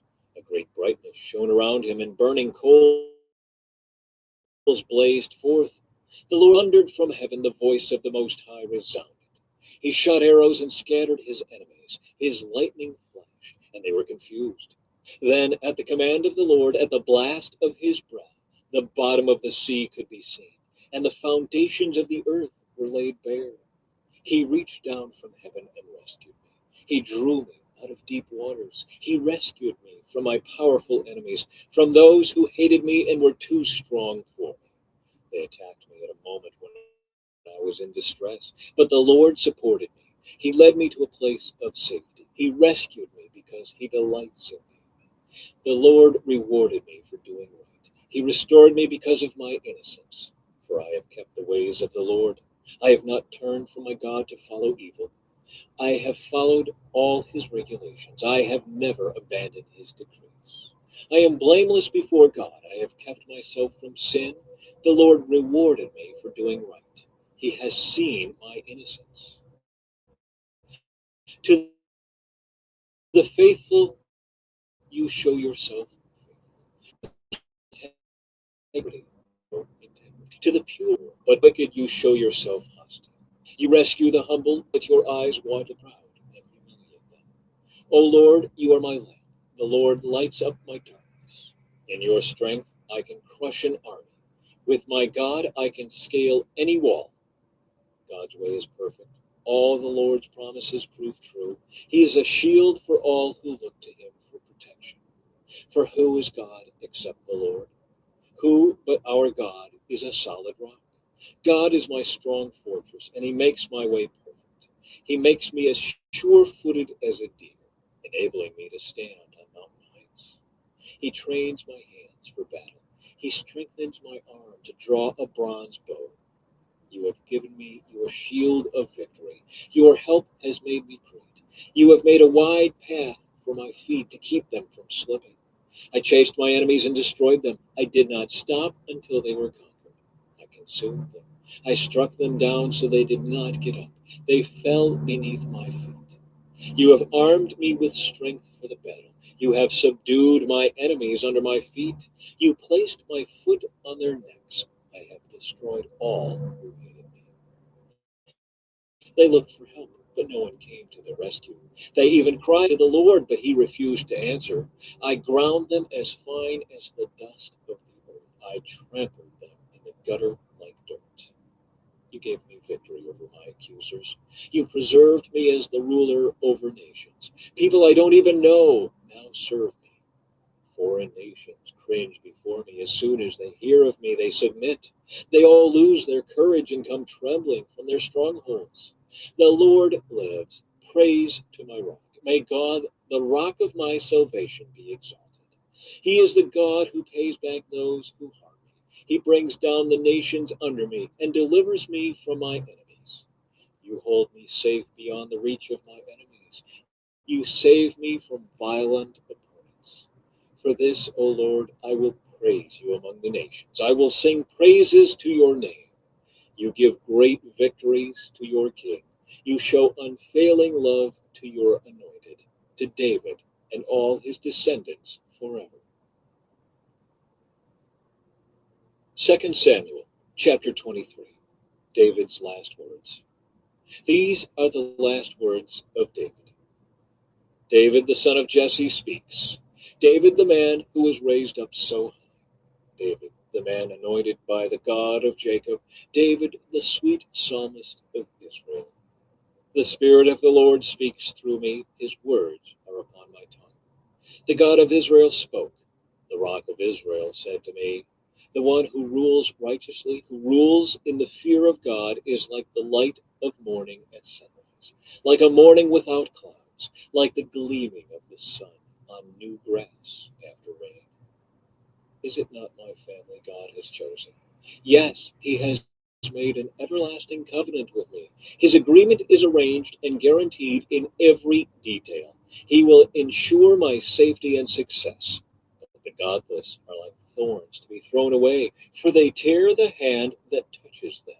One must use iron tools to chop them down. They will be totally consumed by fire. David's mightiest warriors. These are the names of David's mightiest warriors. The first was Jashobeam the Hakmonite, who was the leader of the three mightiest warriors among David's men. He once used his spear to kill 800 enemy warriors in a single battle. Next in rank among the three was Eleazar son of Dodai, a descendant of Ahoah. Once Eleazar and David stood together against the Philistines when the entire Israelite army had fled. He killed Philistines until his hand was too tired to lift his sword, and the Lord gave him a great victory that day. The rest of the army did not return until it was time to collect the plunder. Next in rank was Shammah son of Agi from Harar. One time the Philistines gathered at Lehi and attacked the Israelites in a field full of lentils. The Israelite army fled, but Shammah held his ground in the middle of the field and beat back the Philistines. So the Lord brought about a great victory. Once, during the harvest, when David was at the cave of Adullam, the Philistine army was camped in the valley of Rephaim. The three, who were among the 30, an elite group among David's fighting men, went down to meet him there. David was staying in the stronghold at the time, and a Philistine detachment had occupied the town of Bethlehem. David remarked longingly to his men, "Oh, how I would love some of that good water from the well by the gate in Bethlehem." So the three broke through the Philistine lines, drew some water from the well by the gate in Bethlehem, and brought it back to David. But he refused to drink it. Instead, he poured it out as an offering to the Lord. "The Lord forbid that I should drink this," he exclaimed. "This water is as precious as the blood of these men who risked their lives to bring it to me." So David did not drink it. These are examples of the exploits of the three. David's 30 mighty men. Abishai, son of Zeruiah, the brother of Joab, was the leader of the 30. He once used his spear to kill 300 enemy warriors in a single battle. It was by such feats that he became as famous as the three. Abishai was the most famous of the 30 and was their commander, though he was not one of the three. There was also Benaiah, son of Jehoiada, a valiant warrior from Kabzeel. He did many heroic deeds, which included killing 2 champions of Moab. Another time, on a snowy day, he chased a lion down into a pit and killed it. Once, armed only with a club, he killed a great Egyptian warrior who was armed with a spear. Benaiah wrenched the spear from the Egyptian's hand and killed him with it. Deeds like these made Benaiah as famous as the three mightiest warriors. He was more honored than the other members of the 30, though he was not one of the three. And David made him captain of his bodyguard. Other members of the 30 included Asahel, Joab's brother, Elhanan, son of Dodo from Bethlehem, Shammah from Harod, Elika from Harod, Helez from Pelon, Ira son of Ikesh from Tekoa, Abiezer from Anathoth, Sibbecai from Husha, Zalmon from Ahoa, Maharai from Netophah, Heled son of Baanah from Netophah, Ithai son of Ribai from Gibeah in the land of Benjamin, Benaiah from Pirathon, Hurai from Nael-Gaash, Abi Alban from Araba, Asmaveth from Behurim, Eliabah from Shaalbon, the sons of Jashan, Jonathan son of Shagi from Harar, Ahiam son of Shear from Har, Eliphalet son of Ahasbai from Maacah, Eliam son of Ahithophel from Gilo, Hezro from Carmel, Pearai from Arba, Igal son of Nathan from Zobah, Bani from Gad, Zelik from Ammon, Naharai from Beeroth, Joab's armor-bearer, Ira from Jatir, Gareb from Jatir, Uriah the Hittite. There were 37 in all. 2 Samuel, chapter 24. David takes a census. Once again, the anger of the Lord burned against Israel, and he caused David to harm them by taking a census. Go and count the people of Israel and Judah, the Lord told him. So the king said to Joab and the commanders of the army, take a census of all the tribes of Israel, from Dan in the north to Beersheba in the south, so I may know how many people there are. But Joab replied to the king, may the Lord your God let you live to see 100 times as many people as there are now. But why, my lord the king, do you want to do this? But the king insisted that they take the census. So Joab and the commanders of the army went out to count the people of Israel, crossed the Jordan and camped at Aror, south of the town in the valley, in the direction of Gad. Then they went on to Jazer, then to Gilead in the land of Tadim-Hanshi, and to Dan-Jaim, and around to Sidon. Then they came to the fortress of Tyre, and all the towns of the Hivites and Canaanites. Finally, they went south to Judah as far as Beersheba. Having gone through the entire land for 9 months and 20 days, they returned to Jerusalem. Joab reported the number of people to the king. There were 800,000 capable warriors in Israel who could handle a sword, and 500,000 in Judah. Judgment for David's sin. But after he had taken the census, David's conscience began to bother him, and he said to the Lord, I have sinned greatly by taking this census. Please forgive my guilt, Lord, for doing this foolish thing. The next morning, the word of the Lord came to Gad, who was David, was the message. Go, you dreams, whose and inflict on you. So Gad came to David and asked him, will you choose 3 years of famine throughout your land, 3 months of fleeing from your enemies, or 3 days of severe plague throughout your land? Think this over and decide what answer I should give the Lord who sent me. I'm in a desperate situation, David replied to Gad. But let us fall into the hands of the Lord, for his mercy is great. Do not let me fall into human hands. So the Lord sent a plague upon Israel that morning, and it lasted for 3 days. A total of 70,000 people died throughout the nation, from Dan in the north to Beersheba in the south. But as the angel was preparing to destroy Jerusalem, the Lord relented and said to the death angel, son, that is enough.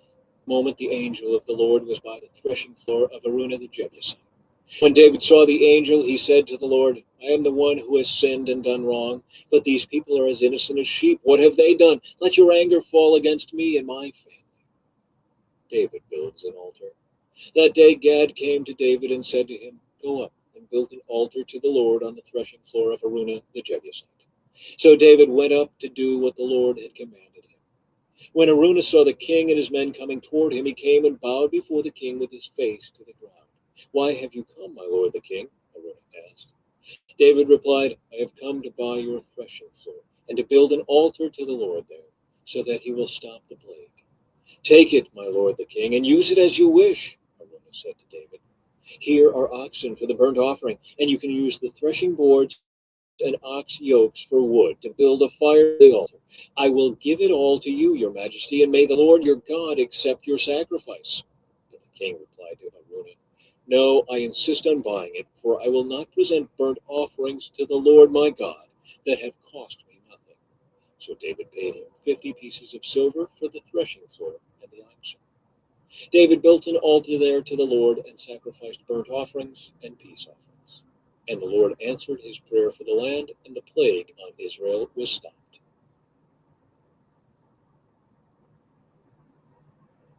The book of First Kings, chapter 1. David in his old age. King David was now very old, and no matter how many blankets covered him, he could not keep warm.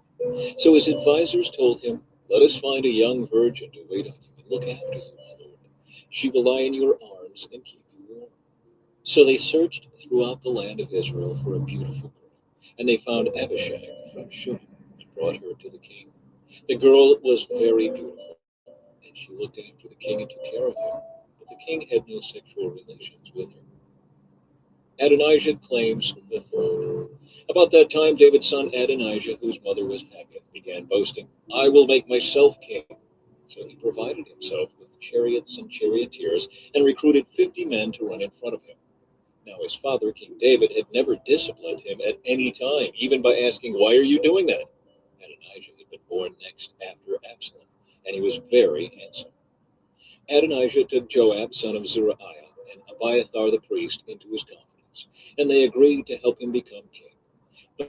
But Zadok the priest, Benaiah son of Jehoiada, Nathan the prophet, Shimei, Rei, and David's personal bodyguard refused to support Adonijah. Adonijah went to the stone of Zeholith near the spring of Enrogel, where he sacrificed sheep, cattle, and fattened calves. He invited all his brothers, the other sons of King David, and all the royal officials of Judah. But he did not invite Nathan the prophet, or Benaiah, or the king's bodyguard, or his brother Solomon. Then Nathan went to Bathsheba, Solomon's mother, and asked her, Haven't you heard that Haggith's son, Adonijah, has made himself king, and our Lord David doesn't even know about it? If you want to save your own life and the life of your son Solomon, follow my advice. Go at once to King David and say to him, My lord the king, didn't you make a vow and say to me, Your son Solomon will surely be the next king and will sit on my throne? Why then has Adonijah become king? And while you are still talking with him, I will come and confirm everything you have said. So Bathsheba went into the king's bedroom. He was very old now, and Abishag was taking care of him. Bathsheba bowed down before the king. What can I do for you? He asked her. She replied, My lord, you made a vow before the Lord your God when you said to me, Your son Solomon will surely be the next king and will sit on my throne. But instead, Adonijah has made himself king, and my lord the king does not even know about it. He has sacrificed many cattle, fattened calves, and sheep, and he has invited all the king's sons to attend the celebration. He also invited Abiathar the priest and Joab, the commander of the army, but he did not invite your servant Solomon. And now, my lord the king, all Israel is waiting for you to announce who will become king after you. If you do not act, my son Solomon and I will be treated as criminals as soon as my lord the king has died. While she was still speaking with the king, Nathan the prophet arrived. The king's officials told him, Nathan the prophet is here to see you. Nathan went in and bowed before the king with his face to the ground. Nathan asked, My lord the king, have you decided that Adonijah will be the next king, and that he will sit on your throne? Today he has sacrificed many cattle, fattened calves, and sheep, and he has invited all the king's sons to attend the celebration. He also invited the commanders of the army and Abiathar the priest. They are feasting and drinking with him and shouting, Long live King Adonijah! But he did not invite me, or Zadok the priest, or Benaiah, or your servant Solomon. Has my lord the king really done this without letting any of his officials know who should be the next king? David makes Solomon king. King David responded, Call Bathsheba.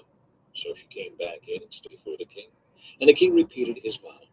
As surely as the Lord lives, who has rescued me from every danger, your son Solomon will be the next king, and will sit on my throne this very day, just as I vowed to you before the Lord, the God of Israel.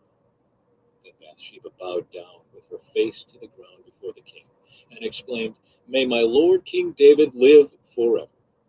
Then King David ordered, called Zadok the priest, Nathan the prophet, and Benaiah son of Jehoiada. When they came into the king's presence, the king said to them, Take Solomon and my officials down to Gihon Spring. Solomon is to ride on my own mule. There Zadok the priest and Nathan the prophet are to anoint him king over Israel. Blow the ram's horn and shout, Long live King Solomon. Then escort him back here, and he will sit on my throne. He will succeed me as king, for I have appointed him to be ruler over Israel and Judah. Amen, Benaiah son of Jehoiada replied. May the Lord, the God of my lord the king, decree that it happen. And may the Lord be with Solomon as he has been with you, my lord the king. And may he make Solomon's reign even greater than yours. So Zadok the priest, Nathan the prophet, Benaiah son of Jehoiada, and the king's bodyguard took Solomon down to Gihon Spring, with Solomon riding on King David's own mule. There, then they sounded the ram's horn, and all the people shouted, Long live King Solomon! And all the people followed Solomon into Jerusalem, playing flutes and shouting for joy. The celebration was so joyous and noisy that the earth shook with the sound. Adonijah and his guests heard the celebrating and shouting just as they were finishing their banquet. When Joab heard the sound of the ram's horn, he asked, What's going on? Why is the city in such an uproar? And while he was still speaking, Jonathan, son of Abiathar the priest, arrived. Come in, Adonijah said to him, for you are a good man. You must have good news. Not at all, Jonathan replied. Our Lord King David has just declared Solomon king. The king sent him down to Gihon Spring with Zadok the priest, Nathan the prophet, and Benaiah son of Jehoiada, protected by the king's bodyguard. They had him ride on the king's own mule, and Zadok and Nathan have anointed him at Gihon Spring as the new king. They have just returned, and the whole city is celebrating and rejoicing. That's what all the noise is about. What's more, Solomon is now sitting on the royal throne as king, and all the royal officials have gone to King David and congratulated him, saying, May your God make Solomon's fame even greater than your own, and may Solomon's reign be even greater than yours. Then the king bowed his head in worship as he lay in his bed, and he said, Praise the Lord, the God of Israel, who today has chosen a successor to sit on my throne while I am still alive to see it. Then all of Adonijah's guests jumped up in panic from the banquet table and quickly scattered. Adonijah was afraid of Solomon, so he rushed to the sacred tent and grabbed onto the horns of the altar. Word soon reached Solomon that Adonijah had seized the horns of the altar in fear, and that he was pleading, Let King Solomon swear today that he will not kill me. Solomon replied, If he proves himself to be loyal, not a hair on his head will be touched. But if he makes trouble, he will die. So King Solomon summoned Adonijah, and they brought him down from the altar. He came and bowed respectfully before King Solomon, who dismissed him, saying, Go on home. The book of 1 Kings, chapter 2, David's final instructions to Solomon. As the time of King David's death approached, he gave this charge to his son Solomon. I am going where everyone on earth must someday go. Take courage and be a man. Observe the requirements of the Lord your God and follow all his ways. Keep the decrees, commands, regulations, and laws written in the law of Moses, so that you will be successful in all you do and wherever you go. If you do this, then the Lord will keep the promise he made to me. He told me, if your descendants live as they should and follow me faithfully with all their heart and soul, one of them will always sit on the throne of Israel. And there is something else. You know what Joab, son of Zeruiah, did to me when he murdered my two army commanders, Abner, son of Ner, and Amasa, son of Jether. He pretended that it was an act of war, but it was done in a time of peace, staining his belt and sandals with innocent blood. Do with him what you think best, but don't let him grow old and go to his grave in peace. Be kind to the sons of Barzillai of Gilead. Make them permanent guests at your table, for they took care of me when I fled from your brother Absalom. And remember Shimei, son of Gera, the man from Behurim in Benjamin. He cursed me with a terrible curse as I was fleeing to Mahanaim. When he came down to meet me at the Jordan River, I swore by the Lord that I would not kill him. But that oath does not make him innocent. You are a wise man, and you will know how to arrange a bloody death for him. Then David died, and was buried with his ancestors in the city of David. David had reigned over Israel for 40 years, 7 of them in Hebron, and 33 in Jerusalem. Solomon became king and sat on the throne of David his father, and his kingdom was firmly established. Solomon establishes his rule. One day Adonijah, whose mother was Haggith, came to see Bathsheba, Solomon's mother. Have you come with peaceful intentions? She asked him. Yes, he said, I come in peace. In fact, I have a favor to ask of you. What is it? She asked. He replied, as you know, the kingdom was rightfully mine. All Israel wanted me to be the next king. But the tables were turned, and the kingdom went to my brother instead, for that is the way the Lord wanted it. So now I have just one favor to ask of you. Please don't turn me down. What is it? She asked. He replied, speak to King Solomon on my behalf, for I know he will do anything you request. Ask him to let me marry Abishag, the girl from Shur. All right, Bathsheba replied. I will speak to the king for you. So Bathsheba went to King Solomon to speak on Adonijah's behalf. The king rose from his throne to meet her, and he bowed down before her. When he sat down on his throne again, the king ordered that a throne be brought for his mother, and she sat at his right hand. I have one small request to make of you, she said. I hope you turn me down. What is it, my mother? He asked. You know I won't refuse you. Then let your brother Adonijah marry Abishag, the girl from Shunem, she replied. How can you possibly ask me to give Abishag to Adonijah? King Solomon demanded. You might as well ask me to give him the kingdom. You know that he is my older brother, and that he has Abiathar the priest and Joab son of Zeruiah on his side. Then King Solomon made a vow before the Lord. May God strike me and even kill me if Adonijah has not sealed his fate with this request. The Lord has confirmed me and placed me on the throne of my father David. He has established my dynasty as he promised. So as surely as the Lord lives, Adonijah will die this very day. So King Solomon ordered Benaiah son of Jehoiada to execute him, and Adonijah was put to death. Then the king said to Abiathar the priest, go back to your home in Anathoth. You deserve to die, but I will not kill you now, because you carried the ark of the sovereign Lord for David my father, and you shared all his hardships. So Solomon deposed Abiathar from his position as priest of the Lord, thereby fulfilling the prophecy the Lord had given at Shiloh concerning the descendants of Eli. Joab had not joined Absalom,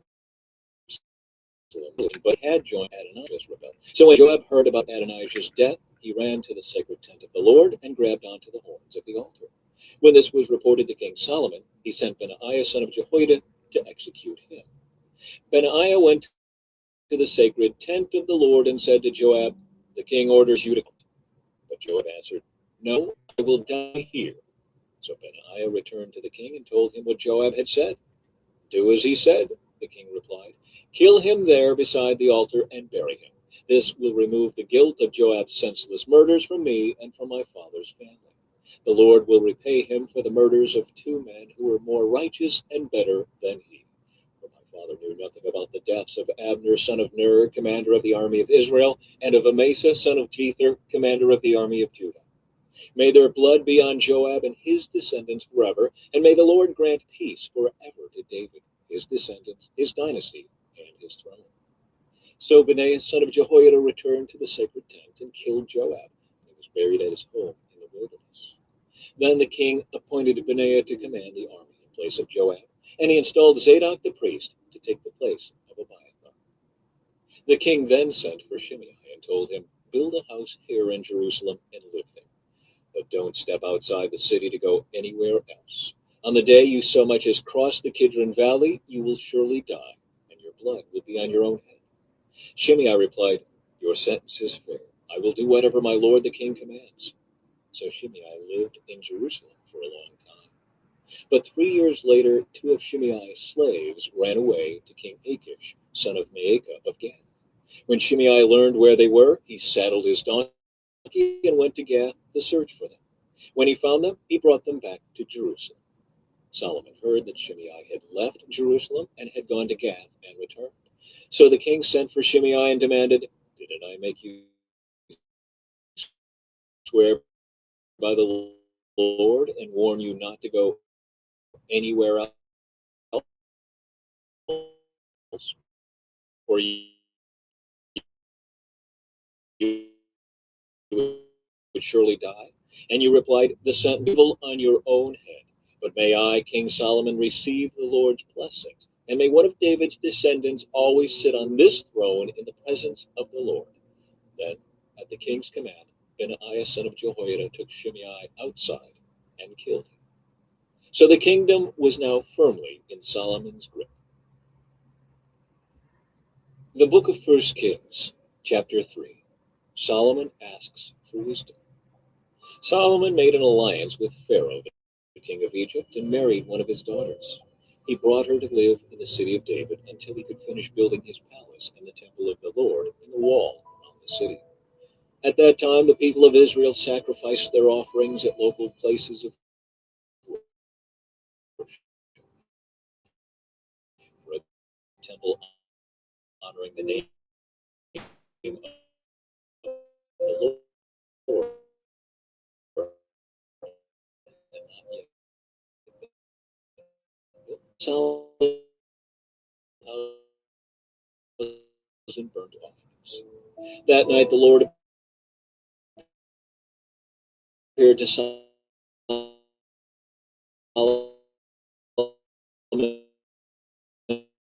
in a dream. And God said, "And you have continued your faithful love to him today by giving him a son to sit on his throne. Now, O Lord God, made me king instead of my father David. I am like a little child who doesn't know his way around, and here I am in the midst of your own chosen people, a nation so great and numerous they cannot be counted. Give me an understanding heart, so that I can govern your people well and know the difference between right and wrong. For who by himself is able to govern great people of yours?" The Lord was pleased that Solomon had asked for wisdom. So God replied, "Because you have asked for wisdom in governing my people with justice, and have not asked for a long life or wealth or the death of your enemies, I will give you what you asked for. I will give you a wise and understanding heart, such as no one else has had or ever will have. And I will also give you what you did not ask for, riches and fame. No other king in all the world will be compared to you for the rest of your life. And if you follow me and obey my decrees and my commands, as your father David did, I will give you a long life." Then Solomon woke up and realized it had been a dream. He returned to Jerusalem and stood before the ark of the Lord's covenant, where he sacrificed burnt offerings and peace offerings. Then he invited all his officials to a great banquet. Solomon judges wisely. Sometime later, two prostitutes came to the king to have an argument settled. "Please, my lord," one of them began, "this woman and I live in the same house. I gave birth to a baby while she was with me in the house. 3 days later, this woman also had a baby. We were alone. There were only two of us in the house. But her baby died during the night when she rolled over on it. Then she got up in the night and took my son from beside me while I was asleep. She laid her dead child in my arms and took mine to sleep beside her. And in the morning, when I tried to nurse my son, he was dead. But when I looked more closely in the morning light, I saw that it wasn't my son at all." Then the other woman interrupted, "It certainly was your son, and the living child is mine." "No," the first woman said, "the living child is mine, and the dead one is yours." And so they argued back and forth before the king. Then the king said, "Let's get the facts straight. Both of you claim the living child is yours, and each says that the dead one belongs to the other. All right, bring me a sword." So a sword was brought to the king.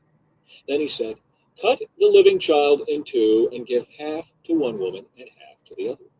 Then the woman who was the real mother of the living child and who loved him very much cried cried out, "Oh no, my lord, give her the child, please do not kill him." But the other woman said, "All right, he will be neither yours nor mine, divide him between us." Then the king said, "Do not kill the child, but give him to the woman who wants him to live, for she is his mother." When all Israel heard the king's decision, the people were in awe of the king, for they saw the wisdom God had given him for rendering justice. The book of First Kings, chapter 4, Solomon's officials and governors. King Solomon now ruled over all Israel, and these were his high officials. Azariah, son of Zadok, was the priest. Elihoreph and Ahijah, the sons of Shisha, were court secretaries. Jehoshaphat, son of Ahilud, was the royal historian. Benaiah, son of Jehoiada, was commander of the army. Zadok and Abiathar were priests. Azariah, son of Nathan, was in charge of the district governors. Zabud, son of Nathan, a priest, was a trusted advisor to the king. Ahishar was manager of the palace property.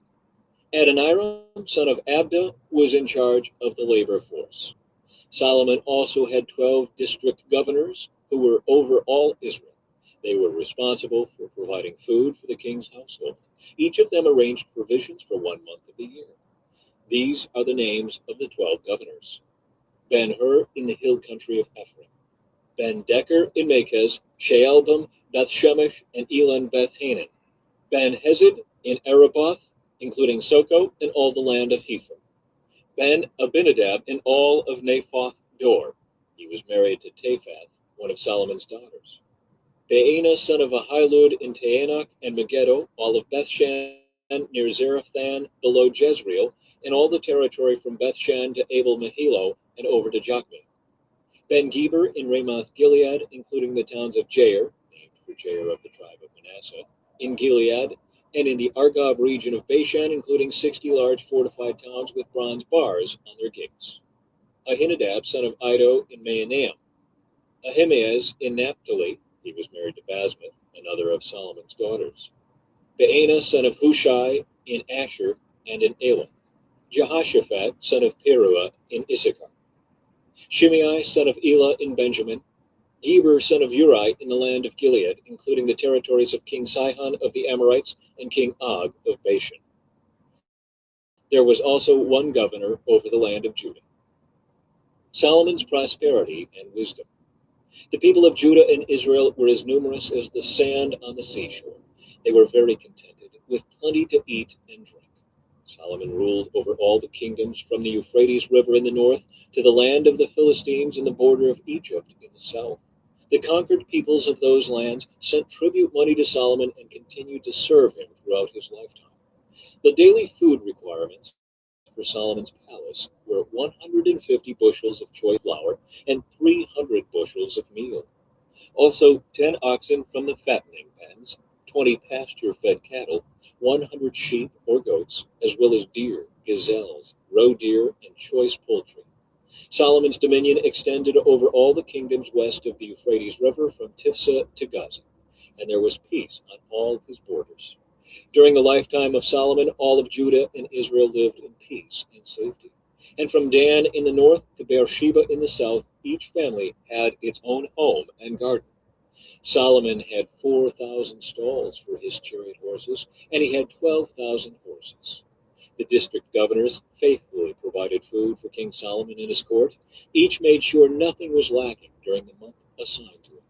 They also brought the necessary barley and straw for the royal horses in the stables. God gave Solomon very great wisdom and understanding, and knowledge as vast as the sands of the seashore. In fact, his wisdom exceeded that of all the wise men of the East and the wise men of Egypt. He was wiser than anyone else, including Ethan the Ezrahite and the sons of Mahol, Heman, Calcol, and Darda. His fame spread throughout all the surrounding nations. He composed some 3,000 proverbs and wrote 1,005 songs. He could speak with authority about all kinds of plants, from the great cedar of Lebanon to the tiny hyssop that grows from cracks in a wall. He could also speak about animals, birds, small creatures, and fish. And kings from every nation sent their ambassadors to listen to the wisdom of Solomon. The book of First Kings, chapter 5. Preparations for building the temple. King Hiram of Tyre had always been a loyal friend of David.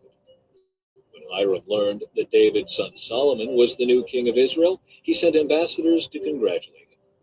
Then Solomon sent this message back to Hiram. You know that my father David was not able to build a temple to honor the name of the Lord his God because of the many wars waged against him by surrounding nations. He could not build until the Lord gave him victory over all his enemies. But now the Lord my God has given me peace on every side. I have no enemies, and all is well. So I am planning to build a temple to honor the name of the Lord my God, just as he had instructed my father David. For the Lord told him, Your son, whom I will place on your throne, will build the temple to honor my name. Therefore, please command that cedars from Lebanon be cut for me. Let my men work alongside yours, and I will pay your men whatever wages you ask. As you know, there is no one among us who can cut timber like you Sidonians. When Hiram received Solomon's message, he was very pleased and said, Praise the Lord today for giving David a wise son to be king of the great nation of Israel. Then he sent this reply to Solomon.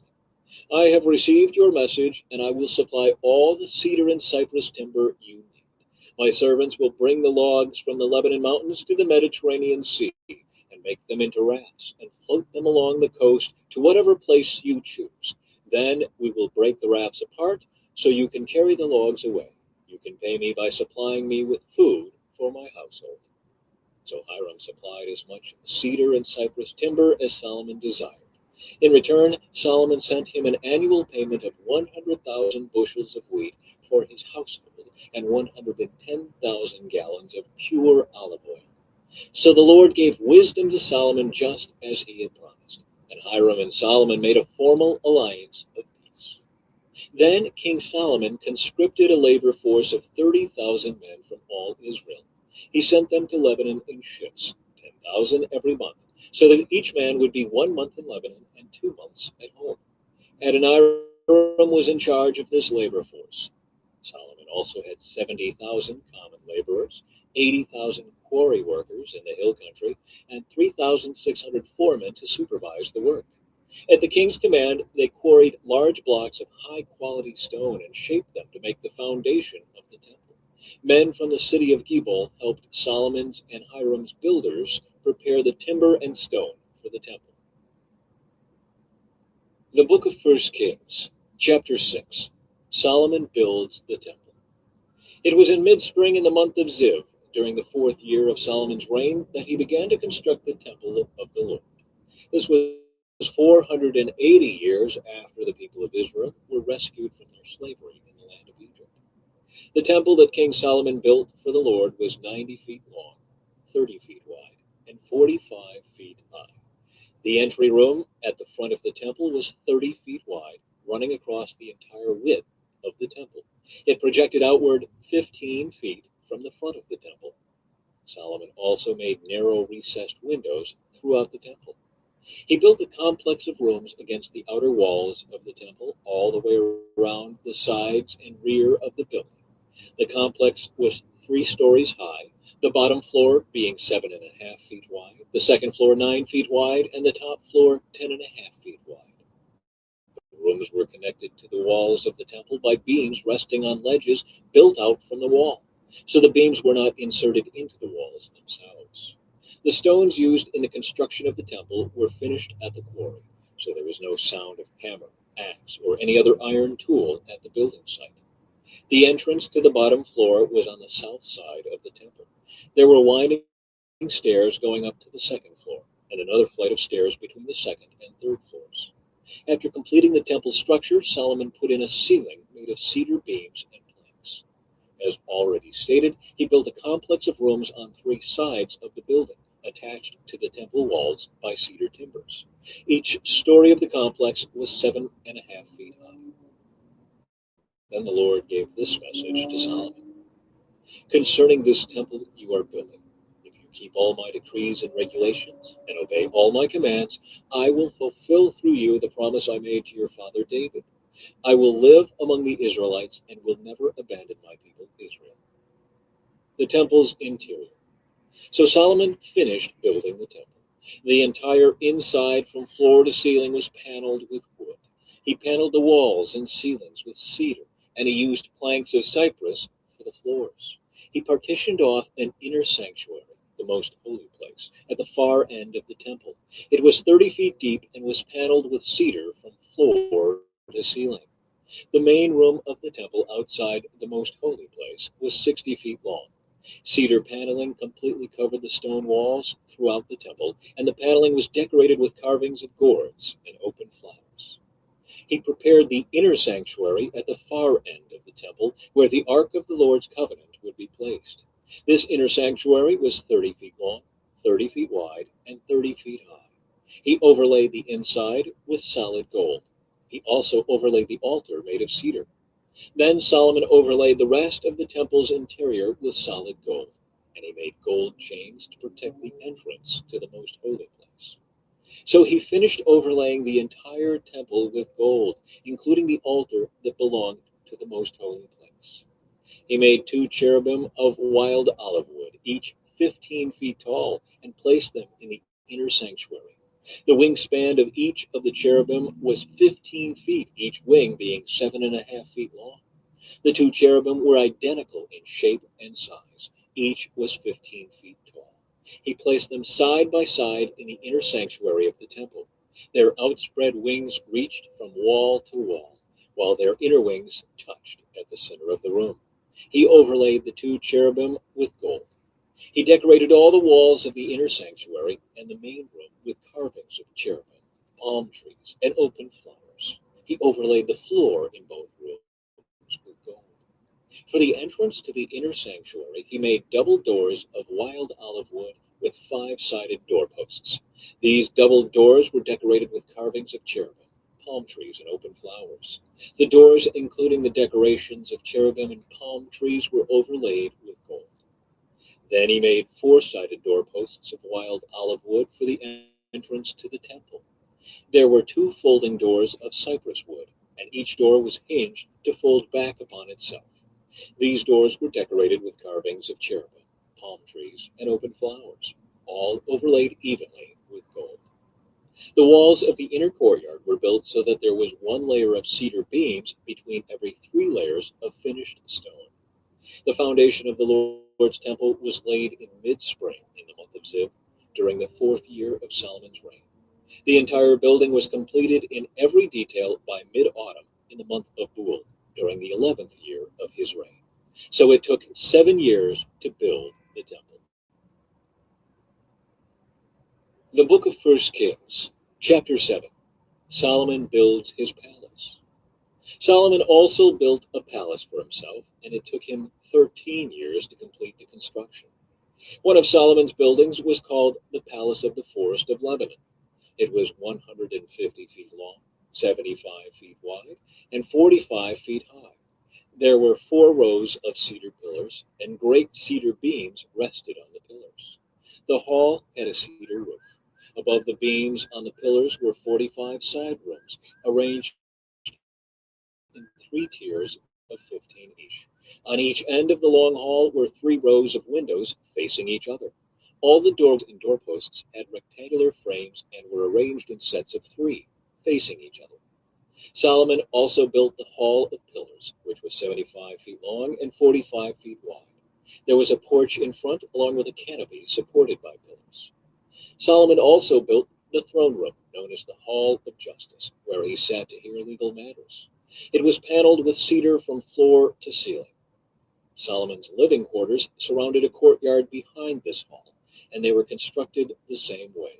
He also built similar living quarters for Pharaoh's daughter, whom he had married.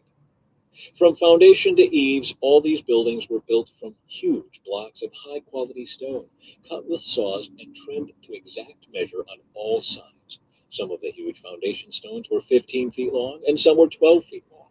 The blocks of high-quality stone used in the walls were also cut to measure, and cedar beams were also used.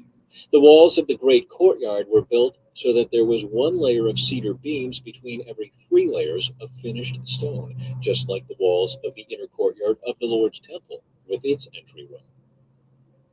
Furnishings for the temple. King Solomon then asked for a man named Huram to come from Tyre. He was half Israelite, since his mother was a widow from the tribe of Naphtali, and his father had been a craftsman in bronze from Tyre. Huram was extremely skillful and talented in any work in bronze, and he came to do all the metal work for King Solomon. Huram cast two bronze pillars, each 27 feet tall and 18 feet in circumference. For the tops of the pillars, he cast bronze capitals, each 7.5 feet tall. Each capital was decorated with 7 sets of lattice work and interwoven chains. He also encircled the lattice work with 2 rows of pomegranates to decorate the capitals over the pillars. The capitals on the columns inside the entry room were shaped like water lilies, and they were 6 feet tall. The capitals on the 2 pillars had 200 pomegranates in 2 rows around them, beside the rounded surface next to the lattice. Huram set the pillars at the entrance of the temple, one toward the south and one toward the north. He named the one on the south Jachin and the one on the north Boaz. The capitals on the pillars were shaped like water lilies, and so the work on the pillars was finished. Then Huram cast a great round basin, 15 feet across from rim to rim, called the sea. It was 7.5 feet deep and about 45 feet in circumference. It was encircled just below its rim by 2 rows of decorative gourds. There were about 6 gourds per foot, all the way around, and they were cast as part of the basin. The sea was placed on a base of 12 bronze oxen, all facing outward. 3 faced north, 3 faced west, 3 faced south, and 3 faced east, and the sea rested on them. The walls of the sea were about 3 inches thick, and its rim flared out like a cup and resembled a water lily blossom. It could hold about 11,000 gallons of water. Huram also made 10 bronze water carts, each 6 feet long, 6 feet wide, and 4.5 feet tall. They were constructed with side panels braced with crossbars. Both the panels and the crossbars were decorated with carved lions, oxen, and cherubim. Above and below the lions and oxen were wreath decorations. Each of these carts had 4 bronze wheels and bronze axles. There were supporting posts for the bronze basins at the corners of the carts. These supports were decorated on each side with carvings of wreaths. The top of each cart had a rounded frame for the basin. It projected 1.5 feet above the cart's top like a round pedestal, and its opening was 2.25 feet across. It was decorated on the outside with carvings of wreaths. The panels of the carts were square, not round. Under the panels were 4 wheels that were connected to axles that had been cast as one unit with the cart. The wheels were 2.25 feet in diameter and were similar to chariot wheels. The axles, spokes, rims, and hubs were all cast from molten bronze. There were handles at each of the 4 corners of the carts, and these too were cast as one unit with the cart. Around the top of each cart was a rim 9 inches wide. The corner supports and side panels were cast as one unit with the cart. Carvings of cherubim, lions, and palm trees decorated the panels and corner supports wherever there was room, and there were wreaths all around. All 10 water carts were the same size and were made alike, for each was cast from the same mold. Huram also made 10 smaller bronze basins, one for each cart. Each basin was 6 feet across and could hold 220 gallons of water. He set 5 water carts on the south side of the temple and 5 on the north side. The great bronze basin called the sea was placed near the southeast corner of the temple. He also made the necessary wash basins, shovels, and bowls.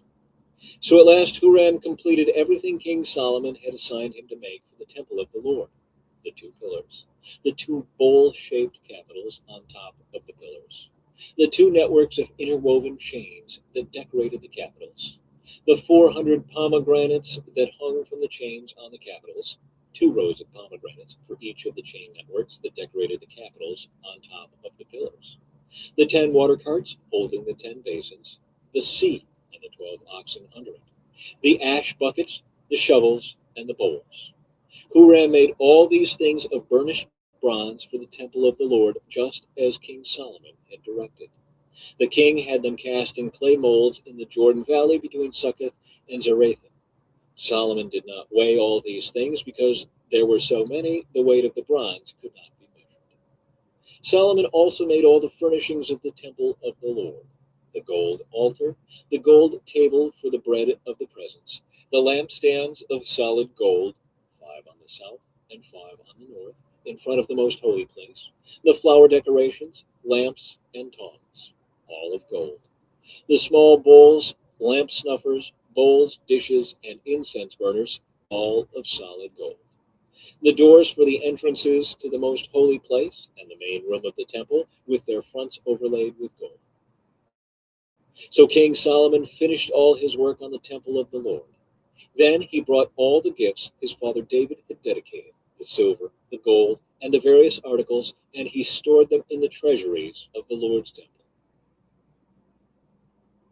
The book of 1 Kings, chapter 8, the ark brought to the temple.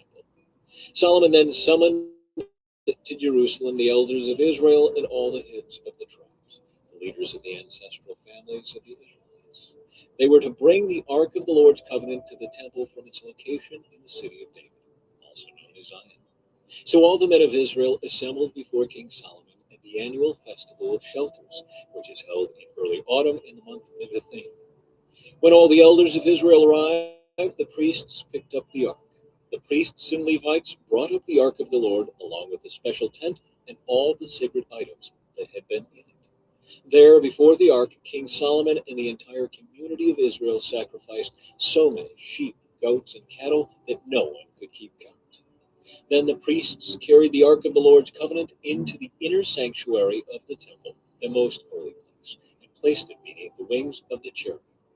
The cherubim spread their wings over the ark, forming a canopy over the ark and its carrying poles. These poles were so long that their ends could be seen from the temple's main room, the holy place, but not from the outside. They are still there to this day. Nothing was in the ark except the 2 stone tablets that Moses had placed in it at Mount Sinai, where the Lord made a covenant with the people of Israel when they left the land of Egypt. When the priests came out of the holy place, a thick cloud filled the temple of the Lord. The priests could not continue their service because of the cloud, for the glorious presence of the Lord filled the temple. Solomon praises the Lord. Then Solomon prayed, "O Lord, you have said that you would live in a thick cloud of darkness. Now I have built a glorious temple for you, a place where you can live forever." Then the king turned around to the entire community of Israel standing before him and gave this blessing: "Praise the Lord, the God of Israel, who has kept the promise he made to my father David. For he told my father, 'From the day I brought my people Israel out of Egypt, I have never chosen a city among any of the tribes of Israel as the place where a temple should be built to honor my name. But I have chosen David to be king over my people Israel.'" Then Solomon said, "My father David wanted to build this temple to honor the name of the Lord, the God of Israel. But the Lord told him, 'You wanted to build the temple to honor my name. Your intention is good, but you are not the one to do it. One of your own sons will build the temple to honor me.' And now the Lord has fulfilled the promise he made, for I have become king in my father's place, and I now sit on the throne of Israel, just as the Lord promised. I have built this temple to honor the name of the Lord, the God of Israel, and I have prepared a place there for the ark, which contains the covenant that the Lord made with our ancestors when he brought them out of Egypt." Solomon's prayer of dedication. Then Solomon stood before the altar of the Lord in front of the entire community of Israel. He lifted his hands toward heaven and he prayed, "O Lord, God of Israel, there is no God like you in all of heaven above or on the earth below. You keep your covenant and show unfailing love to all who walk before you in wholehearted devotion. You have kept your promise to your servant David, my father. You made that promise with your own mouth, and with your own hands you have fulfilled it today. And now, O Lord God of Israel, carry out the additional promise you made to your servant David, my father. For you said to him, 'If your descendants guard their behavior and faithfully follow me as you have done, one of them will always sit on the throne of Israel. Now, O God of Israel, fulfill this promise to your servant David, my father. But will God really live on earth? Why, even the highest heavens cannot contain you. How much less this temple I have built? Nevertheless, listen to my prayer and my plea, O Lord my God. Hear the cry and the prayer that your servant is making to you today. May you watch over this temple night and day, this place where you have said my name will be there. May you always hear the prayers I make toward this place. May you hear the humble and earnest requests from me and your people Israel when we pray toward this place. Yes, hear us from heaven where you live, and when you hear, forgive. If someone wrongs another person and is required to take an oath of innocence in front of your altar in this temple, then hear from heaven and judge between your servants, the accuser and the accused. Punish the guilty as they deserve, acquit the innocent because of their innocence. If your people Israel are defeated by their enemies because they have sinned against you, and if they turn to you and acknowledge your name and pray to you here in this temple, then hear from heaven and forgive the sin of your people Israel and return them to this land you gave their ancestors. If the skies are shut up and there is no rain because your people have sinned against you, and if they pray toward this temple and acknowledge your name and turn from their sins because you have punished them, then hear from heaven and forgive the sins of your servants, your people Israel. Teach them to follow the right path, and send rain on your land that you have given to your people as their special possession. If there is a famine in the land, or a plague, or crop disease, or attacks of locusts or caterpillars, or if your people's enemies are in the land besieging their towns, whatever disaster or disease there is, and if your people Israel pray about their troubles, raising their hands toward this temple, then hear from heaven where you live and forgive. Give your people what their actions deserve, for you alone know each human heart.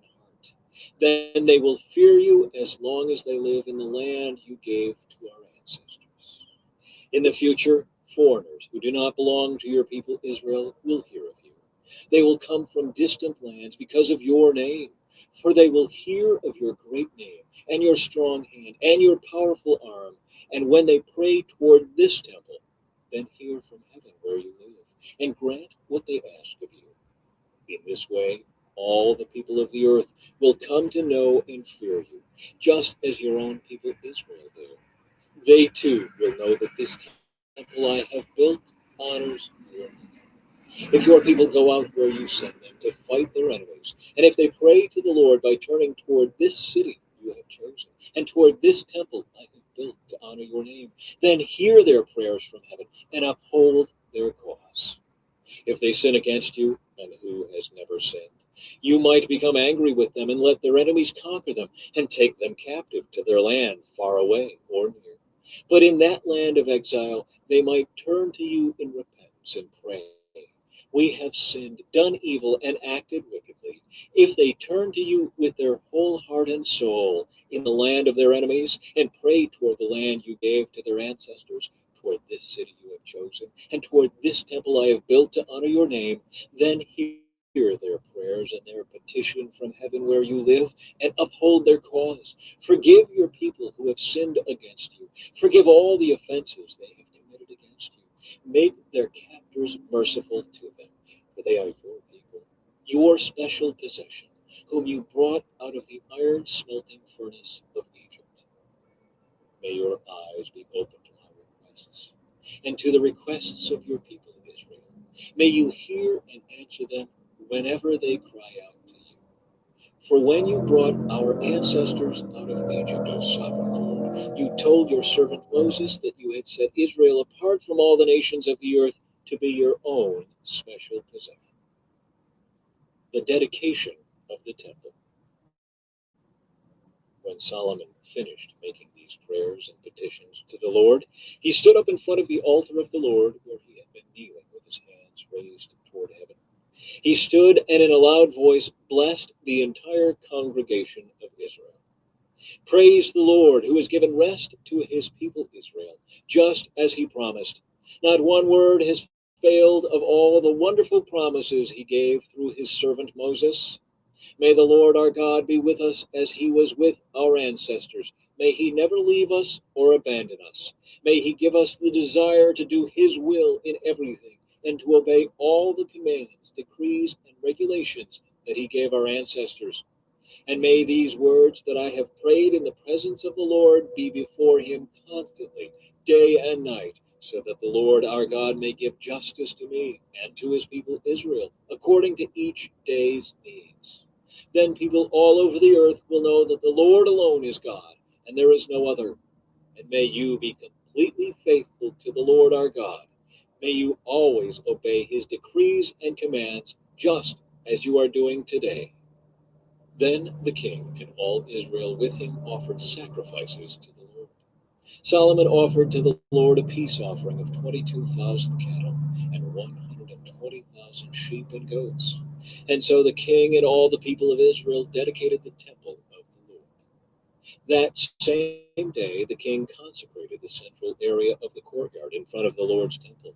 He offered burnt offerings, grain offerings, and the fat of peace offerings there, because the bronze altar in the Lord's presence was too small to hold all the burnt offerings, grain offerings, and the fat of the peace offerings. Then Solomon and all Israel celebrated the festival of shelters in the presence of the Lord our God. A large congregation had gathered from as far away as Labo-Hamath in the north, and the brook of Egypt in the south. The celebration went on for 14 days in all, 7 days for the dedication of the altar, and 7 days for the festival of shelters. After the festival was over, Solomon sent the people home.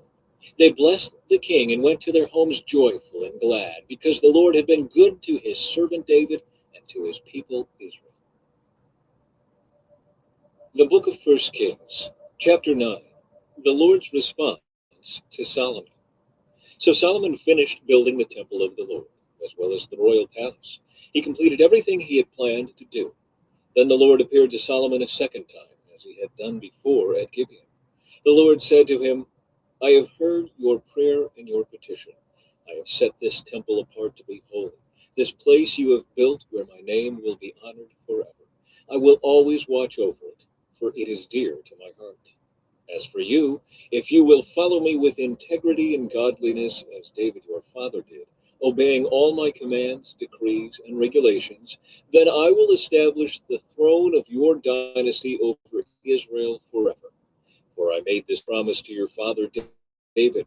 One of your descendants will always sit on the throne of Israel.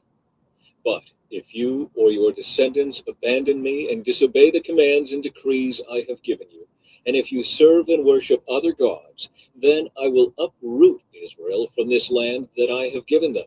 I will reject this temple that I have made holy to honor my name. I will make Israel an object of mockery and ridicule among the nations. And though this temple is impressive now, all who pass by will be appalled and will shake their heads in amazement. They will ask, why did the Lord do such terrible things to this land and to this temple?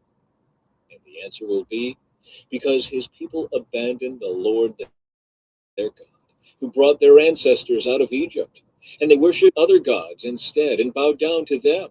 That is why the Lord has brought all these disasters on them. Solomon's agreement with Hiram.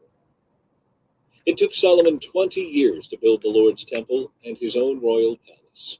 At the end of that time, he gave 20 towns in the land of Galilee to King Hiram of Tyre. Hiram had previously provided all the cedar and timber and gold that Solomon had requested. But when Hiram came from Tyre to see the towns Solomon had given him, he was not at all pleased with them. What kind of towns are these, my brother? He asked. So Hiram called that area Kippur, which means worthless, as it is still known today. Nevertheless, Hiram paid Solomon 9,000 pounds of gold.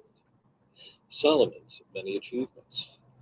This is the account of the forced labor that King Solomon conscripted to build the Lord's temple, the royal palace, the supporting terraces, the wall of Jerusalem, and the cities of Hazor, Megiddo, and Gezer. Pharaoh, the king of Egypt, had attacked and captured Gezer, killing the Canaanite population and burning it down. He gave the city to his daughter as a wedding gift when she married Solomon. So Solomon rebuilt the city of Gezer. He also built up the towns of Lower Beth-horon, Baalah, and Tamar in the wilderness within his land. He built towns as supply centers and constructed towns where his horses could be stationed. He built everything he designed in Jerusalem and Lebanon and throughout his entire realm. There were still some people living in the land who were not Israelites, including Amorites, Hittites, Perizzites, Hivites, and Jebusites. These were descendants of the nations whom the people of Israel had not completely destroyed. So Solomon conscripted them for his labor force, and they serve in the labor force to this day. But Solomon did not conscript any of the Israelites for forced labor. Instead, he assigned them to serve as fighting men, government officials, officers, and captains in his army, commanders of his chariots and charioteers. Solomon appointed 550 of them to supervise the people working on his various projects. Solomon moved his wife, Pharaoh's daughter, from the city of David to the new palace he had built for her. Then he constructed the supporting terraces. 3 times each year, Solomon presented burnt offerings and peace offerings on the altar he had built for the Lord. He also burned incense to the Lord, and so he finished the work of building the temple. King Solomon also built a fleet of ships at Ezion-Geber, port near Elath, in the land of Edom, along the shore of the Red Sea. Hiram sent experienced to sail the ships with Solomon's men. They sailed to Ophir and brought back to Solomon some 16 tons of gold. The Book of 1 Kings, Chapter 10, Visit of the Queen of Sheba. When the Queen of Sheba heard of Solomon's fame, which brought honor to the name of the Lord, she came to test him with hard questions. She arrived in Jerusalem with a large group of attendants and a great caravan of camels loaded with spices, large quantities of gold, and jewels. When she met with Solomon, she talked with him about everything she had on her mind. Solomon had answers for all her questions. Nothing was too hard for the king to explain to her. The Queen of Sheba realized how very wise Solomon was, and when she saw the palace he had built, she was overwhelmed. She was also amazed at the food on his tables, the organization of his officials, and their splendid clothing, the cupbearers, the burnt offering Solomon made at the temple of the Lord. She exclaimed to the king, "Everything I heard in my country about your achievements and wisdom is true. I didn't believe what was said until I arrived here and saw it with my own eyes. In fact, I had not heard the half of it. Your wisdom and prosperity are far beyond what I was told. How happy your people must be. What a privilege for your officials to stand here day after day listening to your wisdom. Praise the Lord your God, who delights in you and has placed you on the throne of Israel. Because of the Lord eternal for Israel, he has made you king so you can rule with justice and righteousness." Then she gave the king a gift of 9,000 pounds of gold, great quantities of spices, and precious jewels. Never again were so many spices brought in as those the Queen of Sheba gave to King Solomon. In addition, Hiram's ships brought gold from Ophir, and they also brought rich cargoes of red sandalwood and precious jewels. The king used the sandalwood to make railings for the temple of the Lord and the royal palace, and to construct lyres and harps for the musicians. Never before or since has there been such a supply of sand. King Solomon gave the Queen of Sheba whatever she asked for, besides all the customary gifts he had so generously given. Then she and all her attendants returned to their own land. Solomon's wealth and splendor. Each year Solomon received about 25 tons of gold. This did not include the additional revenue he received from merchants and traders, all the kings of Arabia, and the governors of the land. King Solomon made 200 large shields of hammered gold, each weighing more than 15 pounds. He also made 300 smaller shields of hammered gold, each weighing nearly 4 pounds. The king placed these shields in the palace of the forest of Lebanon. Then the king made a huge throne, decorated with ivory and overlaid with fine gold. The throne had 6 steps and a rounded back. There were armrests on both sides of the seat, and the figure of a lion stood on each side of the throne. There were also 12 other lions, one standing on each end of the 6 steps. No other throne in all the world could be compared with it. All of King Solomon's drinking cups were solid gold, as were all the utensils in the palace of the forest of Lebanon. They were not made of silver, for silver was considered worthless in Solomon's day. The king had a fleet of trading ships that sailed with Hiram's fleet. Once every 3 years, the ships returned loaded with gold, silver, ivory, apes, and peacocks. So King Solomon became richer and wiser than any other king on earth. People of every nation came to consult him and to hear the wisdom God had given him. Year after year, everyone who visited brought him gifts of silver and gold, clothing, weapons, spices, horses, and mules. Solomon built up a huge force of chariots and horses. He had 1,400 chariots and 12,000 horses. He stationed some of them in the chariot cities and some near him in Jerusalem. The king made silver as plentiful in Jerusalem as stone, and valuable cedar timber was as common as the sycamore fig trees that grow in the foothills of Judah. Solomon's horses were imported from Egypt and from Cilicia. The king's traders acquired them from Cilicia at the standard price. At that time, chariots from Egypt could be purchased for 600 pieces of silver and horses for 150 pieces of silver. They were then exported to the kings of the Hittites and the kings of Aram. The book of First Kings, chapter 11. Solomon's many wives. Now King Solomon loved many foreign women. Besides Pharaoh's daughter, he married women from Moab, Ammon, Edom, Sidon, and from among the Hittites. The Lord had clearly instructed the people of Israel, "You must not marry them, because they will turn your hearts to their gods." Yet Solomon insisted on loving them anyway. He had 700 wives of royal birth and 300 concubines. And in fact, they did turn his heart away from the Lord. In Solomon's old age, they turned his heart to worship other gods instead of being completely faithful to the Lord his God, as his father David had been. Solomon worshipped Ashtoreth, the goddess of the Sidonians, and Moloch, the detestable god of the Ammonites. In this way, Solomon did what was evil in the Lord's sight. He refused to follow the Lord completely, as his father David had done. On the Mount of Olives east of Jerusalem, he even built a pagan shrine for Chemosh, the detestable god of Moab, and another for Moloch, the detestable god of the Ammonites. Solomon built such shrines for all his foreign wives to use for burning incense and sacrificing to their gods. The Lord was very angry with Solomon, for his heart had turned away from the Lord, the God of Israel, who had appeared to him twice. He had warned Solomon specifically about worshiping other gods, but Solomon did not listen to the Lord's command. So now the Lord said to him, "Since you have not kept my covenant and have disobeyed my decrees, I will surely tear the kingdom away from you and give it to one of your servants. But for the sake of your father David, I will not do this while you are still alive. I will take the kingdom away from your son. And even so, I will not take away the entire kingdom. I will let him be king of one tribe, for the sake of my servant David, and for the sake of Jerusalem, my chosen city." Solomon's adversaries. Then the Lord raised up Hadad the Edomite, a member of Edom's royal family, to be Solomon's adversary. Years before, David had defeated Edom. Joab, his army commander, had stayed to bury some of the Israelite soldiers who had died in battle. While there, they killed every male in Edom. Joab and the army of Israel had stayed there for 6 months, killing them. But Hadad and a few of his father's royal officials escaped and headed for Egypt. Hadad was just a boy at the time. They set out from Midian and went to Paran, where others joined them. Then they traveled to Egypt and went to Pharaoh, who gave them a home, food, and some land. Pharaoh grew very fond of Hadad, and he gave him his wife's sister in marriage, the sister of Queen Tahpenes. She bore him a son named Genubath. Tahpenes raised him in Pharaoh's palace, among Pharaoh's own sons. When the news reached Hadad in Egypt that David and his commander Joab were both dead, he said to Pharaoh, "Let me return to my own country."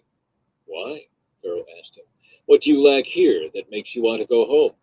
"Nothing," he replied. "But even so, please, let me return home." God also raised up Rezon, son of Eliada, as Solomon's adversary. Rezon had fled from his master King Hadadezer of Zobah, and had become the leader of a gang of rebels. After David conquered Hadadezer, Rezon and his men fled to Damascus, where he became king. Rezon was Israel's bitter adversary for the rest of Solomon's reign, and he made trouble just as Hadad did. Rezon hated Israel intensely and continued to reign in Aram. Jeroboam, son of Nebat, one of Solomon's own officials. He came from the town of Zerah in Ephraim, and his mother was Zeruiah a widow. This is the story behind his rebellion. Solomon was rebuilding the supporting terraces and repairing the walls of the city of his father David. Jeroboam was a very capable young man, and when Solomon saw how industrious he was, he put him in charge of the labor force from the tribes of Ephraim and Manasseh, the descendants of Joseph. One day, as Jeroboam was leaving Jerusalem, the prophet Ahijah from Shiloh met him along the way. Ahijah was wearing a new cloak. The two of them were alone in a field, and Ahijah took hold of the new cloak he was wearing and tore it into 12 pieces.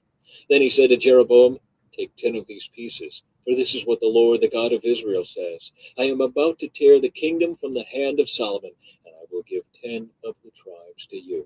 But I will leave him 1 tribe for the sake of my servant David and for the sake of Jerusalem, which I have chosen out of all the tribes of Israel.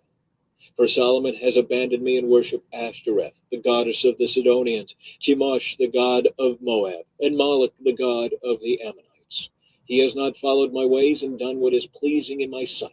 He has not obeyed my decrees and regulations as David his father did. But I will not take the entire kingdom from Solomon at this time. For the sake of my servant David, the one whom I chose and who obeyed my commands and decrees, I will keep Solomon as leader for the rest of his life. But I will take the kingdom away from his son and give 10 of the tribes to you. His son will have 1 tribe, so that the descendants of David, my servant, will continue to reign, shining like a lamp in Jerusalem, the city I have chosen to be the place for my name. And I will place you on the throne of Israel, and you will rule over all that your heart desires. If you listen to what I tell you and follow my ways and do whatever I consider to be right, and if you obey my decrees and commands, as my servant David did, then I will always be with you. I will establish an enduring dynasty for you as I did for David, and I will give Israel to you. Because of Solomon's sin, I will punish the descendants of David, though not forever." Solomon tried to kill Jeroboam, but he fled to King Shishak of Egypt and stayed there until Solomon died. Summary of Solomon's reign.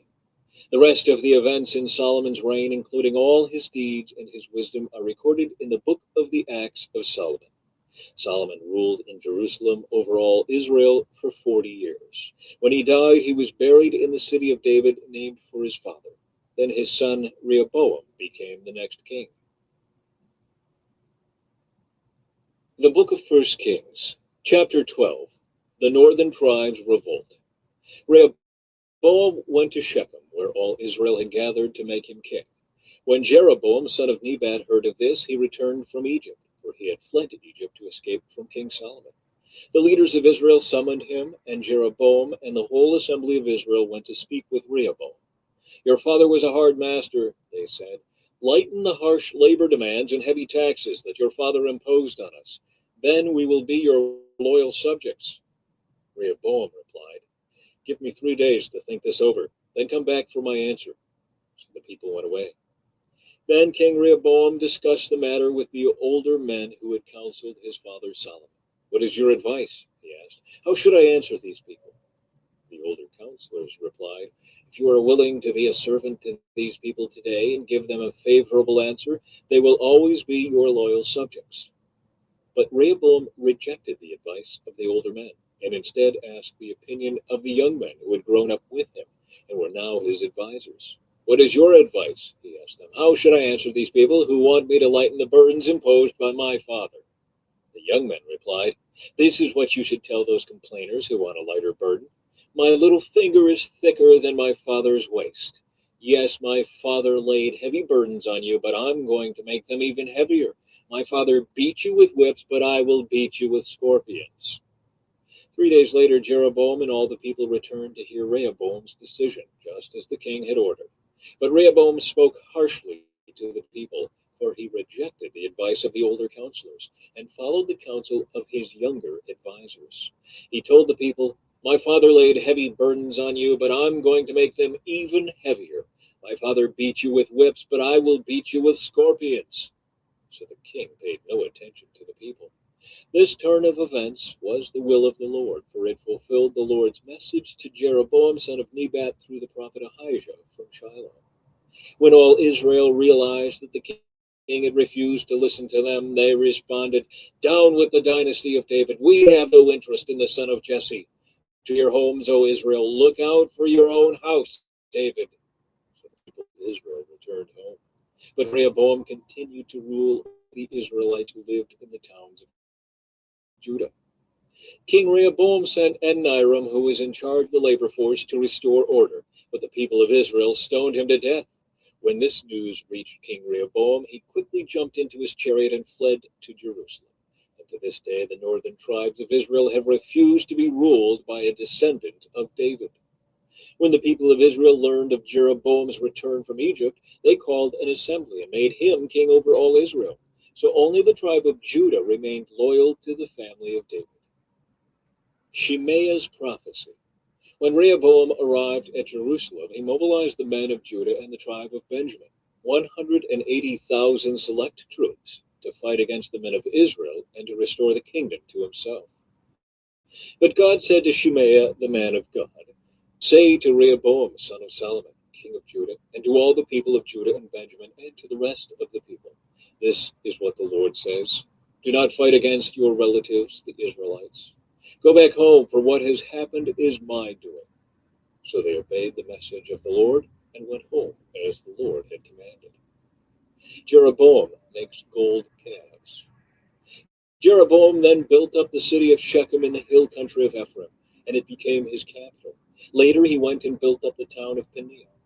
Jeroboam thought to himself, "Unless I am careful, the kingdom will return to the dynasty of David. When these people go to Jerusalem to offer sacrifices at the temple of the Lord, they will again give their allegiance to King Rehoboam of Judah. They will kill me and make him their king instead." So on the advice of his counselors, the king made 2 gold calves. He said to the people, "It is too much trouble for you to worship in Jerusalem. Look, Israel, these are the gods who brought you out of Egypt." He placed these calf idols in Bethel and in Dan, at either end of his kingdom.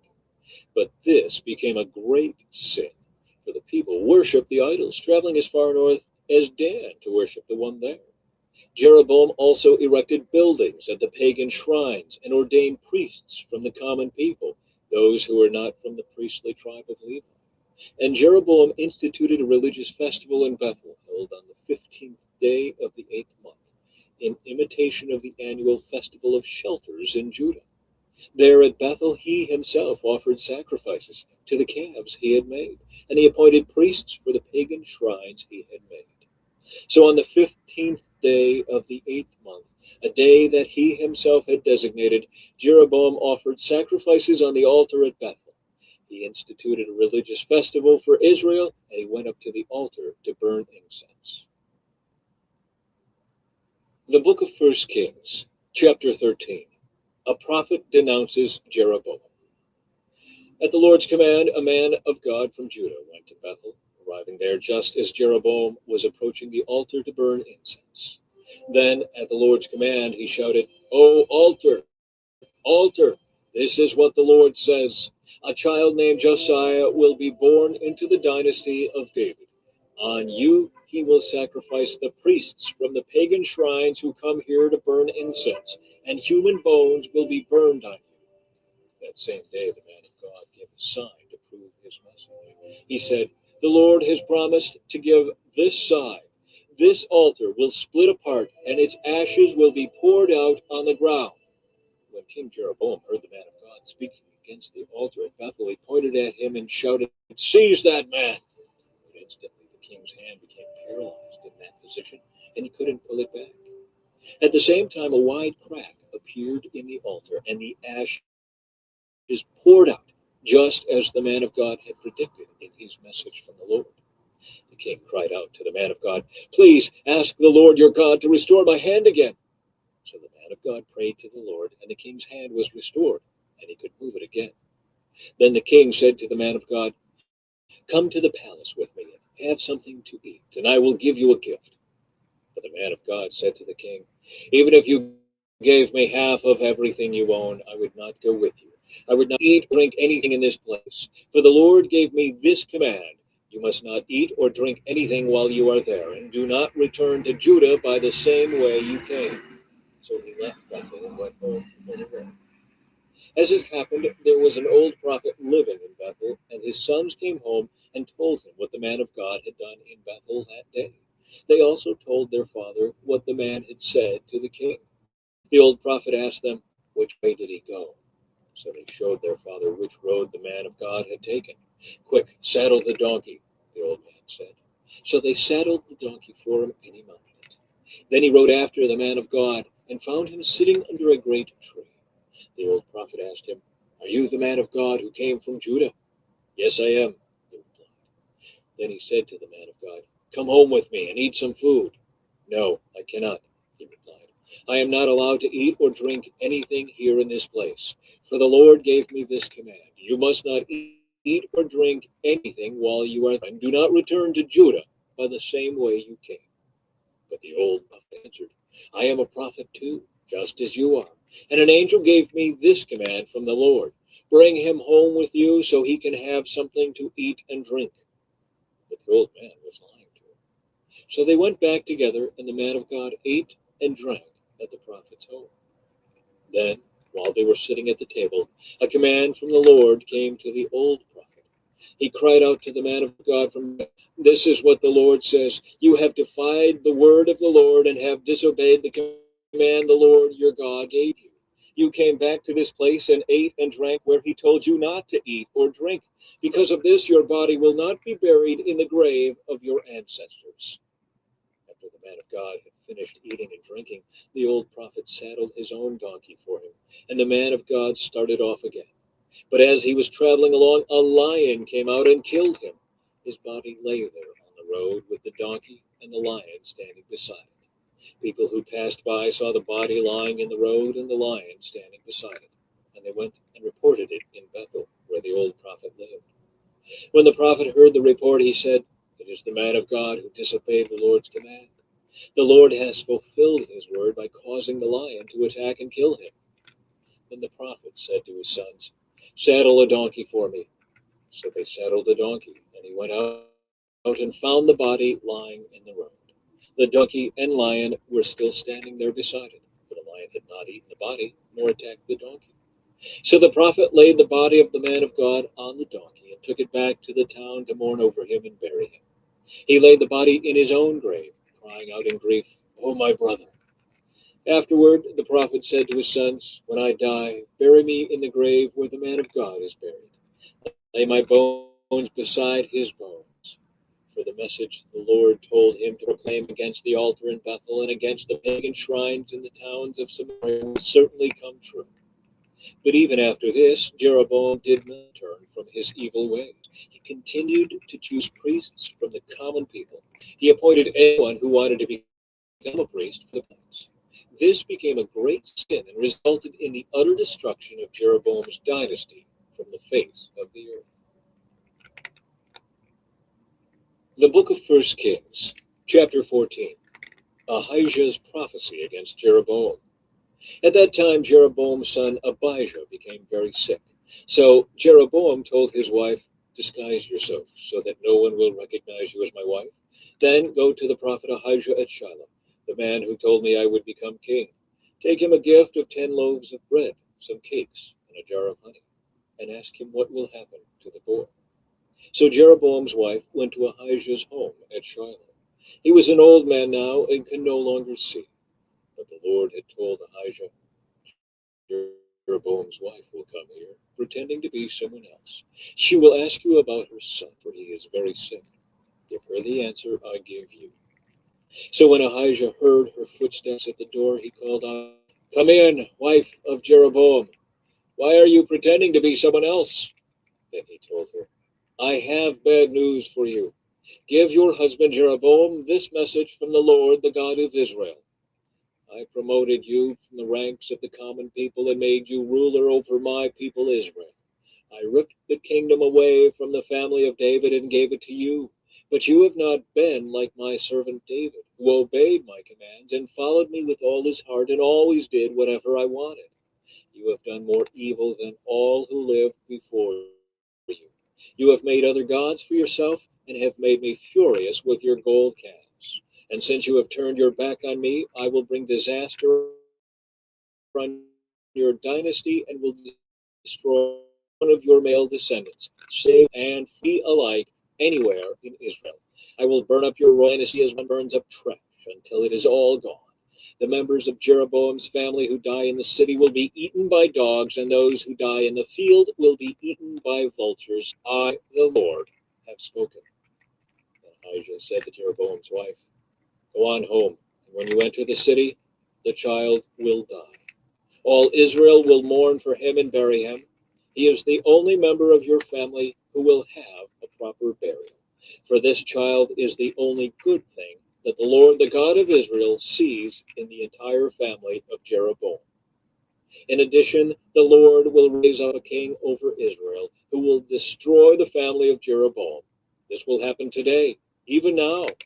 Then the Lord will shake Israel like a reed whipped about in a stream. He will uproot the people of Israel from this good land that he gave their ancestors, and will scatter them beyond the Euphrates River, for they have angered the Lord with the Asherah poles they have set up for worship. He will abandon Israel because Jeroboam sinned and made Israel sin along with him. So Jeroboam's wife returned to Tirzah, and the child died just as she walked through the door of her home. And all Israel buried him and mourned for him, as the Lord had promised through the prophet Ahijah. The rest of the events in Jeroboam's reign, including all his wars and how he ruled, are recorded in the book of the history of the kings of Israel. Jeroboam reigned in Israel 22 years. When Jeroboam died, his son Nadab became the next king. Rehoboam rules in Judah. Meanwhile, Rehoboam, son of Solomon, was king in Judah. He was 41 years old when he became king, and he reigned 17 years in Jerusalem, the city the Lord had chosen from among all the tribes of Israel as the place to honor his name. Rehoboam's mother was Naamah, an Ammonite woman.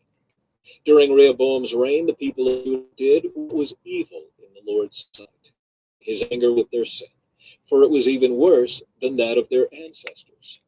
For they also built for themselves pagan shrines and set up sacred pillars and Asherah poles on every high hill and under every green tree.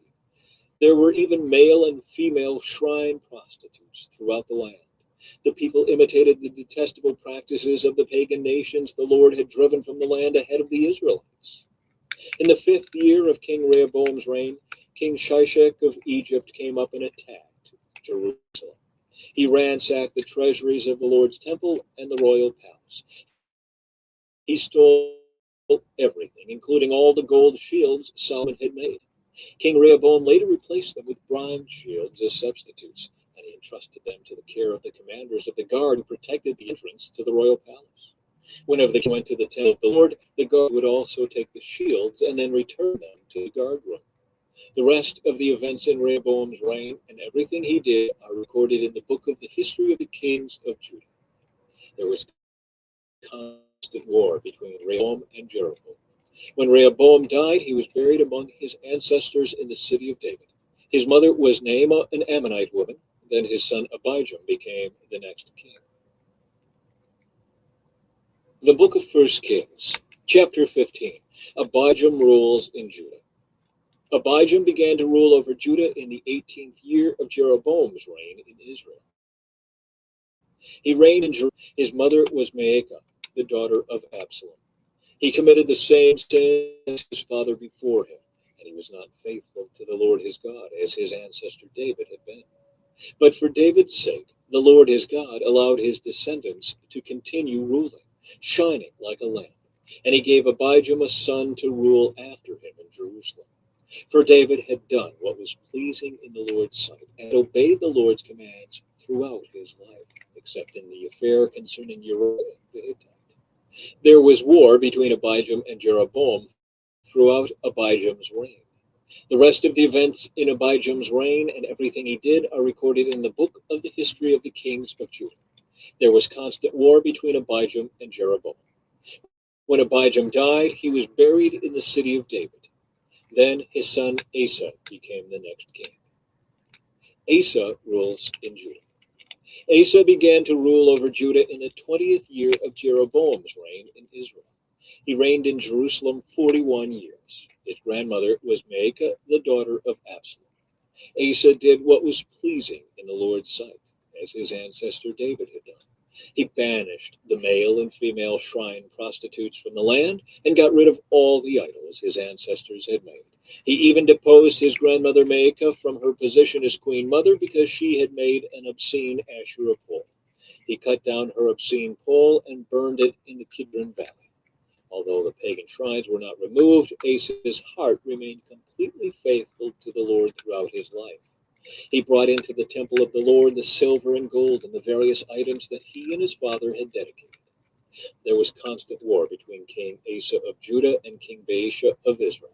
King Baasha of Israel invaded Judah and fortified Ramah in order to prevent anyone from entering or leaving King Asa's territory in Judah.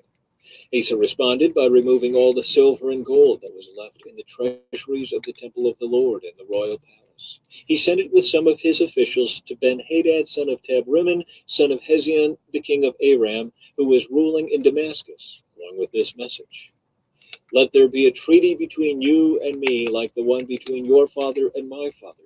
See, I am sending you a gift of silver and gold. Break your treaty with King Baasha of Israel so that he will leave me alone." Ben-Hadad agreed to King Asa's request and sent the commanders of his army to attack the towns of Israel. They conquered the towns of Ijon, Dan, Abel-Beth-Maacah, and all Kinnereth, and all the land of Naphtali. As soon as Baasha of Israel heard what was happening, he abandoned his project of fortifying Ramah and withdrew to Tirzah. Then King Asa sent an order throughout Judah requiring that everyone, without exception, help to carry away the building stones and timbers that Baasha had been using to fortify Ramah. Asa used these materials to fortify the town of Geba in Benjamin and the town of Mizpah. The rest of the events in his reign, the extent of his power, everything he did, and the names of the cities he built are recorded in the book of the history of the kings of Judah. In his old age, his feet became diseased.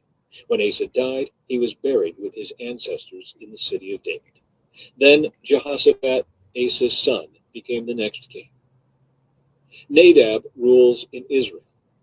Nadab, son of Jeroboam, began to rule over Israel in the second year of King Asa's reign in Judah. He reigned in Israel 2 years, but he did what was evil in the Lord's sight and followed the example of his father, continuing the sins that Jeroboam had led Israel to commit. Then Baasha, son of Ahijah from the tribe of Issachar, plotted against Nadab and assassinated him, while he and the Israelite army sieged to the Philistine town of Gibbethon. Baasha killed Nadab in the 3rd year of King Asa's reign in Judah, and he became the next king of Israel.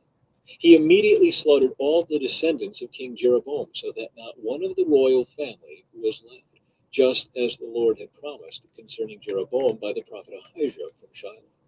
This was done because Jeroboam had provoked the anger of the Lord, the God of Israel, by the sins he had committed and the sins he had led Israel to commit. The rest of the events in Nadab's reign and everything he did are recorded in the book of the history of the kings of Israel. Baasha rules in Israel. There was constant war between King Asa of Judah and King Baasha of Israel. Baasha, son of Ahijah, began to rule over all Israel in the 3rd year of King Asa's reign in Judah. Baasha reigned in Tirzah 24 years, but he did what was evil in the Lord's sight and followed the example of Jeroboam, continuing the sins that Jeroboam had led Israel to commit. The book of 1 Kings, chapter 16. This message from the Lord was delivered to King Baasha by the prophet Jehu, son of Hanani. I lifted you out of the dust to make you ruler of my people Israel, but you have followed the evil example of Jeroboam. You have provoked my anger by causing my people Israel to sin. So now I will destroy you and your family, just as I destroyed the descendants of Jeroboam, son of Nebat. The members of Baasha's family who die in the city will be eaten by dogs, and those who die in the field will be eaten by vultures. The rest of the events in Baasha's reign and the extent of his power are recorded in the book of the history of the kings of Israel. When Baasha died, he was buried in Tirzah. Then his son Elah became the next king. The message from the Lord against Baasha and his family came through the prophet Jehu, son of Hanani. It was delivered because Baasha had done what was evil in the Lord's sight, just as the family of Jeroboam had done, and also because Baasha had destroyed the family of Jeroboam. The Lord's anger was provoked by Baasha's sin. Elah rules in Israel. Elah, son of Baasha, began to rule over Israel in the 26th year of King Asa's reign in Judah. He reigned in the city of Tirzah for 2 years. Then Zimri, who commanded half of the royal chariots, made plans to kill him.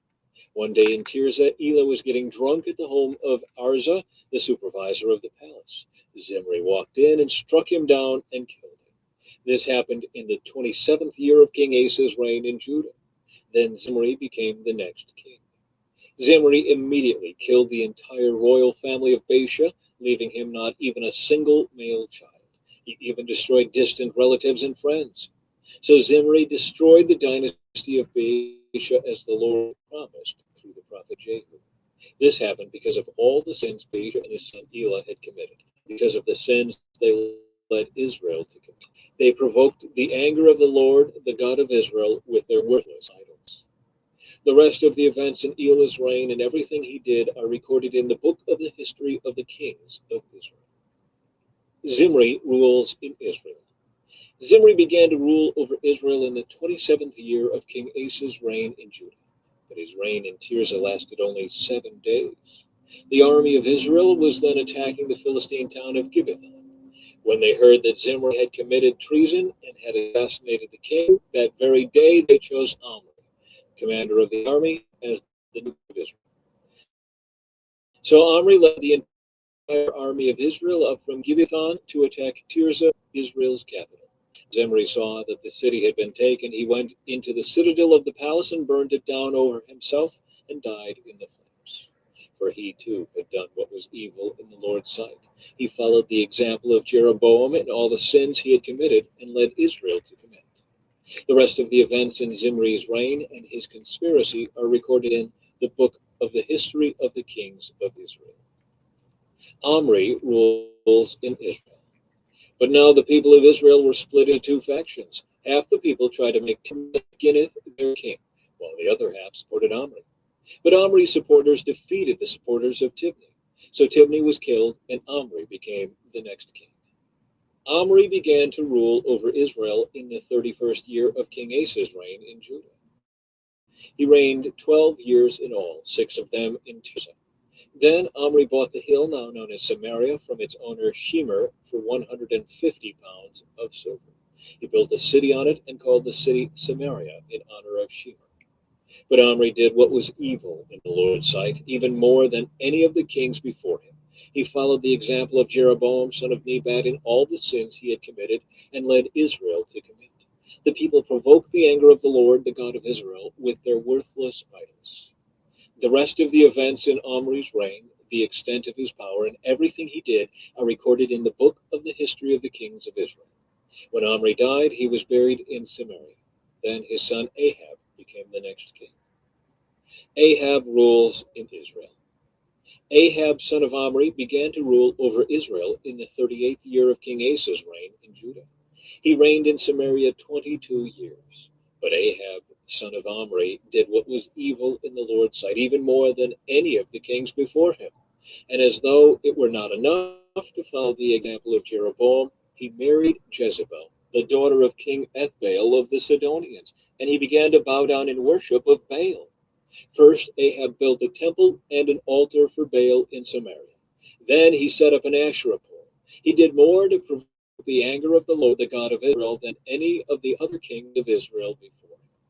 It was during his reign that Hiel, a man from Bethel, rebuilt Jericho. When he laid its foundations, it cost him the life of his oldest son, Abiram. And when he completed it and set up its gates, it cost him the life of his youngest son, Segub. This all happened according to the message from the Lord concerning Jericho, spoken by Joshua, son of Nun. The book of 1 Kings, chapter 17. Elijah fed by ravens. Now Elijah, who is from Tishbe in Gilead, told King Ahab, "As surely as the Lord, the God of Israel, lives, the God I serve, there will be no dew or rain during the next few years until I give the word." Then the Lord said to Elijah, "Go to the east and hide by Kerith Brook, near where it enters the Jordan River. drink from the brook and eat what the ravens bring you, for I have commanded them to do." So Elijah did as the Lord told him and camped beside Kerith Brook, east of the Jordan.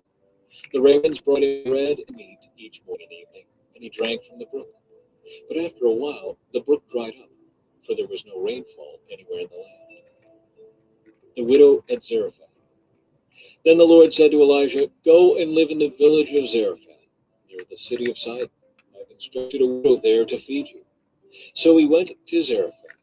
As he arrived at the gates of the village, he saw a widow gathering sticks, and he asked her, "Would you please bring me a little water in a cup?" As she was going to get it, he called to her, "Bring me a bite of bread, too." But she said, "I swear by the Lord your God that I don't have a single piece of bread in the house, and I have only a handful of flour left in the jar and a little cooking oil in the bottom of the jar. I was just gathering a few sticks to cook this last meal, and then my son and I will die." But Elijah said to her, "Don't be afraid. Go ahead and do just what you've said, but make a little bread for me first. Then use what's left to prepare a meal for yourself and your son. For this is what the Lord, the God of Israel, says: There will always be flour and olive oil left in your containers until the time when the Lord sends rain and the crops grow again." So she did as Elijah said, and she and Elijah and her son continued to eat for many days. There was always enough flour and olive oil left in the containers, just as the Lord had promised through Elijah. Sometime later, the woman's son became sick. He grew worse and worse, and finally he died. Then she said to Elijah, "Oh, man of God, what have you done to me? Have you come here to point out my sins and kill my son?" But Elijah replied, "Give me your son." And he took the child's body from her arms, carried him up the stairs to the room where he was staying, and laid the body on his bed. Then Elijah cried out to the Lord, "O Lord my God, why have you brought tragedy to this widow who has opened her home to me, causing her son to die?" And he stretched himself out over the child 3 times and cried out to the Lord, "O Lord my God, please let this child's life return to him." The Lord heard Elijah's prayer, and the life of the child returned, and he revived. Then Elijah brought him down from the upper room and gave him to his mother. "Look," he said, "your son is alive." Then the woman told Elijah, "Now I know for sure that you are a man of God, and that the Lord truly speaks through you." The book of 1 Kings, chapter 18, the contest on Mount Carmel. Later on, in the 3rd year of the drought, the Lord said to Elijah, "Go and present yourself to King Ahab. Tell him that I will soon send rain." So Elijah went to appear before Ahab. Meanwhile, the famine had become very severe in Samaria. So Ahab summoned Obadiah, who was in charge of the palace. Obadiah was a devoted follower of the Lord. Once, when Jezebel had tried to kill all the Lord's prophets, Obadiah had hidden 100 of them into 50 prophets in each cave and supplied them with food and water. Ahab said to Obadiah, "We must check every spring and valley in the land to see if we can find enough grass to save at least some of my horses and mules." So they divided the land between them. Ahab went one way by himself, and Obadiah went another way by himself. As Obadiah was walking along, he suddenly saw Elijah coming toward him. Obadiah recognized him at once and bowed low to the ground before him. "Is it really you, my lord Elijah?" he asked. "Yes, it is," Elijah replied. "Now go and tell your master Elijah is here." "Oh, sir," Obadiah protested, "what harm have I done to you that you are sending me to my death at the hands of Ahab? For I swear by the Lord your God that the king has searched every nation and kingdom on earth from end to end to find." And each time he was told, "Elijah isn't here," King Ahab forced the king of that nation to swear to the truth of his claim. And now you say, "Go and tell your master Elijah is here. But as soon as I leave you, the Spirit of the Lord will carry you away to who knows where. When Ahab comes and cannot find you, he will kill me. Yet I have been a true servant of the Lord all my life. Has no one told you, my lord, about the time when Jezebel was trying to kill the Lord's prophets? I hid 100 of them in 2 caves and supplied them with food and water. And now you say, 'Go and tell your master Elijah is here.' Sir, if I do that, Ahab will certainly kill me."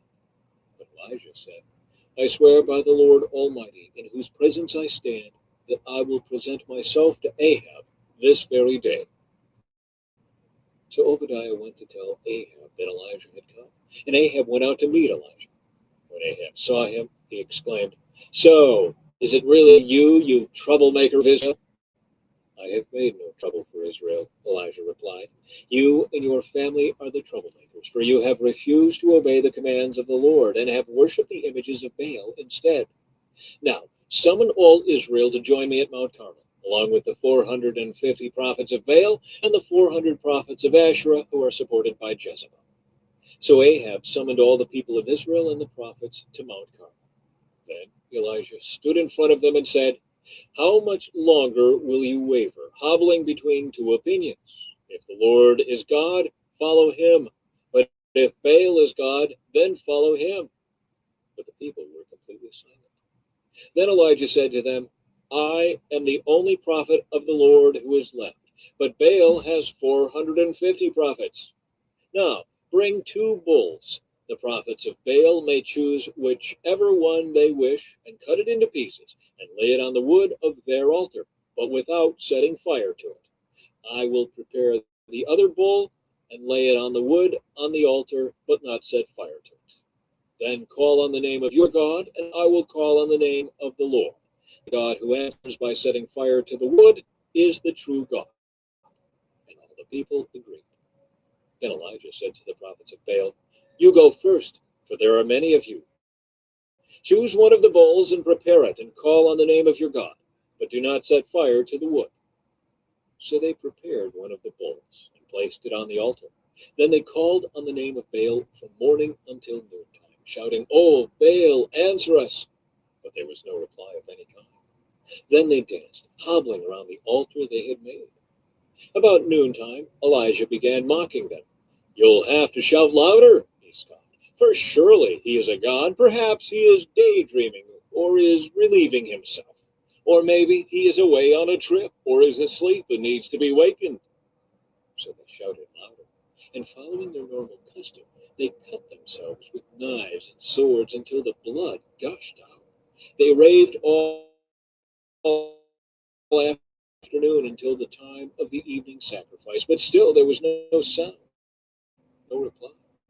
And Elijah called to the people, "Come over here."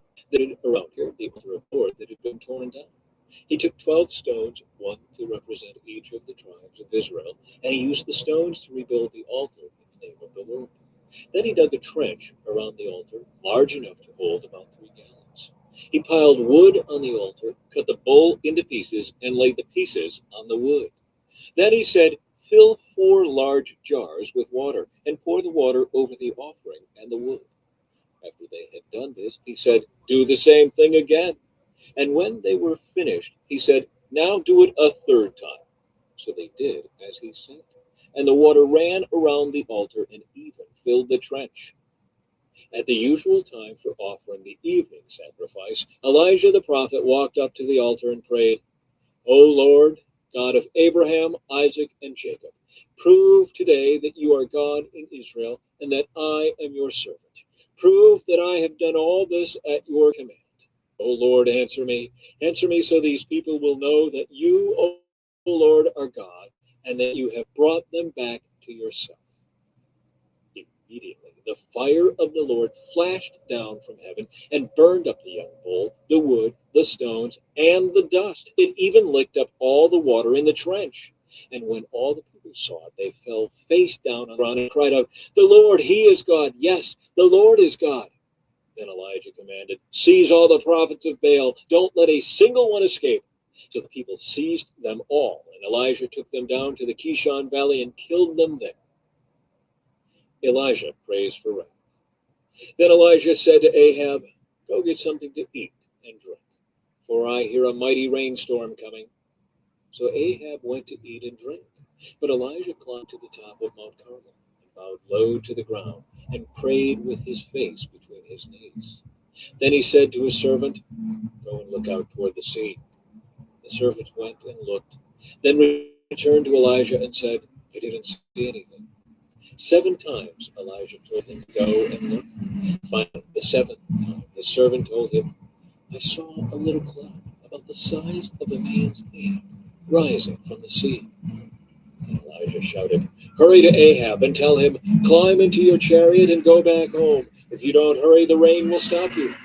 Soon the sky was black with clouds. A heavy wind brought a terrific rainstorm, and Ahab left quickly for Jezreel. Then the Lord gave special strength to Elijah. He tucked his cloak into his belt and ran ahead of Ahab's chariot all the way to the entrance of Jezreel. The book of First Kings, chapter 19. Elijah flees to Sinai. When Ahab got home, he told Jezebel everything Elijah had done, including the way he had killed all the prophets of Baal. So Jezebel sent this message to Elijah: "May the gods strike me and even kill me, if by this time tomorrow I have not killed you, just as you killed them." Elijah was afraid and fled for his life. He went to Beersheba, a town in Judah, and he left his servant there. Then he went on alone into the wilderness, traveling all day. He sat down under a solitary broom tree and prayed that he might die. "I've had enough, Lord," he said. "Take my life, for I am no better than my ancestors who have already died." Then he laid down and slept under the broom tree. But as he was sleeping, an angel touched him and told him, "Get up and eat." He looked around, and there beside his head was some bread baked on hot stones and a jar of water. So he ate and drank and lay down again. Then the angel of the Lord came again and touched him and said, "Get up and eat some more, or the journey ahead will be too much for you." So he got up and ate and drank, and the food gave him enough strength to travel 40 days and 40 nights to Mount Sinai, the mountain of God. There he came to a cave where he spent the night. The Lord speaks to Elijah. But the Lord said to him, "What are you doing here, Elijah?" Elijah replied, "I have zealously served the Lord God Almighty. But the people of Israel have broken their covenant with you, torn down every one of your prophets. I am the only one left, and now they are trying to kill me too. Go out and stand before me on the mountain," the Lord told him. And as Elijah stood there, the Lord passed by, and a mighty windstorm hit the mountain. It was such a terrible blast that the rocks were torn loose. But the Lord was not in the wind. After the wind, there was an earthquake, but the Lord was not in the earthquake. And after the earthquake, there was a fire, but the Lord was not in the fire. And after the fire, there was the sound of a gentle whisper. When Elijah heard it, he wrapped his face in his cloak and went out and stood at the entrance of the cave. And a voice said, "What are you doing here, Elijah?" He replied again, "I have zealously served the Lord God Almighty, but the people of Israel have broken their covenant with you, torn down your altars, and killed every one of your prophets. I am the only one left, and now they are trying to kill me too." Then the Lord told him, "Go back the same way you came, and travel to the wilderness of Damascus. When you arrive there, anoint Hazael to be king of Aram. Then anoint Jehu, son of Nimshi, to be king of Israel. And anoint Elisha, son of Shaphat, from the town of Abel Meholah, to replace you as my prophet. Anyone who escapes from Hazael will be killed by Jehu, and those who escape Jehu will be killed by Elisha. Yet I will preserve 7,000 others in Israel, who never bowed down to Baal or kissed him." The call of Elisha. So Elijah went and found Elisha, son of Shaphat, plowing a field. There were 12 teams of oxen in the field, and Elisha was plowing with the 12th team. Elijah went over to him and threw his cloak across his shoulders and then walked away. Elisha left the oxen standing there, ran after Elijah, and said to him, "First let me go and kiss my father and mother goodbye, and then I will go with you." Elijah replied, "Go on back, but think about what I have done to you." So Elisha returned to his oxen and slaughtered them. He used the wood from the plow to build a fire to roast their flesh. He passed around the meat to the townspeople, and they all ate. Then he went with Elijah as his assistant. The book of First Kings, chapter 20. Ben-Hadad attacks Samaria. About that time, King Ben-Hadad of Aram mobilized his army, supported by the chariots and horses of 32 allied kings. They went to besiege Samaria, the capital of Israel, and launched attacks against it. Ben-Hadad sent messengers into the city to relay this message to King Ahab of Israel. This is what Ben-Hadad says: "Your silver and gold are mine, and so are your wives and the best of your children." "All right, my lord the king," Israel's king replied. "All that I have is yours." Soon Ben-Hadad's messengers returned again and said, "This is what Ben-Hadad says: I have already demanded that you give me your silver, gold, wives, and children. But about this time tomorrow I will send my officials to search your palace and the homes of your people. They will take away everything you consider valuable." Then Ahab summoned all the elders of the land and said to them, "Look how this man is stirring up trouble. I already agreed with his demand that I give him my wives and children and silver and gold. Don't give in to any more demands." All the elders and the people advised.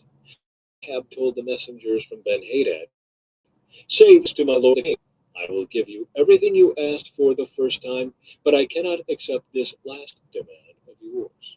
So the messengers returned to Ben-Hadad with that response. Then Ben-Hadad sent this message to Ahab: "May the gods strike me and even kill me if there remains enough dust from Samaria to provide even a handful for each of my soldiers." The king of Israel sent back this answer: "A warrior putting on his sword for battle should not boast like a warrior who has already won." Ahab's reply reached Ben-Hadad and the other kings as they were drinking in their tents. "Prepare to attack," Ben-Hadad commanded his officers. So they prepared to attack the city. Ahab's victory over Ben-Hadad. Then a certain prophet came to see King Ahab of Israel and told him, "This is what the Lord says: Do you see all these enemy forces? Today I will hand them all over to you. Then you will know that I am the Lord." Ahab asked, "How will he do it?" And the prophet replied, "This is what the Lord says: The troops of the provincial commanders will do it." "Should we attack first?" Ahab asked. "Yes," the prophet answered. So Ahab mustered the troop commanders. Then he called out the rest of the army of Israel, some 7,000 men. About noontime, as Ben-Hadad and the 32 allied kings were still in their tents, drinking themselves into a stupor, the troops of the provincial commanders marched out of the city as the first contingent. As they approached, Ben-Hadad's scouts reported to him, "Some troops are coming from Samaria." "Take them along," Ben-Hadad commanded, "whether they have come for peace or for war." But Ahab's provincial commanders and the entire army had now come out to fight. Each Israelite soldier killed his Aramean opponent, and suddenly the entire Aramean army panicked and fled. The Israelites chased them, but King Ben-Hadad and a few of his charioteers escaped on horses. The king of Israel destroyed the other horses and chariots and slaughtered the Arameans. Afterward, the prophet said to King Ahab, "Get ready for another attack. Begin making plans now, for the king of Aram will come back next spring." Ben-Hadad's second attack. After their defeat, Ben-Hadad's officers said to him, "The Israelite gods are gods of the hills. That is why they won. But we can beat them easily on the plains. Only this time replace the kings with field commanders. Recruit another army like the one you lost. Give us the same number of horses, chariots, and men, and we will fight against them on the plains. There is no doubt that we will beat them." So King Ben-Hadad did as they suggested. The following spring, he called up the Aramean army and marched out against Israel, this time at Aphek. Israel then mustered its army, set up supply lines, and marched out for battle. But the Israelite army looked like two little flocks of goats in comparison to the vast Aramean forces that filled the countryside. Then the man of God went to the king of Israel and said, "This is what the Lord says: The Arameans have said, 'The Lord is a God of the hills and not of the plains.' So I will defeat this vast army for you. Then you will know that I am the Lord." The two armies camped opposite each other for 7 days. And on the seventh day, the battle began. The Israelites killed 100,000 Aramean foot soldiers in one day. The rest fled into the town of Aphek, but the wall fell on them and killed another 27,000. Ben-Hadad fled into the town and hid in a secret room. Ben-Hadad's officers said to him, "Sir, we have heard that the kings of Israel are merciful, so let's humble ourselves by wearing burlap around our waists and putting ropes on our heads and surrender to the king of Israel. Then perhaps he will let you live." So they put on burlap and ropes, and they went to the king of Israel and begged. "Your servant Ben-Hadad says, 'Please let me live.'" The king of Israel responded, "Is he still alive? He is my brother." The men took this as a good sign and quickly picked up on his words. "Yes," they said, "your brother Ben-Hadad. Go and get him," the king of Israel told them. When Ben-Hadad arrived, Ahab invited him up into his chariot. Ben-Hadad told him, "I will give back the towns my father took from your father, and you may establish places of trade in Damascus, as my father did in Samaria." Then Ahab said, "I will release you under these conditions." So they made a new treaty, and Ben-Hadad was set free. A prophet condemns Ahab. Meanwhile, the Lord instructed one of the group of prophets to say to another man, "Hit me." But the man refused to hit the prophet. Then the prophet told him, "Because you have not obeyed the voice of the Lord, a lion will kill you as soon as you leave me." And when he had gone, a lion did attack and kill him. Then the prophet turned to another man and said, "Hit me." So he struck the prophet and wounded him. The prophet bid over his eyes to disguise himself, and then waited beside the road for the king. As the king passed by, the prophet called out to him, "Sir, I was in the thick of battle, and suddenly a man brought me a prisoner. He said, 'Guard this man. If for any reason he gets away, you will either die or pay a fine of 75 pounds of silver.' But while I was busy doing something else, the prisoner disappeared." "Well, it's your own fault," the king replied. "You have brought the judgment on yourself." Then the prophet quickly pulled the bandage from his eyes, and the king of Israel recognized him as one of the prophets. The prophet said to him, "This is what the Lord says, 'Because you have spared the man I said must be destroyed, now you must die in his place, and your people will die instead of his people.'" So the king of Israel went home to Samaria, angry and sullen. The book of 1 Kings, chapter 21, Naboth's vineyard. Now there was a man named Naboth from Jezreel who owned a vineyard in Jezreel beside the palace of King Ahab of Samaria. One day Ahab said to Naboth, "Since your vineyard is so convenient to my palace, I would like to buy it to use as a vegetable garden. I will give you a better vineyard in exchange, or if you prefer, I will pay you for it." But Naboth replied, "The Lord forbid that I should give you the inheritance that was passed down by my ancestors." So Ahab went home angry and sullen because of Naboth's answer. The king went to bed with his face to the wall and refused to eat. "What's the matter?" his wife Jezebel asked him. "What's made you so upset that not eating?" "I asked Naboth to sell me his vineyard or trade it, but he refused," Ahab told her. "Are you the king of Israel or not?" Jezebel demanded. "Get up and eat something, and don't worry about it. I'll get you Naboth's vineyard." So she wrote letters in Ahab's name, sealed them with his seal, and sent them to the elders and other leaders of the town where Naboth lived. In her letters she commanded, "Call the citizens together for fasting and prayer, and give Naboth a place of honor. And then seat 2 scoundrels across from him who will accuse him of cursing God and the king. Then take him out and stone him to death." So the elders and other town leaders followed the instructions Jezebel had written in the letters. They called for a fast and put Naboth at a prominent place before the people. Then the 2 scoundrels came and sat down across from him, and they accused Naboth before all the people, saying, "He cursed God and the king." So he was dragged outside the town and stoned to death. The town leaders then sent word to Jezebel, "Naboth has been stoned to death." When Jezebel heard the news, she said to Ahab, "You know the vineyard Naboth wouldn't sell you? Well, you can have it now. He's dead." So Ahab immediately went down to the vineyard of Naboth to claim it. But the Lord said to Elijah, "Go down to meet King Ahab of Israel, who rules in Samaria. He will be at Naboth's vineyard in Jezreel, claiming it for himself. Give him this message. This is what the Lord says. Isn't it enough that you killed Naboth? Must you rob him too? Because you have done this, dogs will lick your blood at the very place where they licked the blood of Naboth." "So, my enemy, you have found me," Ahab exclaimed to Elijah. "Yes, Elijah answered, I have come because you have sold yourself to what is evil in the Lord's sight. So now the Lord says, I will bring disaster on you and consume you. I will destroy every one of your male descendants, slave and free alike, anywhere in Israel. I am going to destroy your family as I did the family of Jeroboam, son of Nebat, and the family of Baasha, son of Ahijah. For you have made me very angry and have led Israel into sin. And regarding Jezebel, the Lord says, dogs will eat Jezebel's body at the plot of land in Jezreel. The members of Ahab's family who die in the city will be eaten by dogs, and those who die in the field will be eaten by vultures.